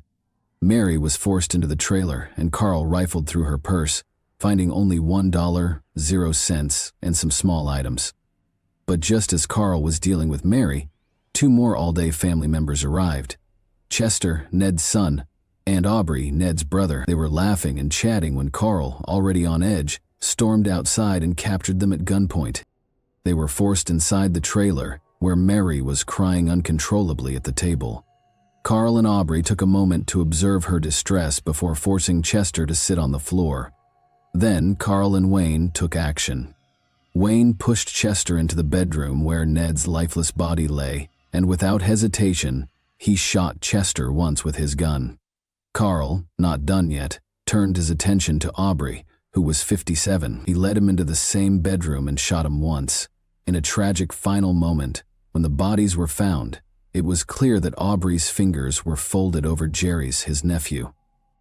It was as if in his last moments, Aubrey reached out to hold Jerry's hand, a heartbreaking symbol of love and loss, before succumbing to his injuries. After the brutal killings, Mary Alday was dragged from the bathroom and taken back into the kitchen, where Carl didn't show any sign of mercy, assaulting her himself. Once he was finished, Wayne did the same. By now, the gang had decided it was time to leave, but they weren't done yet. They took Mary in her car, driving deep into the woods, but Carl wasn't done tormenting her. He yanked her out of the car by her hair and dragged her through the dirt. He assaulted her again, humiliating her in ways no one should ever have to endure. Then, in a chilling and twisted display, they took degrading photographs of her. After all this suffering, they decided it was time to end her life. George then forced Mary onto the ground, her face pressed into the earth. He shot her once in the back of the head with a .22 caliber gun. Once they finished, they abandoned her body in the car in the woods like it meant nothing at all. That's when Carl, Wayne, Billy, and George sped off. But the news of the murders spread fast, shaking the small community to its core. Donaldsonville was a quiet town where something like this was unheard of, and no one could wrap their heads around the senseless violence. But rather than splitting the community apart, the tragedy seemed to unite everyone even more. Neighbors, friends, and even strangers rallied together, offering their help to the remaining Alday family members. With the farm at risk and everything in turmoil, they stepped in, making sure the farm's operations continued. Then, just a few days later, the town came to a standstill. 3 days after the murders, Wilsonville officially stopped everything for the day to mourn the Alday family. The mayor declared a day of mourning and the streets were empty, as if the entire town had hit pause. On May 17, 1973, the funeral processions began, and nearly every single person from the town and many from surrounding areas gathered outside the Spring Creek Baptist Church. The church was way too small to hold 6 coffins and the huge crowd that showed up to mourn, so they ended up holding the funeral right outside on the church grounds. The Alday family was remembered for more than just their hard work and dedication to the community. They were the kind of neighbors everyone wanted. Kind, helpful, and always there when needed. But while the town was grieving, the fugitives had already made their way to West Virginia, trying to put as much distance between them and the crime they'd committed. That's when fate finally caught up to them. They were found after being forced to flee on foot when they ran into a roadblock. This time, there was no escape. George was the first to crack. He confessed everything, spilling the details of the horrific jailbreak and how it led to the massacre of the Alday family. For 2 long hours, he recounted everything, expressing deep regret, especially for what he had done to Mary. He admitted that the weight of his actions had kept him up at night, and he couldn't live with himself anymore. With George's confession in hand, investigators wasted no time turning their attention to the others, starting with Billy. At first, it seemed like Billy wasn't as involved in the killings. He didn't allegedly shoot anyone, according to George, but ballistics told a different story. The Alday family had been killed with 4 different weapons, and one of those weapons was in Billy's possession. Billy's version of events was almost identical to George's. He said Carl had taken his gun when they were shooting Jerry, because Billy had run out of bullets. Since the story seemed believable, and Billy was too young for the death penalty, investigators decided to flip him in exchange for his testimony against the other 3. Billy was given 40-year sentences for theft charges, and he was more than willing to take the deal. Then came Wayne, who was a whole different story. He had no remorse whatsoever. In fact, he sounded proud when he talked about what he had done. He even smiled as he described the killings, bragging about how he took the lives of the Aldays. Wayne wasn't backing down from his actions and made it clear he had no regrets. And then there was Carl. When investigators tried to get him to talk, he refused to say a word. Instead of confessing, he gave them the oddest response. It was a pretty May Day. That was it. no remorse, no explanation, just an eerie nonchalance in the face of his crimes. But the evidence against Carl and his crew was undeniable. Their fingerprints matched those found at the crime scene, and the bullets they had in their possession were the same as those used to kill the Alday family. Additionally, they were found with several personal items from the Alday family, including jewelry, further linking them to the horrific massacre. The escapees were returned to Georgia on May 24, 1973, and arraigned at the courthouse in Donaldsonville. George, Carl, and Wayne faced 6 counts of murder and multiple felony charges, including assault, kidnapping, armed robbery, and grand theft. While the trio sat in separate jails miles apart, the community was furious. They demanded justice and even threatened to take matters into their own hands. But with the trials on the horizon, the town didn't need to resort to street justice. As if things weren't complicated enough, information about the missing teenager Richard Miller from Pennsylvania began to surface. An eyewitness came forward claiming that Richard had been chasing a group of men matching the fugitive's descriptions. Law enforcement believed that if Carl and his crew were involved, Richard was likely dead. After some pressure, the men confessed to killing him, with Wayne Coleman volunteering to lead police to his body. However, things didn't go as planned. After being flown to Maryland, Wayne took police on a wild goose chase around the borders of Pennsylvania and Maryland, only to admit that he had no idea where Richard's body was. But then, in an unexpected twist, Carl offered his help. He was transported out of state, but this time he proved to be more cooperative. Carl led investigators to a small town in Maryland called Flintstone, where he gave precise directions to Richard Miller's remains. Carl's trial began on December 31, 1973. Several witnesses were called to the stand, including members of the Alday family who identified personal items that had belonged to their loved ones found in Carl's possession. The sheriff and responding officers also testified. However, the most shocking witness was Billy, Carl's 16-year-old brother. Billy took the stand on January 4, recounting the tragic final moments of the Alday family. His testimony lasted for 2 hours, and it left a lasting impact. After the case went to the jury, it didn't take long, just a little over an hour, for them to return with a verdict: guilty on all charges. Additionally, on January 7, 1974, the jury in Carl Isaac's case recommended the death penalty, and the judge agreed. George's trial followed, starting on January 9, 1974, with a similarly swift process. The jury deliberated for just 58 minutes before finding him guilty on all charges and sentencing him to death. Wayne's trial lasted 3 days, but he too was found guilty and sentenced to death. Initially, the executions were set for February 15 that same year, but due to mandatory appeals, the executions were delayed. This clip was from Carl Isaac's interview on June 12, 1976, where he still showed absolutely no remorse for his actions. Over the years, the men filed several unsuccessful appeals. In 1979, a discovery motion led to retrials for all 3. In 1988, the Georgia Supreme Court ruled that the pretrial publicity had been so overwhelming that the defendants could not have received a fair trial, and that a change of venue should have been granted. During the retrial process, Carl was first to face the courtroom again in January 1988, with an emotional testimony from his brother Billy, who recounted the tragic events. In 1988, Carl's taped confession, which had been recorded by filmmaker Fleming Fuller, was also used in the trial, with Carl seemingly incriminating himself.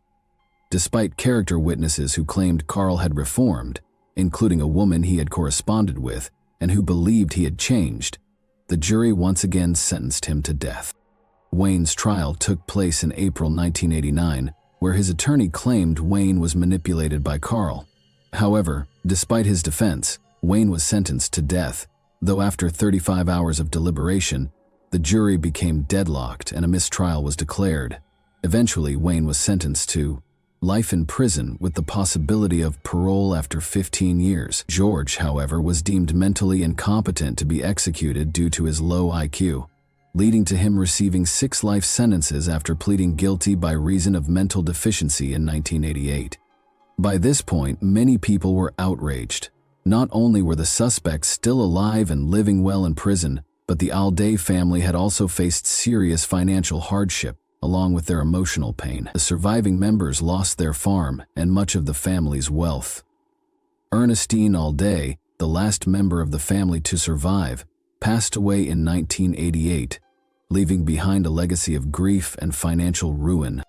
But out of all the pain and tragedy, something positive did come from it, thanks to Paige Barber, the granddaughter of Ned Alday and the niece of several of the victims. As the voice of the Alday family Paige, she fought hard for the passage of the Alday Family Bill in 2003. This law made it a requirement for state officials to contact the families of victims in death penalty cases twice a year. Before this bill, families had a tough time getting any updates on what was happening with their loved ones' cases in the legal system. Additionally, books and films were created to share the Alday family's heartbreaking story, like the 1988 film Murder One and the book Blood Echo by Thomas H. Cook. These helped bring national attention to their tragic experience. As for the men involved, George Dungy died in 2006 while serving his life sentence. Billy Isaacs, who served 20 years, was released in 1993, but he passed away in 2009. Wayne, still alive, continues to serve his life sentence and is now 79 years old, repeatedly denied parole. Carl Isaacs met his end on May 16, 2003, with his execution marking the painful end to a long and drawn-out battle for justice. His final meal, a simple prison tray. After almost 30 years of delays, he was pronounced dead by lethal injection, closing a chapter on the Alday family's tragic story. But here's a question for you. Do you think true justice was ever served for the Alday family, or do you feel the legal system failed them? Thanks for watching, everyone. Your support means a lot to me, and you can help my channel grow by hitting that like button, dropping a comment, and sharing this video. Your engagement really makes a difference. See you soon. Hey guys, today we're diving into another truly horrifying case. If you want to support my channel, make sure to subscribe and stay active. It really helps me out. I'd be super grateful for that. Let's get started. Sometimes, the most terrifying monsters wear the most familiar faces. Vincent Brothers was one of those faces, a respected high school vice principal, a man admired for his dedication to children, and a trusted figure in his community. But in July 2003, that carefully built image shattered. In the quiet city of Bakersfield, California, a horrifying crime scene was discovered. 5 members of one family murdered in cold blood, including a tiny, defenseless infant. The brutality of the killings shocked even the most hardened investigators, and yet, if not for one small, overlooked detail, some dead bugs, this case might have gone unsolved. So how does a man go from community leader to cold-blooded killer? What could drive someone like Vincent Brothers to commit one of the most heinous family murders California has ever seen? This is the chilling story of the Harper family and the twisted truth behind a mask of respectability. Let's begin with Joni Harper, the heart of this story. Joni was born on November 14, 1963, in Bakersfield, California. The youngest of 5 children raised by Ernestine Harper, Joni spent her entire life in the same city that would one day mourn her loss. From an early age, she stood out. She attended McKinley Elementary and then moved on to Bakersfield High School, where she graduated in 1988. But Joni wasn't just a student. She was a star athlete. Basketball was her passion, and on the court she was unstoppable. Her skill and determination earned her admiration, and she quickly became known as one of the standout athletes in her school. But Joni was more than just talent. She was kind, warm, and full of life, the kind of person who left an impression on everyone she met. No one who knew her could have imagined the dark path her life would one day cross, or the betrayal that would come from the person she once trusted most. After high school, Joni's passion for basketball didn't fade. She took her skills to Southwestern Christian College in Texas, where she earned an associate's degree. But even with her own basketball career ahead of her, Joni found a new way to stay connected to the sport. In 1994, she made history by becoming the first woman in Kern County to officiate boys' basketball games. Her love for the game continued to grow, and soon she was officiating games for the North Bakersfield Recreation and Park District, as well as for the California Athletic Collegiate Association. Through her years in the basketball community, Joni became a well-known and respected figure. People admired her not just for her skills, but for her dedication and passion for the sport. But those who knew her best would tell you that while basketball was important to her, her true calling was helping children. Joni shared this passion with her mother, Ernestine, who had always instilled in her the importance of giving back to others. Ernestine, Joni's mother, was a woman with a story that spanned more than just her years in California. Originally from Texas, she made the bold decision to move to California in 1961, and by 1964, she had settled in Bakersfield. It was there that Ernestine's passion for helping others truly took root. She quickly became known as a strong, no-nonsense community activist, someone who wasn't afraid to stand up for the underdog. And Ernestine didn't just talk the talk, she walked the walk. She fought tirelessly for those whom society often forgot, such as the poor, the disenfranchised, and the marginalized. Her belief in fairness was unwavering. Deeply grounded in her Christian faith, Ernestine believed that no matter where someone came from, how they looked, or how much money they had, they all deserved equal justice and respect. Her dedication to helping others didn't stop at her own community, though. As a co-founder of an organization called Extend a Hand for Justice, Ernestine extended her reach far beyond Bakersfield. She traveled to Africa and South America as a missionary, bringing aid, money, and resources to some of the most impoverished communities in the world. Ernestine's heart was as big as it was generous, and it's no surprise that Joni inherited that same spirit of compassion. Joni had a deep respect for her mother, and their bond only grew stronger as the years passed. Though Ernestine had 4 other children, her relationship with Joni was uniquely special. So when Joni was ready to start her own family, Ernestine was right there by her side, always ready to lend a helping hand. This is where Vincent Brothers entered the picture. In the late 1990s, Joni met a man who seemed like a dream come true. Vincent was originally from Long Island and had moved to California in the 1980s to attend Cal State Bakersfield. There, he earned a master's degree in education and began working his way up in the school system. By all accounts, Vincent appeared to be the perfect match for Joni. He was charming, ambitious, and had a stable career working at a local elementary school. To Joni's family, he seemed like a really nice guy, and Joni quickly fell in love with him.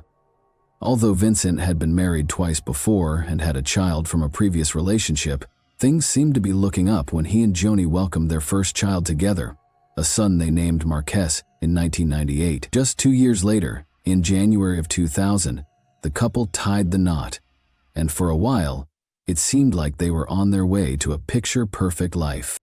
But as with many fairy tales, things took a dark turn behind the scenes. Vincent began disappearing for days at a time, and when he returned, he was secretive, refusing to explain where he had been or who he had been with. Joni, heartbroken but sharp, started to piece the puzzle together. She realized the man she had married was betraying her.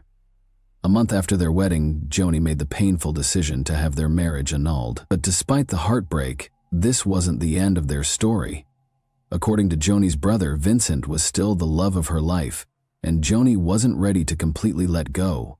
She wanted Vincent to be a father to their son, and so the couple continued their on-again, off-again relationship. Then, as if things weren't complicated enough, Joni discovered she was pregnant again. This time it was a girl, and Joni named her Lindsay. Sadly, this didn't stop Vincent from continuing his extramarital issues. By the time Lindsay was born, Joni's mother, Ernestine, decided to move in with her daughter to help take care of the kids, especially since Vincent wasn't always around.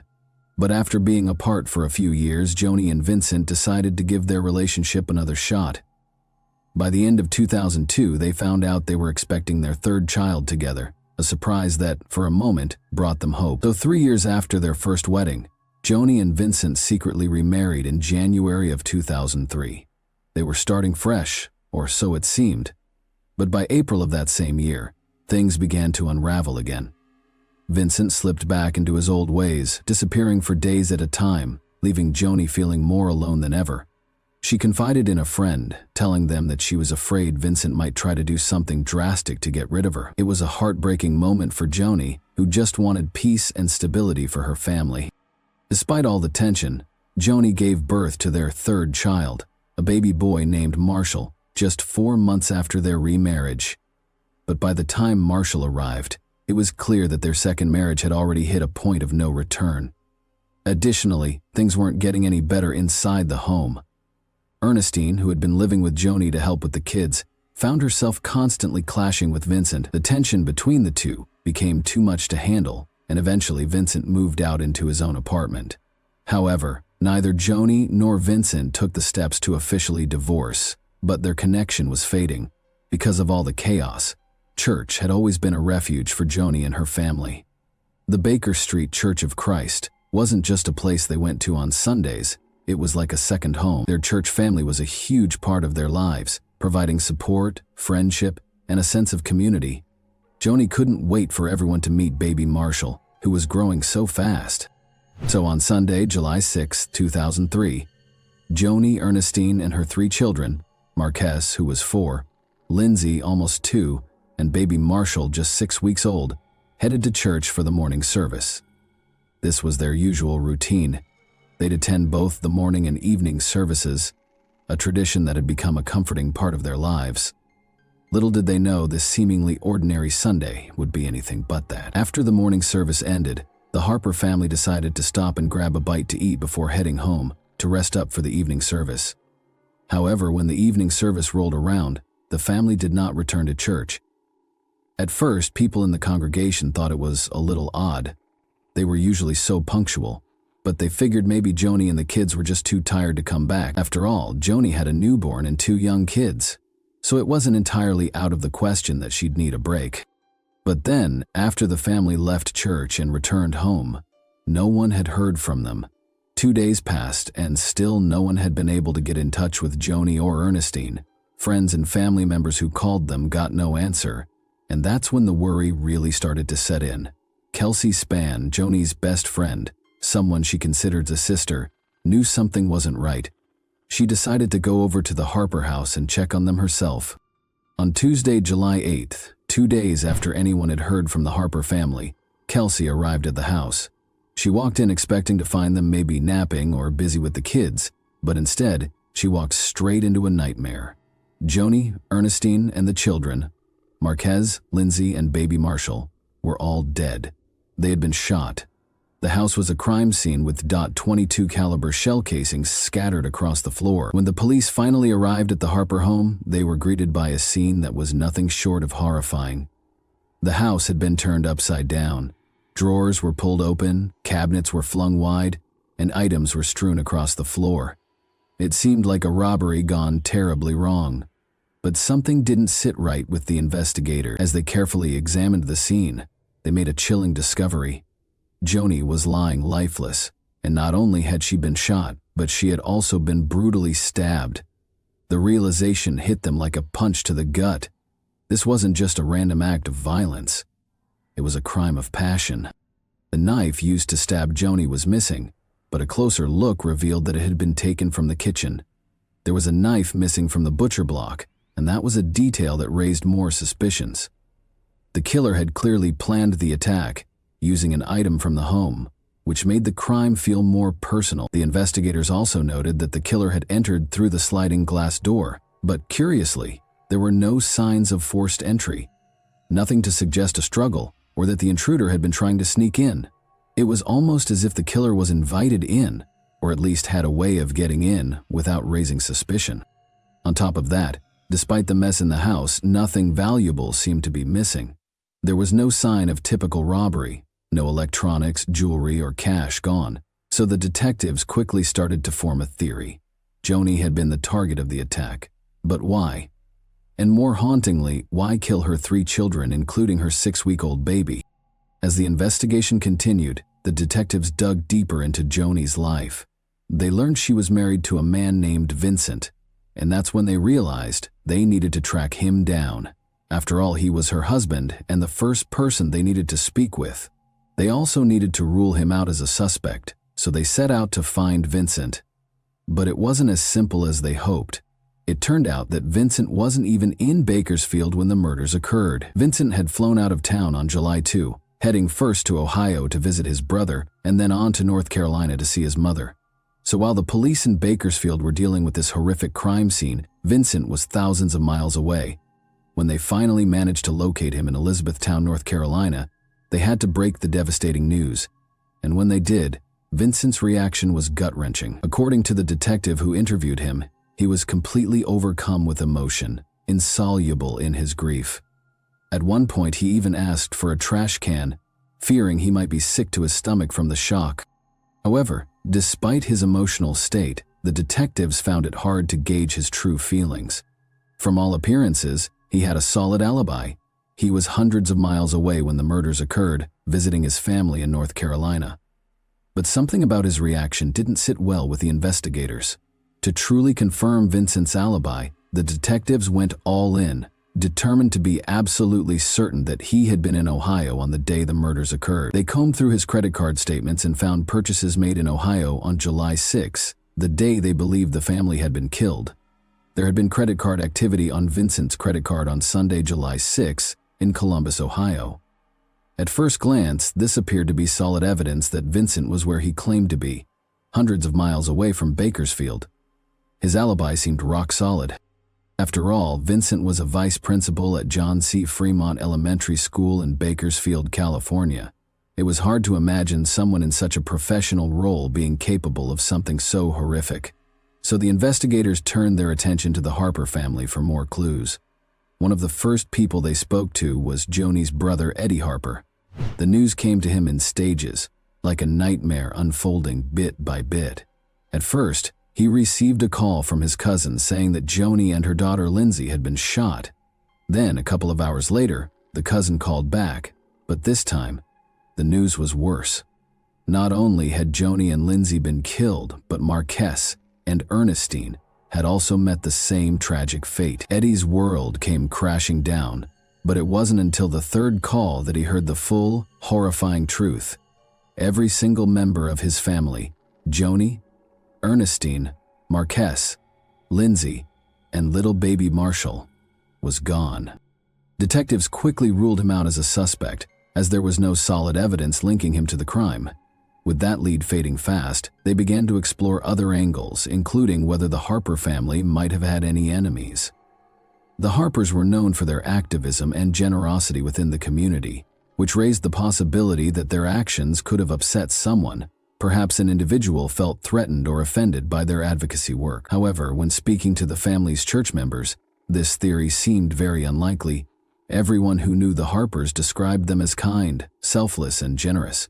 Even Vincent, who had cheated on Joni multiple times, had been forgiven repeatedly by the family. It didn't make sense that anyone would harbor such deep animosity toward them to justify such a horrific act. Realizing this lead was a dead end, detectives turned their focus back to Vincent. They knew they couldn't afford to leave any stone unturned in a case this shocking. Whoever committed the murders needed to be caught quickly, and every detail of Vincent's alibi came under intense scrutiny. Initially, Vincent's alibi appeared watertight. Credit card purchases placed him in Ohio on the day of the murders, suggesting he was far away when the crime occurred. But detectives weren't satisfied with just the paper trail. They wanted to see for themselves. They obtained surveillance footage from the stores where the purchases were made, and that's when the first crack appeared in Vincent's story. The man seen on camera using Vincent's credit card wasn't Vincent. It was his brother, Melvin, who bore a striking resemblance to him in height and build. Investigators brought Melvin in for questioning. At first, he denied using his brother's credit cards, but as detectives pressed him, the truth unraveled.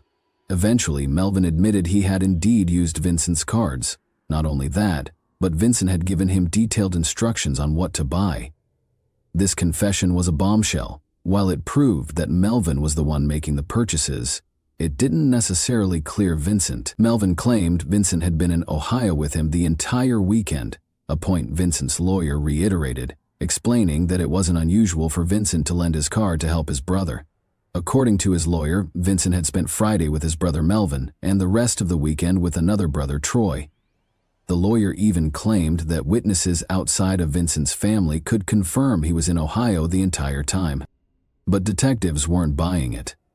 Melvin had already lied during his interrogation, and there was no solid proof. no receipts or records that backed up Vincent's whereabouts during his supposed visit with Troy. So the investigators kept digging, determined to figure out what really happened. When detectives took a closer look at Vincent's travel history, the details got suspicious fast. They confirmed that on July 2, Vincent flew from California to Columbus. Once there, he rented a car and drove to Melvin's house. So far, so normal, right? But when they checked the odometer of the rental car, things got weird. Between July 2 and July 11, the car had racked up over 5,400 miles, an absurd number for someone who was supposedly just driving around Ohio. When police calculated the distance, it became clear the car had been driven all the way to California and back during that time frame. This was a huge breakthrough. Detectives now believed they had pieced together what happened. Vincent had flown to Ohio to set up an alibi. Once there, he drove the rental car back to California, committed the murders, and then drove all the way back to Ohio to keep up the appearance that he'd been there the entire time. But even with this theory, the police needed more evidence to nail it down. They teamed up with the Bakersfield Police Department and the FBI to bring the rental car into a lab. Their plan was to analyze the car's radiator for bugs. If the car had really been driven cross-country, the radiator might contain insects specific to California, which would blow Vincent's alibi wide open. And when the results came back, they confirmed what detectives had suspected. Several of the bugs found in the car were species native to California and areas west of the Rocky Mountains. It was damning evidence that tied Vincent's rental car, and likely Vincent himself, to the region where the murders occurred. His carefully crafted alibi was crumbling faster than anyone could have anticipated.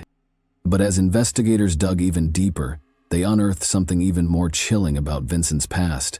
On the surface, he was a respected vice principal with a polished reputation. But behind closed doors, his history painted a far darker picture. In 1988, during his first marriage, Vincent had been convicted of misdemeanor spousal abuse. According to police records, he served 6 days in jail. His wife at the time divorced him, citing his violent behavior.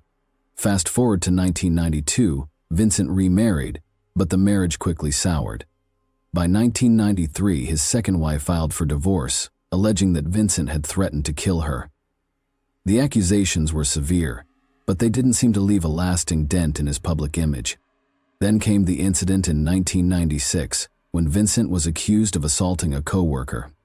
According to the woman's account, she went to his house one day, where he allegedly attacked her, dragged her into a room, and took photographs of her against her will. When she tried to call the police, Vincent reportedly yanked the phone from her hands, preventing her from seeking help. The story didn't end there. The woman claimed that Vincent harassed her relentlessly at work. He allegedly touched her inappropriately, called her at home, and even threatened her. She eventually took a leave of absence, stating that Vincent had created a hostile work environment that made it impossible for her to continue. She tried to report these incidents to the police, but instead of support, she was allegedly met with resistance. Vincent's standing in the community as a vice principal seemed to shield him from accountability. While the school district investigated her complaints and warned Vincent about his behavior, no formal punishment followed. After months of tireless investigation, the police were convinced they had their man. Vincent Brothers, the seemingly upstanding elementary school principal, was the one responsible for the brutal murder of his family. By April 2004, they had pieced together enough evidence to take him down. When officers arrived to arrest him, Vincent didn't look surprised. Because he wasn't. Turns out he'd been planning to skip town. He had already started selling his belongings and even listed his house for sale. It was the move of a man who knew the walls were closing in. For those who knew him, this was a gut punch. How could Vincent, the man who greeted kids with a smile every morning, the same guy parents trusted to guide their children, be accused of slaughtering his own flesh and blood? But here's the thing about wolves in sheep's clothing. No matter how pure they appear, the stains of their true nature always bleed through. In January of 2007, the case finally went to trial. It was a spectacle, lasting 4 long months and involving over 100 witnesses. Vincent himself took the stand, denying the charges and maintaining his innocence. The prosecution knew their case was largely circumstantial, but it was undeniably compelling. They carefully outlined their theory, detailing how Vincent had flown to Ohio to establish an alibi, only to secretly drive back to Bakersfield, California, to commit the murders before returning to Ohio. Key evidence like the odometer readings from the rental car and the forensic analysis of bugs in the radiator pointed to Vincent having driven across state lines during the time frame of the murders. Prosecutors also highlighted his history of domestic violence, painting a picture of a man with a troubling pattern of behavior. The defense, however, fought back with everything they had. They argued that the prosecution's timeline was not just improbable, it was impossible. A representative from the car rental company testified that odometer readings weren't always recorded accurately, casting doubt on the mileage evidence. Additionally, they claimed there was no direct proof tying Vincent to the crime scene during the murders. The defense tried to poke holes in the prosecution's theory, insisting that Vincent had been in Ohio the entire time, supported by witnesses and his brother's testimonies. But as the trial dragged on, their arguments began to lose traction. After 4 months of testimony and 3 intense days of deliberation, the jury reached a verdict. Despite the defense's efforts, they were not convinced by Vincent's claims of innocence. The circumstantial evidence combined with Vincent's suspicious behavior painted a story the jury believed. In the end, Vincent Brothers was found guilty on all counts. In September of 2007, Vincent Brothers was sentenced to death. As of today, he sits on death row at San Quentin Penitentiary, awaiting his fate. It's hard to imagine anyone being so cold and calculating to walk into a home and murder 3 generations of one family. Many people who knew Vincent still struggled to wrap their minds around the idea that he could have been capable of such a thing. Some even question whether the right person was convicted. But for the family and friends of Joni and Ernestine, justice has been served, and they can take some comfort in knowing that their loved one's killer is paying the price for his action. As for the motive, it remains unclear. Was it pure hatred for his wife, or was there something deeper and darker at play? Perhaps Vincent was just a psychopath hiding behind the facade of a respected man. But what do you think? Did Vincent kill his entire family, including his children, out of hatred? Or is there something more sinister going on? Thanks for watching, everyone. Your support means a lot to me, and you can help my channel grow by hitting that like button, dropping a comment, and sharing this video. Your engagement really makes a difference. See you soon. Hey guys, today we're diving into another truly horrifying case. If you want to support my channel, make sure to subscribe and stay active. It really helps me out. I'd be super grateful for that. Let's get started. An unexplained disappearance. Globally, 1 person goes missing every 3 minutes, according to depressing data. People are frequently discovered, occasionally dead. On the other hand, they are also never reported. The majority of disappearances are connected to accidents or criminal activity, regardless of the hoax. On June 6, 2006, we traveled to Namyangju City, South Korea, for another enigmatic tale. Lee Yoon-hee, a 29-year-old student, vanished into thin air. Nothing seems out of the ordinary. Individuals frequently vanish. The public is still thinking about this case nevertheless. Even now, a lot of people still dispute and have their own theories on what transpired during the disappearance. On June 7, her friends and classmates raised the alarm for the first time about the girl's disappearance. It was quite unusual of Lee to miss the last classes at the university. She had never missed a class before and was a responsible and effective learner. Min, Lee's friend, went to her house to see how she was doing after studying, but when I rang the doorbell, nobody answered it. Then she departed without bothering. The girl later acknowledged in an interview that she had taken a day off after deciding Yoon-hee wanted to be by herself. As it occurred, her acquaintance had recently been plagued by a string of problems, so she might have needed some time to escape. On June 8, nevertheless, she failed to appear once more. This time, Min went to the missing person's house with 2 other males and Kim Lee's friend. She could not be reached in any other way. Coincidentally, the main character's purse was taken a week prior to the events mentioned, along with her cell phone, Idaho card, and purse. The dog responded to the disturbance from inside the house when young people knocked. The owner did not respond to the dog's loud barking. The digital lock on Yoon-hee's door meant that only a person with the code could unlock it, and nobody there had that knowledge. Min then contacted the sought woman's older sister, but regrettably she had not received a response from her sister and was unaware of the door code. The excitement was only increased by all of this. It was ultimately decided to call the police. The apartment's owner was phoned by law enforcement and invited to come unlock the door. Everyone noticed the bad scent as soon as they walked into the student's house. Life story. Lee Yoon-hee was a vibrant and attractive young woman. She first attended a women's institution in Seoul to study statistics and visual arts. But after graduating, she came to the realization that she had made a mistake since she was a young child. Along with her passion for art, the main character adored animals and, even as an adult, took good care of her 2 dogs. She enjoyed going to zoos, farms, and animal shelters, as well as watching films on the natural world. After earning a diploma, the girl opted to pursue a career in veterinary medicine at the age of 25, since she was not scared to start from scratch. Parents didn't help their daughter right away. At this age, the traditional family thought it was time for her to marry and have a family.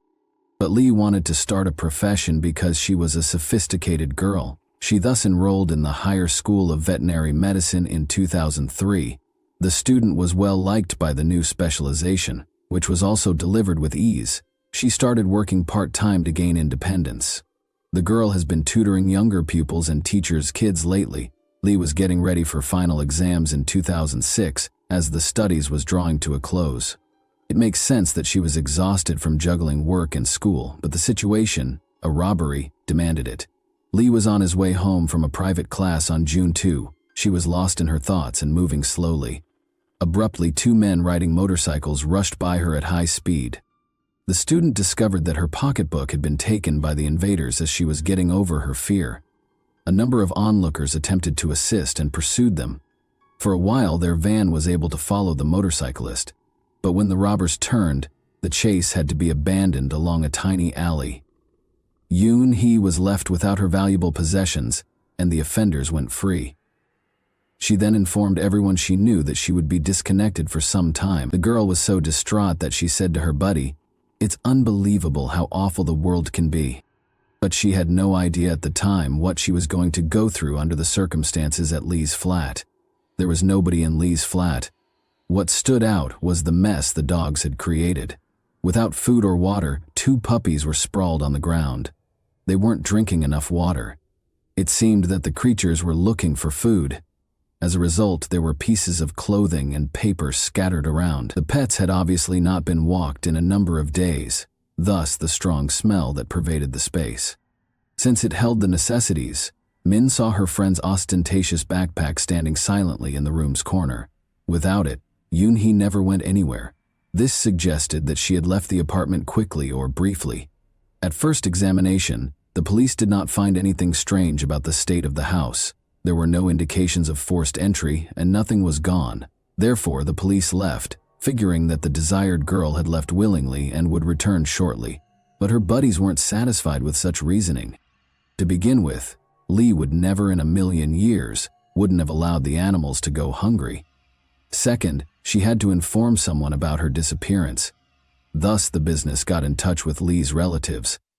The family acknowledged that it had been days since they had heard from her. Min and her buddy headed to the station because they were unhappy with the police officer's findings. However, Korean law enforcement organizations have been constantly criticized for their actions owing to the investigation's delay and bad management, so the young people made the decision to formally report their friend's missing evidence on their own. 2 of Lee's other pals were staying at the residence at this time. They wanted to talk about everything as they waited for her parents. In order to avoid embarrassing the missing person's family, the men made the decision to tidy the apartment. In general, they removed all the evidence that had occurred by cleaning the floors, throwing out the trash, and even washing the filthy laundry. The cigarette butt discovered on the veranda was also subsequently discovered to have been thrown away by Lee's sister upon arrival. She didn't want to make her sister look bad in front of her parents, who would be furious to learn that their daughter smokes. The problem is that, according to Yoon, every one of his acquaintances said they had never seen it. It's possible that this led to the subsequent destruction of another reliable piece of evidence in the case. The lads expressed their regret that their desire to perform better had made matters worse. The youths clarified that the police had not yet begun the investigation, or issued a warning to them not to touch anything. Lee's parents checked out the apartment when they got there in the evening. The girl's father, Dong, reported that his daughter was missing along with a number of other items. A hammer was the first object he named. "I personally insisted that such a necessary item be in the house," the man explained. Lee Yoon-hee had kept it in full view and frequently laughed about it. An antique coffee table was the other piece that was absent. It was especially beloved by the student, who frequently used it as a bedside table and to dine. The location of the girl's disappearance and the disappearance of two unrelated objects were unknown to anyone. At that day's concluding gathering, the unknown painted a terrifying image. Lee's pals filed a police report, but the worried parents of the missing girl also chose not to postpone filing a report. Enough time had elapsed since the purported disappearance, as was obviously clear. On June 5, she was last observed. Yoon-hee and her classmates concluded their final practice of the semester at that point. The important occasion was to be celebrated by the youth. They even invited the teachers for this reason. Not everyone agreed, of course, but some chose to stay with a group of 40 pupils. The main character was angry because she had experienced yet another setback as a result of an operation on an animal that, in her judgment, had failed. She didn't want to attend the party because of this. Some even said that she hid herself in the bathroom and sobbed, possibly prior to graduating. The industrious student reportedly lost her nerve, which is why she was so critical of herself and had a negative outlook on the world. However, the girl was calmed down by her pals, who convinced her to attend the karaoke bar party. Lee's disposition had significantly improved by 10 o'clock in the evening. In the pub, everyone gathered. They danced, sang songs, ate, drank, and recalled their time at university and in daily life. The heroine of the novel stood by them. She left the celebration and the restroom at roughly 2:30 in the evening, as seen on CCTV. The girl was clearly frustrated about something. However, a 27-year-old man called Kim spotted her quick departure and pursued her. Since the young people had been close since school, the man claims that he inquired what had transpired. When Lee realized that someone was observing her in the restroom, she told her buddy about it. She did not, however, provide any information. Kim worried about his pal. He offered to carry her backpack and guide her home because he understood that the recent attack on the street had already made her feel afraid. Lee's rental flat was a 15 to 20-minute walk away. Later, Kim admitted to investigators that he couldn't walk his friend to the door. In one of the dim alleys, she said him farewell. The young man nevertheless made the decision to hold off until her home's windows were illuminated. He turned around and left for his home after confirming that the girl was not in danger. The man, incidentally, lived close by. The nation observed Memorial Day as a national holiday on June 6. Consequently, nobody found it odd that she had not provided any news. However, the investigation didn't start until after the party, when nobody saw Yoon-hee. Curious facts were discovered during the investigation. One of the students visited Lee in the morning of June 5, about 4 o'clock on the day before the disappearance. He claimed to be repairing a loose coffee table leg. Lee requested him to fix it because she didn't want to throw it away, he told the investigators. He claimed to have spent roughly 30 minutes in the apartment. The couple proceeded to the university following the brief repair. He never saw Lee again and did not attend the party. There is no hard proof that the young people were in a romantic connection despite what some people say. The missing woman's family also carried out their own search in parallel. Dong, Lee's father, once looked around the area where his daughter lived in an attempt to find any hints. The man suddenly spotted a familiar table between two trash cans, but the unscrewed metal legs were lying apart from the tabletop. The family members believed it had been harmed during the incidents that occurred in the residence. The discovery was sent for analysis. Lee may have been the victim of a vicious attack on that fateful night. Her father was concerned that the hammer he had given her might have killed her. After disposing of the table, the criminal might have hidden the tool or taken it with him. Stalker theory. The police chose to look for eyewitnesses because, amazingly, they were unable to locate any fingerprints, DNA, blood, or other evidence during the examination of Lee Yoon's house because Lee's friends had cleaned the apartment so completely. There was no doubt that someone could hear something because the apartment building's walls were so thin. None of the girl's neighbors, though, mentioned anything out of the ordinary. Many of the residents would not even talk to one another. Meanwhile, an older woman reported that she had been harassed a few days prior to Lee's disappearance. A man, most likely, followed her to her front door before stopping. The woman turned abruptly and confronted the stalker after deciding that unlocking the door might invite an attack. It was hard to see his face through the hood, she said. But the unidentified man was horrified by her acts. Then he turned and walked away. It should be mentioned that pushing has become commonplace in South Korea. This phrase refers to someone or a group of individuals giving someone unwanted, invasive attention. Women who report recurring incidents are frequently noted by law enforcement. Frequently, a stalker will wait at the door before coming inside. This exacerbates feelings of fear and worry. Stalking is sometimes the catalyst for sexual assaults. Consequently, a law that made stalking a felony went into effect on October 20, 2022. The article's sanction stipulates a maximum sentence of 3 years in prison. In the past, it was considered a misdemeanor and carried a $70.00 punishment. Some people think that our heroine might have experienced a similar circumstance, but her case might have ended tragically in the future. Version: confirmed in the house across the street. Lee's windows are clearly visible from an apartment there. During the investigation, whomever resided there could freely watch her behavior. It found out that the place had been vacant for a while, but upon closer examination, a number of used tissues and empty cigarette packs were found. Although the collected DNA was unsuitable for analysis, it did show that someone had occasionally stopped by the flat and stood at the window. The inquiry is still under progress. Every member of the party was interviewed by detectives, with the possible exception of Kim, who took her companion to the alley and waited until she left for home. None of them were aware of the girl's whereabouts during the party, let alone after it.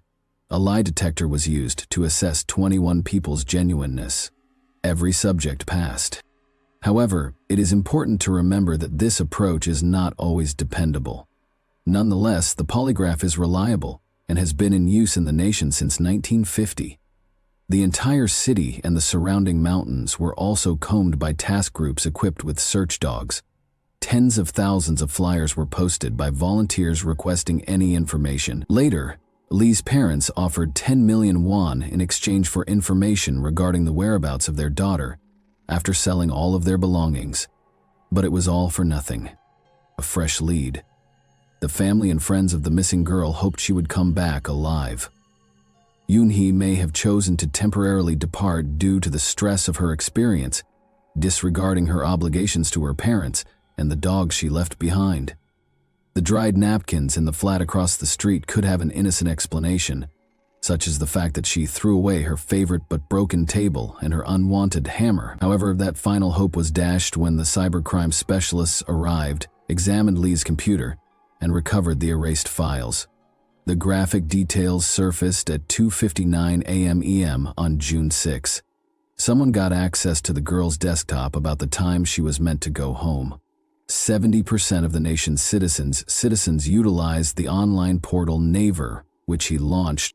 He then entered 1012 contact the police and sexual harassment into the search bar. The machine was manually shut down at 4:21 IEM after the work session concluded at 3:02 IEM. Based on searches, experts believed the missing kid had returned home and sat down at the computer. Since she didn't have a phone, she searched online for a mechanism to report sexual harassment that she had experienced at a party or when traveling home. Nevertheless, someone interrupted her after 3 minutes. Additionally, experts discovered that the girl's computer was turned on once again on June 8 between 3:15 and 5:21 p.m. Simultaneously, the unidentified individual erased the messenger's communication history from 10:48 p.m. on June 4 to 3:04 a.m. on June 8. He accomplished this by using a unique program that is only known to a select few. The chat history cannot be restored simultaneously after that. It demonstrates that a computer-savvy individual took action 2 days later. Lee's account on a well-known music website was accessed once more, and the IP address was even used to check his email. The location of the connection was traced by the police. It was a motel located 119 kilometers distant in the town of Kunsan. Detectives examined the CCTV footage from that day and discovered no evidence of the missing student or any indications of unusual activity. This fact, however, showed that she did not vanish on her own. Rather, someone was deftly erasing evidence of the crime that had been committed. The first person that springs to mind is Kim, who coincidentally happened to be in Lee's residence when the bulk of the letters was erased. As you recall, he cleaned and waited for Yoon's family to come at a friend's house. This provided him with the ideal situation and ample time to conceal the undesirable behavior. Surprisingly, both lads denied remembering to turn on Lee's computer when authorities asked them. Since potential evidence was deleted during the cleaning and wiping of the chat history, there were actually no witnesses, traces, or noteworthy leads in the case of Lee Yoon's disappearance. It is quite probable that the culprit would have been apprehended if the girl's body had been discovered. The victim largely retains important proof of the incident to this day, although neither the student's condition nor location are known. Discussion. She is probably dead, and either her remains are securely buried or they were able to permanently dispose of them. A professor who is insane is the result of these conditions. The faculty Lee studied at is known to have collected animal carcasses. This was done in order to get pupils interested in studying an autopsy. The agency gathered the bones at the conclusion of the examination and delivered them to a specialized incinerator. The biomass was previously enclosed in special bags. The collectors were not permitted to investigate them in accordance with the company's regulations. It should be mentioned that they wouldn't do it themselves because the site is nasty. Every day, the incinerator receives about 88 pounds of animal remains. However, authorities discovered that around 242 pounds were burned 2 days after Yoonhye Yoto vanished. That is, far more than normal. The educational institution worked with cows, pigs, cats, and dogs, among other animals. There were no large animals, though. Based on the June 8 records, the problem is, what else was set on fire that day? Along with other pieces of evidence, might the extra weight have been the body of the missing student? Unfortunately, there is still no response to this question. Since all of the ashes were burned, a genetic analysis was not feasible. If it is true that Lee's body was burned, then the person who killed her and had access to the room was responsible. One of the professors, Professor Moon, for instance, piqued Lee's interest. He was the one whose kids Lee was studying with when her purse was taken during the interrogations. Moon occasionally paid attention to a pretty pupil, according to several reports. Despite his age and prestige, he freely flirted with her. The man attempted to sit next to Lee during the festivities at that party as well, but she pushed him away and called him a creep. She was clearly refusing to entertain his advances. Moon first claimed to have left the event early and arrived home at roughly 2 in the morning, but he then amended his account after other detectives saw that he had departed after Lee. She may have been stalked after being abused by the professor. It is possible that he hushed Yoonhee out of fear of damaging his reputation. He'd trailed her that evening, broken into her flat, murdered her, and then taken the body to the incinerator. He also had the option of forcibly bringing the student to the school and setting her on fire. In any case, a lot of conjecture exists. One could argue that a stranger who was enamored with Lee might have snatched her purse in order to obtain the object of his devotion and observed the occurrence from the flat across the street. He might have been the one who attacked, abducted, or murdered the unfortunate girl. However, there are a lot of unanswered concerns regarding her friend. Kim Dong said they were certain of one culprit and identified him. The young men heading home together after the party is not captured on camera. Furthermore, Lee and Kim left without anyone noticing. That the girl didn't want to be led all the way to the door and bid farewell in a nighttime alley is difficult to believe. The fact that the man has loved her since high school is well known. Some people even believe that she was the reason he attended college. At the same time, Lee accepted his abilities, spent time with him, and truly trusted and loved him in her own way. Lee would not have preferred his feelings, though. Kim became her third pet, as many joked. One crucial detail was later revealed.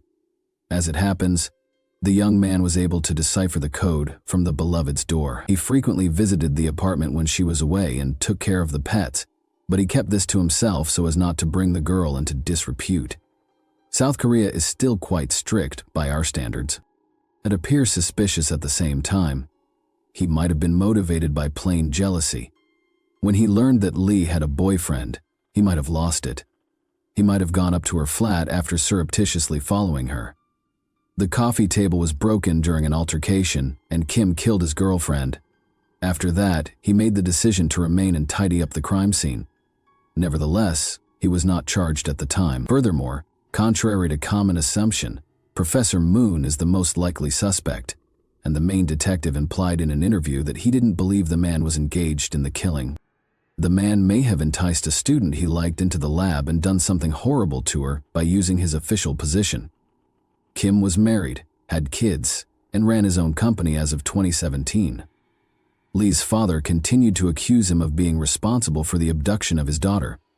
To protect his honor, he even planned multiple protests outside the man's private clinic. After the court's ruling, Dong was prohibited from going near Kim's building, and Kim was compelled to initiate a defamation action. According to the individual, his name has been defamed by numerous media channels to this day. Even after 18 years, people are still looking for Lee because her age and pictures were made public. The parents of the missing individual are elderly, yet they want to settle down and find out for sure if their daughter is still alive before they pass away. Even the loss of a loved one eventually dulls the sorrow, but nothing is worse than staying in the dark for years. What are your thoughts? Who killed Lee Yoon-hee? And is she still alive? Thanks for watching, everyone. Your support means a lot to me, and you can help my channel grow by hitting that like button, dropping a comment, and sharing this video. Your engagement really makes a difference. See you soon. Hey guys, today we're diving into another truly horrifying case. If you want to support my channel, make sure to subscribe and stay active. It really helps me out. I'd be super grateful for that.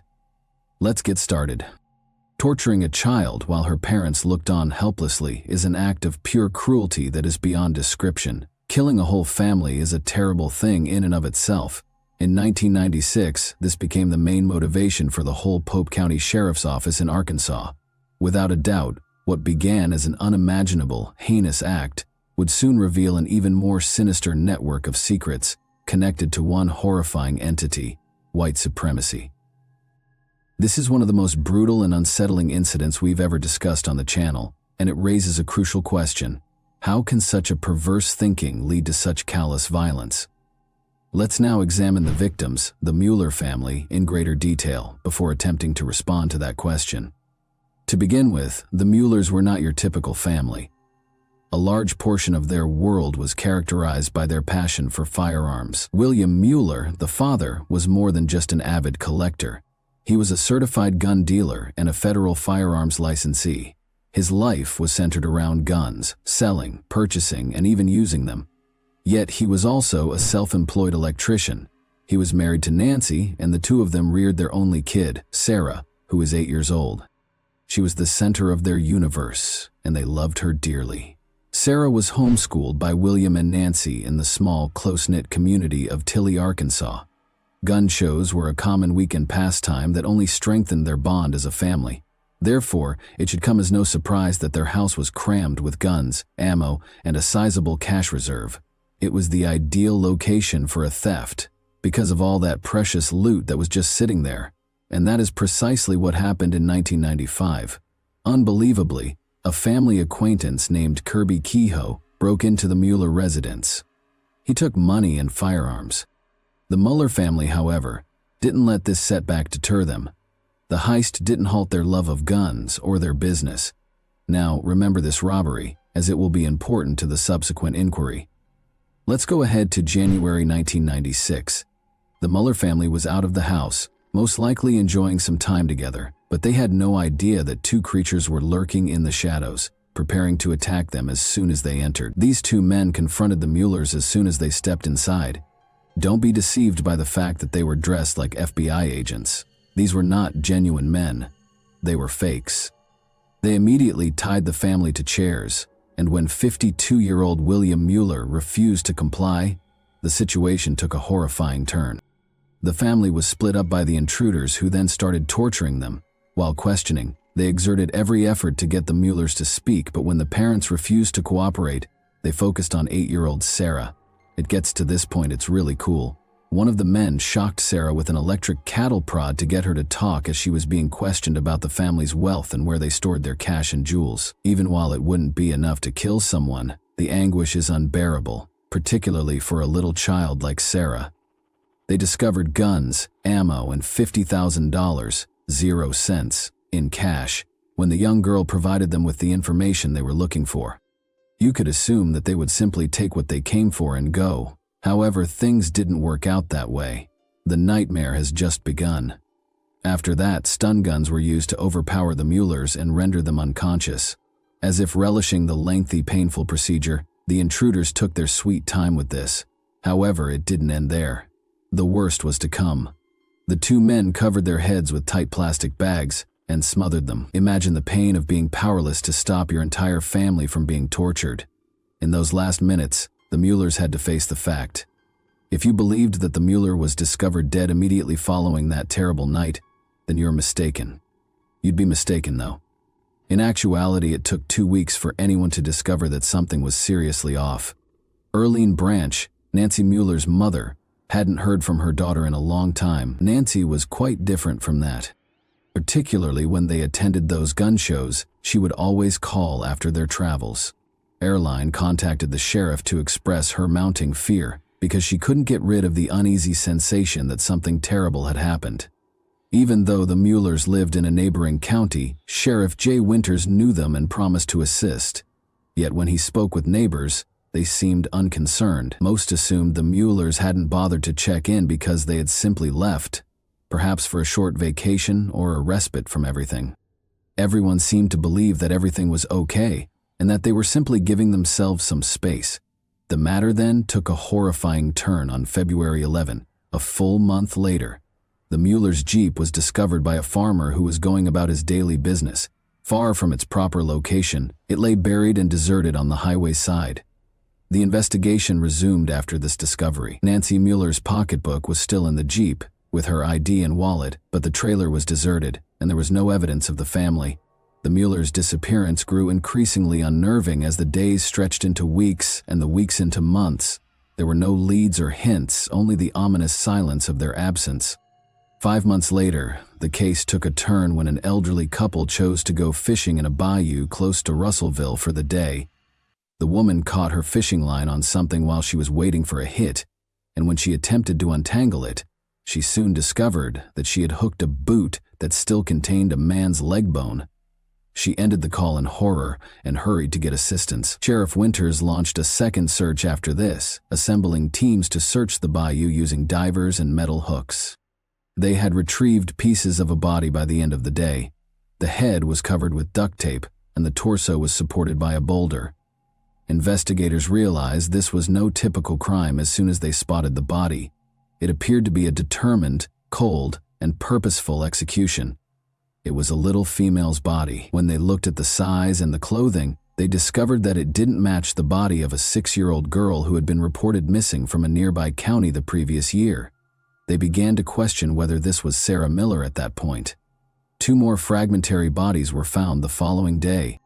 Their heads were wrapped in plastic bags that were firmly fastened with duct tape, and their torsos were all weighed down with boulders. The scene was eerie. The identities of the bodies were verified by the authorities using clothes, DNA, and dental data. William Mueller, his wife Nancy, and their daughter Sarah, age 8, were present. An investigation into a vicious triple killing swiftly evolved from what had begun as a missing persons case. According to the coroner's examination, the remains had most likely been in the water since January 11, the last time anyone had seen them. There was more to the tale, though. The tiny dots of blue paint adhered to the tape were discovered by investigators. The FBI lab in Washington, D.C., received the paint samples for testing, and it was determined that the paint type matched those of General Motors automobiles. Investigators pieced together that 2 people had to be engaged with this new lead. One followed in the Mueller's Jeep, and the other drove the blue car carrying the bodies, before the corpses were thrown into the river. The plastic bags had probably already killed the Muellers. Before long, the focus of the investigation returned to the Muellers' possessions. Relatives had stolen the majority of the family's goods since they had disappeared, but some had been left behind and were kept in their landlord's garage. A serial-numbered Colt .45 pistol case was among the items discovered, but there was no gun. A family photo with some pals was also discovered. After entering the gun's serial number into the National Crime Information Center database, the team discovered that the firearm belonged to Travis Brake, a man who had been arrested for carrying a concealed weapon in Seattle, Washington, months prior. He identified the two persons he purchased the handgun from and acknowledged that he had purchased it at a gun expo. He was drawn to one of the men. Brake pointed to one of the individuals in the photograph that investigators displayed after discovering it among the Muellers' possessions. As you may recall, Kirby Kehoe was no stranger to trouble. He was the same man who had robbed the Muellers a year earlier. He was deeply active in the white nationalist movement and has a lengthy criminal past involving firearms. But before they could make an arrest, the investigators still needed strong proof. Investigators in Sioux Falls, South Dakota, had a break almost a year after the murder of the Muellers, when a trooper noticed a blue Chevy Suburban parked in a handicapped space inside with odd bumper stickers. They discovered Sean Haynes and his expectant girlfriend dozing off. The trooper found that one of the firearms Haynes had in the car, a stolen AR-15 rifle, had belonged to the Muellers after running the serial numbers on both of them. After being detained and interrogated, Haynes acknowledged exchanging the weapon for another gun at a motel in Washington. The eldest son, Kirby Kehoe, the merchant Chevy Kehoe, and the detectives had two suspicions 6 months prior. Let's take a moment to learn more about the Kehoe family's history before delving further into the case. I promise you that learning their tale will help you understand why they did. The Muellers were very different from the Kehoes. 26-year-old Chevy Kehoe was raised in a home where white supremacy was more than simply a topic of conversation. It was how they lived. Chevy wasn't your typical young man in danger. Everything was molded by his father's influence, which led the family in a hostile and sinister direction. The Kehoes fled sunny Florida for the peaceful hills of Madison County, North Carolina. When Chevy was still a baby, in the middle of the 1980s, the Kehoes relocated once more, this time to Washington's Stevens County. At first glance, Chevy appeared to be a bright youngster with promise. Although he excelled academically in Colville Junior High School, his parents chose to homeschool him in 1988 for personal reasons. Instead of creating a healthy learning environment, they built a bubble of radical ideas in an attempt to give more concentrated attention. He was forced into a life of crime at an early age, learning how to elude the police and committing robbery and theft. The Kehoe house was a haven for suspicion and hatred, as you may guess. Their specialty was anti-government sentiment, which Chevy absorbed wholeheartedly. He was more than a young child with lofty goals. His fantasies were hazardous, aggressive, and motivated by white supremacist ideology. Chevy's only objective as a young man was to topple the U.S. government and establish his own white supremacist utopia, which he named the Aryan People's Republic. For Chevy, this was more than a phase. His family served as the cornerstone of his perilous philosophy, and this warped image was everything. This influence was evident in 1995 when Chevy participated in a brutal kidnapping and robbery in June. Malcolm and Jill Friedman, a Jewish couple who ran a store where Chevy had previously worked, were the target of him and a partner. They held the Friedman at gunpoint. However, this was not a haphazard crime. Chevy targeted them explicitly due to their ethnicity. Given all that was happening, this act was a glaring example of the violence and hatred he had been taught to accept. Kirby Kehoe and his son Chevy Kehoe had been on the police radar for years, which was not surprising. If Chevy was involved in a variety of crimes, you can only imagine the trouble his father, Kirby, had been up to. The worst part is that, in spite of the lengthy criminal background, neither of them could be located. They appeared to disappear into thin air, and no one was able to find them. That is, until a blue Chevy Suburban was stopped by an Ohio State policeman on February 15, 1977.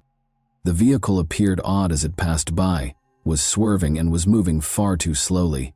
The passenger nodded to the trooper, but the driver didn't even look at him. The officer ignored it until he noticed that even after they had passed him, the passenger continued to stare at him in the rearview mirror. The officer's instincts began to take over at that point. The license plate had expired when they ran it. Furthermore, neither of their driver's licenses were currently valid. The driver cooperated with the trooper's request to exit the car, but he cautioned the officer not to touch him. Then things changed. The motorist abruptly ran back to the automobile when one of the deputies called for a tow truck to confiscate it. He was being pursued by the officers, but they attempted to restrain him. After the man in the passenger seat produced a revolver and began shooting at the officers, there was enough confusion for Chevy to get back into the Suburban and flee. Kukui requested that the driver exit the vehicle. The man informed the officer that a friend had let him use the truck. A pat-down search was then denied. As the cop tries to search the man for clubs, knives, and other weapons, pay attention. It seems that he desired trouble. Another few minutes passed. The man then tried to flee by running back to his car. After then, the passenger started shooting at the officers. The drivers escaped while the passenger rushed into the bushes. As it happens, Chevy Kehoe and his brother Cheney Kehoe were the two guys involved in that heated confrontation. Cheney, in the passenger seat, ran into the woods when Chevy pulled off in the Suburban. As one might assume, the police searched for him all day but were unable to apprehend him. Now, Cheney shared Chevy's strong white supremacist views and was not hesitant to use violence to further his convictions. Chevy was involved in another shooting later that day, this time at an electrical supply company's parking lot. During the confusion, he engaged in gunfire with two Wilmington police officers, Sergeant Robert Bob Martin and Officer Richard Rick Wood. Frank Marsden, 56, was struck in the shoulder by an innocent bystander. Both the troopers and the sergeant's dash cameras recorded the shootout, which swiftly gained widespread attention. After appearing on Fox's World's Scariest Police Shootouts in 1997, the video went viral and appeared on other shows such as Most Shocking and World's Most Amazing Videos. The Kehoe brothers, meanwhile, were evading capture by secretly driving an RV across many states with their families. Police had to up their efforts because investigators were afraid they would do anything to get out. At Lake Hill Campground, they posted pictures of the brothers in the hopes that someone might recognize them or the car. It was 2 days too late for investigators to learn that the Kehoes had set up camp there in an RV.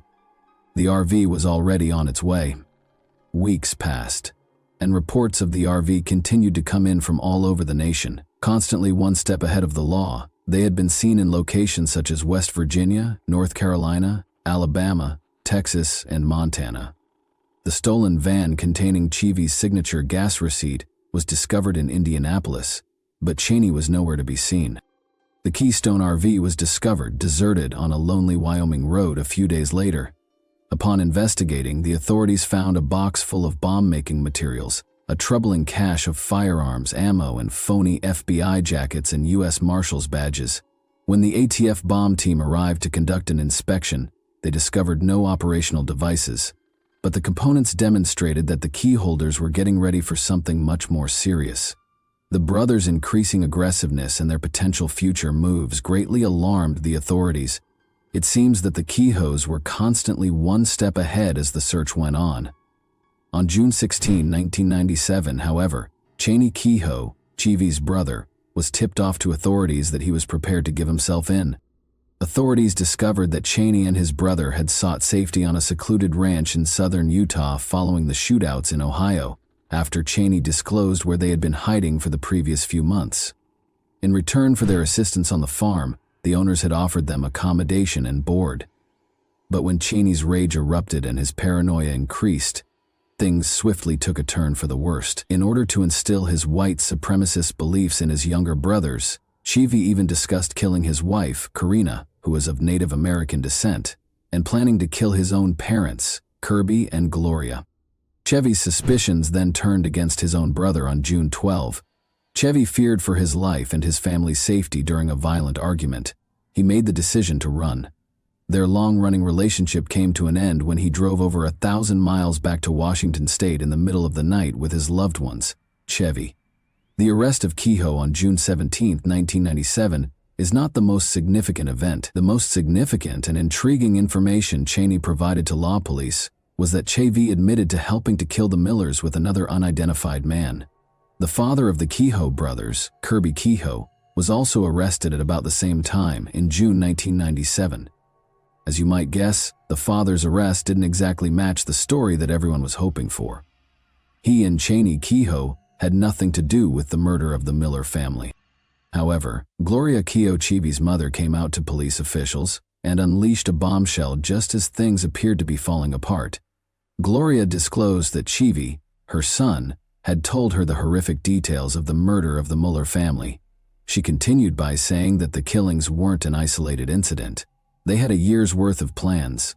The scheme dates all the way back to February 1995, when the initial robbery of the Muller family reportedly started it all. When William Mueller, the patriarch of the Mueller family, confronted Kirby Kehoe because he believed he was implicated in the crime, Gloria said the series of events began. William Mueller apparently treated Kirby with extreme disdain during this altercation, which upset Chevy. Indeed, that appeared to be the moment that triggered a mental switch in Chevy. He believed that William's disdain was sufficient justification for him to loot and murder the Muellers. However, it went beyond a simple resentment of rudeness.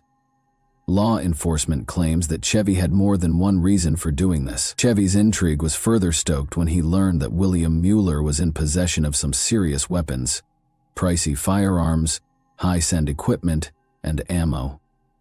Gloria continued after that. She identified Daniel Lewis Lee as the second man implicated in the killings. Chevy had seen Lee before. Chevy knew him from their time spent in white supremacist organizations. Chevy and Lee shared a common ideology and were both fervently committed to the notion of establishing a country exclusively for white people. To keep themselves and Kirby from being linked to the crime, they had intended to rob the Millers, murder them, and hide their tracks. Gloria continued by explaining that the Mueller family had departed for a weapons exhibition on January 11, 1996. Chevy and Lee pretended to be police officers and headed to the Mueller residence when they were away. Chevy and Lee surprised the Muellers and tied them up when they returned. However, one aspect of the strategy didn't work out as planned. Gloria claims that Lee was apprehensive, particularly regarding the murder of Sarah Mueller, the daughter of the Mueller family. Chevy apparently took matters into his own hands and killed Sarah himself, since Lee simply couldn't bring himself to do it. In March 1999, Daniel Lewis Lee and Chevy Kehoe were put on trial for the triple homicide. Gloria Kehoe and Cheney both testified against them, revealing all the specifics of what had transpired. A conviction came at the end of the trial. Daniel Lewis Lee received a death sentence, and Chevy Kehoe received a life term. It seems that Daniel Lewis Lee also had a very difficult childhood, characterized from an early age by violence and instability. Lee had a lot of obstacles to overcome. He frequently ended up in mental health centers due to his struggles with seizures and other neurological conditions.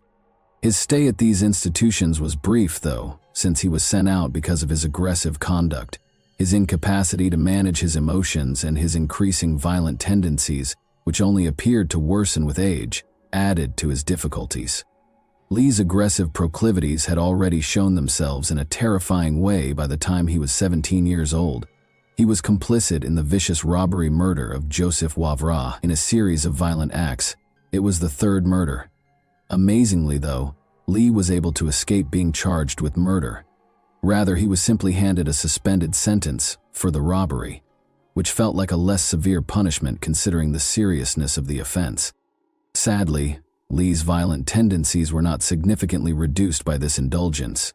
It just seemed to give him more confidence, letting his need for violence grow unbridled. It was not long before Lee and Chevy Kehoe met. When the two first met in 1995, they were drawn to each other by their perverse desire to create a white nationalist stronghold and their mutual loathing of the government. Lee now made an effort to improve his reputation in court by saying he had a decent side and that he was capable of changing. His request for pity sounded more like a movie redemption story than real life, even if his past was filled with terrible crimes. It felt a little absurd. The court rejected it. Nobody thought Lee could actually change his history because it was too awful. He was ultimately put to death by lethal injection in 2020. In 1996, he was found guilty of killing 3 members of a family in Arkansas. One of them was an 8-year-old girl. However, Lee denied doing it to witnesses this morning. Overnight, the High Court decided 5-4 to overturn the decisions of the lower courts, with conservative justices making up the majority. When it came to lethal injection, those courts had been worried about what they referred to as an unconstitutional risk of agony. Daniel Lewis Lee, who had a less direct role, was sentenced to death, but Chivi Kehoe, who was the mastermind behind the heinous killings of the Mueller family, escaped the death penalty. Nothing about this seemed to make sense. How could his co-conspirator receive a worse punishment than the man who orchestrated and executed the entire scheme? The fact that Chivi was complicit in the Oklahoma City bombing, another major crime, just made matters more bizarre. Cheney, Chevy's brother, said Chevy was aware of the bombing before it occurred, after Chevy was taken into custody. Months prior to the bombing, Chevy was reportedly spotted in a Spokane motel with Timothy McVeigh, the bomber. The motel's manager even said that Chevy had been anticipating the blast with excitement when the news broke, and had even alluded to a major event on April 19. However, the FBI's investigation revealed no evidence that McVeigh had ever visited Spokane or that Chevy was directly involved in the attack. Although Chevy denied everything, the mystery was only heightened by the rumors. Even though it was evident that Chevy had connections to violent extremist organizations, he was given a lighter sentence than Lee. In the end, their father, Kirby Kehoe, was sentenced to 44 months after entering a guilty plea to federal racketeering charges, while Cheney Kehoe was given a 24-year term for attempted murder and possession of weapons because of his involvement in an Ohio gunfight. Cheney was later released from jail in 2008 after his sentence was lowered to 11 years, but his legal issues didn't stop there. He and Kirby were taken into custody by federal authorities in Arizona on October 14, 2013. Following an ATF raid that turned up a sizable marijuana-growing enterprise and a firearms cache at an off-grid compound. 17 firearms, about 17,000 rounds of ammunition, 15 pounds of marijuana, and several sets of body armor were confiscated by the authorities. In 2014, Cheney and Kirby both entered guilty pleas to felonies including the possession of firearms and ammunition. Kirby was given a 10-year sentence, and Cheney was given a 41-month prison term.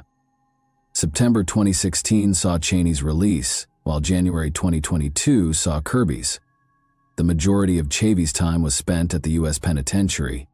Under the Federal Bureau of Prisons record number 213,100,009, Florence A. Dex was incarcerated in Colorado.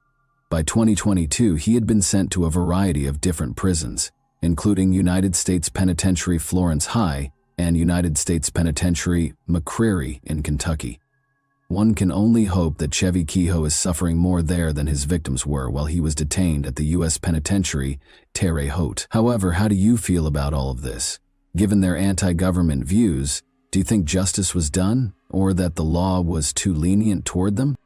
Thanks for watching, everyone. Your support means a lot to me, and you can help my channel grow by hitting that like button, dropping a comment, and sharing this video. Your engagement really makes a difference. See you soon. Hey guys, today we're diving into another truly horrifying case. If you want to support my channel, make sure to subscribe and stay active. It really helps me out. I'd be super grateful for that. Let's get started. One of the most terrible crimes in American history will always be associated with Moscow. The darkness is still present. It will always be a part of the town's and university's history when you speak to people. In this instance, Xana Kernodle, Madison Mogen, Ethan Chapin, and Kaylee Gonzalez are four extremely significant names. Additionally, I ask that you recall all four of the names from this case. These four University of Idaho students were allegedly stabbed by Brian Kohberger on November 13, 2022, before dawn. The knife used in the murder has never been located. This kind of knife is used for survival. Brian Kohberger did not provide a plea of his own. The judge entered a not guilty plea on his behalf. The state of Idaho is requesting the death sentence because of the gravity of the offenses. His purpose was to kill. This massive marine knife was meticulously and cruelly planned. No living object, much less an innocent human, would be subjected to such treatment. The DNA recovered on the knife sheath left at the crime site is the main piece of evidence in the prosecution's case, but there is a ton of other evidence that also points to no one else that we are aware of. What caused Brian Kohberger's vehicle to be seen driving away from the scene? Why, including the morning following the offense? was his cell phone spotted there 12 times. Despite the fact that the facts make the case more open than closed, the prosecution wants everyone to think that it is. The defense argues that Brian Kohberger and the victims have no connection at all, and if there is no connection, then there is no motive. And since he is a graduate student and not a professional assassin, it is extremely difficult to prove that he is the murderer if there is no reason. Moscow, which is tucked away in the center of Idaho, is known for its student-friendly atmosphere and a close-kin community that perfectly combines a lively student life. Around the esteemed University of Idaho, the city flourishes, creating an atmosphere where learning and a vibrant college life coexist. Students lived in dorms, rented university buildings, and houses just outside the institution's boundaries in the busy neighborhoods around the school. Even though Moscow was known for its academic excellence, students occasionally met with friends and family in secret. However, these meetings were usually uneventful. But on the chilly night of November 13, 2022, 4 college students were relaxing after a party when a terrifying turn of events occurred, upsetting the tranquil ambience they had expected. This incident took place in this 3-story home. At the start of the novel, 4 people are enrolled at the University of Idaho. Ethan Chapin, 20, from Conway, Washington; Kaylee Gonsalves, 21, from Rathdrum, Idaho; Zana Kernodle, 20, from Post Falls, Idaho; and Madison Mogan, 21, from Coeur d'Alene, Idaho. Zana was a junior, while Ethan was a freshman. Madison and Kaylee, meantime, were both university seniors. The oldest of 3 triplets, Ethan James Chapin, was born at Swedish Hospital in Seattle on a beautiful Tuesday night, October 29, 2002, at 4:43 p.m. Maisie, who first lived in Olympia at Summit Lake, arrived a short while later at 4:44, and Hunter at 4:45. Before moving to Conway, the family lived there for the first year and a half. The kids went to Conway School, where they played cross-country, basketball, and soccer and got a great education. At Conway, Ethan enjoyed playing basketball with his brother while wearing their team uniforms. After that, Ethan started attending Mount Vernon High School, but the COVID pandemic interrupted his regular on-campus education. After moving to Idaho with his siblings and working at Hills Resort, Ethan tried to return to school at MVH&S, but his studies were still impacted. Before starting their internship at the University of Idaho in August 2021, they returned to the Hills Resort in Idaho for a summer job after working at Tulip Town during the tulip season. To leave off their 3 children at college, Ethan's family set out to travel to the University of Idaho. Maisie joined the Kappa Alpha Theta sorority, while Hunter and Ethan joined the fraternity Sigma Chi. Ethan has managed his academic obligations, participated in intramural sports, and enjoyed a lively social life since starting his studies at the University of Idaho. During this time, he continued to be passionate about sports and fell in love with Zana Kernodle. Born at Kootenai Health Hospital in Coeur d'Alene, Idaho on July 5, 2002, Zana Alexia Co. was raised in Post Falls. Her skill as a gymnast distinguished her early years. From an early age, Zana demonstrated her abilities during her time at Post Falls Middle and High School. She participated heavily in soccer, volleyball, and track until she graduated in 2020. She worked at Texas Roadhouse and attended school. When Zana first enrolled at the University of Idaho, she majored in marketing and became very involved in extracurricular activities, most notably as a member of the Vandal Solutions sales team and the Pi Beta Phi sorority. She worked part-time at the Mad Greek restaurant in Moscow, Idaho, to balance these obligations. Beyond her studies and career, Zana enjoyed spending time with her puppy, Shoeshine, and attending EDM events. Rel is excitedly going on family vacations with her father and sister and enjoying time with friends. She had many happy childhood recollections of her grandparents' farm in Riverside summers. Because of her lively nature, Zana was adored by her classmates, family, and friends. She was well known for being gregarious and upbeat, and she had a unique talent for making everyone feel welcome. Her unrelenting excitement, engaging humor, and zeal for life left a lasting impression on everyone who had the honor of knowing her. Zana is currently a co-resident while attending the University of Idaho. On May 25, 2001, Madison Mae Mogan was born in Eugene, Oregon. From the start, she made her family and everyone around her very happy. Madison was born and raised in Oregon, but her family later moved to North Idaho, where her parents were from. She had the most amazing upbringing in Idaho. She started school at Winton Elementary, then transferred to Coeur d'Alene Charter Academy, and finally decided to enroll at LCHS after writing a clear letter outlining her reasoning with her lifetime friend, Kaylee, who was essentially her sister. Everyone who knew Maddie knew that she felt incredibly loved because of her charming demeanor. Her distinct, eccentric, and amusing style made others laugh, and it was common knowledge that feeding her well was crucial. Maddie's tenacity and dedication to her future pursuits earned her recognition. She developed a network of friends, co-workers, managers, and instructors who respected her work ethic, concern, and dedication as a result of her academic success and her accomplishments in every job she held throughout high school and college. Though a little further away, Maddie was thrilled with her academic endeavors at the University of Idaho, where she flourished, joining Pi Beta Phi and regularly making the dean's list each semester. She made lifelong friendships with close acquaintances and loved having Kaylee by her side.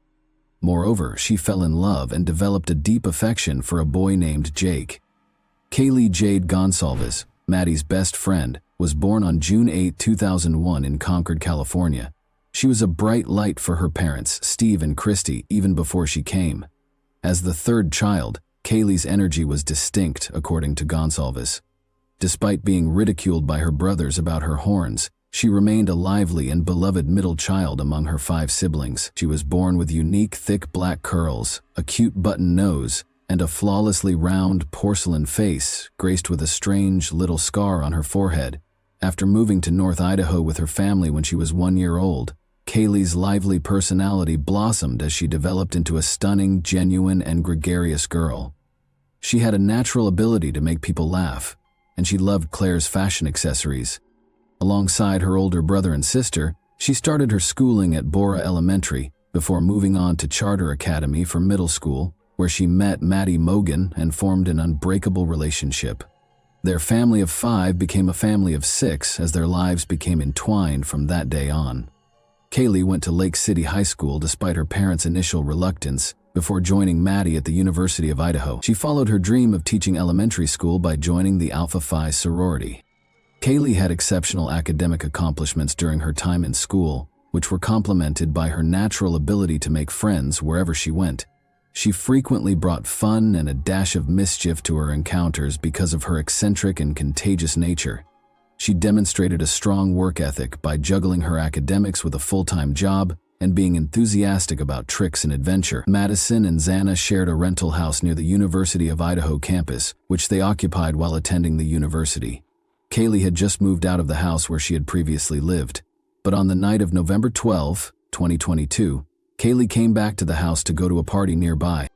2 of the 4 students, Ethan and Xana, attended an on-campus event hosted by the local Sigma Chi fraternity earlier that evening on November 12, from 8 to 9 p.m.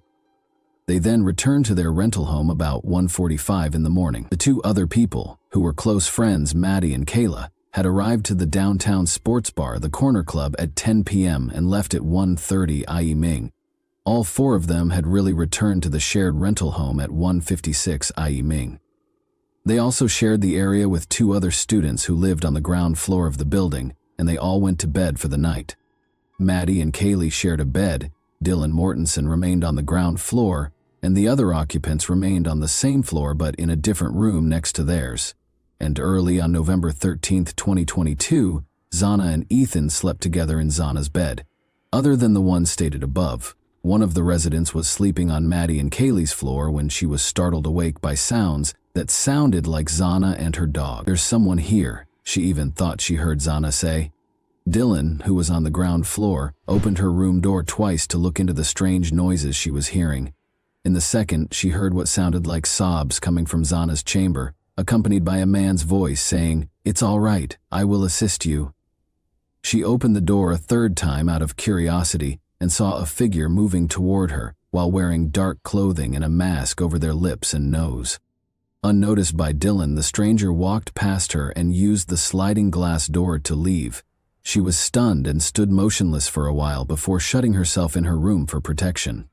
No 911 calls were made right away, but hours after the event, at 11:58 IEME on November 13, 2022, A call was eventually made from within the house, using a roommate's cell to request assistance for an unconscious person. The door of the house was open when the police arrived, and there were no indications of inside damage or forced entry.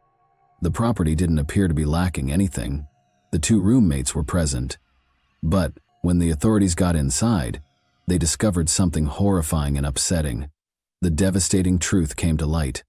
Kaylee and Zana Ethan Maddie had been fatally murdered in their beds on the second and third floors of the house, respectively. There were no gags or shackles on the victims when they were discovered, and the walls were splattered with blood. Zana and Ethan were found in Zana's room, and Maddie and Kaylee were found in Maddie's bedroom. But the question still stood: why did the murderer spare the two housemates' lives? Phil Waters, a homicide detective, hypothesized that the attacker might have missed Dylan and the other girl in the shadows. At this time, nevertheless, this premise cannot be categorically accepted as the whole truth. In the absence of more research and proof, it's the most plausible answer. Concerned about one of the victims on the second floor who they thought was asleep and unresponsive, the surviving roommates had called friends to the house. The 911 caller's identity was kept secret, but the authorities confirmed that the caller was not considered a suspect in the sad event. That specific piece of information appears to be complicating your work and igniting numerous conspiracies. That's right, there are numerous conspiracies in existence. A great deal of speculation exists. However, we must address the fact that the police discovered a live-streamed video on Twitch by the Grub Truck, a food truck situated near Friendship Square 4 blocks south, throughout the course of the investigation.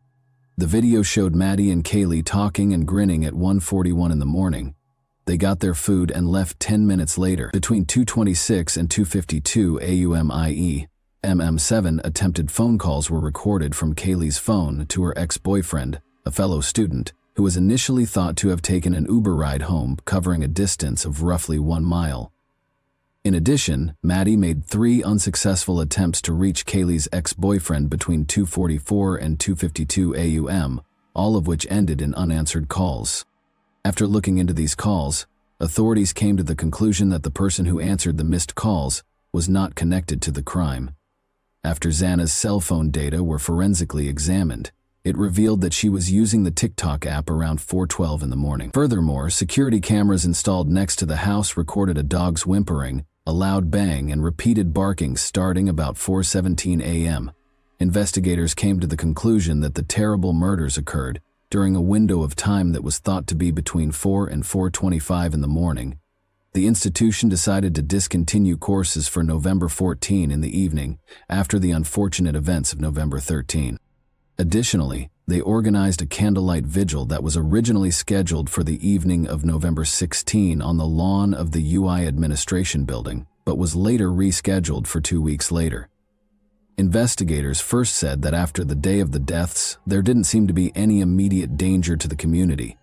James Fry, the head of Moscow police, changed the conclusion 3 days later, saying, "We cannot say with certainty that there is no threat to the community." Fall break was supposed to start after November 18, and classes would resume on November 28.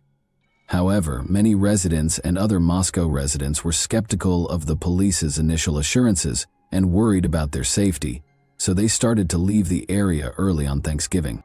Several teachers canceled courses during this time because some of the people who stayed were understandably nervous and cautious. The limited flow of information from the university and the police to the victims' families was criticized by the fathers of Kaylee Gonzalez and Ethan Chapin. Additionally, a surge of conjecture and misinformation surrounding the disappearance cases surfaced on social media, spread by users of sites such as TikTok, self-described acidified screen type, and other social media users.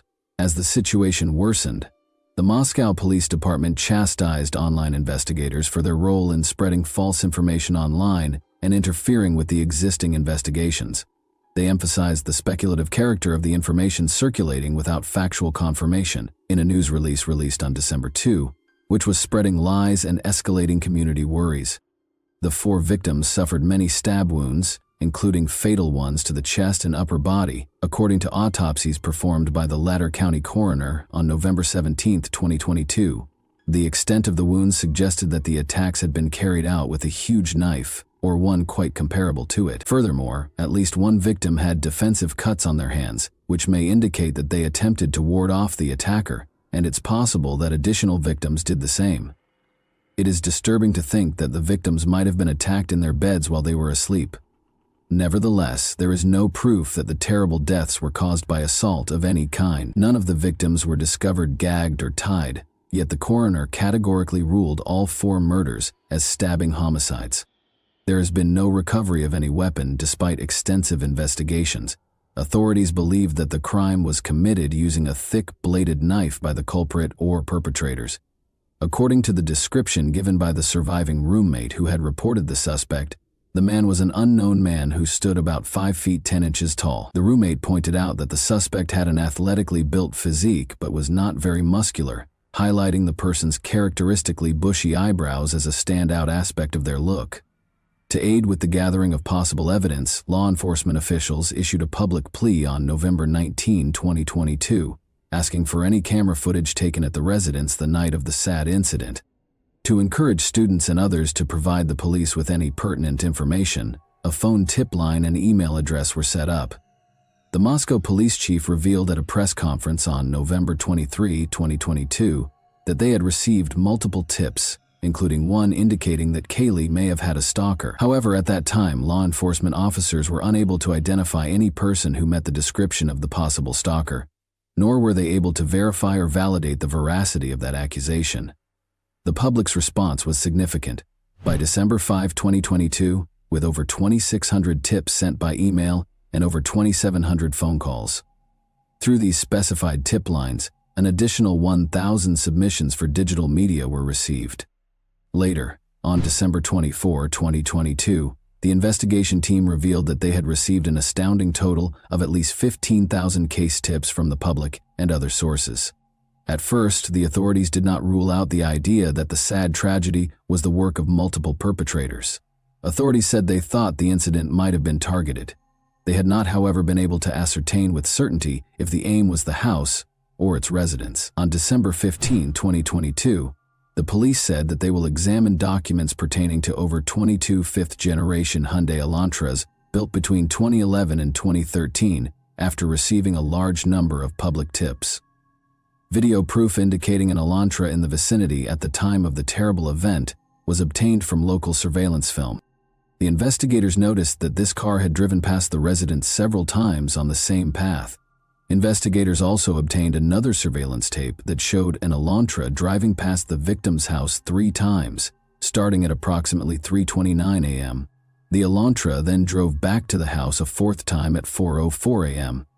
At 4:20 a.m., the same vehicle was seen driving out of the victim's neighborhood. After a few days, the investigators were able to identify the owner of the Elantra as Brian Koberger, a local who had taken it to the Pocono Mountains in Pennsylvania for the holidays with his father. The police stopped him and his father for tailgating. On Interstate 70 west of Greenfield, Indiana, Brian Koberger was stopped by the Indiana State Police once more for speeding and tailgating throughout their trip. The FBI, however, denied claims that they had given the Indiana State Police orders to make these stops. When investigators looked further into Koberger's whereabouts, they found cell phone data showing that on November 13, 2022, at around 2:47 a.m. in Pullman, Koberger's phone had stopped connecting to the network. It then reconnected at about 4:48 a.m. near Blaine, Idaho, which is close to us, Highway 95 south of Moscow. Evidence is irrelevant. What matters is the absence of evidence. In this instance, he is the only suspect because his cell phone was off for a very specific period of time during the period when 4 individuals were killed. That's significant. Additional mobile phone information showed that almost 5 hours after the fatal event, on November 13, 2022, at around 9 in the morning, Koberger's phone made contact with a nearby cell tower. Police also gathered information showing that between June 2022 and November 13, 2022, his phone got at least 12 pings from the cell phone tower closest to the house, but that wasn't all. Investigators also gathered a DNA sample from the crime scene, which did not match any of the victim's DNA, in addition to this evidence. A brown leather knife sheath that was located on Maddie's bed contained this DNA.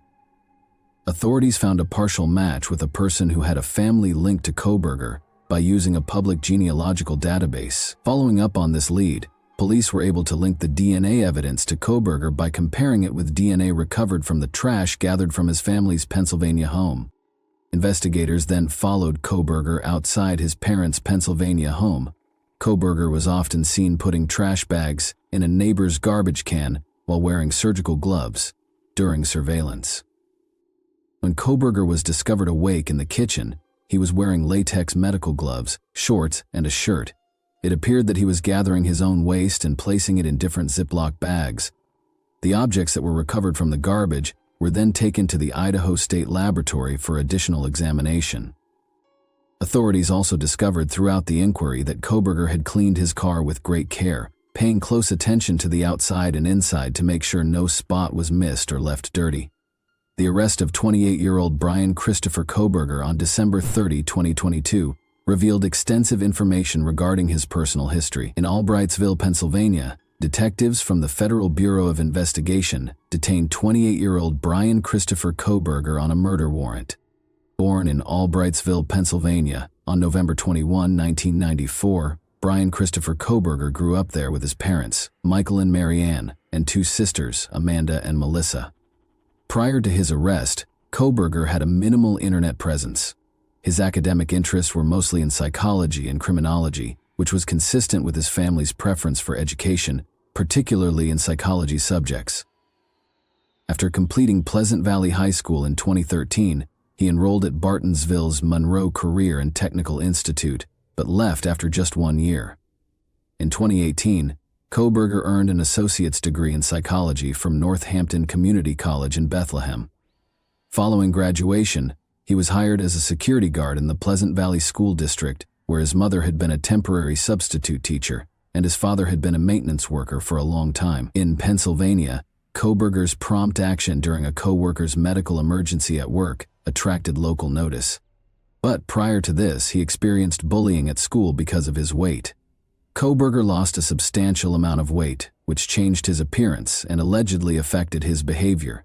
Friends reported bullying incidents and a discernible change in his conduct after losing weight. Manipulation in his social circle. A number of friends claimed that Kohberger struggled with drug misuse, beginning with marijuana to deal with bullying from teenagers and progressing to heroin addiction. He reportedly sought rehabilitation after high school, continuing his education with an associate's degree, and later pursuing higher education at DeSales University in Center City, Pennsylvania, where he excelled academically in psychology and criminology. You might have been a little strange or a little off, but other than that, you'd never expect someone to be involved in a quadruple homicide. After earning his master's degree in criminal justice in 2022, Kohberger went on to attend Washington State University for a doctoral program in Pullman, Washington, with the goal of becoming a law enforcement officer. However, while he was a teaching assistant, he was disciplined for his bad behavior and negative views toward women, and emails between Kohberger and Professor John Snyder showed that he was repeatedly warned about his conduct and professionalism. Finally, on December 19, 2022, a month after the killings, Kohberger was fired from his teaching post at WSU.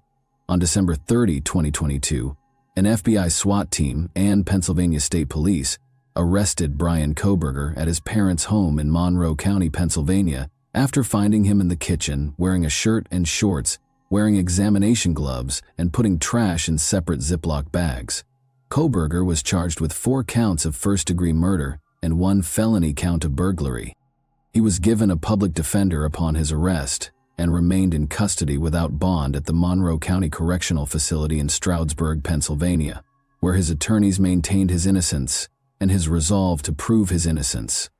And his family released a statement expressing sympathy to the victims and stressing the value of assuming their son's innocence. While some members of Kohberger's social circle were shocked by the charges against him, others from his past were less shocked. Kohberger then agreed to extradition when he first appeared at the county courthouse on January 3, 2023, and was flown to Pullman before being driven to the Latah County Jail in Moscow, where he was held without bail. On January 12, 2023, he appeared in the same courtroom for a status conference a week later. On May 17, 2023, the Latah County District Court announced that Kohberger had been officially charged by a grand jury with 5 counts, 4 counts of first-degree murder, and 1 count of felony burglary. The preliminary hearing that was scheduled for June 26th was canceled after the indictment. On Monday, May 26, 2023, in Latah County District Court, Kohberger refused to enter a plea.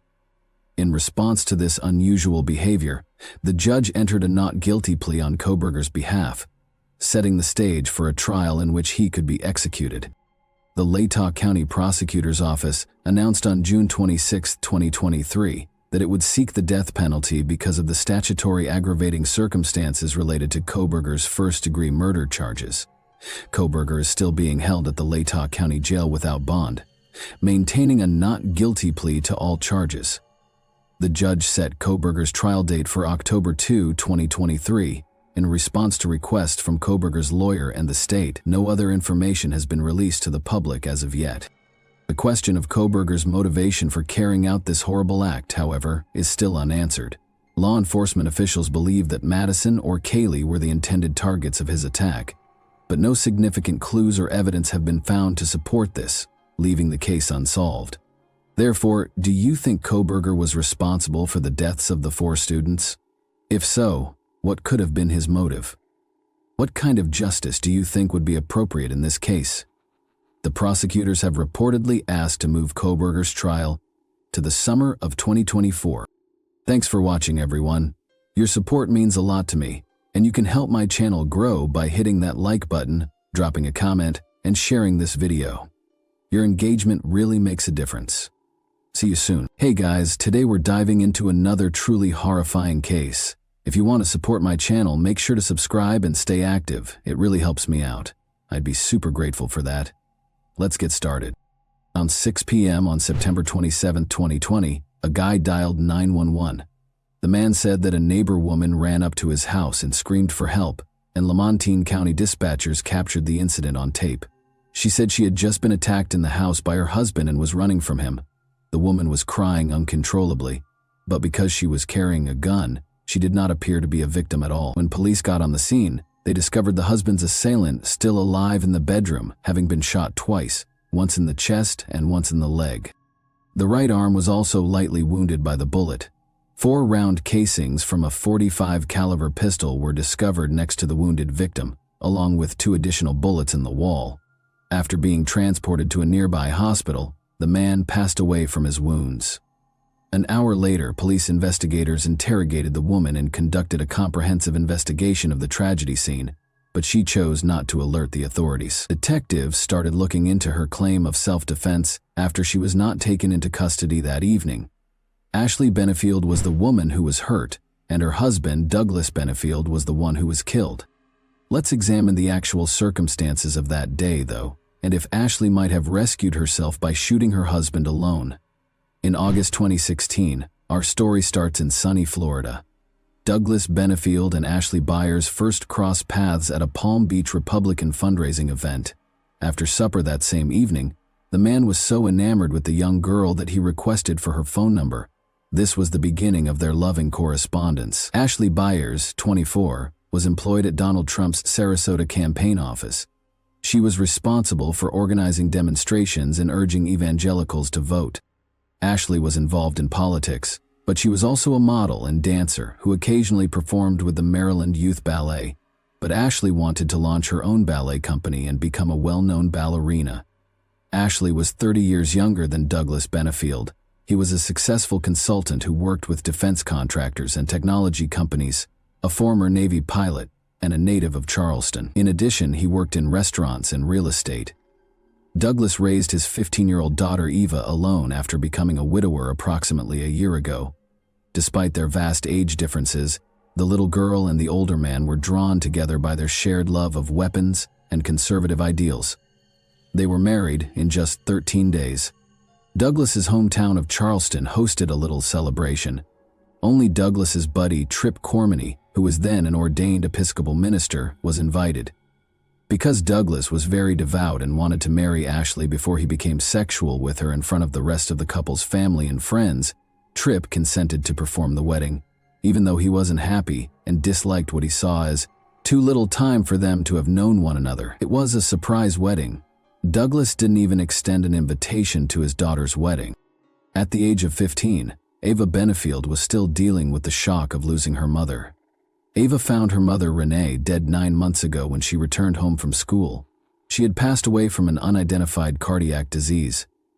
Ava was taken aback by her father's unexpected union with a girl who was just 9 years her senior. The relationship between Ashley and Ava did not work out after Ashley moved into Douglas's house in Charleston, and this led to many arguments and scandals in the family. Douglas's new wife significantly harmed the close father-daughter bond. Ashley didn't want to be her husband's daughter's friend or stepmother. In contrast, Ava believed that she was just losing her father. Douglas pledged to fulfill his wife's dream of starting a ballet company that would feature dancers of diverse physiques and nationalities, as envisioned by Ashley Benefield. He held his young wife in high regard. Douglas told Ashley she was the most beautiful, tall, slim, and graceful, and he often planned romantic dates and surprises for her. He also gave her flowers. Ashley, like a swan, truly enchanted everyone in her vicinity. Her long brown hair, like a bird's plumage, gave beauty and splendor, and her blue eyes emanated friendliness. Douglas was prepared to go to any lengths for his Ashley since he saw only spiritual purity in her. Her desire came true so quickly. Douglas's commercial acumen and Ashley's love of ballet led to the founding of the American National Ballet in Charleston, where they recruited ballet performers from across the nation. The objective was to operate a for-profit school and a non-profit ballet company. Ashley and Douglas started holding the initial auditions in the summer of 2017. Ashley, however, was contemplating a pregnancy and dreamed of becoming a mother in addition to launching a ballet company. Approximately 40 dancers from all over the world started traveling to Charleston to practice with Ashley during the late summer of 2017 while the ballet company was being formed, but she never returned for another audition. Douglas was left to do all the job. Douglas hired ballet master Michael Wise to train the dancers, but Ashley was the one that many dancers were waiting for. She wasn't planning on doing ballet anytime soon, citing a serious condition from her pregnancy. Despite the growing tension between Ashley and Eva, Douglas continued to support his wife in her dream to start a ballet company in Charleston with a unique mission. The man, who was not very involved in ballet, tried to run the company on his own with the help of hired managers and choreographers, but the company soon ran into legal issues after being sued by dancers and choreographers who accused the couple of breach of contract, claiming they were fired just weeks after being hired. After Ashley left, Douglas brought in new managers in the hopes of getting the ballet up and running, but they made drastic changes, and Ashley's original vision of dancers from all ethnicities didn't work. Douglas failed to see the growing tension between Ashley and Ava because he was too focused on the ballet. Douglas lost his temper and shot their home ceiling one day after he and Ashley got into a fight over Ava. According to many who knew him, it was unusual for the composed and non-aggressive Douglas to return to Florida in late August, alleging a challenging pregnancy, while Douglas was still attempting to establish the ballet's work in Charleston. A number of dancers were summoned to a meeting on October 23, 2017, instructed to sign non-disclosure agreements, and then fired online. Ashley voiced her disapproval of Douglas and the rest of the company. "Everything we've worked so hard to achieve has been ruined by the current management, and I cannot support them or their behavior." According to her, A&B was founded to distinguish out from other dance companies and ought to have established new guidelines for how it handles its dancers. The way it was handled should make everyone embarrassed. A brilliant concept appeared to have vanished like smoke. The American National Ballet was permanently completed a few months later. Douglas had lost more than $100,000, 0 cents, by the end of the dance case. His ballet nightmare was finished. Douglas, who had long collaborated with numerous dancers, arranged a farewell party for A&B. But instead of his expectant wife waiting for him when he got home, there was a farewell note. Ashley outlined all of Douglas's flaws in her 4-page letter, labeling his behavior toward her possessive and domineering. She said that his heart was crushed and that she had to leave him because she was afraid for her life and the safety of her pregnant child after he shot a gun into the ceiling. Ashley's note, however, was just the start. As it turned out, Douglas had to deal with a blow from the man he loved, making the months that followed much more challenging. Still holding out hope for a reconciliation, Douglas sent Ashley a birthday gift in late November 2017. He was aware of his wife's passion for tea. He purchased a specialty tea for expectant mothers, as well as a lovely teapot, cups, and saucers. Ashley was not going to tolerate the present, even though she accepted it. Rather, she accused Douglas of a number of offenses.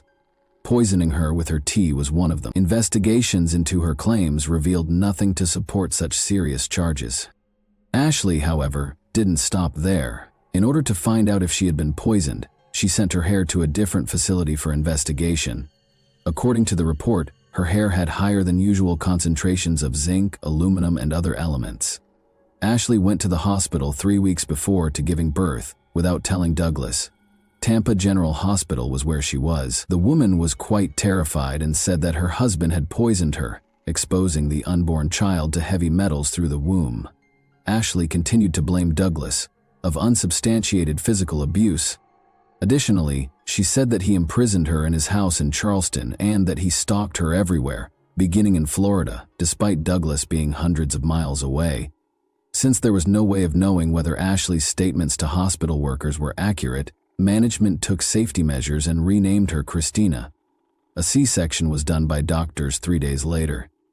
Ashley was still concerned that her daughter had been poisoned, even though the newborn girl was healthy, but Douglas wasn't prepared to give up. He begged Ashley to reconsider in a series of texts. He still had a family, which he had assumed would be faithful, happy, and ideal, but it had disintegrated in the most dubious manner. Ashley didn't feel like going back, much less forgiving Douglas.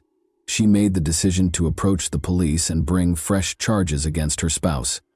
She sent in Florida Child Protective Services to investigate after learning of Douglas's abuse of his eldest daughter, Eva. Ashley detailed the day Douglas discharged a gun inside the house and informed the police that he struggled with anger management. Following Eva's interview with investigators, Douglas was also questioned. The gun incident was looked into, but Douglas was ultimately found not guilty. A psychologist who conducted a thorough psychiatric test on him concluded that Douglas was completely well and not a threat. Ashley wrote a lengthy letter to Douglas again because she couldn't believe it. He was warned in the final paragraphs not to approach her or attempt to stalk her, or else the police will be called in once more. She didn't appear to be prepared to start dating again. Ashley Douglas received yet another harsh note that made it clear how she felt. When Ashley and Douglas reunited in a Bradenton courtroom in the summer of 2018, the poisoning accusations reached a boiling point. Ashley requested a restraining order, and Douglas wanted to see his newborn baby, but the judge was not persuaded, despite Ashley's 2 days of testimony and the results of her lab tests. According to Judge Diane Moreland, there was not even the most plausible indication that Miss Benefield had ever been poisoned or experienced any poison illnesses. Douglas was able to visit his daughter at last, thanks to this decision. To allow the father to meet the child, he and Ashley met outside the sheriff's office a few days later. Ashley became surprisingly cooperative, much to the astonishment of people around them. She then went straight to Douglas and gave him the baby with great courtesy. Douglas, she even volunteered to spend the majority of the following year with the three of them. Ashley seems content with their daughter. In order to stay near Ashley and without disturbing her peace, Douglas even moved into a nearby apartment in Florida. However, he was shocked to discover his wife wearing an engagement ring when he met Ashley in August 2019 to pick up his kid. To discover out what was happening, he engaged a private investigator. Douglas was notified by the private investigator that Ashley was seeing another guy, who filed for divorce in November 2019. Ashley soon started complaining about Douglas Benefield once more. Ashley said that he had behaved inappropriately toward his small daughter. She made several horrible accusations against him. Authorities accepted the lack of proof despite Douglas's strong denial that he had harmed his daughter. Then, in March 2020, Douglas accused Ashley of having a dual personality in an email to the sheriff's office. However, a few months later, Douglas made the startling announcement that he and Ashley were moving to Maryland in an attempt to reunite as a family. Despite holding their breath, friends believed that her parents' miraculous reunion was imminent for the benefit of their small daughter. Douglas Benefield was getting ready to start a new life on September 27, 2020. He was relocating from Florida to Maryland with Ashley, their little daughter, and Ashley's mother, Alicia. Let's imagine that it is Sunday evening. Ashley meets with Douglas at around 5:30 p.m. to begin packing for the relocation. Ashley and Douglas are contentedly packing at Alicia's house. Alicia chooses to walk to a neighboring park with the infant. Douglas and Ashley are left alone. As they converse, Ashley abruptly declares that they will be moving without him. In a fit of rage, Douglas shouted that they would move in as a family and begin a new life. Furious, the man started shifting filled boxes. Douglas allegedly grabbed Ashley Benefield's left arm, dragged her back, and asked her where she was going when she attempted to leave the residence. He used his index finger as a kind of menace. A mischievous child who said, "You can't leave me." However, it was plenty to make Ashley fear for her life. Ashley Benefield rushed into her bedroom once more and retrieved her lawfully held firearm. She commanded Douglas to leave the house and leave her alone while pointing the gun at him. In an attempt to soothe Ashley, Douglas didn't pause and kept moving in her direction.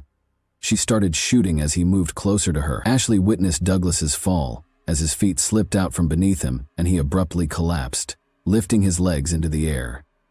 Screaming for assistance, the woman rushed to the neighbor's house. She was seen crying and shouting while running outdoors with a rifle by two neighbors who were out for a dog walk. Ashley hasn't spoken up, though, so only she truly knows what transpired in the house that evening. Ashley was taken into custody and charged with second-degree murder 5 weeks after the incident. She entered a not guilty plea. After around 2 weeks in jail, she was freed on bail. On November 4, 2020, Ashley went into cooperation with the government. She was officially taken into custody at that point and accused with second-degree murder. She is being kept without bond until February 2023, when she is scheduled to appear in court. Ashley Benefield shot her husband in self-defense, according to the defense, which filed a request to dismiss the case. Her version of events leading up to the deadly shooting is presented in the 105-page motion. Neil Taylor, Ashley Benefield's lawyer, stated that the motion is partly an effort to clarify her version of events. Ashley Benefield's lawyers included supporting documentation, photographs, and other evidence in their move to dismiss. In addition to images displaying Douglas Benefield's flawless form and power, there are also pictures of Ashley Benefield with a black eye and a cut on her side that was allegedly caused by a moving box that Douglas was carrying toward her.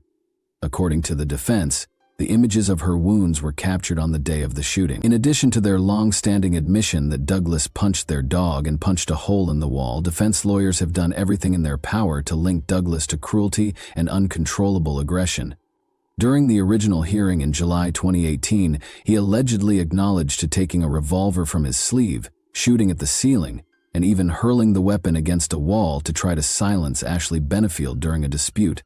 Neil Taylor, the attorney for Ashley Benefield, and Assistant State's Attorneys Suzanne O'Donnell and Rebecca Friel debated whether Ashley Benefield's actions the night she shot Doug Benefield were a lament or self-defense.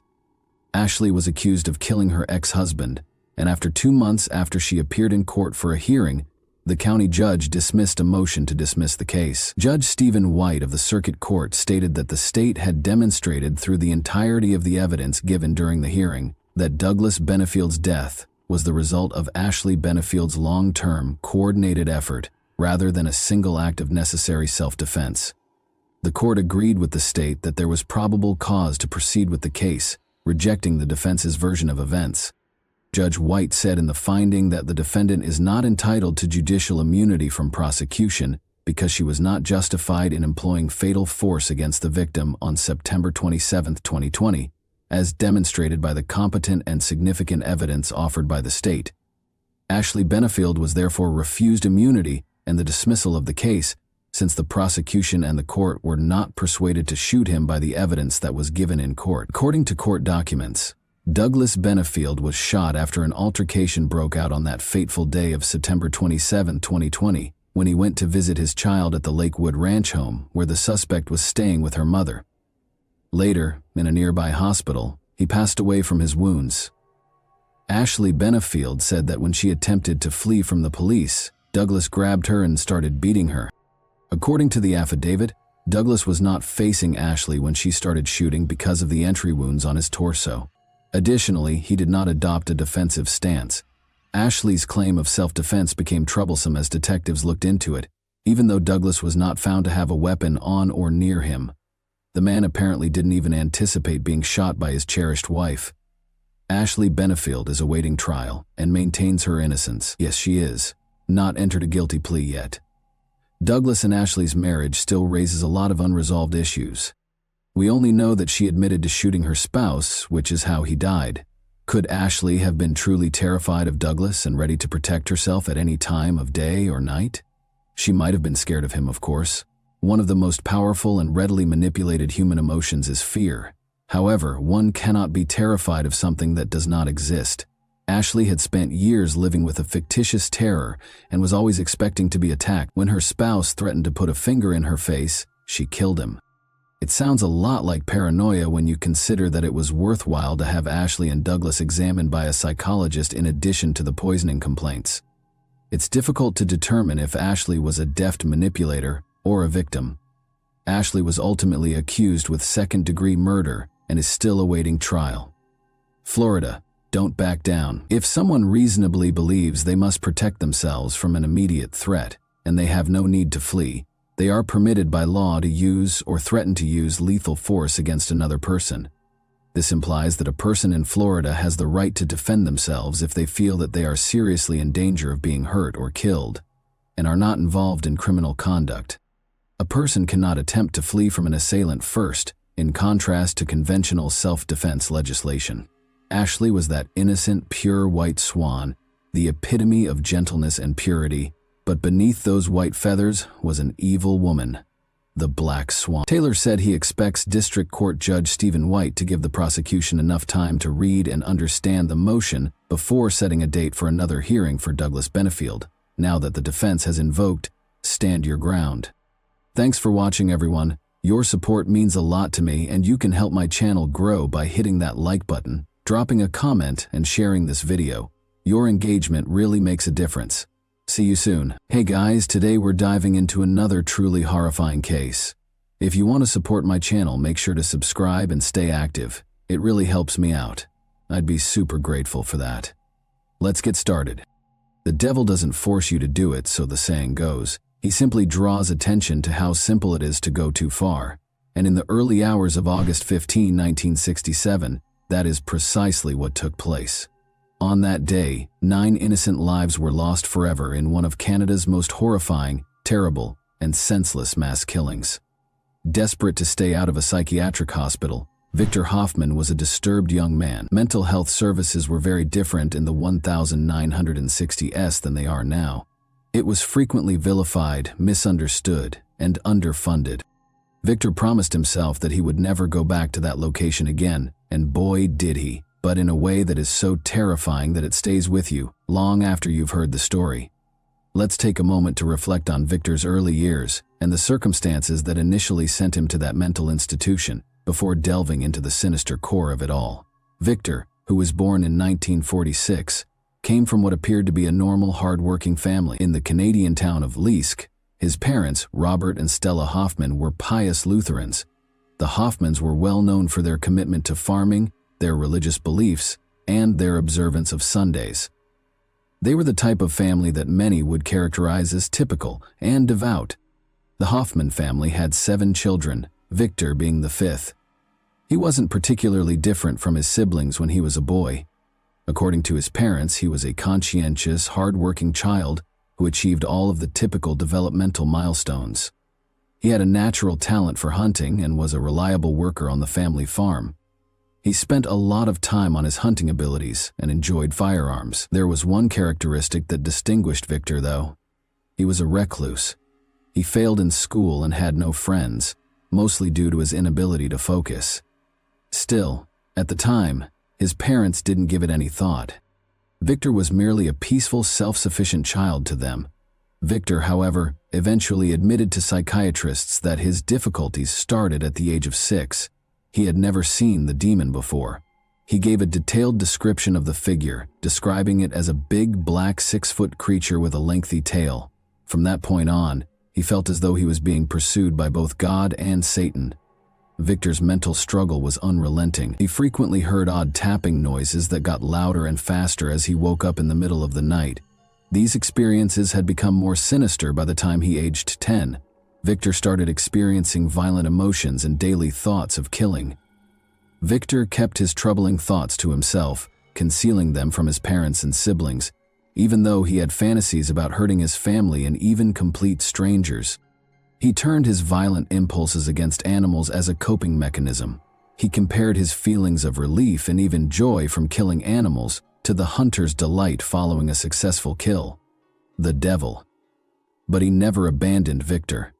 He heard a voice reaching out to him one morning as he was eating breakfast. He said that after following the voice outside, he had once more seen Satan, but in a far more hideous shape this time. A 6'6" guy with a pig's face and a weight of over 300 pounds. In return for Victor's soul, the devil offered him riches and influence. Victor acknowledged that he had knelt down in the hopes of becoming at least half as wealthy, despite his claims that he didn't want to make a deal. However, nothing came of it. These run-ins with the devil now only made his already precarious mental state worse. In addition, he said that he could feel the cold, severed hands touching him and that he could see them floating in his room. Victor began to get frequent visitation from the devil, who would persistently approach him and demand his soul. However, the devil would always come. Victor was not going to back down. Victor reportedly started seeing angels shortly after these encounters began. These angels were less common than the devil. Victor claimed that they were clothed tastefully, resembled human women, and were primarily concerned with guiding him away from the devil's clutches. Victor thought they were divine messengers come to keep him safe and on the straight and narrow. Victor said he once got a word from God. He was given a remarkable duty by the angels and God himself to apprehend and eliminate the devil. They assured him that they would take him to heaven. Victor was absorbed by this message. Although it just made his conduct more unpredictable, it provided him a sense of purpose. Victor did everything he could to catch the devil because he was determined to complete this sacred assignment. His initial plans used nets, but they failed. Exasperated, he devised a fresh scheme. On May 27, 1966, he'd shoot the demon down. Stella, Victor's mother, discovered him shooting his weapon into the air when they were in their backyard. He had shot 3 rounds by the time she arrived. Stella, naturally frightened and confused, insisted on knowing what he was doing. His response was straightforward yet disturbing. "The devil was shot by me." Stella pleaded with him to stop, and she was able to get him to return inside the house. After grudgingly setting down the rifle, Victor snatched up the family vehicle and drove away. Stella and the rest of the family hurried to conceal all of the firearms in the house while he was out. Victor promised that no one would be harmed when he returned and asked for the firearms back, but his family angrily refused. He departed once more but returned soon after, requesting to talk to their pastor. After the pastor showed there, the two had a private discussion. When they went outside to wrap up their conversation, Stella, who couldn't hear much of what was being said, heard Victor say something that really shocked her. "I want to kill my mother." That was it. Robert and Stella felt that they could not wait any longer. They arranged for Victor to be admitted to Saskatchewan Hospital the following day. Located in North Battleford, Saskatchewan, Canada, Saskatchewan Hospital was a sizable mental health facility in 1967. Mental health services were less developed back then than they are today. In hospitals like Saskatchewan, patients were frequently kept in isolation and provided with subpar care, making them more resemble institutions. Helping folks recover or get better wasn't the main goal. Patients were essentially managed. There was little focus on identifying or treating the underlying causes of their diseases. Instead, the primary focus of treatment was on using medication to manage symptoms. Now, the attending physician formally diagnosed Victor with schizophrenia during his initial psychiatric evaluation. There was no question about how serious his health was. Victor had to be admitted to the hospital. To his surprise, he didn't object. Perhaps thinking that it was the best course of action for everyone, including himself, he willingly committed himself. The documents show that he was dealing with more than just a severe mental ailment. Stress was also manifesting in his physique. He was frequently observed talking to himself, laughing at nothing, and being profoundly confused about who he was. He even wondered at one point if he was a girl or a boy, which further confused his thoughts. Although he cooperated with the doctors during his examinations, he came across as distant, evasive, and uninterested. Because they were unable to comprehend what Victor was going through, it appeared that he felt alienated from his own family. He told his siblings that he had seen the devil, but they dismissed his worries with laughter. Victor thought the devil was punishing him for not selling his soul, but he wasn't simply dreaming. He even believed that he had someone else's brain inside of him at one point. He asserted that Denise, a girl, owned the brain and desired complete control over him. Victor was convinced that all of this was a delusion, despite his physician's explanations to the contrary. He wasn't prepared to give up his convictions because he felt as though he had touched both angels and the devil.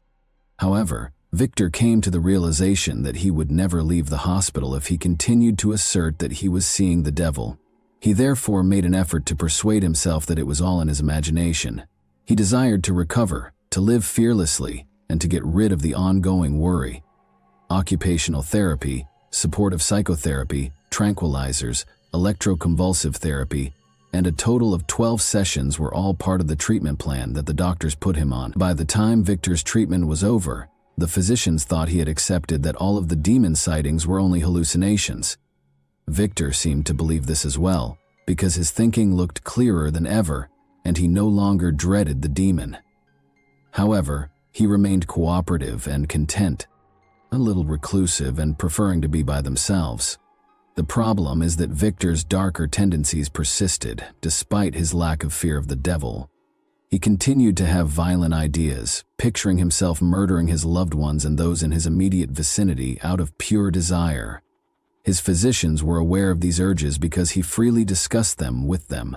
Nevertheless, they remained hopeful that he would recover. They assured his father that additional therapy would help him recover in a year or two. Therefore, on July 26, 1967, the physicians released Victor from the hospital despite being aware of his dangerous tendencies. In the hopes that this would keep him quiet and stop any further risky conduct, they returned him home to his father along with a prescription for tranquilizers. However, things didn't exactly go as planned at home. Even though he was surrounded by the sights and sounds of home, Victor found it difficult to adapt to life on the farm. His thoughts remained confused, and he couldn't get rid of the impression that things had changed since he was admitted to the hospital. Neither did the medicine that was prescribed to him. It actually made matters worse. His work on the farm was hampered by the extreme drowsiness the tranquilizers caused. His back also ached all the time, which made him even more frustrated. Victor had had enough of the drug by August 8. He bemoaned how the tranquilizers made him feel helpless and weak, and he was itching to resume his regular activities. He needed to regain his strength, particularly so that he could assist on the farm. Thus, he made a decision. He stopped taking the medication. He didn't see any significant changes at first, but after a few days, something inside of him changed. Victor woke up with a spooky feeling on August 11. It wasn't the typical feelings he experienced on a terrible day. This was not like the others. He couldn't explain why, but he had a strong feeling that something was going to happen. He only knew that he was afraid of going back to the hospital or going to jail.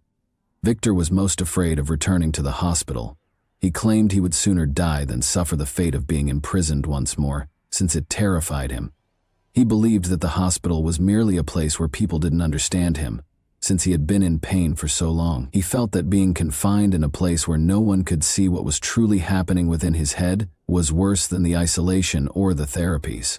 Victor had always felt unusual, and he started to think he was gifted.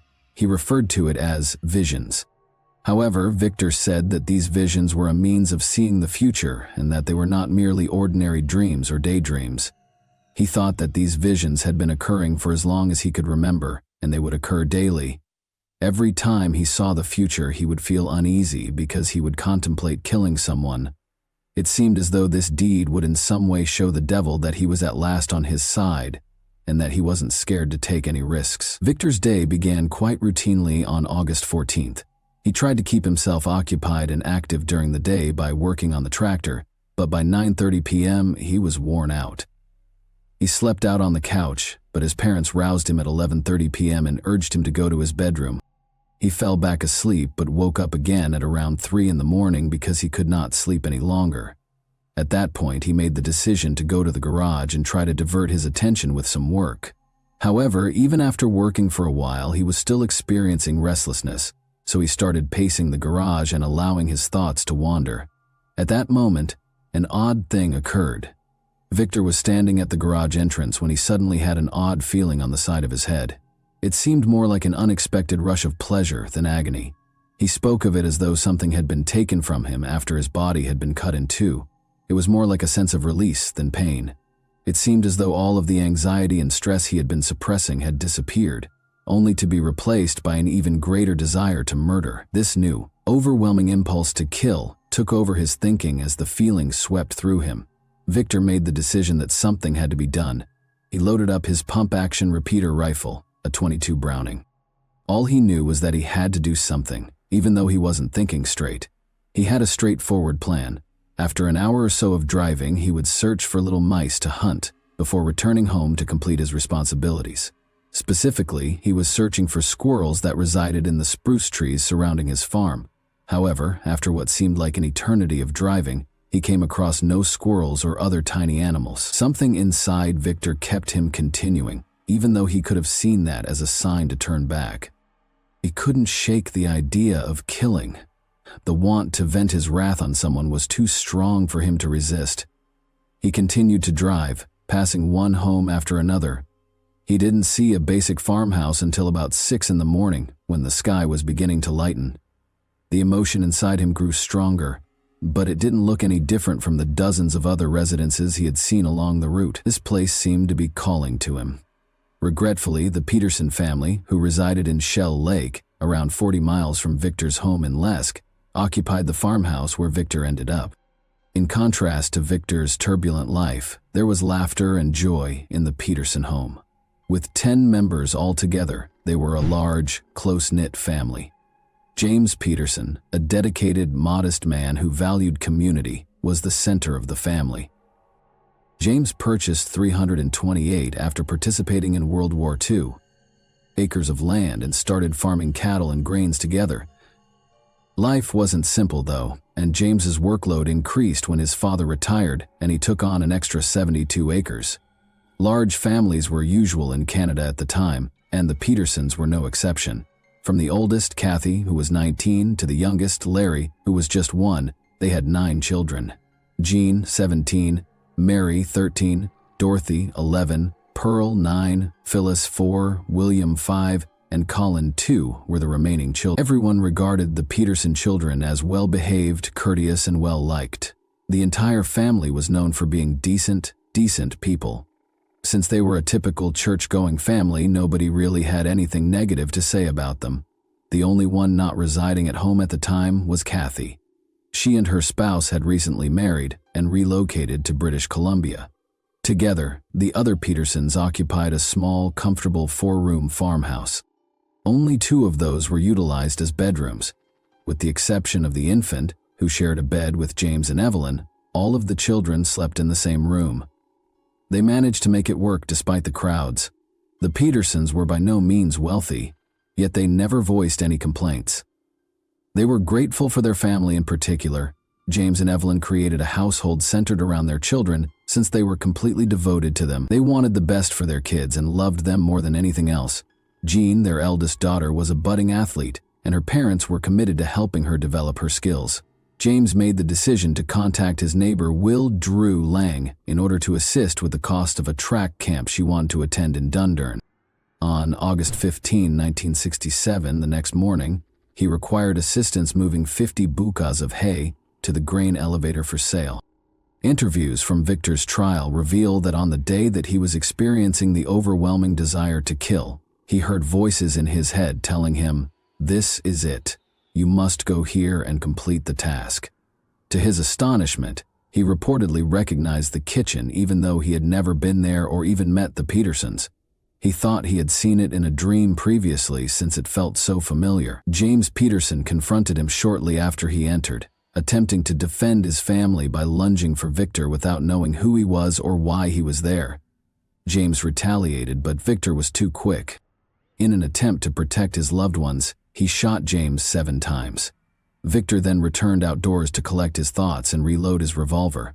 However, while he was standing there, he noticed James's wife Evelyn climbing out of a window while holding their youngest son Larry. He shot Evelyn without hesitation, leaving her where she lay, frozen in place. Victor continued after that. The Peterson children were still in their beds when he returned inside the house. The youngsters had little chance as he shot and killed 6 of them, one by one at close range as they lay helpless: Jean, Mary, Dorothy, Pearl, William, and Colin. Then he went back to where Evelyn's body was lying and killed Larry too. The tiny youngster was too young to live on his own, therefore he subsequently claimed it was a mercy killing. Victor continued to use warped logic after that. He decided there was no reason to leave anyone alive to identify him, because he had already killed James. He therefore started gathering as many used cartridge cases as he could locate, making sure that nothing was left behind that would link him to the incident. Victor returned to his own parents' home after the horrifying incident. He got there at 7:30 in the morning, but rather than being relieved, he was sickened and horrified by what he had just done. He struggled with the reality of his actions for the remainder of the day, feeling a great deal of remorse. Will Drew Lang, meanwhile, was expected to see James when he got at the Peterson farm, but James was not there. Since it was already 9 in the morning, Lang joked to the home and called out for James, figuring he had slept late. However, his light-hearted tone soon changed to one of surprise when he pushed open the door. The dead body of James Peterson was lying on the kitchen floor as he entered. Lang backed away in horror and hurried to his car. To make the call that would alter everything, he drove to the closest phone, which was at least 4 miles away. The quiet morning in Shell Lake was upended, and the lives of the Peterson family and everyone else in the neighborhood would never be the same. The cops did not spend any time in getting to the Peterson farmhouse. Rushing inside, they looked about the house for survivors and hints that would help them figure out what had happened. However, the scene they discovered was unsettling. Everything seemed undisturbed, and there were no indications of a robbery. It appeared that the killings had no apparent reason. They discovered 28 gunshots inside, 27 of which had struck their targets. It was evident that the murders were not arbitrary but rather planned. Strangely, no footwear from the Peterson residence matched the boot prints found on the linoleum floor of the kitchen. In addition, 5 bullet casings were discovered, indicating the employment of a .22 caliber handgun. Then, as they were beginning their inquiry, a strange incident occurred. The silence was broken by a muffled sound. After following the sound to one of the beds, they discovered 4-year-old Phyllis, jammed between her sister's bodies and concealed behind the sheets. She was the lone person who survived the horrific slaughter. She first didn't fully comprehend what had transpired, but she was aware of how serious the situation was. She later remembered the officer's tears as he took her out of the house. She realized then that something really horrible had happened. Phyllis's story would haunt everyone who heard it, and her survival was a miracle. For many cops, the Peterson family massacre was one of the most horrific crime scenes they had ever seen. While Kathy, her older sister, was informed of the tragedy and horrified, Phyllis was escorted to her uncle's house nearby. In order to take care of her surviving sister, Kathy returned to Shell Lake. The police searched the fields and high grass around the farm in the hopes of finding something, anything, that could lead them to a lead. Roadblocks were erected, and the killer's hunt spread throughout the region, getting bigger every day. They combed the area for days with 250 personnel and dogs, but they managed to find nothing. Then, on the 4th day, they had a break when a Lyask native, distressed by the tragedy, entered the Shellbrook office of the Royal Canadian Mounted Police Detachment. The resident proposed that they investigate a young man who had just been released from a mental health facility. He was his neighbor's son. Red flags were raised right away by the man's known obsession with hunting and firearms. The corporal and his crew didn't hesitate. They hurriedly climbed into their vehicles and headed toward Lesk, the Hoffman family's farm, along the winding, narrow routes. They had a suspicion. They may have found the lead they were searching for. They began by interrogating Victor's parents, paying particular attention to any boots, guns, and, of course, their son. Things began to pile up as the investigation progressed. The Hoffmans discovered a weapon on their land, and while it wasn't the precise model they had anticipated, it was nonetheless important. It was in the hands of the police. To check if it matched the rounds from the Peterson residence, it was sent for ballistics testing. The detectives also found a pair of rubber boots during the search. When the results were in, It was evident that the boots and the rifle matched the evidence discovered at the Peterson residence. These boots were also sent for comparison. Before long, they had sufficient proof to make an arrest. 9 members of the Peterson family were brutally murdered, and Victor Hoffman was charged with their crimes. There was something icy about Victor's attitude when he was arrested. Police described him as an average-built, unmarried male who showed no signs of fear. Actually, he was remarkably composed and gave up without a fight. The case was made even more shocking and horrifying by the fact that he was arrested only 3 hours after the Petersons' funeral. After being brought to the station in North Battleford, Victor remained silent for the first 10 to 15 minutes before sobbing. Even more unsettling was what happened afterward. Victor admitted to all of it. He acknowledged that he killed the Petersons because of the devil. The question about Phyllis, the lone survivor, was possibly the most disturbing aspect of his confession. Victor asserted that Phyllis's angelic visage was the reason he spared her. He claimed that because the others resembled pigs, he didn't respect them. Serious questions concerning Victor's mental health were raised by these terrifying answers.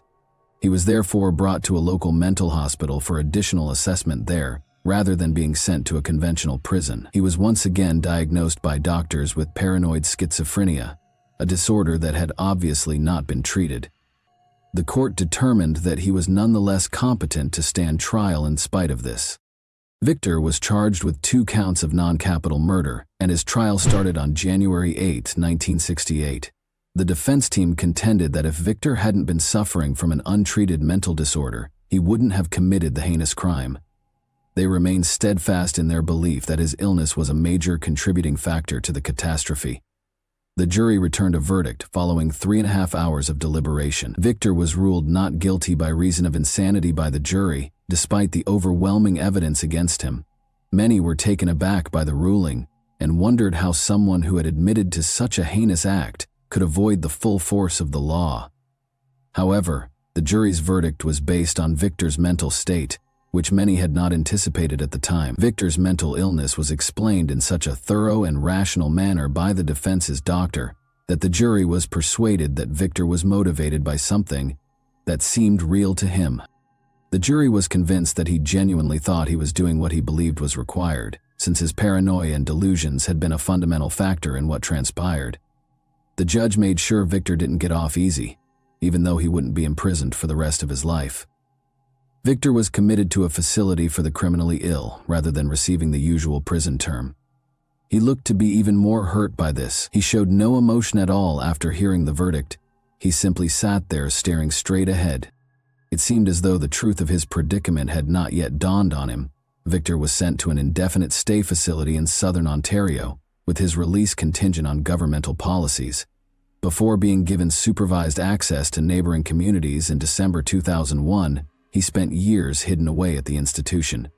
However, even this little liberty was short-lived. True freedom would never return to Victor. Victor passed away from cancer while in detention on May 21, 2004, but the consequences of his misdeeds would last for a very long time.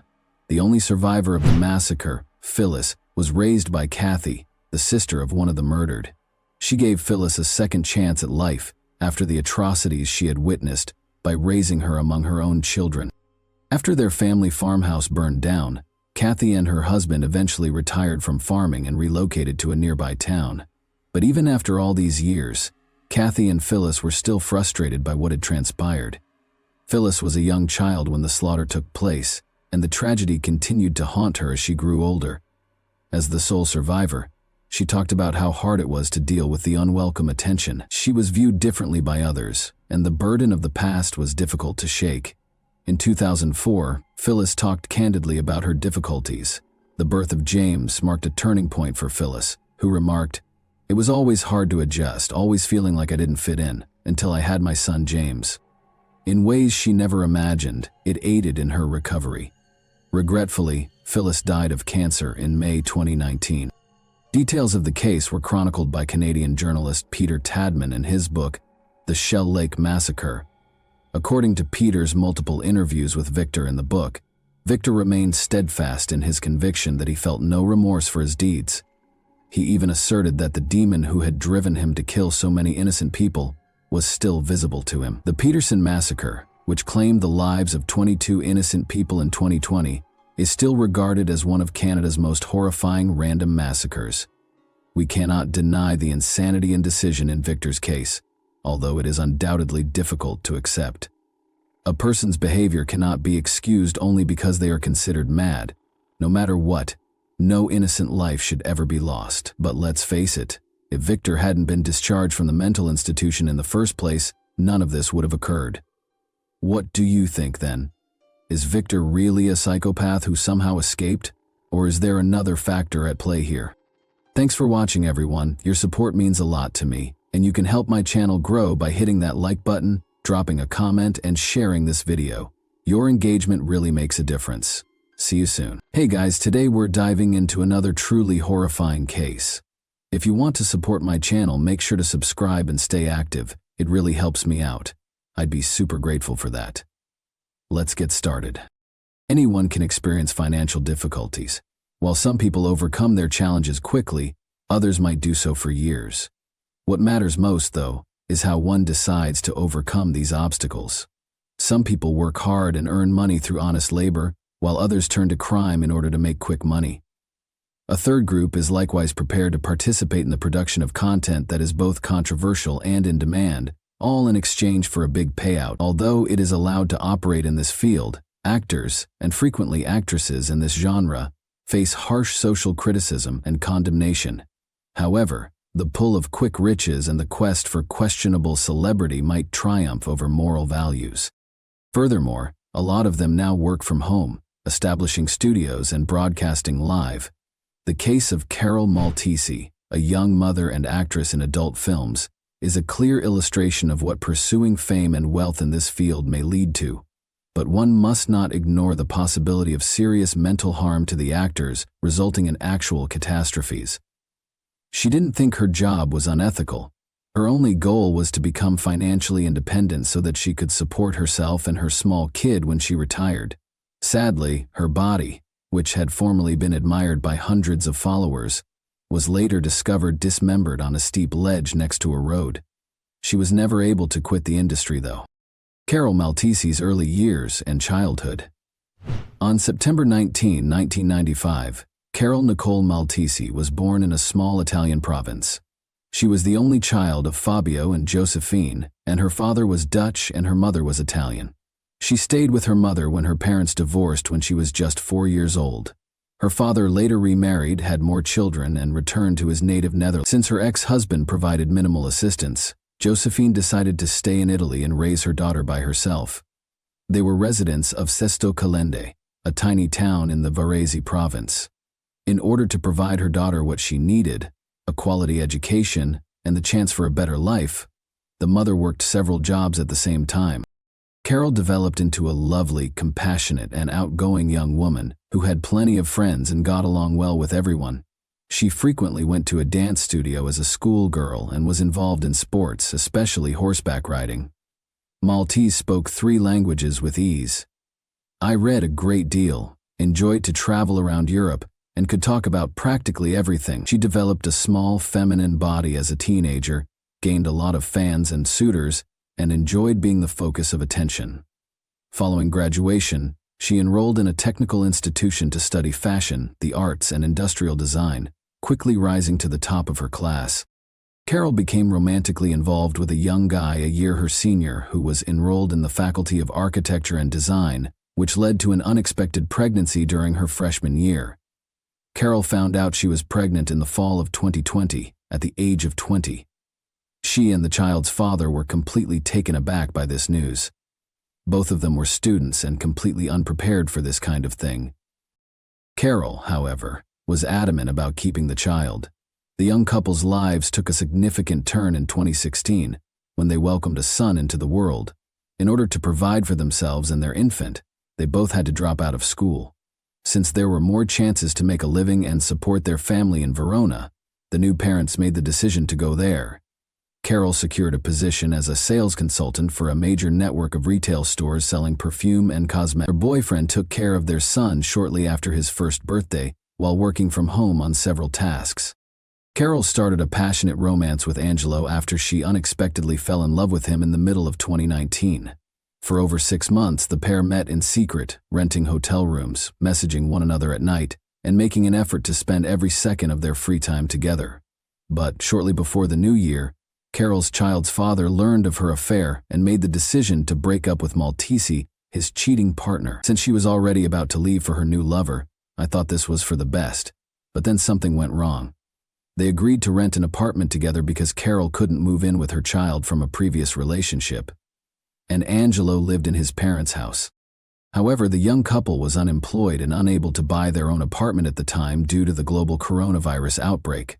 After a while, Carol moved in with her new boyfriend's parents and made the decision to temporarily leave her 4-year-old son with his biological father until things calmed down and she could welcome him into her home. A general self-isolation regime was proclaimed as the situation deteriorated in the interim. Carol had severe financial issues during this tough time, and everyone was confined to their homes. Carol received the best support possible from Angelo and his parents. She was unable to provide for her little kid financially, so she essentially stayed in their house at their expense. In addition, Carol's mother required expensive therapy and an unexpected source of money due to her Parkinson's disease diagnosis, which was getting worse. Maltese desperately thought of ways to make money from home during the lockdown in order to provide for her sick mother and son. She made the decision to try making money by sharing about her struggles and life in isolation on social media and on her own YouTube channel. Although there wasn't much interest in this content, her unusual appearance as a new blogger caught people's attention, leading to praise and even some inappropriate suggestions in the comments. A subscriber advised her to register on the website OnlyFans, pointing out that her attractive appearance would be greatly valued there and that she might swiftly rise to fame and fortune. Following this recommendation, Carol signed up for the service under the fictitious name Charlotte Angel. She started uploading her private images and brief films, creating content that was revealing. She quickly gained a sizable fan base that was prepared to pay for such stuff. Carol quickly started generating good money, but she didn't tell her partner or close family members how she was making money or what she was getting paid for. She adored this line of work, and as she worked to win over her fans, her content grew increasingly complex and graphic. Carol tried to conceal the specifics of her work for as long as possible, but after 6 months or so, a friend of hers happened to come across her account. Everyone quickly learned how she was earning a living as rumors began to circulate. She wasn't very offended and even attempted to defend it by saying that her art was a source of good money and that it satisfied her completely. The Orthodox Italians, however, were not prepared to embrace this, and friends and family increasingly distanced themselves from Carol because they thought she was involved in immoral activities and that their reputations may be damaged by hanging around with her. Carol herself believed that this attitude toward her profession was discriminatory and was sure that she would succeed in becoming a well-known and affluent adult film star. The beauty quickly gained enough popularity to attract the attention of adult film companies. The attractive Italian accepted offers from a number of filmmakers to appear in their movies. She took part in public performances and group photo shoots. Angelo, who foolishly believed his fiancée worked remotely as a designer but occasionally visited the workplace, soon learned of her actions. He hadn't intended to end their relationship, so he was taken aback and unsure of what to do next. But when his parents found out, they demanded that he end his relationship with this deceased woman at away, lest she bring shame to their whole family. Carol had saved up enough cash to rent a place of her own by that point. Her account on OnlyFans was quite well liked. Directors frequently made offers to her, and her fees continued to rise. She stated in interviews that she didn't intend to work in this field her entire life, and that she would ultimately complete her studies and try her hand at being a model or designer, but for the time being, she was happy with her job and was getting paid well for it. However, Carol frequently talked about the ongoing moral pressure from those around her, their criticisms, and their attempts to embarrass her, which led to certain psychological traumas. She referred to her work as art and fought for women's freedom to pursue their careers without fear of criticism. At the age of 25, Maltese relocated to the little town of Rescaldina in the Milan area. In an effort to move on and find a new dominant boyfriend, she made the decision to start over, intended to leave the adult sector, and secured a position as a sales consultant at a perfume store. Her life appeared to have entirely transformed, yet this was only a momentary transformation. A couple of months later, She got to know Davide Fontana, a 42-year-old local banker who loved photography and specialized in nude shots. He was looking for a model for his own projects when they first connected online. He extended the invitation to Carol, and the two were immediately captivated by each other. Fontana had been legally wed for a long time. He nevertheless began dating the young beauty in spite of this. As they started dating, they planned graphic photo shoots that always culminated in sensuality. He soon found out about Carol's previous endeavors and persuaded her to pursue filmmaking again. David had conflicting views about her, recognizing her true brilliance. He enjoyed watching his young lover in sexual movies, but he also loved her and wanted to own her. Realizing their most obscene and immoral fantasies, the banker moved in with Carol after divorcing his wife in March 2021. He also took a share of the money they made together, but also assisted her in producing content that was immensely popular on OnlyFans. Carol quickly gained so much popularity and success that studios and directors from other countries started to offer her high-paying shoot contracts. Despite having no boundaries or restraints, Fontana was extremely envious and reacted angrily when people tried to flirt with his girlfriend or paid attention to her on the street. He approached the filming process as though it were any other work, and the actress felt totally at ease with it. Angelo called her a few months later and admitted how much he missed her. He suggested that they reunite, adding that he was willing to accept her career path and would not obstruct or limit her. Despite being moved, Carol acknowledged that she was already seeing another man. They nevertheless kept in touch, but when Davide found out, he grew furious, threatened Angelo, and even set fire to his car. Angelo informed the police right away about the dangers to his life and the destruction to his property. The banker did not pay for the damage since there was no proof that he was involved in the arson, but the authorities did issue a restraining order that prevented Fontana from visiting Angelo. There is a desire for romance at work. The actress had over 30,000 followers and frequently traveled abroad for filming. Carol intended to quit the adult film business, pursue another career, and concentrate on raising her kid. She was also saving money to purchase a house of her own to bring her son along. She started creating personalized videos in the interim, which turned out to be a successful company. For a hefty cost, fans emailed her their own scripts of what they wanted to see, and she made their dreams come true. She still received assistance from Fontana with filming and editing. They continued to live together and split the earnings. On a movie set in September 2021, Maltese encountered Salvatore Galdo, an actor who had starred with her in a number of explicit films. However, genuine feelings blossomed between them, and they began dating. She waited for the proper time to tell the banker everything and end their relationship permanently, because she was secretly afraid of what Davide may do to her new boyfriend while they were dating. She happily accepted Galdo's proposal of marriage a few months later when he presented her with an engagement ring. Carol had saved up enough cash by the end of the year to purchase a house of her own.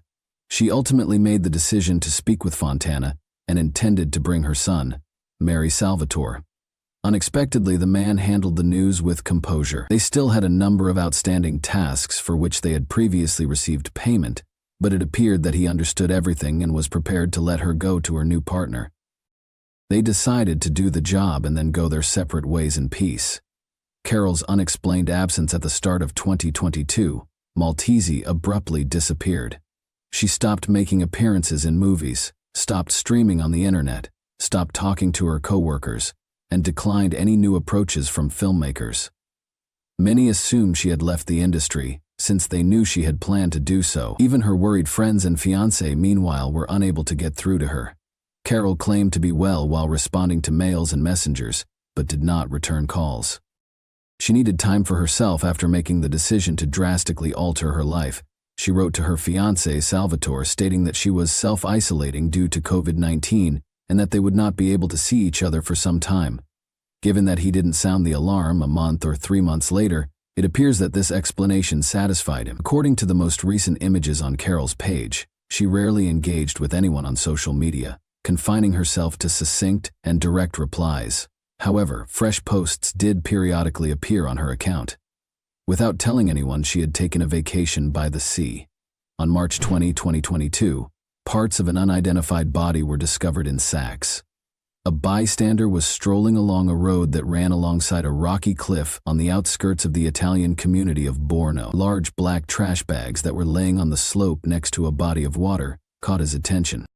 The man was irritated that someone had chosen to throw trash in the picturesque and empty region.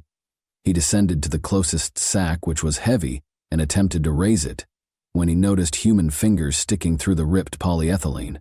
The true horror hit him. The man alerted the authorities to his horrifying find right away, and they discovered 4 bags with an 18-part human body inside. It appeared hard to identify the remains due to their extreme disfigurement. Although they were unable to determine the cause of death, forensic experts concluded that the deceased was a young woman who had passed away at least 2 months prior. Prior to being discarded off the cliff, the body had been in a freezer. In the hopes that they would go unnoticed for a long period in such a remote location, the criminal most likely drove here and just threw the bags down. Some of the contents spilled out as the bags ripped upon impact. It is obvious that the criminal had eliminated all distinguishing characteristics in an effort to keep the remains unidentified for as long as possible. Skin fragments were severed where they were probably tattooed, but several of these tattoos were still there, albeit badly damaged. Those patches of skin had been sliced, soaked in acid, and scorched by hot items. However, the authorities deduced that no one was searching for a woman with those traits after assembling fragments of the tattoos and comparing them with a database of missing persons. This was strange, which made others think the deceased wasn't from the area, until a news program on the body was broadcast, requesting anyone who might recognize the listed attributes to come forward. This was the accepted belief. A woman who had starred in adult films soon visited the station and claimed that she recognized her colleague who had vanished in early January, based on the tattoo's description. The actress did not know the deceased's true identity, but she did reveal that she operated under the alias Charlotte. This information was vital since it allowed law authorities to easily determine the girl's identity and true name, since they now knew how she appeared in real life. The odd fiancé. As soon as the deceased's name was established, it was discovered that she had recently become engaged to her co-worker Salvatore Galdo, who oddly had not filed a missing persons report. As a result, the first suspect was located and taken into custody. The man, however, was obviously distressed by the death of his spouse and perplexed as to why he was being suspected. Salvatore cited their correspondence as evidence that he had maintained contact with the woman via social media and messengers. So he was unaware that Carol had been dead for a long time. He said he hadn't gone to see his sweetheart since she was self-isolating after getting COVID-19 earlier in the year. He claimed to have spoken on the phone with Fontana, who was nearby, and had promised to take care of the woman, when police questioned him about why he hadn't phoned her to see if she needed assistance. Although the fiancé's account was inconsistent and unpersuasive, his evidence introduced a second suspect, who required detention and questioning. But David himself showed up at the station the following day to report a person missing, so there was no need to look for him. The terrible truth is that Fontana had not been keeping up with the news since he clearly did not anticipate the body being discovered so soon. He was concerned to hear that Carol had been located and recognized, but he continued to think the police would not find him. But when the police took Salvatore into custody, the man knew the police would find him because they had spoken on the phone. So he made up a tale about COVID-19 and said he would take care of his fiancée. David's explanation was wildly unrealistic. He was obviously scared, and he kept contradicting himself. He claimed that although he and Carol had been close, they had not seen one another in months, and she had ceased communicating. He was at a loss as to why he had simply called the police. Fontana ultimately started testifying under pressure and admitted that he had unintentionally killed Carol. They were filming extreme video for a client who had paid a lot of money, he said, in early January. According to the screenplay, David had to bind the woman, tape her lips shut, place a bag over her head, and then use a hammer and other instruments to viciously beat, abuse, and torment her. They had decided that she would seem to be in excruciating pain, but he would not strike her with full force. But he allegedly overreacted, miscalculated a hammer blow, and broke her skull in the process. She was in the final stages of death when he took the bag off her head, but instead of attempting to save her or phoning for medical assistance, he chose to finish her misery with a final hammer blow out of mercy. After allegedly dismembering the body in a frenzy, the criminal, uncertain of what to do next, kept the parts in his freezer for more than 2 months before choosing to get rid of them. The investigation's reconstruction of the real events showed that David, the enigmatic and perverted client, had contacted the woman under a false identity. Since she had chosen to leave him, he obviously didn't want to let her go and came up with a clever plan of retaliation. The passcode to her phone was reportedly taken out by the man during the torture session, which was allegedly also part of the script and a client's desire. Around 9 o'clock in the evening on January 11, Fontana struck the woman with a hammer, killing her. He dismembered the body the following day after using the deceased's credit card to buy a huge freezer and an axe and saw from a hardware shop. He did everything he could to make the body unidentifiable. After removing the skin and the tattoos, he attempted to burn, tear apart, and practically erase what was left. For more than 2 months, David kept the body pieces in the freezer after placing them in bags. The criminal maintained the victim's social media accounts and spoke with her friends and family on her behalf during this time, giving the impression that Carol was still alive. The thief reportedly opted to dispose of the body by dropping it off a cliff in an abandoned area by the end of March, presumably believing that the threat had passed. He hoped the remains would never be discovered or would have deteriorated to the point where they could no longer be identified. But Davide was wrong, and the body was found 2 days later. Within a week, authorities found him, tried him, and found him guilty.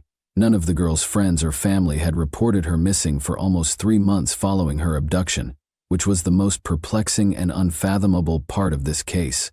All of them expressed satisfaction with the social media posts and messages they received. Carol never tried to see her and never returned calls, which did not worry even the fiancé, who believed she was unwell. The victim's phone had been active and in David's hands the entire time, so if someone had set off the alarm, the killer could have been located right away using the signal. Fontana apologized and vowed throughout the trial that he loved Maltese and had accidentally killed her. Additionally, he stated that he was unable to handle the pain following her death and had intended to take his own life. Even though the defendant himself had ordered the gruesome film to be recorded on June 12, 2023, the defense maintained that the occurrence was, in reality, an unintended act of violence. Of course, this assertion sounded ridiculous, and no one believed him. Fontana was given a 30-year prison term after the court found him guilty of manslaughter. In addition, he was mandated to give €200,000 in compensation to the deceased's son, 100 to Carol's mother, and 50 to her child's father. The offender may be eligible for parole since, surprisingly, the manner of the assassination was not declared cruel, and the dismemberment of the body was not regarded an aggravating element. Thanks for watching, everyone. Your support means a lot to me, and you can help my channel grow by hitting that like button, dropping a comment, and sharing this video. Your engagement really makes a difference. See you soon. Hey guys, today we're diving into another truly horrifying case. If you want to support my channel, make sure to subscribe and stay active. It really helps me out. I'd be super grateful for that. Let's get started. The cost of love. What will shape our future? Without a doubt, the choices and behaviors we make. However, they believe that you can't escape fate when chance gets in the way of your normal existence. The protagonists of today's tale, Joseph and Olga Connell, experienced this as well. Their paths in life unexpectedly intersected, and they remained together forever. Unfortunately, because of their terrible fate, the couple were unable to fully enjoy one another. Numerous gunshots were heard close to the Paladin Club condominium in Wilmington, Delaware, on September 23, 2013 at around 2 in the morning. Witnesses noticed a guy and a woman laying on the ground when they rushed to the site. A call was sent to emergency services a short while later. The incident and its victims were reported by the caller. First aid was administered by the arriving medics. In contrast to her friend, the victim was still alive despite suffering facial bullet wounds and blood loss. There was no sign of life in the man who had been shot. He was apparently shot in the back of the head and killed instantly. But sadly, time was not on his side. When the police realized this, they asked the woman what had transpired. She replied with an unintelligible word and passed out. They hurried the victim to the hospital. Halfway there, though, she gave up her final fight for survival and passed away. Specialists on the scene discovered documents and personal items. The deceased turned out to be Connell's newlyweds. Since none of the valuables, including Olga's wallet, pocketbook, cell phones, and even the diamond ring on her hand, were taken, the incident was a targeted murder rather than an attempted robbery. After the young guys came home from celebrating their spouse's 39th birthday, it was later discovered that the victims had been attacked outside their house. About 25 rounds were fired into their backs by the treacherous attackers. Investigators had to determine what broke up the couple's romance and whether a long-running domestic conflict could have served as the crime's motivation. Joseph Connell was born into a prosperous and close-knit family. He has a younger sister named Kelly and an older brother named John. He was the middle child. The children used to fight about nothing when they were younger, but after their parents' divorce, they joined together and became inseparable. The lads stayed to live with their mother after their relationship ended. After some time, a woman's life was occupied by another man. The second marriage went according to plan. The stepfather took the role of the father, and the family continued to be self-sufficient. The neighborhood where the family lived was rather calm and comfortable. Everyone went about their daily activities during the day, and in the evenings they all gathered around a round table to talk about personal matters. Joe was raised as a righteous and tenacious youngster. These attributes, however, were more related to labor and education. Other than that, he was the lifeblood of the business and a joyful, affectionate youngster. The young man had aspirations of being a businessman and launching his own company from a young age. His efforts were successful because of his resourcefulness and commercial sense. The protagonist of the story, Christopher Rivers, opened a machine store and a specialty store in Tullyville with his closest friend. The young men were well known around the area as prosperous partners who had started from the beginning. The friends were amiable. Additionally, they developed their business and burned a shared idea. According to the acquaintance narrative, Joseph was certain he was a bachelor until he met Olga, a Russian beauty. The young people started talking to each other on the dating site. As they were already quite mature individuals with a wealth of life experience, they soon discovered similar ground for conversation. A female friend just moved to the United States and disclosed on the internet that she was going through a divorce. The man discussed his past relationships as well as his future goals. Both interlocutors were intelligent and gregarious. Interests and life perspectives were comparable among personalities. It is therefore not surprising that their sentiments eventually developed into something more. Joe made her an offer after realizing one day that he could no longer picture his existence without his lover. Olga did the same. The bride has not yet been introduced to the family, which is the only subtlety, but this did not frighten the man. He had faith in his decision and in his family's response. His relatives were enchanted by the selected one's beauty and temperament. They were shocked to learn that a woman could win over a hot, affectionate relative. The couple's connection progressed quickly. Joe didn't disguise his affection for Olga because he was proud of her looks and personality and carried her everywhere with him. But as time went on, it became evident that the beloved's true Siberian character was hidden beneath the woman's sensitivity and malleability.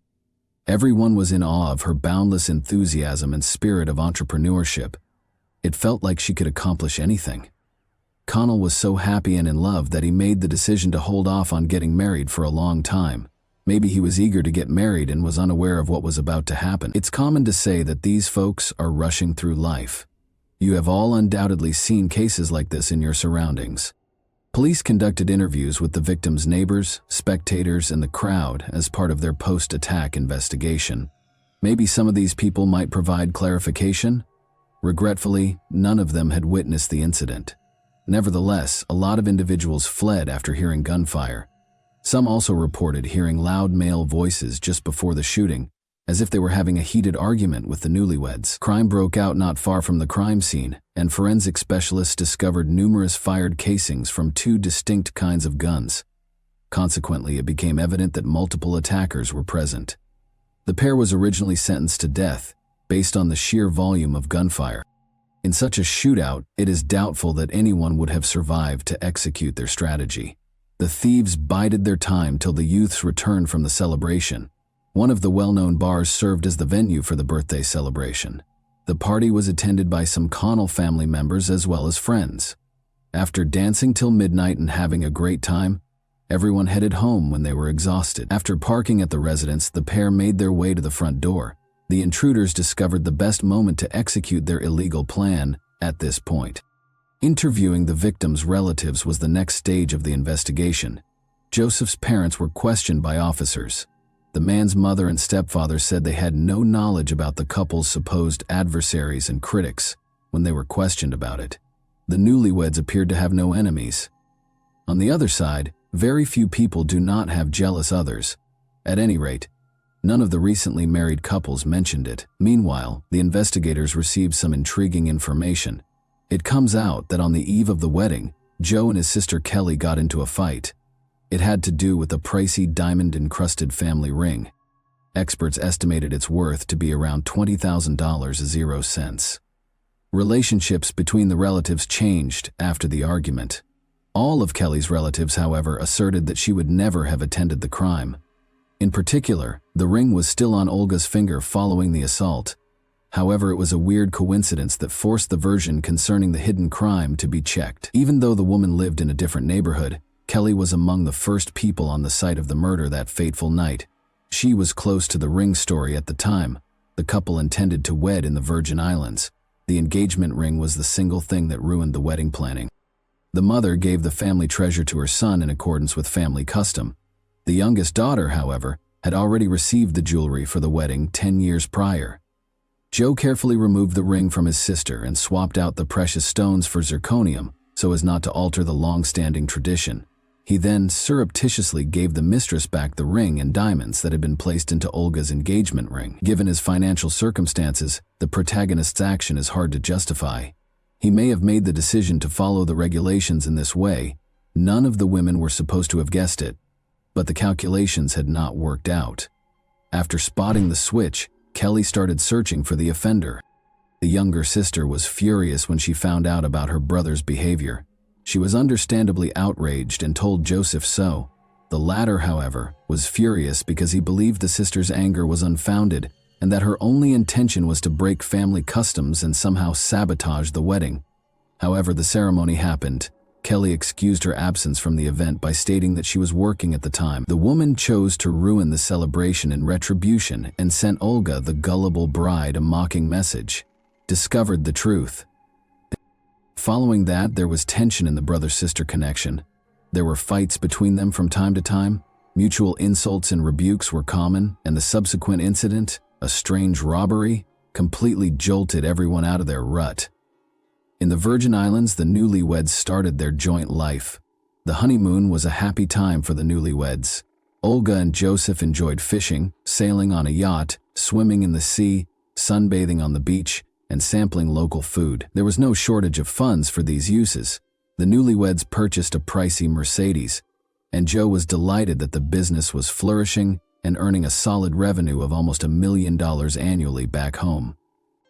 They spent $100,000, 0 cents, on the new convertible.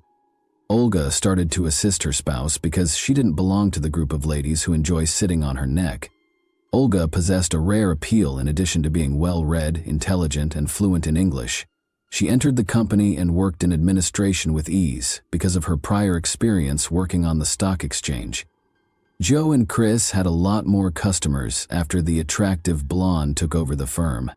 While the couple was busy conducting business, a young family's home was broken into a week prior to the attack near the condominium. Jewels and family heirlooms were taken by an unidentified individual. Olga owned the diamond ring. When the Connell couple got home that day, the family's head of household saw the unauthorized entry and phoned 911. Surprisingly, when law enforcement investigators inspected the area, they found no evidence. There were no conclusive findings in the burglar's hunt. Investigators presented the theory that the heist was staged or the product of a professional. Many people thought the sister had every incentive to fake the crime, which is why Kelly was highly suspicious. Maybe she eventually decided to discipline her brother because she could no longer forgive him for what he had done. However, the case investigation quickly reached a standstill.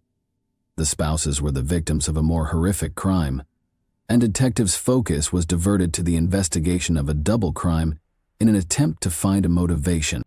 During her interview with detectives, Kelly appeared distraught. The woman didn't conceal anything and helped with the investigation. She described the argument with Joe and even produced correspondence pertaining to it. Olga stated in one of the chats that she believed Kelly was the one who planned the most recent heist. Kelly denied it, but the inquiry could not rule her out as a suspect. The woman later acknowledged that she applied strong pressure in some areas, despite the clear motive, and all the evidence pointed to the opposite conclusion. The victim's younger sister appeared devastated, yet she did not alter her testimony during any of the interrogations or appear perplexed during Joe and Olga's funeral. She was clearly suffering the loss and loved her brother. Other theories about the murder were being considered at the same time. Jealousy was not ruled out as a motive for the crime, because Joseph Connell was one of the many ideal grooms, and his bride was exceptionally beautiful. Perhaps not everyone in the couple's immediate vicinity was as happy as they were, and some of the former youths might harbor resentment and seek retribution in life after marriage. Nevertheless, the inquiry did not substantiate the detectives' assumptions. It was discovered that Joe had a cordial farewell to his former friends. They are also happily married and have been for a long time. This also holds true for Olga's previous partnerships. She severed all ties with her Russian spouse and filed for divorce, but a man who feels wronged would scarcely go to any lengths to make amends with his ex-wife, much less journey across the ocean to do it. This theory has been disproved in this respect. However, while the detectives were searching for the newlyweds' opponents, they continued to focus on the issue of brother-sister conflict. One of the most frequent motivations for criminal activity is greed. As a result, after interviewing Kelly, the inquiry turned to her husband, Garrett Catalano. The man would do everything for his wife since he loved her so much. The possible suspect acted coolly and persuasively, but it's likely that he could have committed a double crime during the chat at his beloved's request.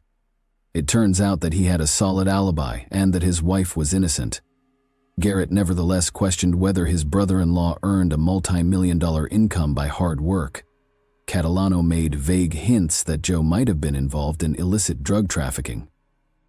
His remarks gained traction over time. Others asserted that Joe was profiting greatly from the covert sale of steroids. We know another man who was identified by secret witnesses as one of his friends. Thus, the detectives discovered Christopher Rivers' best friend, Chris, who has been a lifelong friend and business partner. Chris appeared unconcerned with the incident. In contrast to everyone around him, he carried on with his life as usual. It made sense that he was in charge of both aspects of the company. He was forced to hold on by meetings with suppliers and dealing with clients, but his uncontrollable energy and mental toughness still produced odd ideas. The detectives made the decision to speak with the man one day. He said that he was meant to attend the party on the fateful night, but was unable to do so due to his business obligations. Despite their long-standing friendship and his partner's untimely death, Christopher suddenly made a disparaging statement. He claimed that Joseph had recently changed and was now acting dishonestly. Rivers didn't stay away from Olga, as a successful marriage only untied her hands, he allegedly heard, because Joe's wife was not as simple as she wanted to appear and had come to the U.S. to defend the interests of the Russian mob. The companion's explanation for the family's considerable income required thorough confirmation of his suspicions. Maybe there was a valid explanation for the man's statements, or perhaps they were all merely rumors and conjecture. But it quickly became clear that Joseph was connected to the underground. The information was openly accessible and not a secret. It turns out that her partner had been charged with unlawfully possessing guns a few years prior to their meeting and had even received a respectable sentence for it. The individual was able to make new friends while he was incarcerated. It is possible that local officials drew him into the illegal drug trade after he completed his term. Maybe someone chose to take Connell out after he eventually crossed their path. But was the attack motivated by the connections made while incarcerated? While the investigators worked on the shady enterprise, the investigation was gaining steam when an intriguing fact emerged. Renowned heroin dealer Harry Cook claimed to have overheard Rivers disparaging Joe. Rivers also accused his business partner of snatching Chris. Rivers told him he and his friend were using an auto parts store to sell illicit medical substances, but Buddy is avaricious and divides the earnings unfairly. Chris is more in need of money and has a lot of debt, and Joseph himself spends all the money on a sedentary lifestyle. Because of this, Rivers made a joke about not minding if his friend vanished. Then, he asked Harry if he wanted to help him with this, to which Harry said no. As a result, Rivers' identities took on new significance. Chris was questioned about this on multiple occasions during the investigation, but he had an alibi. Both internal and external video surveillance cameras verified that the man was home when the murder occurred. Simultaneously, experts chose to review his criticisms and examined the company's accounting records. It turned out that the company did experience losses in spite of the high revenue. But as it happened, Connell had nothing to do with a number of embezzlements. Who was at fault was the stipulator himself. According to police informants, Chris has a lengthy history of excessive substance use, and recently, his addiction has grown out of hand. This explains the high rate of shoplifting and debt. In light of this, the man became paranoid. He confessed to associates on multiple occasions that they wanted to kill him because of this.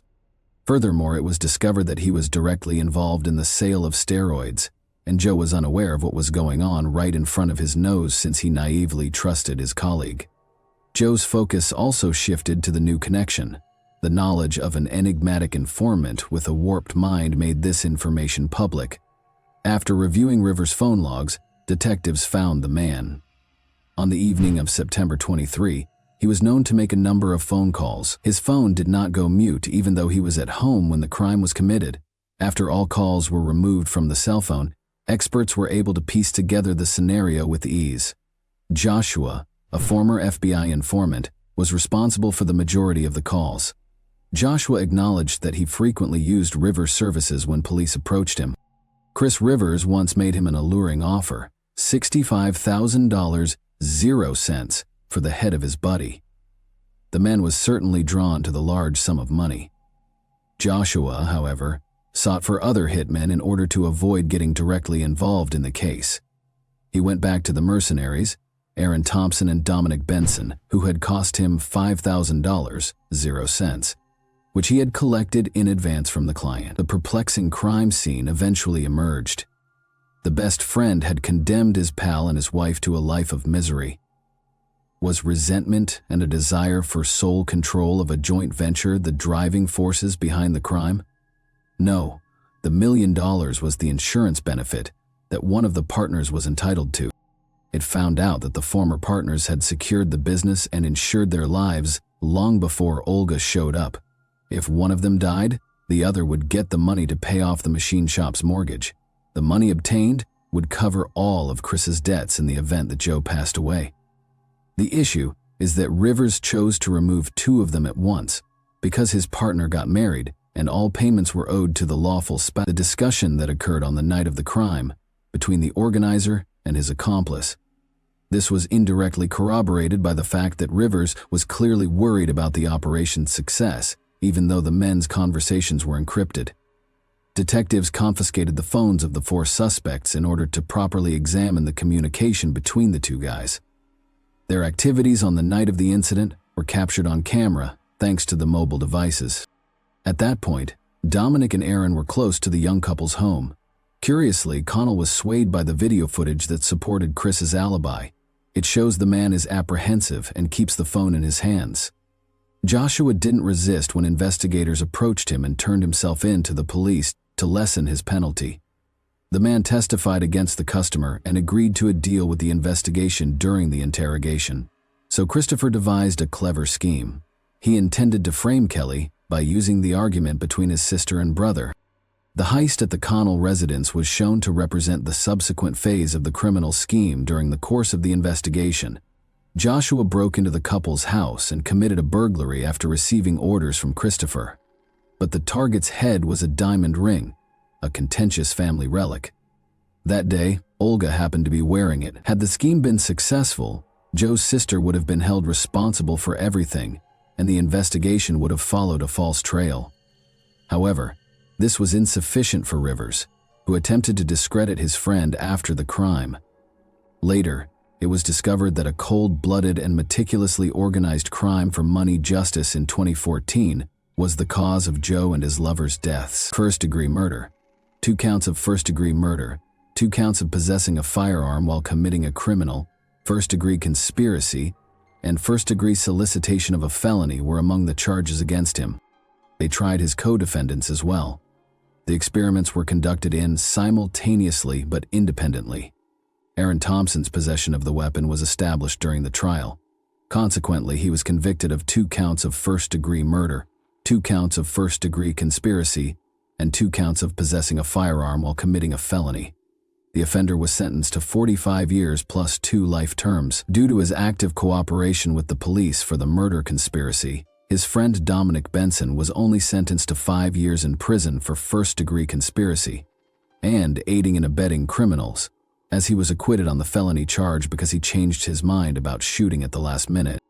Joshua received the same punishment as Chris Rivers, who was the primary motivator of the crime.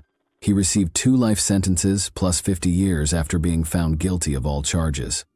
According to the well-known proverb, we can forgive someone for anything other than success in spite of his youth. Joseph was an extraordinary individual.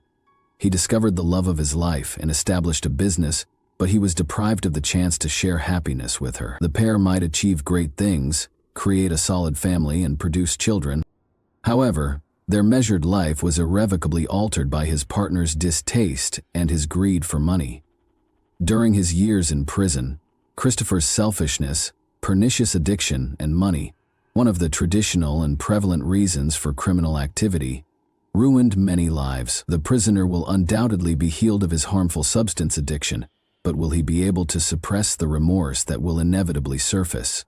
Or, in his situation, may the voice of conscience never be heard at all? Ultimately, not everyone has the courage to live a lifetime of persistent self-doubt. Thanks for watching, everyone. Your support means a lot to me, and you can help my channel grow by hitting that like button, dropping a comment, and sharing this video. Your engagement really makes a difference. See you soon.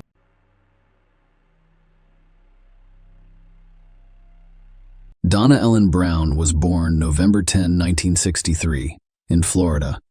Donna was the eldest of 3 girls. She was attractive, intelligent, and successful in her job as an operating room technician.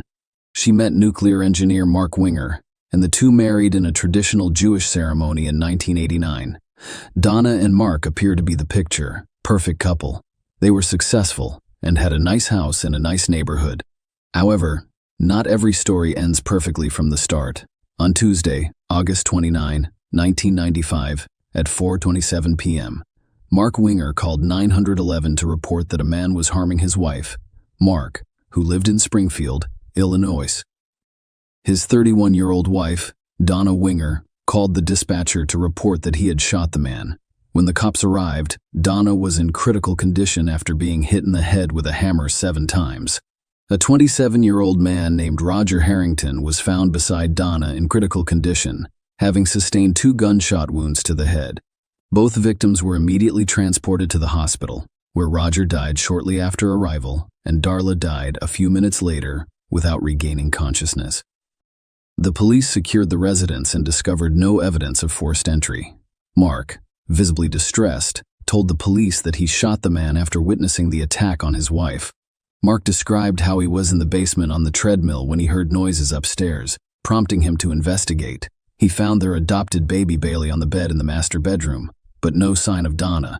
When Mark heard more noises downstairs, he grabbed his handgun from the bedroom nightstand and headed for the dining room. Mark saw a man in the hallway wielding a hammer and assaulting Donna. Mark shot the man, and as he attempted to rise, he fired a second shot. The police discovered the bloodied hammer used in the assault, which belonged to both Donna and Mark. The house also contained a .45 caliber semi-automatic handgun, which Mark confirmed was the weapon used. When Mark asked about the identity of the man who had attacked his wife, the police confirmed that it was Roger. Mark then said, "That's the man who has been harassing my wife this week." According to Mark, Donna had traveled to Florida to visit her parents 6 days before.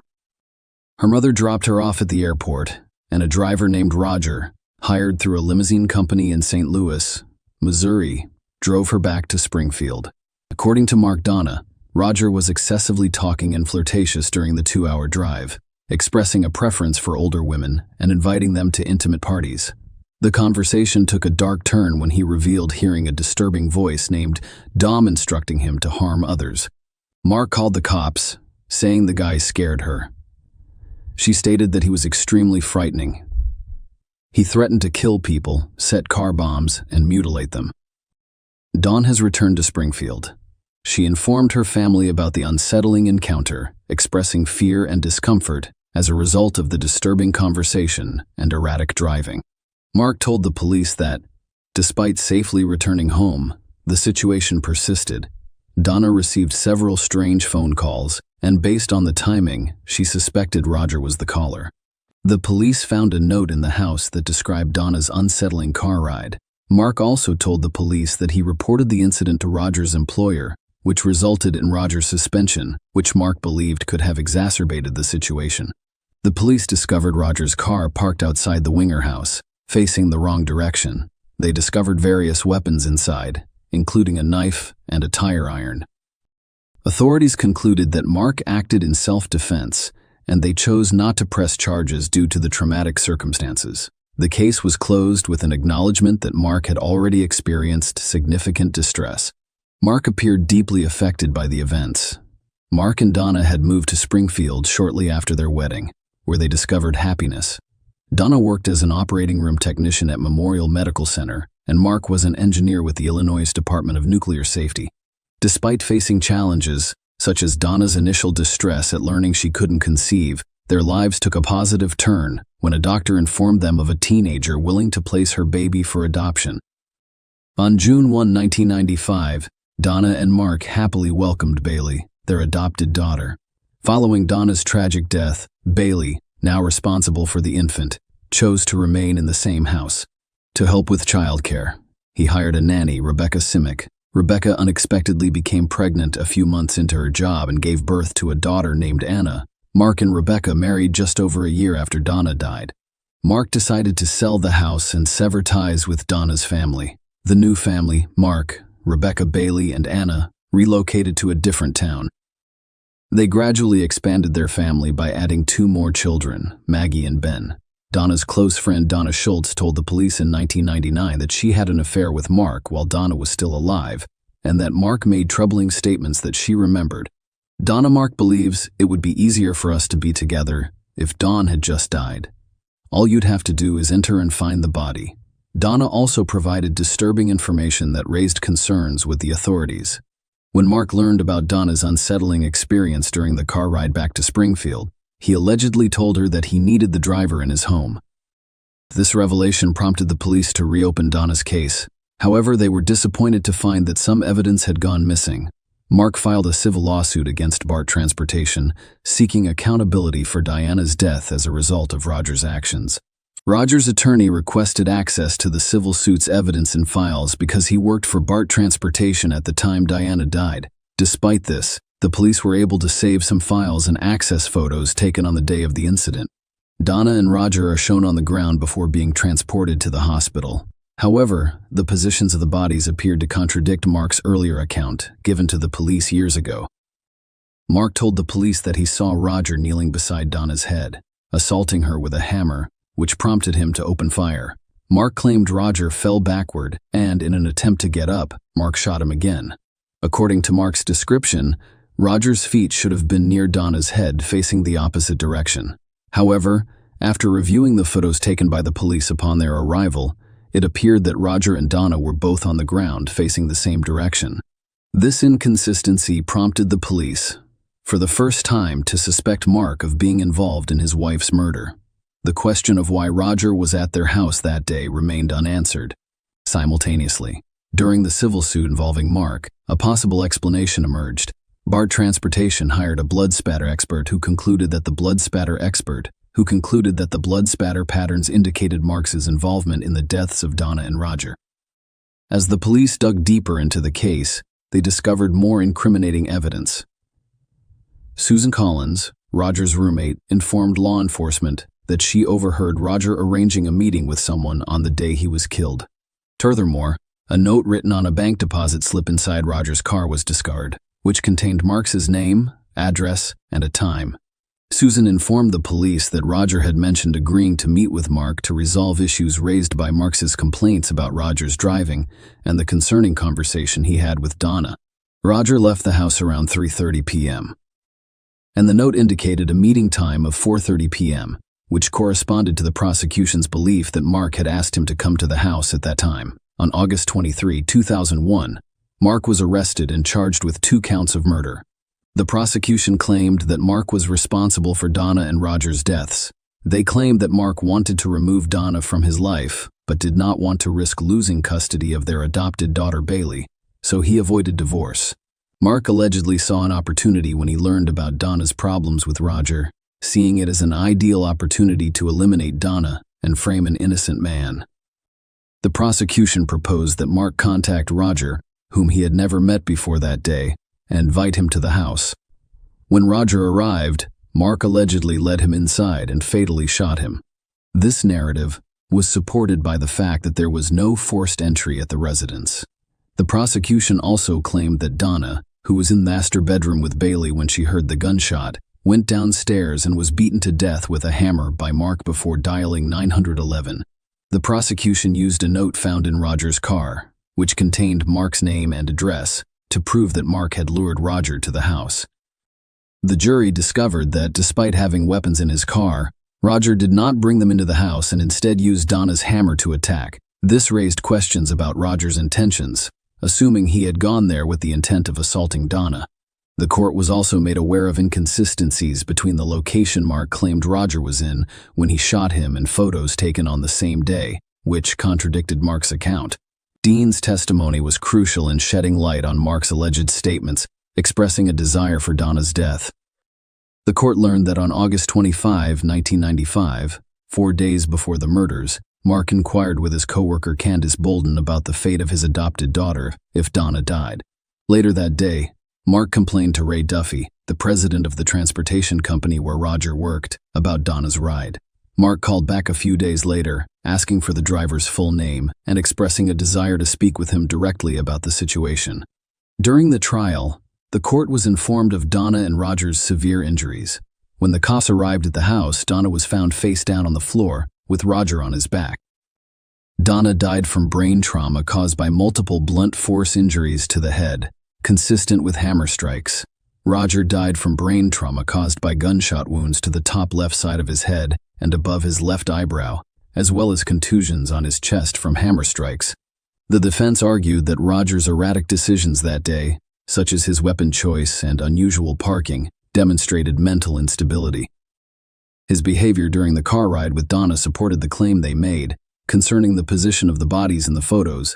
The defense argued that while Donna and Roger were critical when paramedics arrived, they were not dead and they may have moved in an attempt to save their lives. However, the paramedics denied moving them before the photographs were taken, and Mark did not testify at the trial. Regarding Deanne's testimony, the defense claimed she was motivated by personal feelings of rejection.